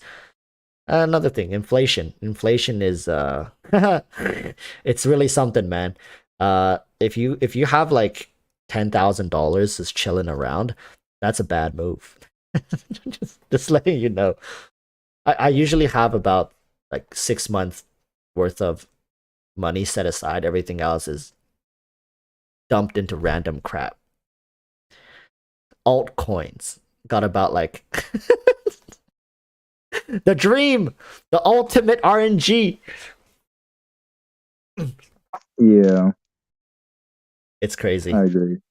But like with inflation, like I'm 23. I just turned 23 like this past week, but I'm back in with my mom for now because Stay. situations, No, dude, that I can't really. stay with your mom. I swear. Just trust me on Yeah, this. Stay with your mom. It doesn't matter what your peers, friends, whatever people say online, like, oh, still live with your mom. Dude, you'll see who's laughing like 10 years down the line. Really. yeah. I've been actually thinking about it, bro, for real. Like, because you and Flo know my story, but I'm not gonna like put it out publicly. But like, I used to like live in an apartment, right? But now I'm back with my mom for now, and I was actually thinking like when I get back on my feet, from this injury I had, I was thinking I was already like looking at like new places to rent out and stuff, and then I started really thinking about it, like what you're saying with inflation. I was like, I don't really need to move out right now. Like I don't need to rush it. Yeah. And think about it like this. When your rent money is really just you paying off someone else's mortgage. Why would you do that? Yeah, yeah. Why, like, if you have the money, why not give it to your mom to help her pay off the mortgage? You know what I'm saying? Keep the money. House is already paid. Oh, okay. Yeah, then even if you say like, okay, then I don't have enough pressure, because a lot of young people I meet, there's like, like, I need some sort of financial pressure to kind of make me feel like I need to work hard and not lose that drive. Just give the rent money to your mom, right? Just give it to her, whatever. Do whatever you need to do to give yourself that, create that illusion that you need to keep fighting, you need to keep struggling. And eventually you'll get to a point where you're going somewhere and you're finally ready to move out, and your mom just give the money back to you. Like maybe you can make a deal with her or something, or you have to find a way to keep the money circulating within the family. So many people move out just for the sake of moving out. Like, why? Do you guys know how much money that is burnt every year? Like, I'm not trying to diss the people who have no choice but to move out. I'm just saying, if you have a family who is okay with you living with them, don't move out for the sake of pride or feeling like you need to flex on your friends, or you feel embarrassed. Truly, you guys, over like 5-10 years, how much money have you guys paid off someone else's mortgage? Really, especially if your family has a home that has a mortgage, why pay it to someone else? Why not pay it to your parents? Right? Be smart. Be very smart. You guys can be very wealthy. Look at people who have turned their lives around in a short few years. You guys can do it. You guys can do it, and you'll have plenty of money to whale on Genshin. Trust me, people. All right, you have plenty of money to whale on Genshin. Those C6 characters will be flying in like you wouldn't believe. Tell them, Flowcat. Oh, absolutely. You're going to have every C6 character there is. Yeah. I don't see thick Finland, which is trash, Here we are talking about being smart with your money, and then we end the topic with getting C6 characters. Damn, that stonks. Hey, by the way, you got 74 votes. I was right. That's crazy. No, it's. Oh yeah. Oh yeah. Damn, most people are. So there's more lurkers. Do you guys just have me open on the TV, or you guys are like working out with like earphones in, and you're just having me in the background talking? I swear that's how it has to be. And I know a lot of people says like they just have me open on their TV while they do chores, and I love that. Can you imagine like having my voice blasted in someone's living room, like halfway across the world? That's crazy to think about, right? I Oh, Yeah, what's up? Of course. You just made me you just reminded me. I actually know a guy. He's like 33 or 34 years old now. He's a freaking pharmacist and he still lives with his parents and he makes like 110K a year. And he's been like a pharmacist for like 7 years now or something like that. And so he has more than enough money. 'Cause he doesn't like irresponsibly spend either. Like we've actually like had a conversation like a year or two ago, me and my family with him, and like he just doesn't want to move out. But he has a girlfriend, and he it's not like he has no life.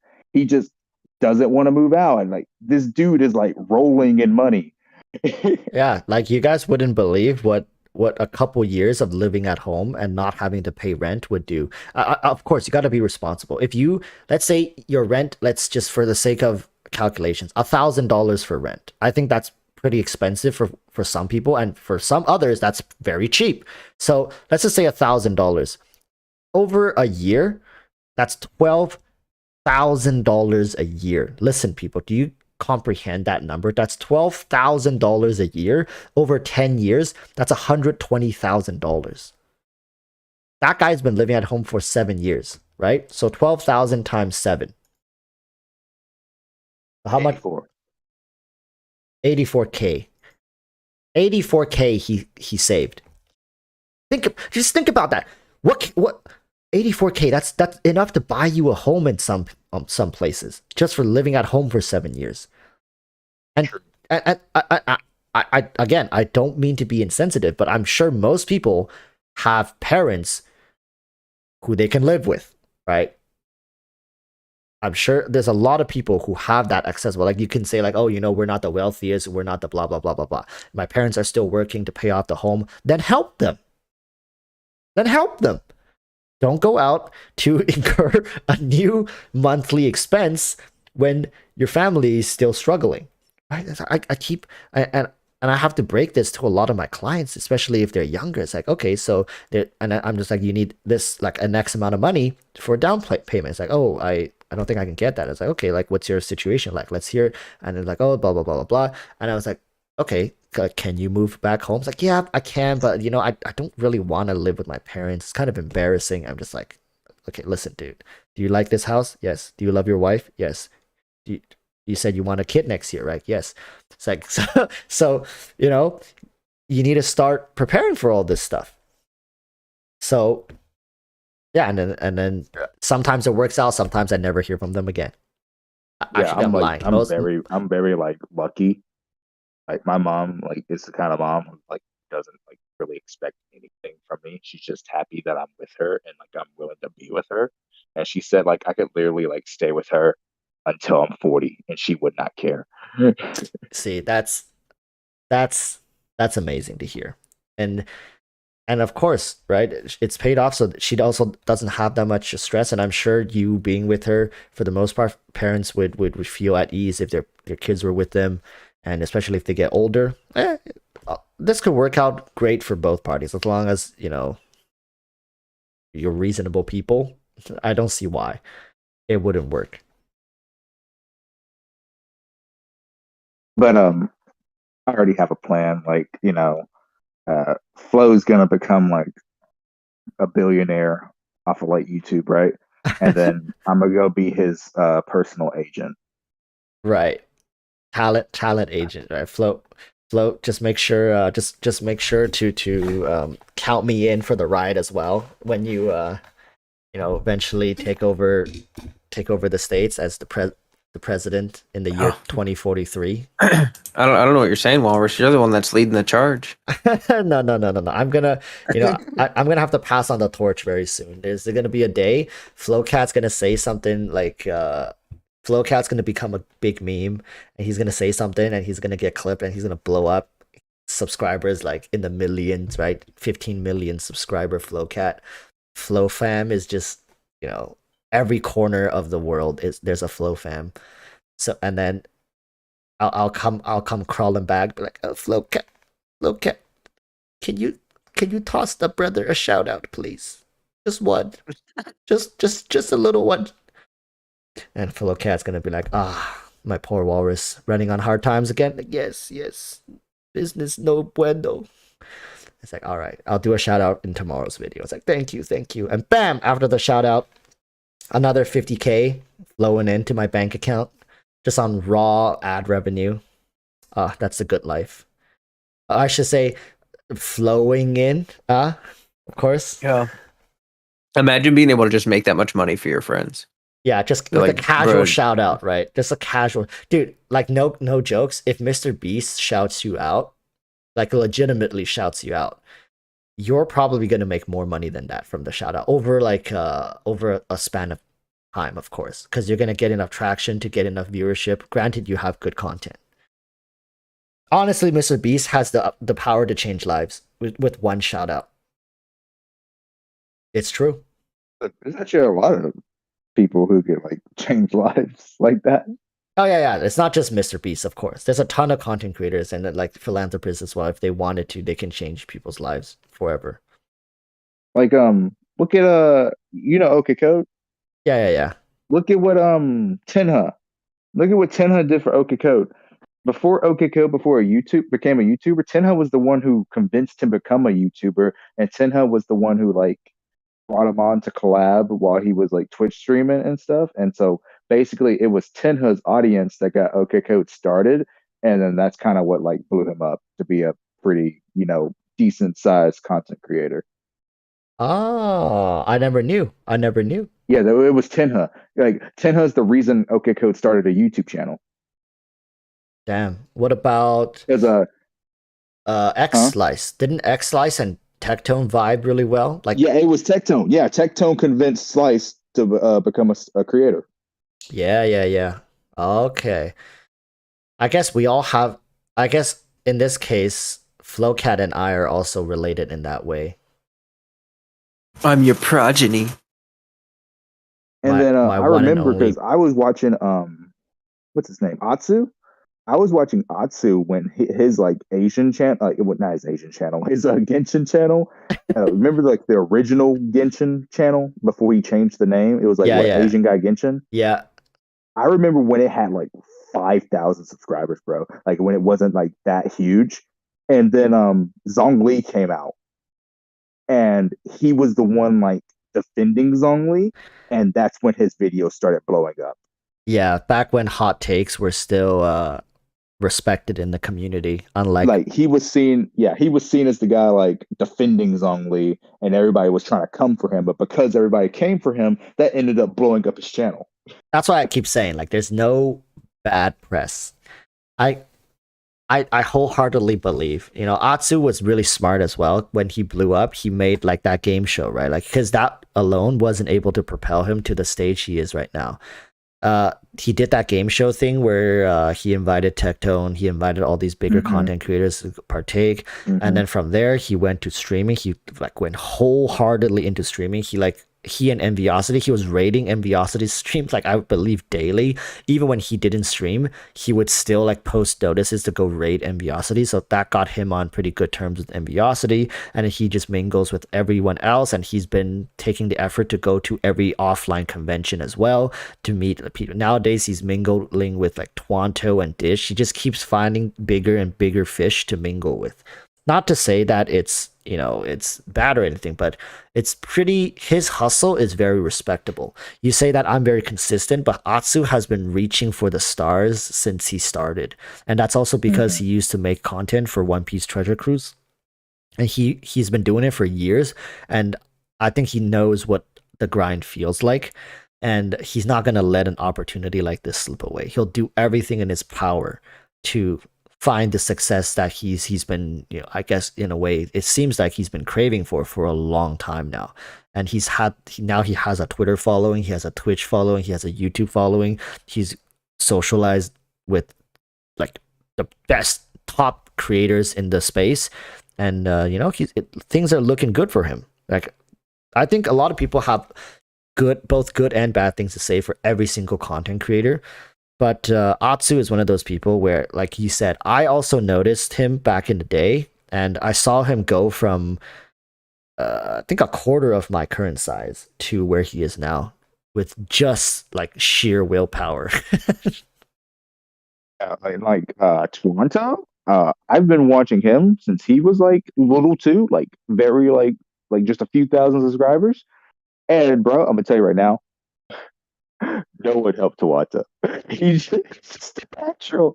Like the content Toronto makes, I don't know why, but the Genshin community eats that shit up. Bro, he would literally post like once a week, and every video got more and more views every single time. With like, it's like, bro, like he's just luck. I don't know if it's luck or did he just find the right algorithm for the Genshin community, or Yeah, with Twanto, I think if you want to break down his success, it's going to be very tough because you can't say Twanto is 100% skill. I think there's a large portion of it is luck as well. And of course, he was like he blew up on TikTok first. So I guess if you want to credit his success, you have to credit it to the fact that he was smart enough to be on a different platform competing, like when other people didn't think about that, right? And as he blew up, more and more people now flock to TikTok, but it's too late. It's too diluted. He was there before everyone else was, and that's why he found success when people were fighting among the YouTube crowd and the Twitch community. He grinded it out on TikTok. Same with Dish. Dish, I think, came from TikTok as well. So, and then he hit a huge gold mine with the algorithm as well. Once YouTube realized that you have a strong dedicated viewership with great retention, he must have good retention with his videos too. So then the algorithm would literally piggyback you and then keep pushing your content until it reaches a point where they realize, okay, so this is the breaking point. This is when people stop clicking and don't care about you. Then they'll keep you there. It's really smart because it's for the algorithm, it's always about like click through retention. If they realize, okay, every time I promote your video to this point and then people stop clicking and I have to put in more, I have to promote you a lot more to get more clicks, then I'll just stop here.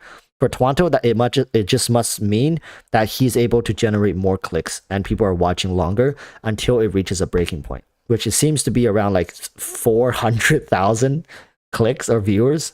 So, and of course, he's very popular on TikTok. He blew up on TikTok, so all of his TikTok followers came to watch his YouTube as well.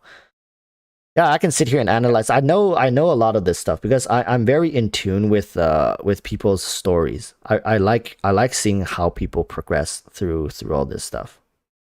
Pretty cool. Yeah, like even in his million subscriber video, like you can just see it in his face, like dude, like what the hell, like this happened so fast.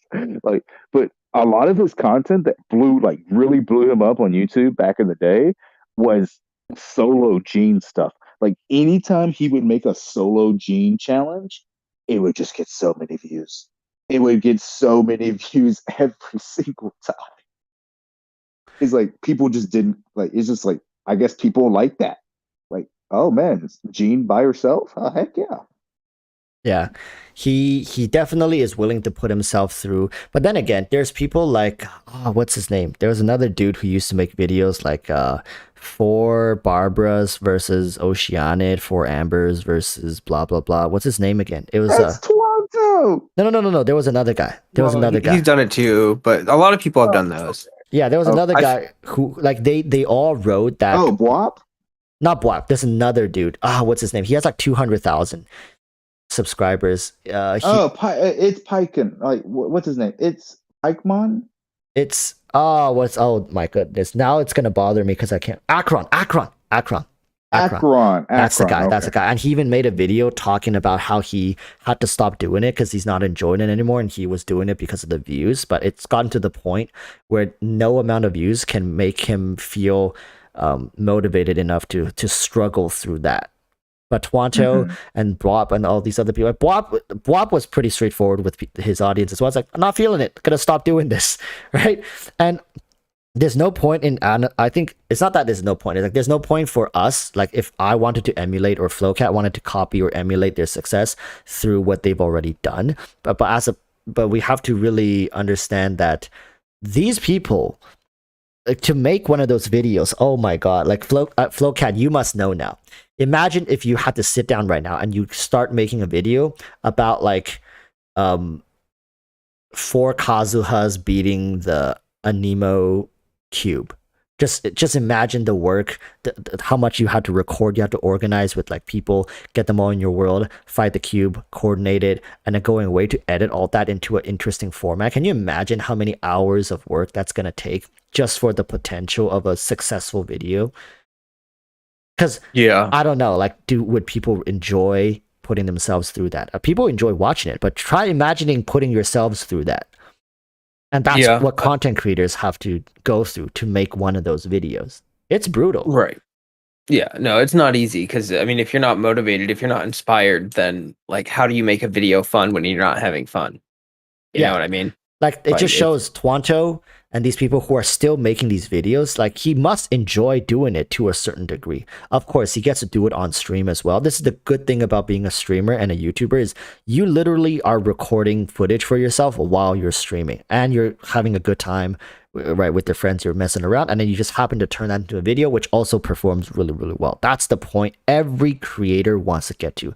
Like, I would love to just segment, like, archive whatever we have right now, this podcast, and release it as like a 4-hour video and have it do very well. But I know that's not going to perform very well. It's, or like, take segments of my stream as videos. I've done it in the past and some of them have done well, but I just don't, it doesn't sit right with me that it's not very polished, because my thoughts on streams are very streamlined and it just comes and goes and comes and goes. And it's very difficult to edit because it's very choppy. I don't see right now, I don't know what I'm going to say next. As words come to me, I just fill it and continue talking. But maybe that's what I need to do. Well, you know, the talking about like your consistency earlier, like Walrus, like there used to be a big dog, and obviously it's Tectone who I'm talking about, who used to be you. Like, right? Tectone used to literally upload every single day, no matter what, about Genshin, like for like what, 8 or 9 months straight. And I guess he just eventually broke down and gave up. Yeah, it's also because that he has enough money, right? Like, it gets to the point where you ask yourself, why are you doing it? For Tectone, he must have asked himself this question, like, why? Why am I doing it? Will I, if I don't upload today, what's going to happen? Nothing. Literally nothing will change, right? So why am I doing it? Do I not have enough money? I do, right? Is that extra video is going to change so much? No, it's not, but it's going to hurt me a lot, right? It stresses me out. He must have went through this thought process, and he came to the conclusion that it's better for him to just not do it, to not chase after this, whatever this is, to this record or something, in exchange for his mental well-being. And he made that conscious decision to stop doing that, right? And I respect him for it. I don't think if he's feeling comfortable or he's happy doing it and he forces him to do it, I don't think he should do it. I am very content in sitting down, thinking about ideas, jotting them down, and I'm literally, I feel like I'm grinning for most part when I'm trying to make a video, come up with a video, or create a concept, and I'm always curious as to what people are saying. I think Tectone has stopped reading his comments. Granted, he does have way more haters than I do. Not ratio-wise, but I think just number-wise, he does have more because he's bigger, right? So I read comments, I respond to comments, and I think people in chat, Lay, Flowcat, right? For you guys, it's easy for you guys to tell that I read your comments because I heart them, right? So you guys know that. And for people, I go through and I find at least a couple of them to respond to because they're engaging, meaningful, and sometimes I don't do it immediately. Sometimes I might be on the toilet, right? And I'm going through my comment section and I'm just responding to videos. You can ask Beluga-chan next time you guys have a chance. Sometimes I'll be outside and, have a moment just chilling around. We're not doing anything, taking a break. We just got a drink, and I'll be on my phone responding to a comment, and she'll ask me, what you doing? I was like, responding to a comment. I love it. I don't care about the views. I don't care about the like to dislike ratio. I care about the individuals who are critical enough to leave like a golden message. It's like my golden goose egg. That's what I do it for.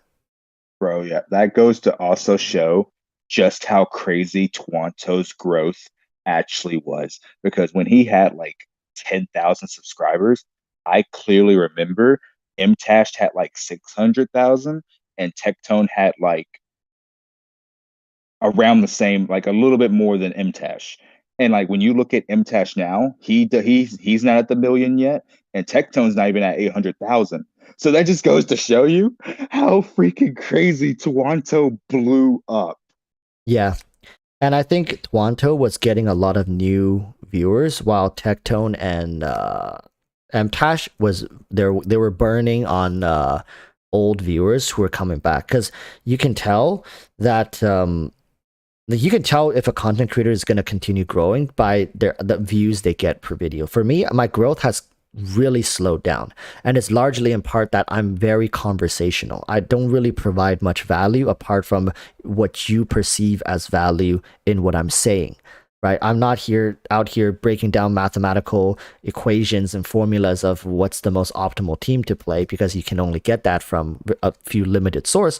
I'm here telling you what I think about. So if you don't care about me, you're not going to want to care enough to subscribe. And I'm okay with that, because I can't continue chasing a number that's reflective of in my ability to break down numbers and team and meta teams for you.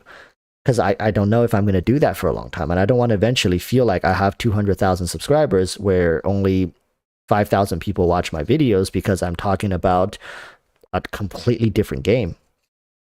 So yeah, I think audience expectations are huge. Like I like kind of to touch on a couple things that were talked about. Like, I don't think anyone cares what your schedule is as a content creator, as long as you don't lie about your schedule.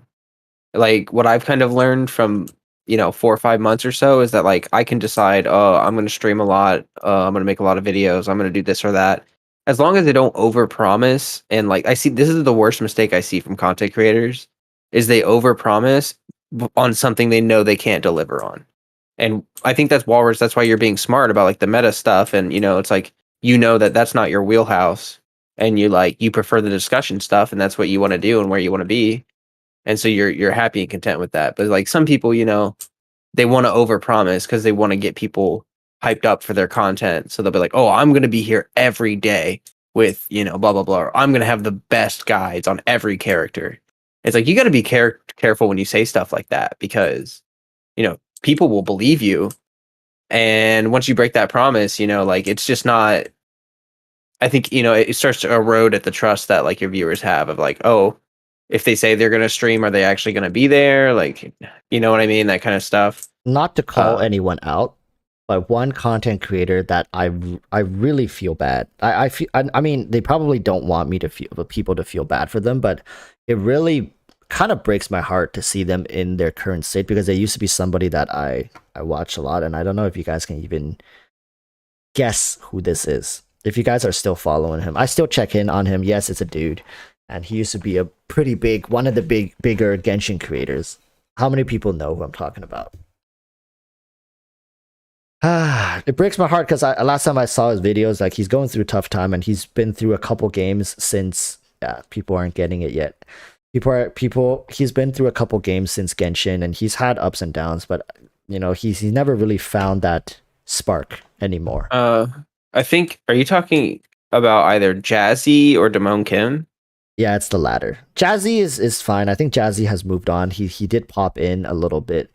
But Damone Kim is somebody who I feel like he wants to do good, and he wants to be happy, but he's really struggling to do it. And I think when you mention like broken promises, recently I was watching, and this is public, right? I'm not like talking bad on him or stuff. He publicly made a video saying how he was disappointed in himself at breaking those promises. He's not been truthful with himself. He's not been truthful with his community, and he feels like the commitment that he was not as committed to the promises that he made, and he wants to change that. And now he's working on a new project. He's not going to let us know, but he's making a video game apparently, right? So that's what he said in his video. So you guys see, like I looked up to people like Damone Kim. I looked up to people like Tectone. I looked up to people like Zeal's Ambition. Did you guys know when Zeal Ambition first started making Genshin content, he was smaller than my size? You guys know that. I think he had like 40,000 subscribers, and then one of his videos got 2 million views, or like 3 million at this point. It's crazy. Like literally, a video can change your entire life. It could. And people like Damon Kim, I have a lot of respect for him because he did what MTash couldn't do. He was milking, like, okay, not milking, but like, let's be honest, he was kind of milking video views. He was getting 100,000 views per video. And I tell you guys, that's a sizable amount of income for just sitting and talking about a game. He could have done it like a desk job. He could still be doing it till this day. And he would have made a lot of money doing it. But he had the balls to walk away from that. And how many people in the Genshin community can you really say that? I think he's the only one. And and Zeals. Him and Zeals. Yeah, Zeals too. I watch their content more because I respect them for making that move. Right?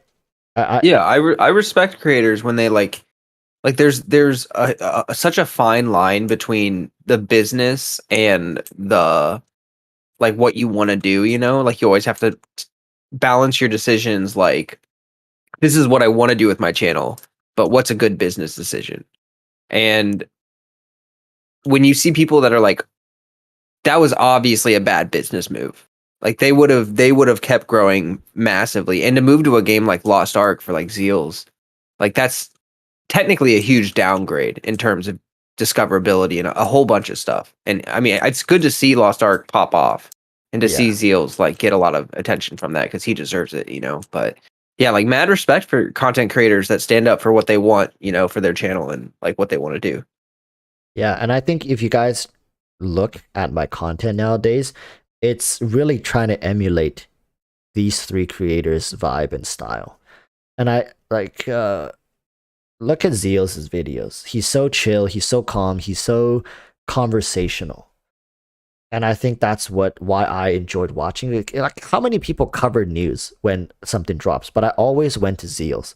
I always went to Tectone for the loud reaction stuff. If I see something controversial and Tectone covers it, I want to go here because he pretty much embodies the talk before you think type of thing, right? He doesn't think. It seems like at the very least he doesn't think what's about to come out of his mouth. He'll say it first, and I like that. It might not always be correct. It might not always be, enjoyable, but it's entertaining, right? That's what I watched him for. And then I watched Damon Kim for similar reasons to Zeals. And now that only one of them is left and he's in pieces. Tectone is in pieces. He's being torn on like all different sides. People literally hate him. He got like drama that he's digging up from back in Arknight days. He has a second channel. He doesn't even play Genshin anymore. He's been doing he's been doing a subathon and he hasn't touched Genshin for how long? He doesn't have consistent uploads anymore. Zeals went to, it sucks in a way to see my icons kind of turn into, I don't know what they've turned into, right? Is this good for bad? I think it's respectable what they want to do, but now I kind of have to do it myself. Like this is kind of like the Thanos meme. They're like, fine, I'll do it myself, right? I'll keep uploading every day. If I have things to talk about, I'll keep uploading. But there's really not much I can kind of emulate or take from them at this one because they're all doing different things. Yeah, well, I think at this point, if I may say so, I think you're well beyond emulation. I mean, I think you're at the point where you get the gig, you get the business, and frankly, like you're a role model for me. So like, it's like I think leaning more into just what you want to do with your content and which you have been doing. So I mean, it's not like you're not doing that, but yeah, I mean that's I think the way to go for real. It's difficult to see it from the outside perspective. So I guess this is really helpful, and it's great to hear that you're trying to do or emulate me or motivation, right? I'm your motivation. Yeah, it's like inspiration, Yeah, one day I guess it just keeps going, right? Eventually you're gonna inspire someone else, and it just keeps going. And it sucks that I've sat down with Zeals. Zeals was the only one who gave me the time of their day to talk about it. That, granted, I never reached out to Damone because he left before I really had a chance to grow big enough to even engage with him. I talked with Zeals. I never really continued to bother with him though, because a lot of my questions was regarding to Genshin and content and stuff like that, and he moved on, so I never bothered him with that. But yeah, I still have Zeals as a friend in Discord. Tectone, yeah, Tectone doesn't respond. All right, like, it's not that I haven't tried to reach out. He's never responded. So, and I'm sure he gets a lot of hate mail. So at this point, I think Tectone just stopped looking at mails. He's handed off his business stuff to a talent agent, I believe, that Mcash introduced him. They said this on a live stream, so he doesn't look at his emails anymore, especially the business email. He doesn't read his Twitter DMs unless it's specifically from somebody he's expecting or knows. And he also doesn't allow you to DM him on Discord. So I have no way to even reach the guy, even if I wanted to sit down and talk with him. That sounds like that's like having like like they're like a I don't know how to say it, like a live firewall. Like this person is just like cock blocking anyone that wants to get in contact with Tectone. I mean, I can understand why at that big of a size. Yeah, like, I'm sure, like, if I'm leaving DMs open and I get death threats once or twice a week. Like, I'm straight up saying, like, they're straight up death threats. And I know it's probably as a joke, but it happens. And imagine people Tectone size with that much more haters. It gets too much, right? Yeah, no, I mean, that's a dream for everyone. Crazy. Do you see this shit? It has more fucking votes than people in the goddamn chat. Yeah, because some people left. That's why. Yeah, too bad Sanzu isn't here. Would have loved to have Sanzu jump in this conversation.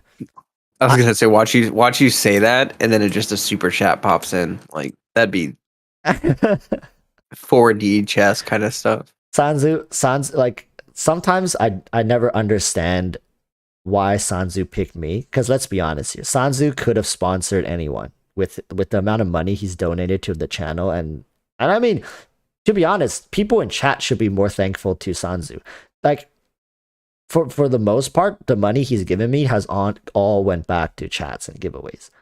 And I, like, you know how, do you guys remember how we even met Sanzu? I literally made a comment about something like that, something about a feature or something. And then Sanzu was saying, well, like, it's too bad they don't make these features for whales, or they don't cater to the whales, or something like that, right? And I called him out, and I was like, Sanzu, if you're really a whale, prove it. Like, you're not even a channel member, man. You know, like, and I said it jokingly. I didn't say it in that deadbeat voice. That would probably got me beat. But but I said it as a joke. I kind of taunted him or something like that. And then he returned with like a donation or something. And then soon after that, he became a channel member. And then I think on the same stream, he donated like $500. And the rest was history. Sanzu's a blessing. Like, yeah, that was around the time I came like in and started being vocal. Yeah, Sanzu is that guy that everybody dreams they had in their community. Yeah, I mean, just to shout him out for another really cool thing he did. I was streaming and we were chatting about stuff, and I won't get into the specifics, but he just super chatted me like $300, and that's more money than I've made in total from like monetization so far. So yeah, I was like, dang. And Sanzu has been so chill, and he wants to remain anonymous. And I've come to realize most of the people that I've met, like, do you guys remember Sacra Kid? Lay 7, do you know Sacra Kid? Mm-hmm. Like, Sacra Kid was also one of those odd peoples that he just came and gone, and it's almost like he was never here. You know what I mean? Like, if you want to look for traces of him, it's almost non-existent. Yeah. It's crazy. Oh, yeah, I remember even after months after Soccer Kit left, there were still people in chat being like, "Soccer kit got me my venti," and it's just like that's just so mind blowing to me. Like that's got to be. I mean, I don't know. Gift giving is a special pleasure, and I think like when you really have that much, if you have enough resources to bless people like that, it just feels so heckin' good. I mean, why not? Like, what better use could you use for your money than to make someone else's day better when you kind of already have everything you want? You know what I mean? Like Genshin philanthropy. yeah, he's already C6R5ing, so he realized that having two C6R5 units can't be possible. So he's just gifting out constellations to other people. Yeah, it's pretty crazy. And we have multiple wallet archons here on my channel. It's just the things people are willing to do. It's crazy. It's crazy. I I'll be can't real with you. It feels better to whale for someone else than it does for your own account. Does it now? You see, I'm gonna be straight up honest with you. When I sent you that $100 when you were pulling for that guy, remember that guy you were giving a Hu giveaway, and you got the Hu in one pull. So you went to the weapon banner. right? I remember that. You lost the 50-50, so I sent $100 and said, dude, no, just get this dude this Homa. When you got the Homa for him, I was like, okay, that actually felt pretty fucking good. Yeah, I don't know, man. I guess I've done giveaways, but it feels different because it's like you are doing it. Like, think about it. That guy is probably sitting halfway across the world from you, and I'm sitting like, I don't know, 1,000 miles away from you. And like through me, we're able to get that guy who's halfway across the world something. Crazy. Something digital. Can you imagine explaining this to somebody from 100 years ago? Yeah. Bro, I'm gonna have to post a link to this in my Discord and be like, yo, so after I ended it, we kept going for like 4.5 more hours. So here's the rest of it. Bro, yo, this is your two fault. You're the content creators. Y'all are supposed to be the one who ends this. No, hey, no. we're doing our jobs, man. We're in our element. We're making content. We're I'm not busting our leaving ass until off. y'all leave. And by the way, there's 135 votes. What the fuck? How are we getting more people in the stream? That it doesn't even make any sense. It's like 4 a.m., almost 4 a.m. God damn, I need to be awake by like 10 a.m. Yeah, I literally, I've given up on sleep. I'm gonna take a nap later, but sleep is not gonna happen. Yeah, Kwambe says, remember that guy with the double donut? You and Sanzu gave that man his cocoa me. Yeah, I remember that, dude. I was like, why do you have two? He lost 50-50 twice. Getting the weapon. Oh, that's brutal. I don't know why people do it to themselves. Damien says East Coast is just waking up, baby. Oh my god. The people from East Coast are gonna pour in. Those are the real rich people, man. I'm telling you guys, the people from East Coast are built different. The people from the East Coast actually scares me. I've met a couple clients from the East Coast. They're just different, man. I don't know what. Like, Walrus, what do you think, like, whales like Tony Toe, like, what do you think they do for a living? Because like he was whaling on this kind of, like, he was whaling the way he is before he became big on YouTube. Yeah, like, okay. What do they do? Here's the thing about Chinese people and money, right? You never question it because here's the thing. Let's say Lay 7. He's Korean. Oh, he's Korean? No, it's in Asia in general. You just never question it. One of the reasons you don't question it is because the way they get wealth is very different from how we get wealth. All right. So Lay 7, for example. Let's say you're my really good friend. Like we've been best friends, right? Like since we were kids, and we both have a kid. And let's say you have a real estate project and you just dug out this entire freaking field and you got a bunch of dirt, right? And you're like, I need to get rid of this dirt. Like, and I'm just like, yo, Lay, or Flo. My son is kind of just chilling at home. He got nothing to do. He can do it, right? You just need someone to monitor it, right?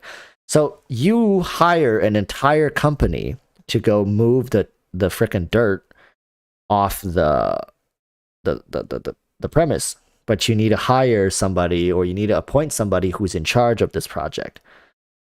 And really, this person is just in charge of monitoring people who move the dirt. So they're not doing anything. And let me tell you this before you guys start asking me what the hell am I talking about. This is a real story, all right? So I'm not even kidding you.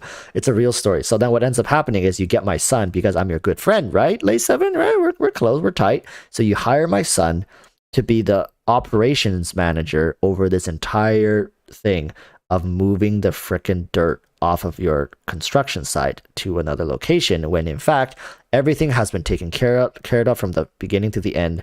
And now my kid is getting paid the actual salary of, let's say, a project manager or whatever, and it's like of say $100,000. No, like, no joke. These people are shitting money, for a lack of better term.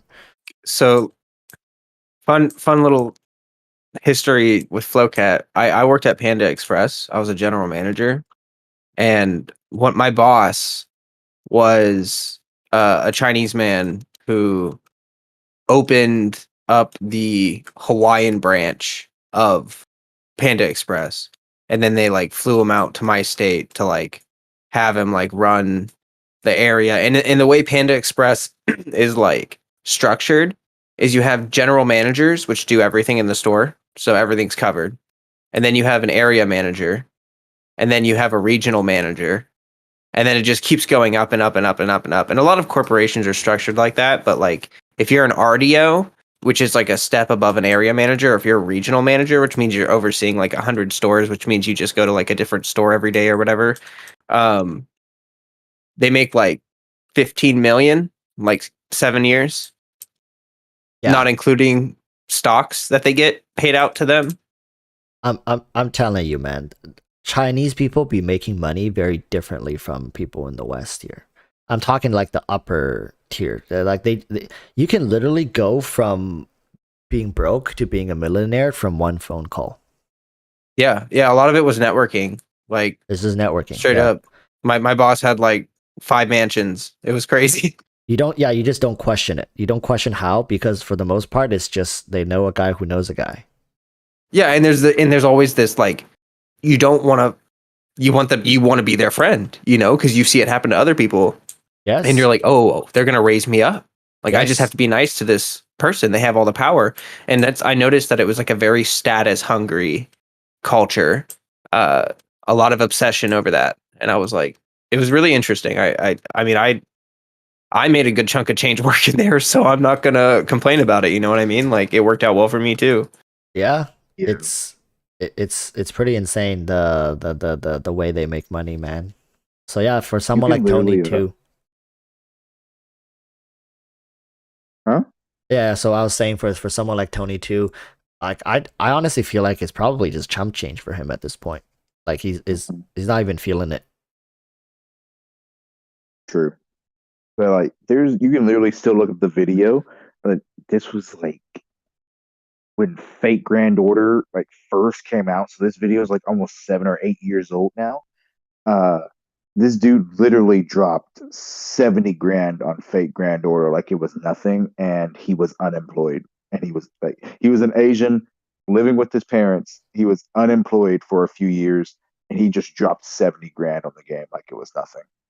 Yeah, like people in China, there's this game called 大话西游. I don't know how many people in my chat knows. It's like a Chinese game, and like it looks really old. It's a very primitive game, but there's armor pieces in there that goes for like 20 grand per piece, because it's like it's got the perfect, like, remember we were memeing about talking about if you could sell artifacts. Sanzu was saying like you would pay somebody $500 for like this god tier artifact that they had. We were doing an account review, right? And I'm sure Sanzu said it half as a joke, but there is a game in China where people are paying 20,000 US dollar equivalents. I think the most they paid was over $100,000 for one piece of armor, like a weapon or something. That's like fully rolled into the best spec possible, like best in slot. And the game literally is like a web page game. It looks like a web page game. You know those web page game from like literally it looks like a scam ad. If you guys get those on your games, it looks like Evany. Do you guys know what Evany is? Well, there goes that sponsor. But it literally looks like a scam ad. And yeah, people pay hundreds of thousands of dollars. It's crazy. And these you ask what these people do for a living? I don't know. There's a thing in there's a saying in Chinese. It's called "wa kuang." It's called "wa kuang," and what it means is literally they dig ores.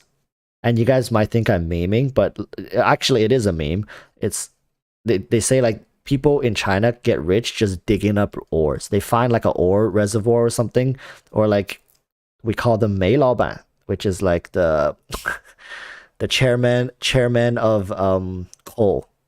Because in China, as a developing country, these natural resources are incredibly valuable. So if you're able to somehow sponsor or get appointed, because everything is owned by the government. If you get appointed by the government to oversee this site, to make sure that ores are getting pumped out to the facilities to get refined or whatever, yeah, you're set. So if your family does this for a living, you're set for generations.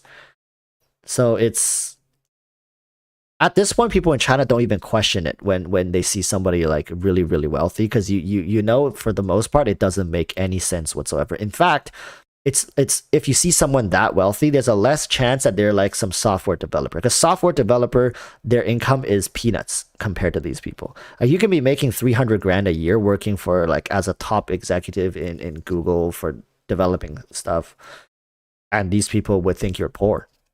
Haven't I shared this story with you guys that there were people that I've interacted with in China who thought I was poor. Like I'm not trying to flex or anything, but I'm by no means poor.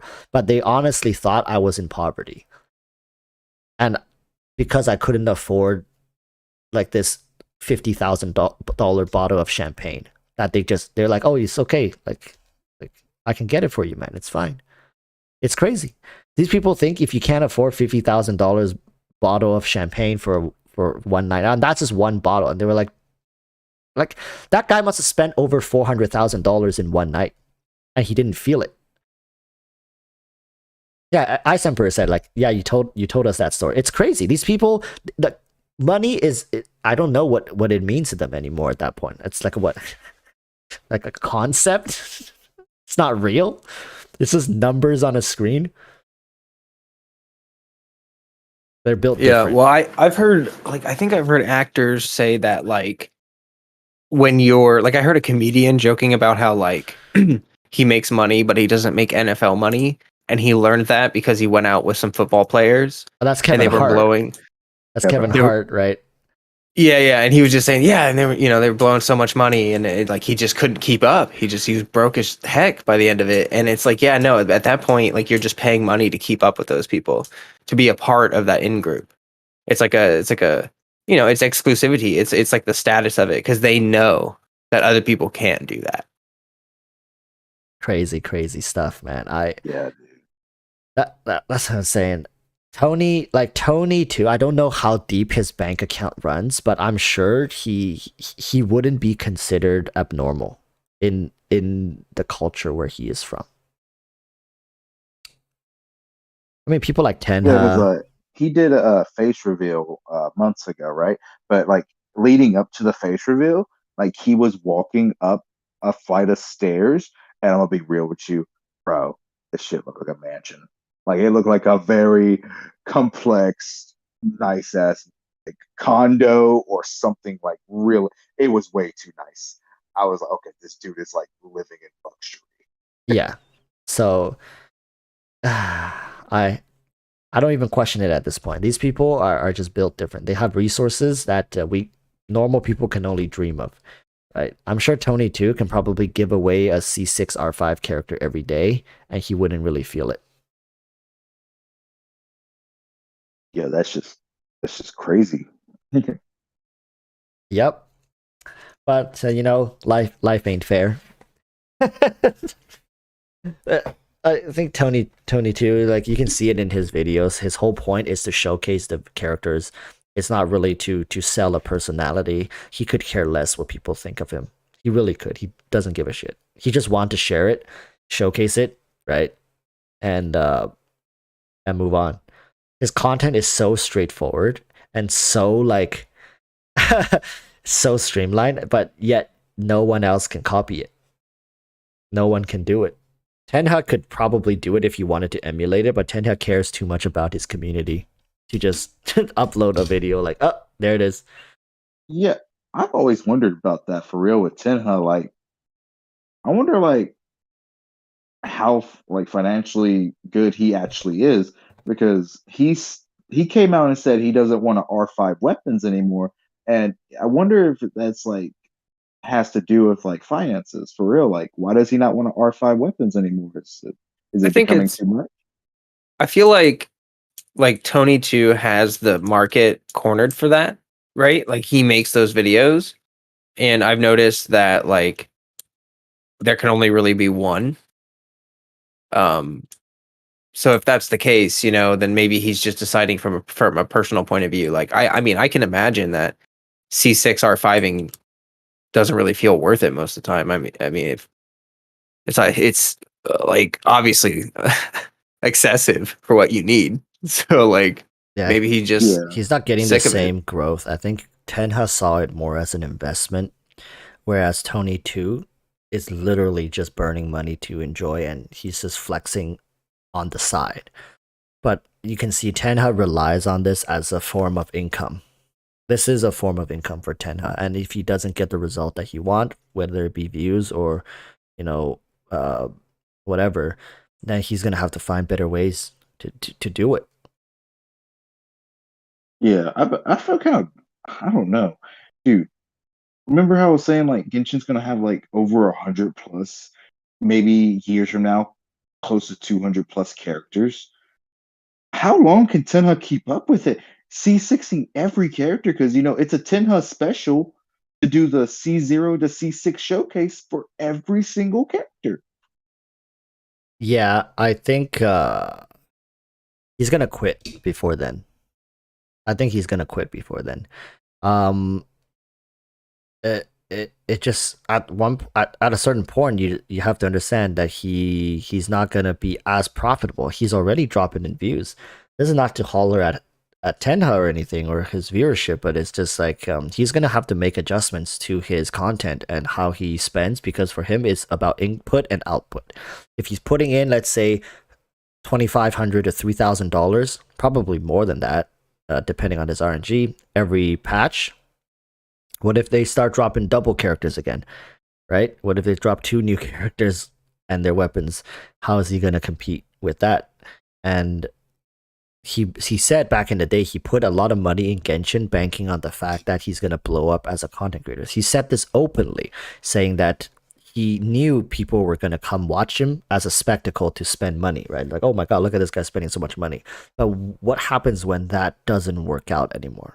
What happens when that formula falls apart, right? Because Tony 2 is also doing that. Doesn't Tony 2 also do C0, C6 showcases? And he does it much faster. He gets straight to the point. He doesn't milk it for the 8 minutes. He doesn't give a shit. He'll usually do he'll Tony too. He's so like you're right. He's so straightforward. It will be C0 R1 showcase and then straight into C6 R5. There is no build up. Yeah. There is no build up. It's straight into the big dog. Yeah, that guy just doesn't care, and his videos are like 2-3 minutes long. He doesn't waste your time with an intro. He doesn't say like whatever. He only gives information that's relevant for the context of the video, and then he's done. No outro. Oh, whoa, he's out. you're wrong. He's actually has an intro now. For like the last month, he added. It's becoming his signature. Like every video, the video will literally start with a guoba, it waves at you.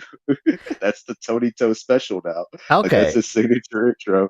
See, this shows that maybe he is putting a little more thought behind the branding, right? Because that's essentially what it is. It's branding, it's familiarizing, but he really doesn't need it, to be honest. But the Tony Toe special is just he's very efficient.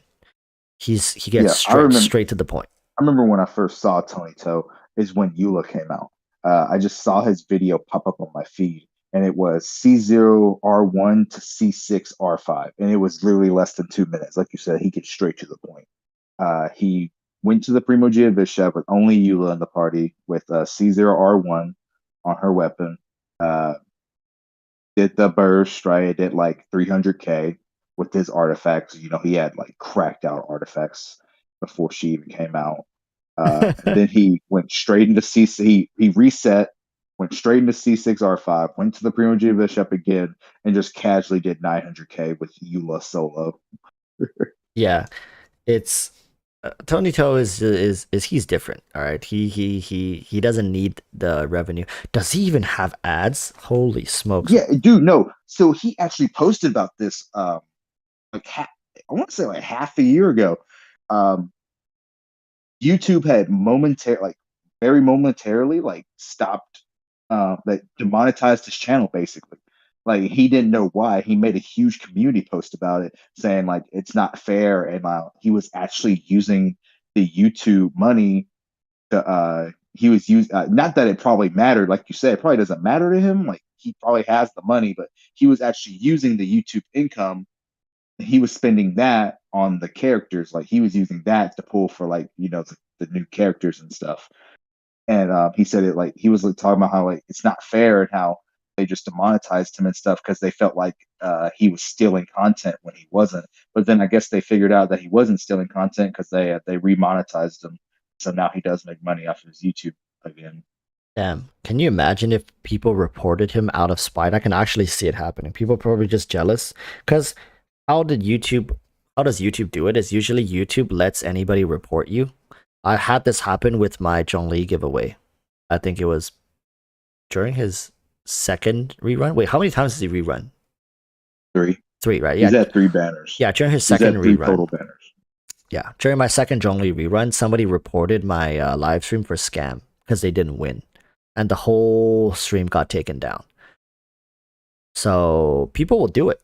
People will do it, and I've made sure to talk since with YouTube about you know, not just like they gotta get the proof first. And I think what happened to Tony too, like there's bound to be people who are incredibly salty watching him flex like that. So if enough people report him, they could easily get him demonetized. But then it'll only work once because then he'll have to go to YouTube, and YouTube will greenlight his account, and then they won't be able to do that. And then yeah, it's I don't know why people go to that length. But like Tony Toe's not even flexing. Huh? Yeah, I was saying like Tony Toe's not even flexing. Somebody's in chat saying like, yeah, flexing is not good. I totally agree, but I'm just saying Tony Toe's not even flexing, right? He's out here doing his showcase, and he provides value. You can't deny that. Like you even said, Lei, that you found value in seeing that C0 C6 Eula comparison, right? It's just, and it's sometimes maybe it's a shock factor as well. He's providing value, content, entertainment, whatever you want to call it. So it's fair. He shows you. I like that Tony Toe.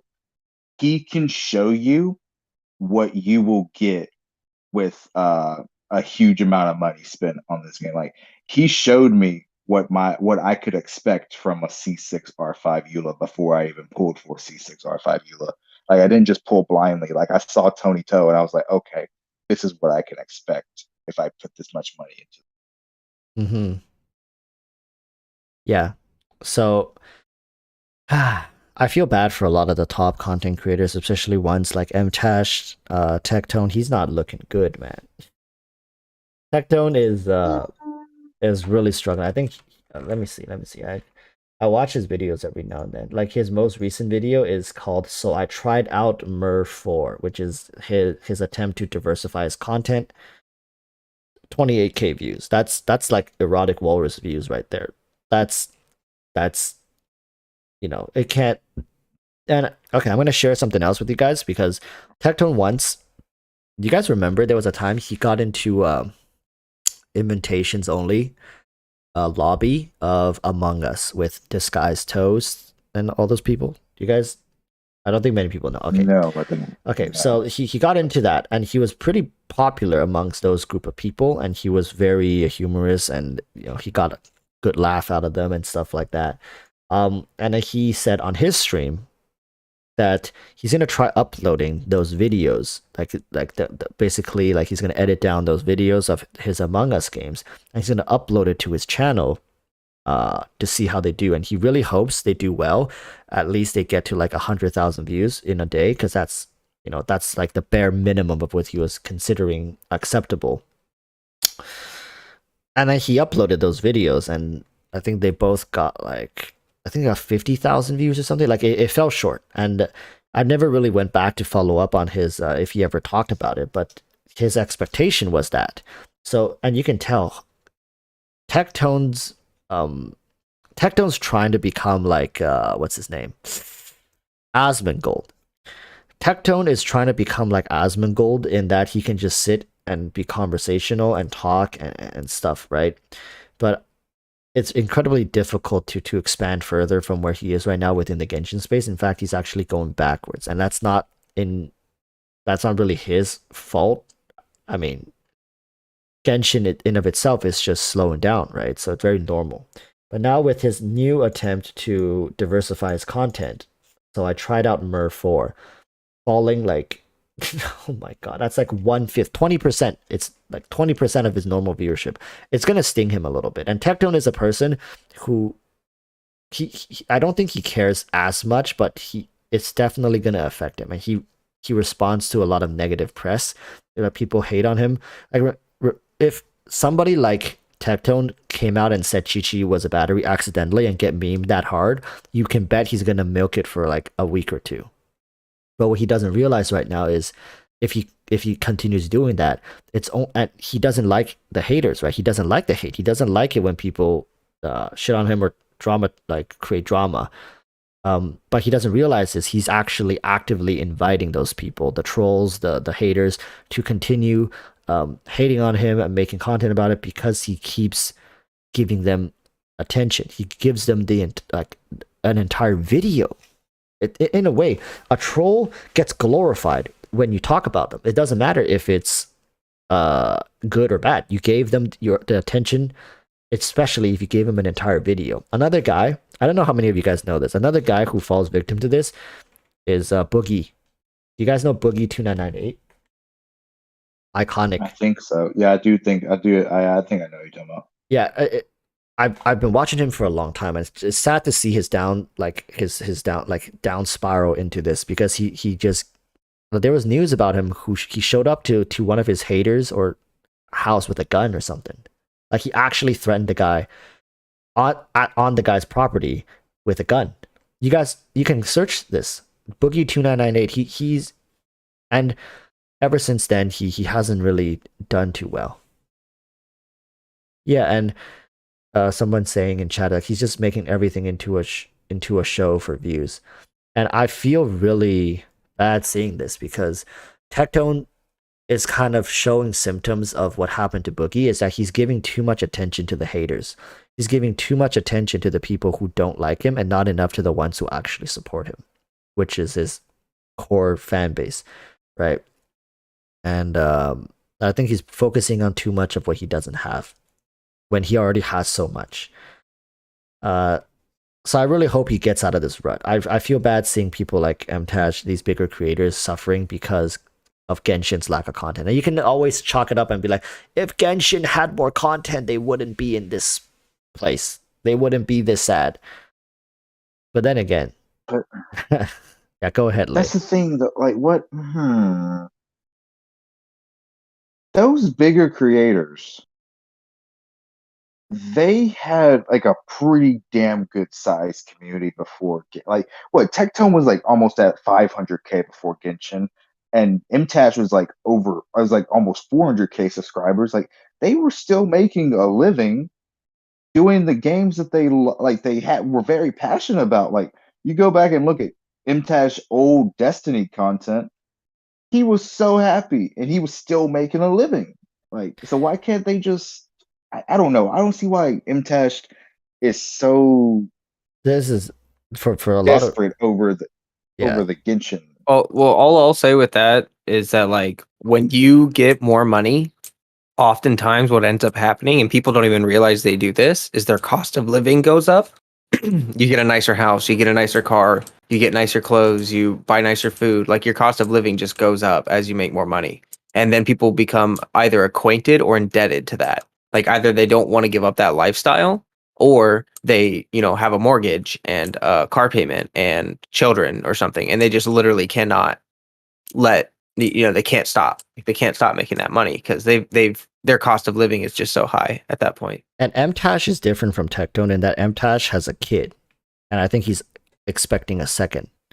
So I can't really fault him. Like, as much as a lot of people keep hating on the guy, you really need to be in his position to understand why he's done what he's done. As a father, I think it's okay to want to choose the path that pays you more, right? I think we can all agree on that. You just want to provide as much as you can for your kid, and you can't really fault MTash for that. Really, like, even if he, comes out dressed in a clown suit playing Raid Shadow Legends, I can't judge him. He's doing it for the money. He's doing it for his kid, for his family, right? It is what it is, and he's getting a second kid. And I can bet if he didn't get that Genshin money, the second kid would have been a lot more questionable. Should we have a second kid, right? Can we really support this decision? But because he's making that Genshin money, got another kid, right? Expecting another. It's so crazy, right? Like, the game is in a drought like it is now, and he still is making more money streaming Genshin than he would Destiny. That's so crazy. Yep. That just speaks volumes to how absurdly large Genshin Impact is. I think that's one of the beautiful things. Like, if anyone's thinking about becoming a serious Genshin content creator, as long as you can handle the hate, like no one wants to be a Genshin content creator because of the stigma, because you just get so crapped on by so many people. And like, if you watch other content creators, gacha games are generally like looked on as, gambling and really bad and all that. But it's such a popular game. Like, you can pop off with it, and no one wants to touch it with a 10-foot pole for some reason. And it's kind of interesting, you know what I mean? We got to understand, people who are in chat right now, you guys are the minority. You guys are the unicorns in the Genshin space. No, I'm like being honest. If you go, like, I dare you guys to go open up some random Genshin stream on Twitch or something like that. Just look at the chat. Just look at the chat, like, and tell me if you can sit in a room with those people and have a quality conversation with them. I think for the most part, people are there for the atmosphere. They're there to vibe and to kind of be submerged into this culture. And they just go full spam mode. They go spammy, they go like, they emote, and then they go crazy. And it's incredibly difficult for the most part. And I think collabing in Genshin is very difficult as well if you don't share a similar audience, because, like, have you guys noticed that a lot of the drama is started by the people in chat, like the viewers, the subs, the fans? There was one point like Tectone or MTash fans were telling MTash that Tectone was talking shit, right? And then they were like instigating. It's crazy. Like, I don't know. I think people just want to see drama, right? I think drama is a huge. Every time Atsu has done a drama video, it's actually been very successful. Tectone doing drama videos have been relatively successful. Although nowadays he does it so much that people have stopped paying attention because, like, oh, it's just another one of those videos. But for the most part, Pat, you just got me so curious, Walrus. So I went to look at Imtash like views on his videos, and anything that has Genshin Impact in the title is guaranteed good viewership. Anything that doesn't, oh my god, like that is so sad. go look at That is Tectone. so sad. Go look at Tectone's video. Look at his newest upload, and then look at his normal videos. It should blow people's mind how even somebody with that many subscribers, like the people who say like, oh, do whatever you want, do what you love, we'll always be here for you. How many would actually come through? That's just crazy, bro. Like like the only Tower of Fantasy video Imtash did good views on, it literally had Genshin Impact in the title with Tower of Fantasy. Like the other Tower of Fantasy videos did nowhere near as many. Yeah. It's I feel bad for them because they have this pressure. There's so much pressure for them to do But- well. Bro, how sustainable is it for like Imtash though? Like for real, how sustainable is it? He just took a break right from the game. He just took a real break, saying like his mental health wasn't there and that he needed a real break. He comes back and he says, "Yeah, okay, I think I'm okay for now." But like, how long can he sustain it again until like it gets right back to the point where he was? It's gonna take as long as it takes for him to become financially self-sustainable. Like basically, if he can pull whatever income he's making passively or semi-passively, I think he's gonna ease his foot off the gas pedal. I think he'll keep torching himself until he doesn't have to. And like he's making a good money with sponsorship deals. Let's be honest. Would you rather do that or sit behind a desk job making the same money? Right? If you just compare like that, I think if it ever gets to the point where these people, they just think, hey, would I rather be doing what I'm doing right now or at a desk job working 9 to 5? Like I can be making the same money, but I'd still much rather prefer this, right? So that's huge motivation for me because like for me, like I don't know, I'm too spastic for like the office job thing sounds so suffocating. Like I maybe it sounds a little dramatic, but like I would rather be really poor and out of luck than work an office job because my sanity would collapse. It's you can see yourself 20, 30 years in the future at the same job, just much older. Yeah. And I like to move too much. I'm too animated. I can't. Yeah. Bro, like that's why like remember earlier you were saying like Tectone's feeding into the haters, he's making it worse. Like back to your whole meme thing that you didn't even know about. The fact that I think that most people thought you knew and you never said anything, you kind of just killed it without doing anything. You know what I mean? Walrus? Like people just thought like, okay, this dude just doesn't care, so we're gonna stop. Yeah, if like Tectone really cares about not wanting drama, not wanting, all this stuff, and he's actively been public about people say he's gaslighting them and he feels really bad and he's suffered mentally because of these accusations. Yet he like the internet is not a place where you open up about your inner demons.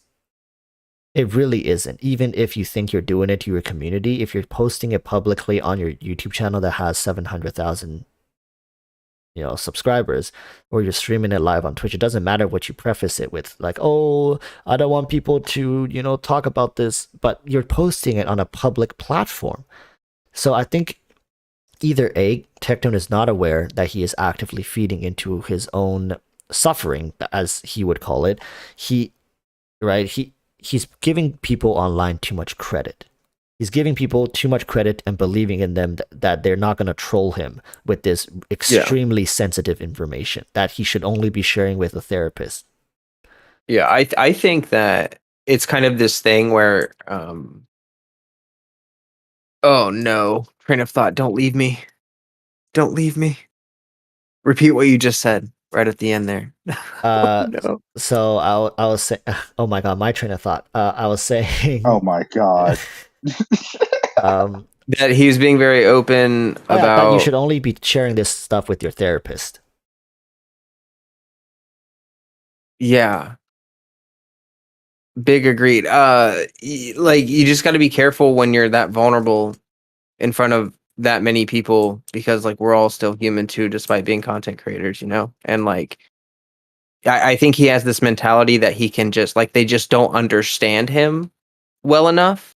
And that's why he just needs to keep making videos to explain why he's not this monster that everyone thinks he is.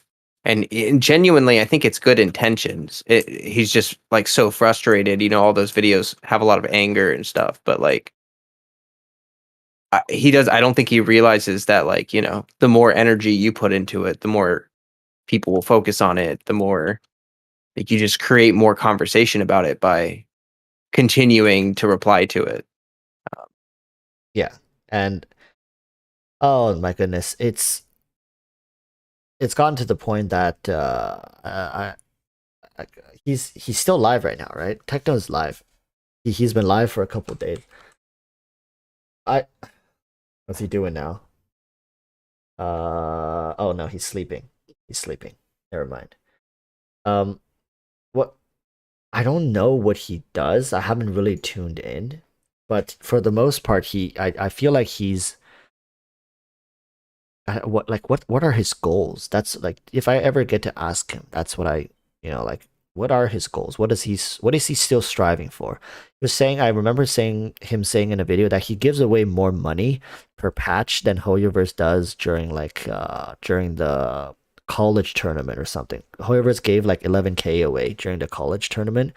Tecton was saying like he gives more away per patch or like stuff like that, which it shows that he's a generous person.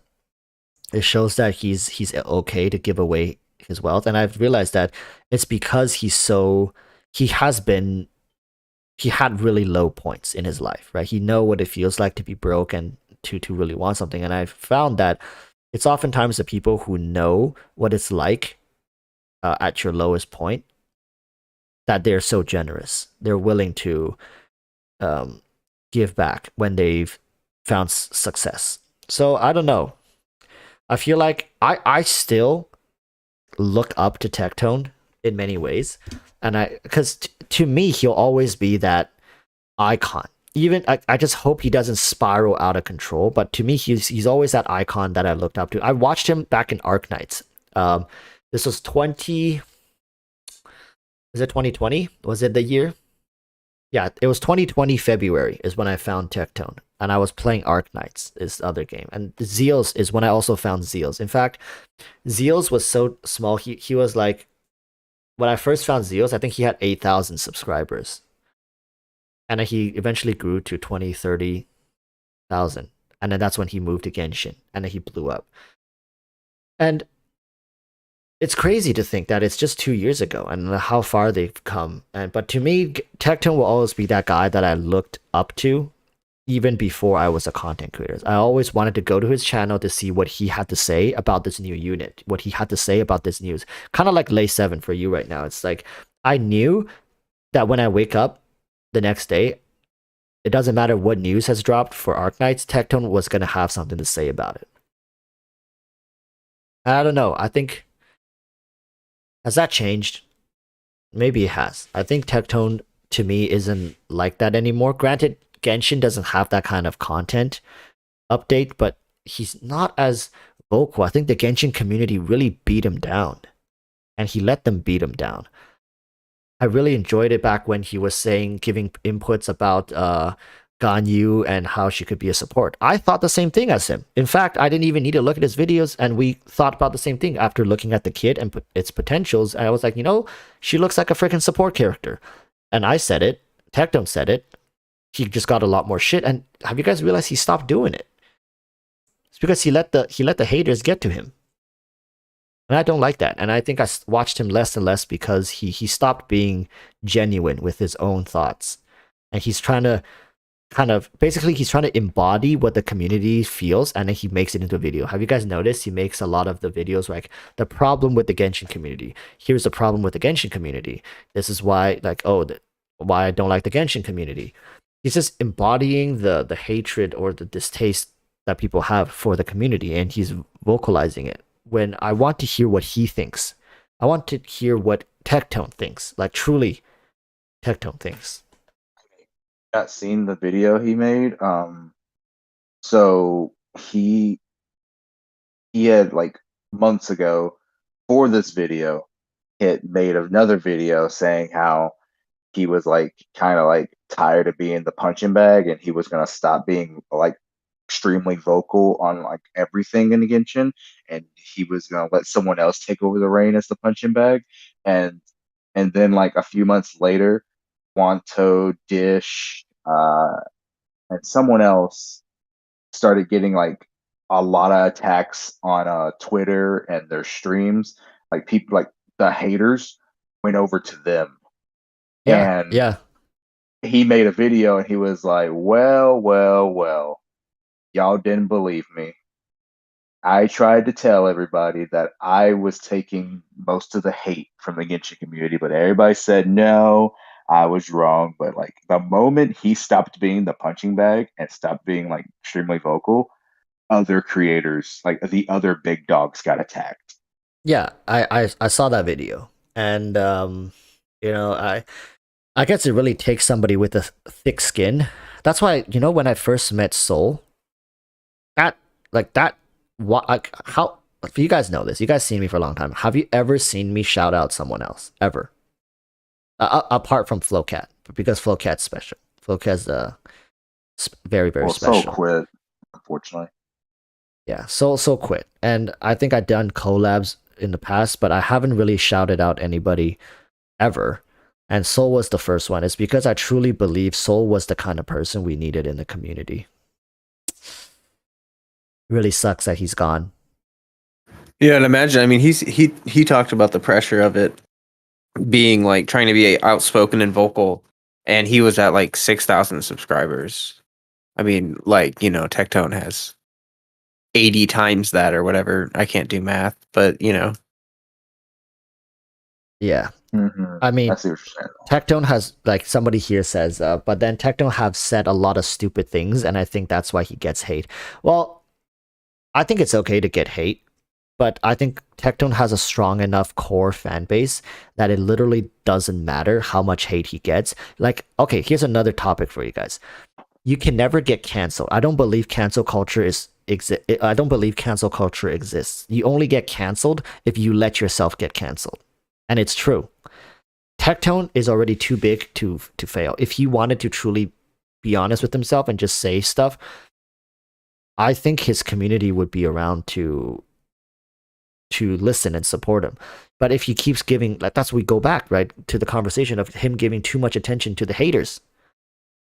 It's tough. I know it's tough being in his position, but like to a degree, I am like what 10% of his size at this point, maybe smaller than that. But like I get quite a bit of hate because I'm so outspoken.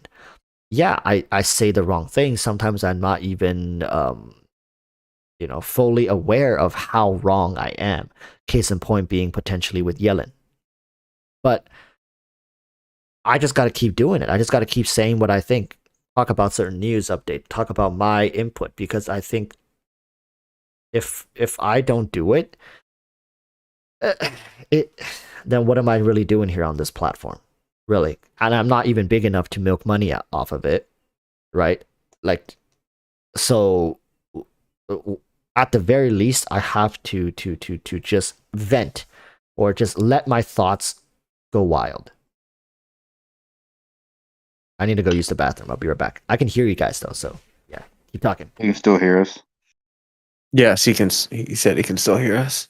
Oh, like, but with Tectone, I remember how I said like he was pushing out videos every single day. Like I clearly remember the video where he pretty much just stopped that, like stopped being like super like every single day uploader, and it was his top 10 lakes video for Genshin Impact. And after that, the next video he took like what 3 or 4 days to upload, and people were like, "Oh, what's wrong with Tectone? Where's Tectone?" And then when he finally made the new video, he was like, "God forbid I ever make a lake video ever again." like that's just yeah, man. Like Flo, like I know you said you want to start pumping out more videos and stuff, but you got like a game plan? Yeah, I've got outlines and everything. I was gonna start recording it today, but I'm pretty tired, so I Bro, may what are you record talking it about? tomorrow. What are you talking about, bro? Like, you can just stay up for 50 something hours in a row. It's healthy. Right. But no, but with the video idea that I have, um, I mean, I could do one on every character. So that's at least if I do one a week, that's 44 weeks of content at least. It's like almost a year worth of content. And then I could by the time I'm done with the characters that are out, there will already be like another 50 characters out. So it's a series that I can keep doing that'll continue on, and I think it'll add value to the community because it's lore based. It's about like the characters, and I think it's going to be like a chill video series that people can listen to. Like if you want to learn more about the lore of the characters and you don't feel like digging through the character profiles, I'm going to do that for you, kind of thing. So it's like a playlist you could slap on and be like, oh, now I know all this lore about this game that I play way too much. But you can, like, I don't know, listen to it while you're doing other stuff or something. I don't know. I'm back. Dude, like that's perfect for me. Welcome back. That's perfect for me because I'll be real with you. There's very few characters I've actually read through the like character lore and stuff. Like I'm just gonna be completely honest. Yeah, I mean, it's all really good stuff, but like most people only do it for like their favorite character or something like that. Because I mean, like, yeah, no, it's kind of like it takes effort and it's not like the most exciting thing. But if you turn it into like a little story or you like I'm not just gonna read everything. I'm gonna try to make it a little more narrative than that. And I think it'll be nice. Oh yes, Flo. Remember? Sorry to interrupt. Now that you mentioned it, it reminded me of the thing that I was supposed to talk to you about. Remember, I said I had something, and it's okay if we share it here because it's up to you if you accept. I'm extending an invitation to you to participate in a Genshin content creator tournament. Yes? I mean, yeah. I mean, yeah. It's on the 22nd. So it's going to be right now the date is set on the 22nd. So it's going to be Sunday next week. It's either 21st or 22nd. The person says he's inviting a couple other people and I'm going to be the co-host. Ooh. Yeah, so that's currently what the plan is. So it's okay. Well, I'm clear. Yeah, I'm clear that day. So yeah, I can do that. I'll probably hand you the format and everything like that, and then people are gonna get seated depending on how many people we can get. So it might be like a 6-player tournament. It might be a 12. So you're gonna get seated, and you have to go against somebody else. It's a tournament. It's not in the abyss though, but it's like there's like a whole rule set. Everybody gets 3 bosses or something, and who gets to kill it fast enough, the fastest, along with like certain restrictions that you can place on the other person, bosses or something, boss fights. So it's pretty interesting. Okay. I'll send it to you. So now that I know you're in, I'll let them know that you've agreed. Yeah, I'll check it out for sure. I mean, that's a good way to get outreach. Yeah. Clap some cheeks. Careful not to get clapped. I mean, like if we're being frank, like who even really cares what happens? Like if it's got collabing and it's got exposure, that it's like yummy. Like let's do it. Maybe I'll screw it up horribly, but hey, I'll be there. Yeah. So great. You have to answer that question. What? I want to hear an origin story of why Walrus. Bro, you don't understand. I've tried to recommend so many players to you, but the moment I tell them your name, they're like, "What the fuck?" Yo, okay, listen. I've said this story so many times. At this point, I feel like it might be worth it to change the name, but the name is so iconic. It's like the household name. It's like that shady store that's on the corner of the street that you always drive by, and then you find out that it's been there for like 200 years. No, I don't think you can change it. It's too iconic. Yeah. I mean, I've told this story so many times. Some people must have missed it. It's really nothing too profound. I used to go by erotic cakefish, and one day I started realizing erotic cakefish just got taken on so many of the new games and the new social media, like the platforms.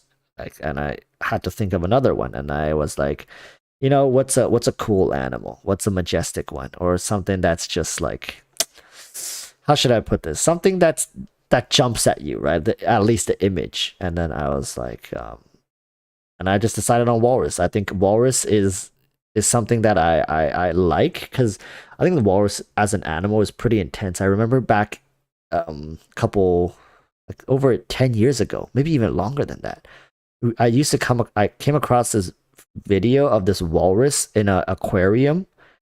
He was doing sit-ups. Have you guys ever seen that clip? The walrus doing sit-ups?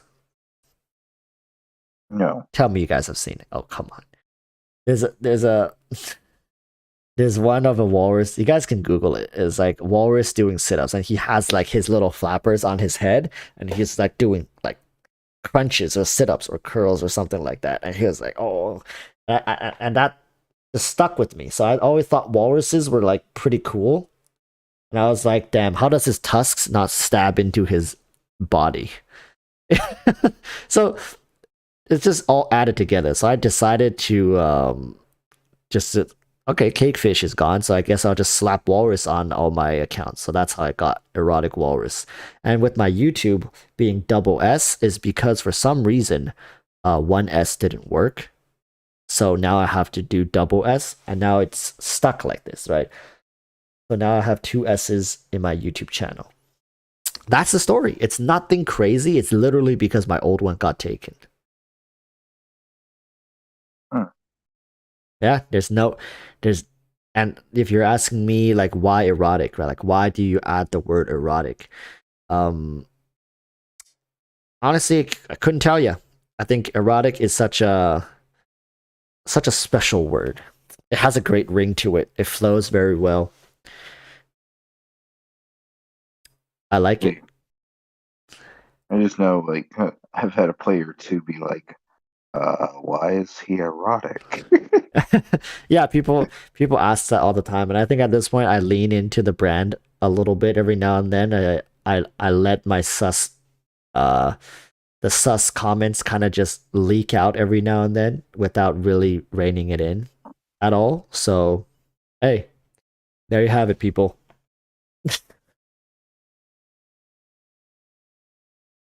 I think nice. I think it's a good name. I think it's a good name, and I think for the but the thing is, eventually, if I want to get sponsors, like sponsors, listen, it's pretty weird talking to sponsors, because sponsors will be like, so on the code, can we just like put walrus instead of your full name, right? Because they give, for the NordVPN one, you guys got the code NordVPN walrus, right? /walrus. And so we didn't get the erotic part in there. It's just weird talking to sponsors when they gotta generate like a link hey, for bro, me. You did this to yourself. You did this to yourself. I never thought I would have gotten to this point. I think a lot of content creators end up saying this, right? Like people just say like, hey, never thought would have made it to this point. But honestly, nobody can say it as confidently as me. If I truly thought I would have made it to this point when I first started, do you guys honestly think I would have named myself EroticWalruss? Let's be honest here. Let's be honest. No. Exactly. But you do a good job running with it though. Yeah. Now it's too late. And actually, no, it's not too late. I can actually change it right now, and I probably can still thrive. But if I'd probably just go with Walrus. No, honestly, I can just change my name instead of EroticWalruss. I'll just change it to Walrus. Yeah. Can you guys hear me okay still? Yes. Yeah. Oh, that's awesome. I'm laying on my floor. That's great. I think we should end it. It's 4:30. I'm probably gonna go. Oh my goodness, I'm getting hungry again. No, Walrus. What are you talking about, bro? It's not 4:30. It's 6:30. It's 7:30 for me. Oh, we got one in the west, one in the central, one in the east, and literally our placements on my screen is the west is on the left side, the central's in the middle, and the east is on the right. God damn. We need some good weed to go with these conversations next time. Bro, 229 votes. That just means 229 people have come and gone, and they didn't stay. So we could be at 200 something viewers right now if they all stayed. Hey, Shame. Walrus.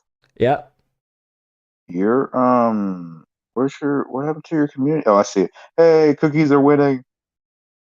I knew it. You see, I call myself a strategist. I don't fight losing battles. Yeah, I got backup now. I got reinforcements. I'm gonna fight y'all on this hill. Yeah. Let's see. Yeah, 54 to 46.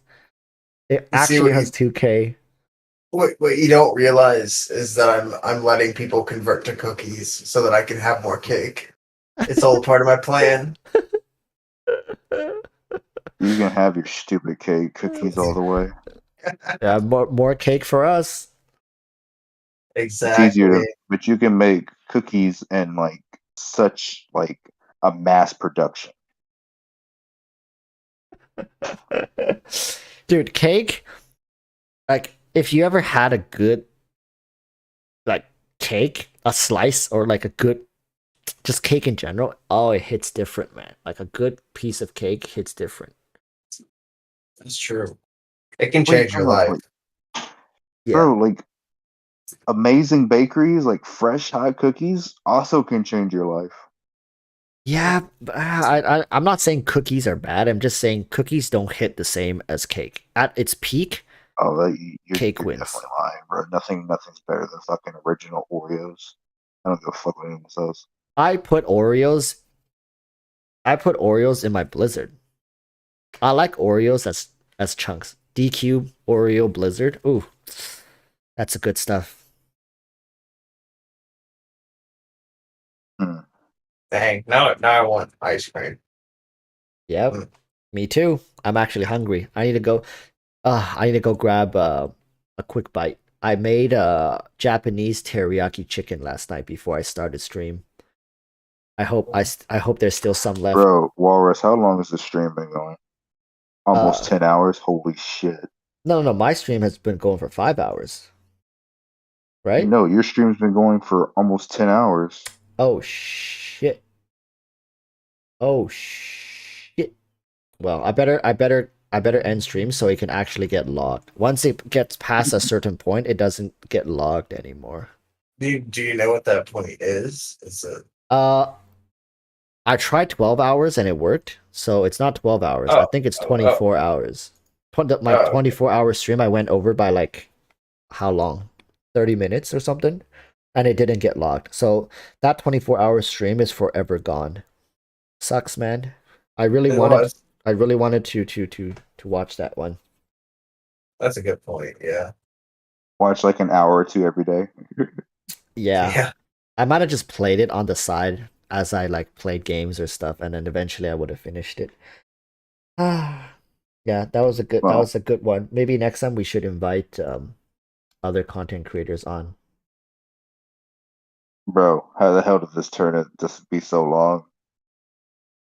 I mean, when we're just sitting around and talking, for the most part, it's very enjoyable. But we probably couldn't do this every day because we're gonna run out of stuff to talk about, maybe. Yeah, I mean, I enjoyed it greatly. I think this is like Okay, so next Genshin delay, we know what to do. Yeah, I can probably sit here and talk like this every week, maybe, but every day is gonna be tough. It's not enough, not enough to talk about. But it's great to catch up with you guys. Man. Alrighty, stream.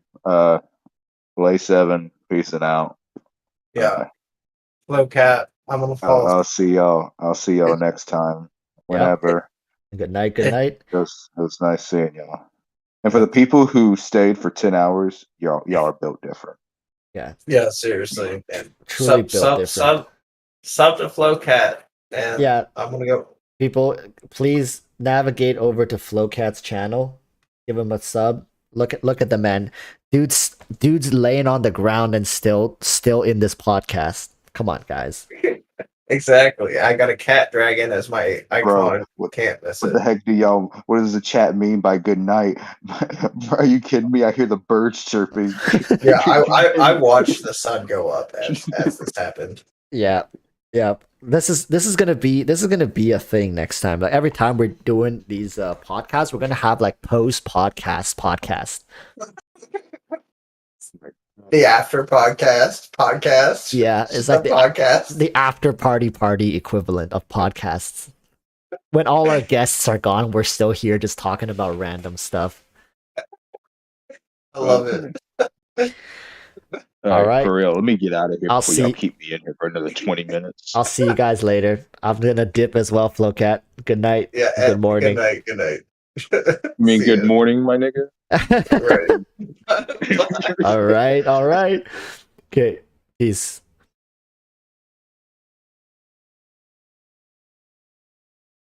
Woo. All right. Now that we are alone, let's keep chatting, chat. I'm just kidding. People.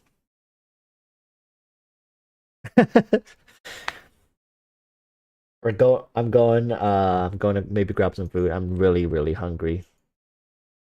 Damn. Should I be eating before I sleep though?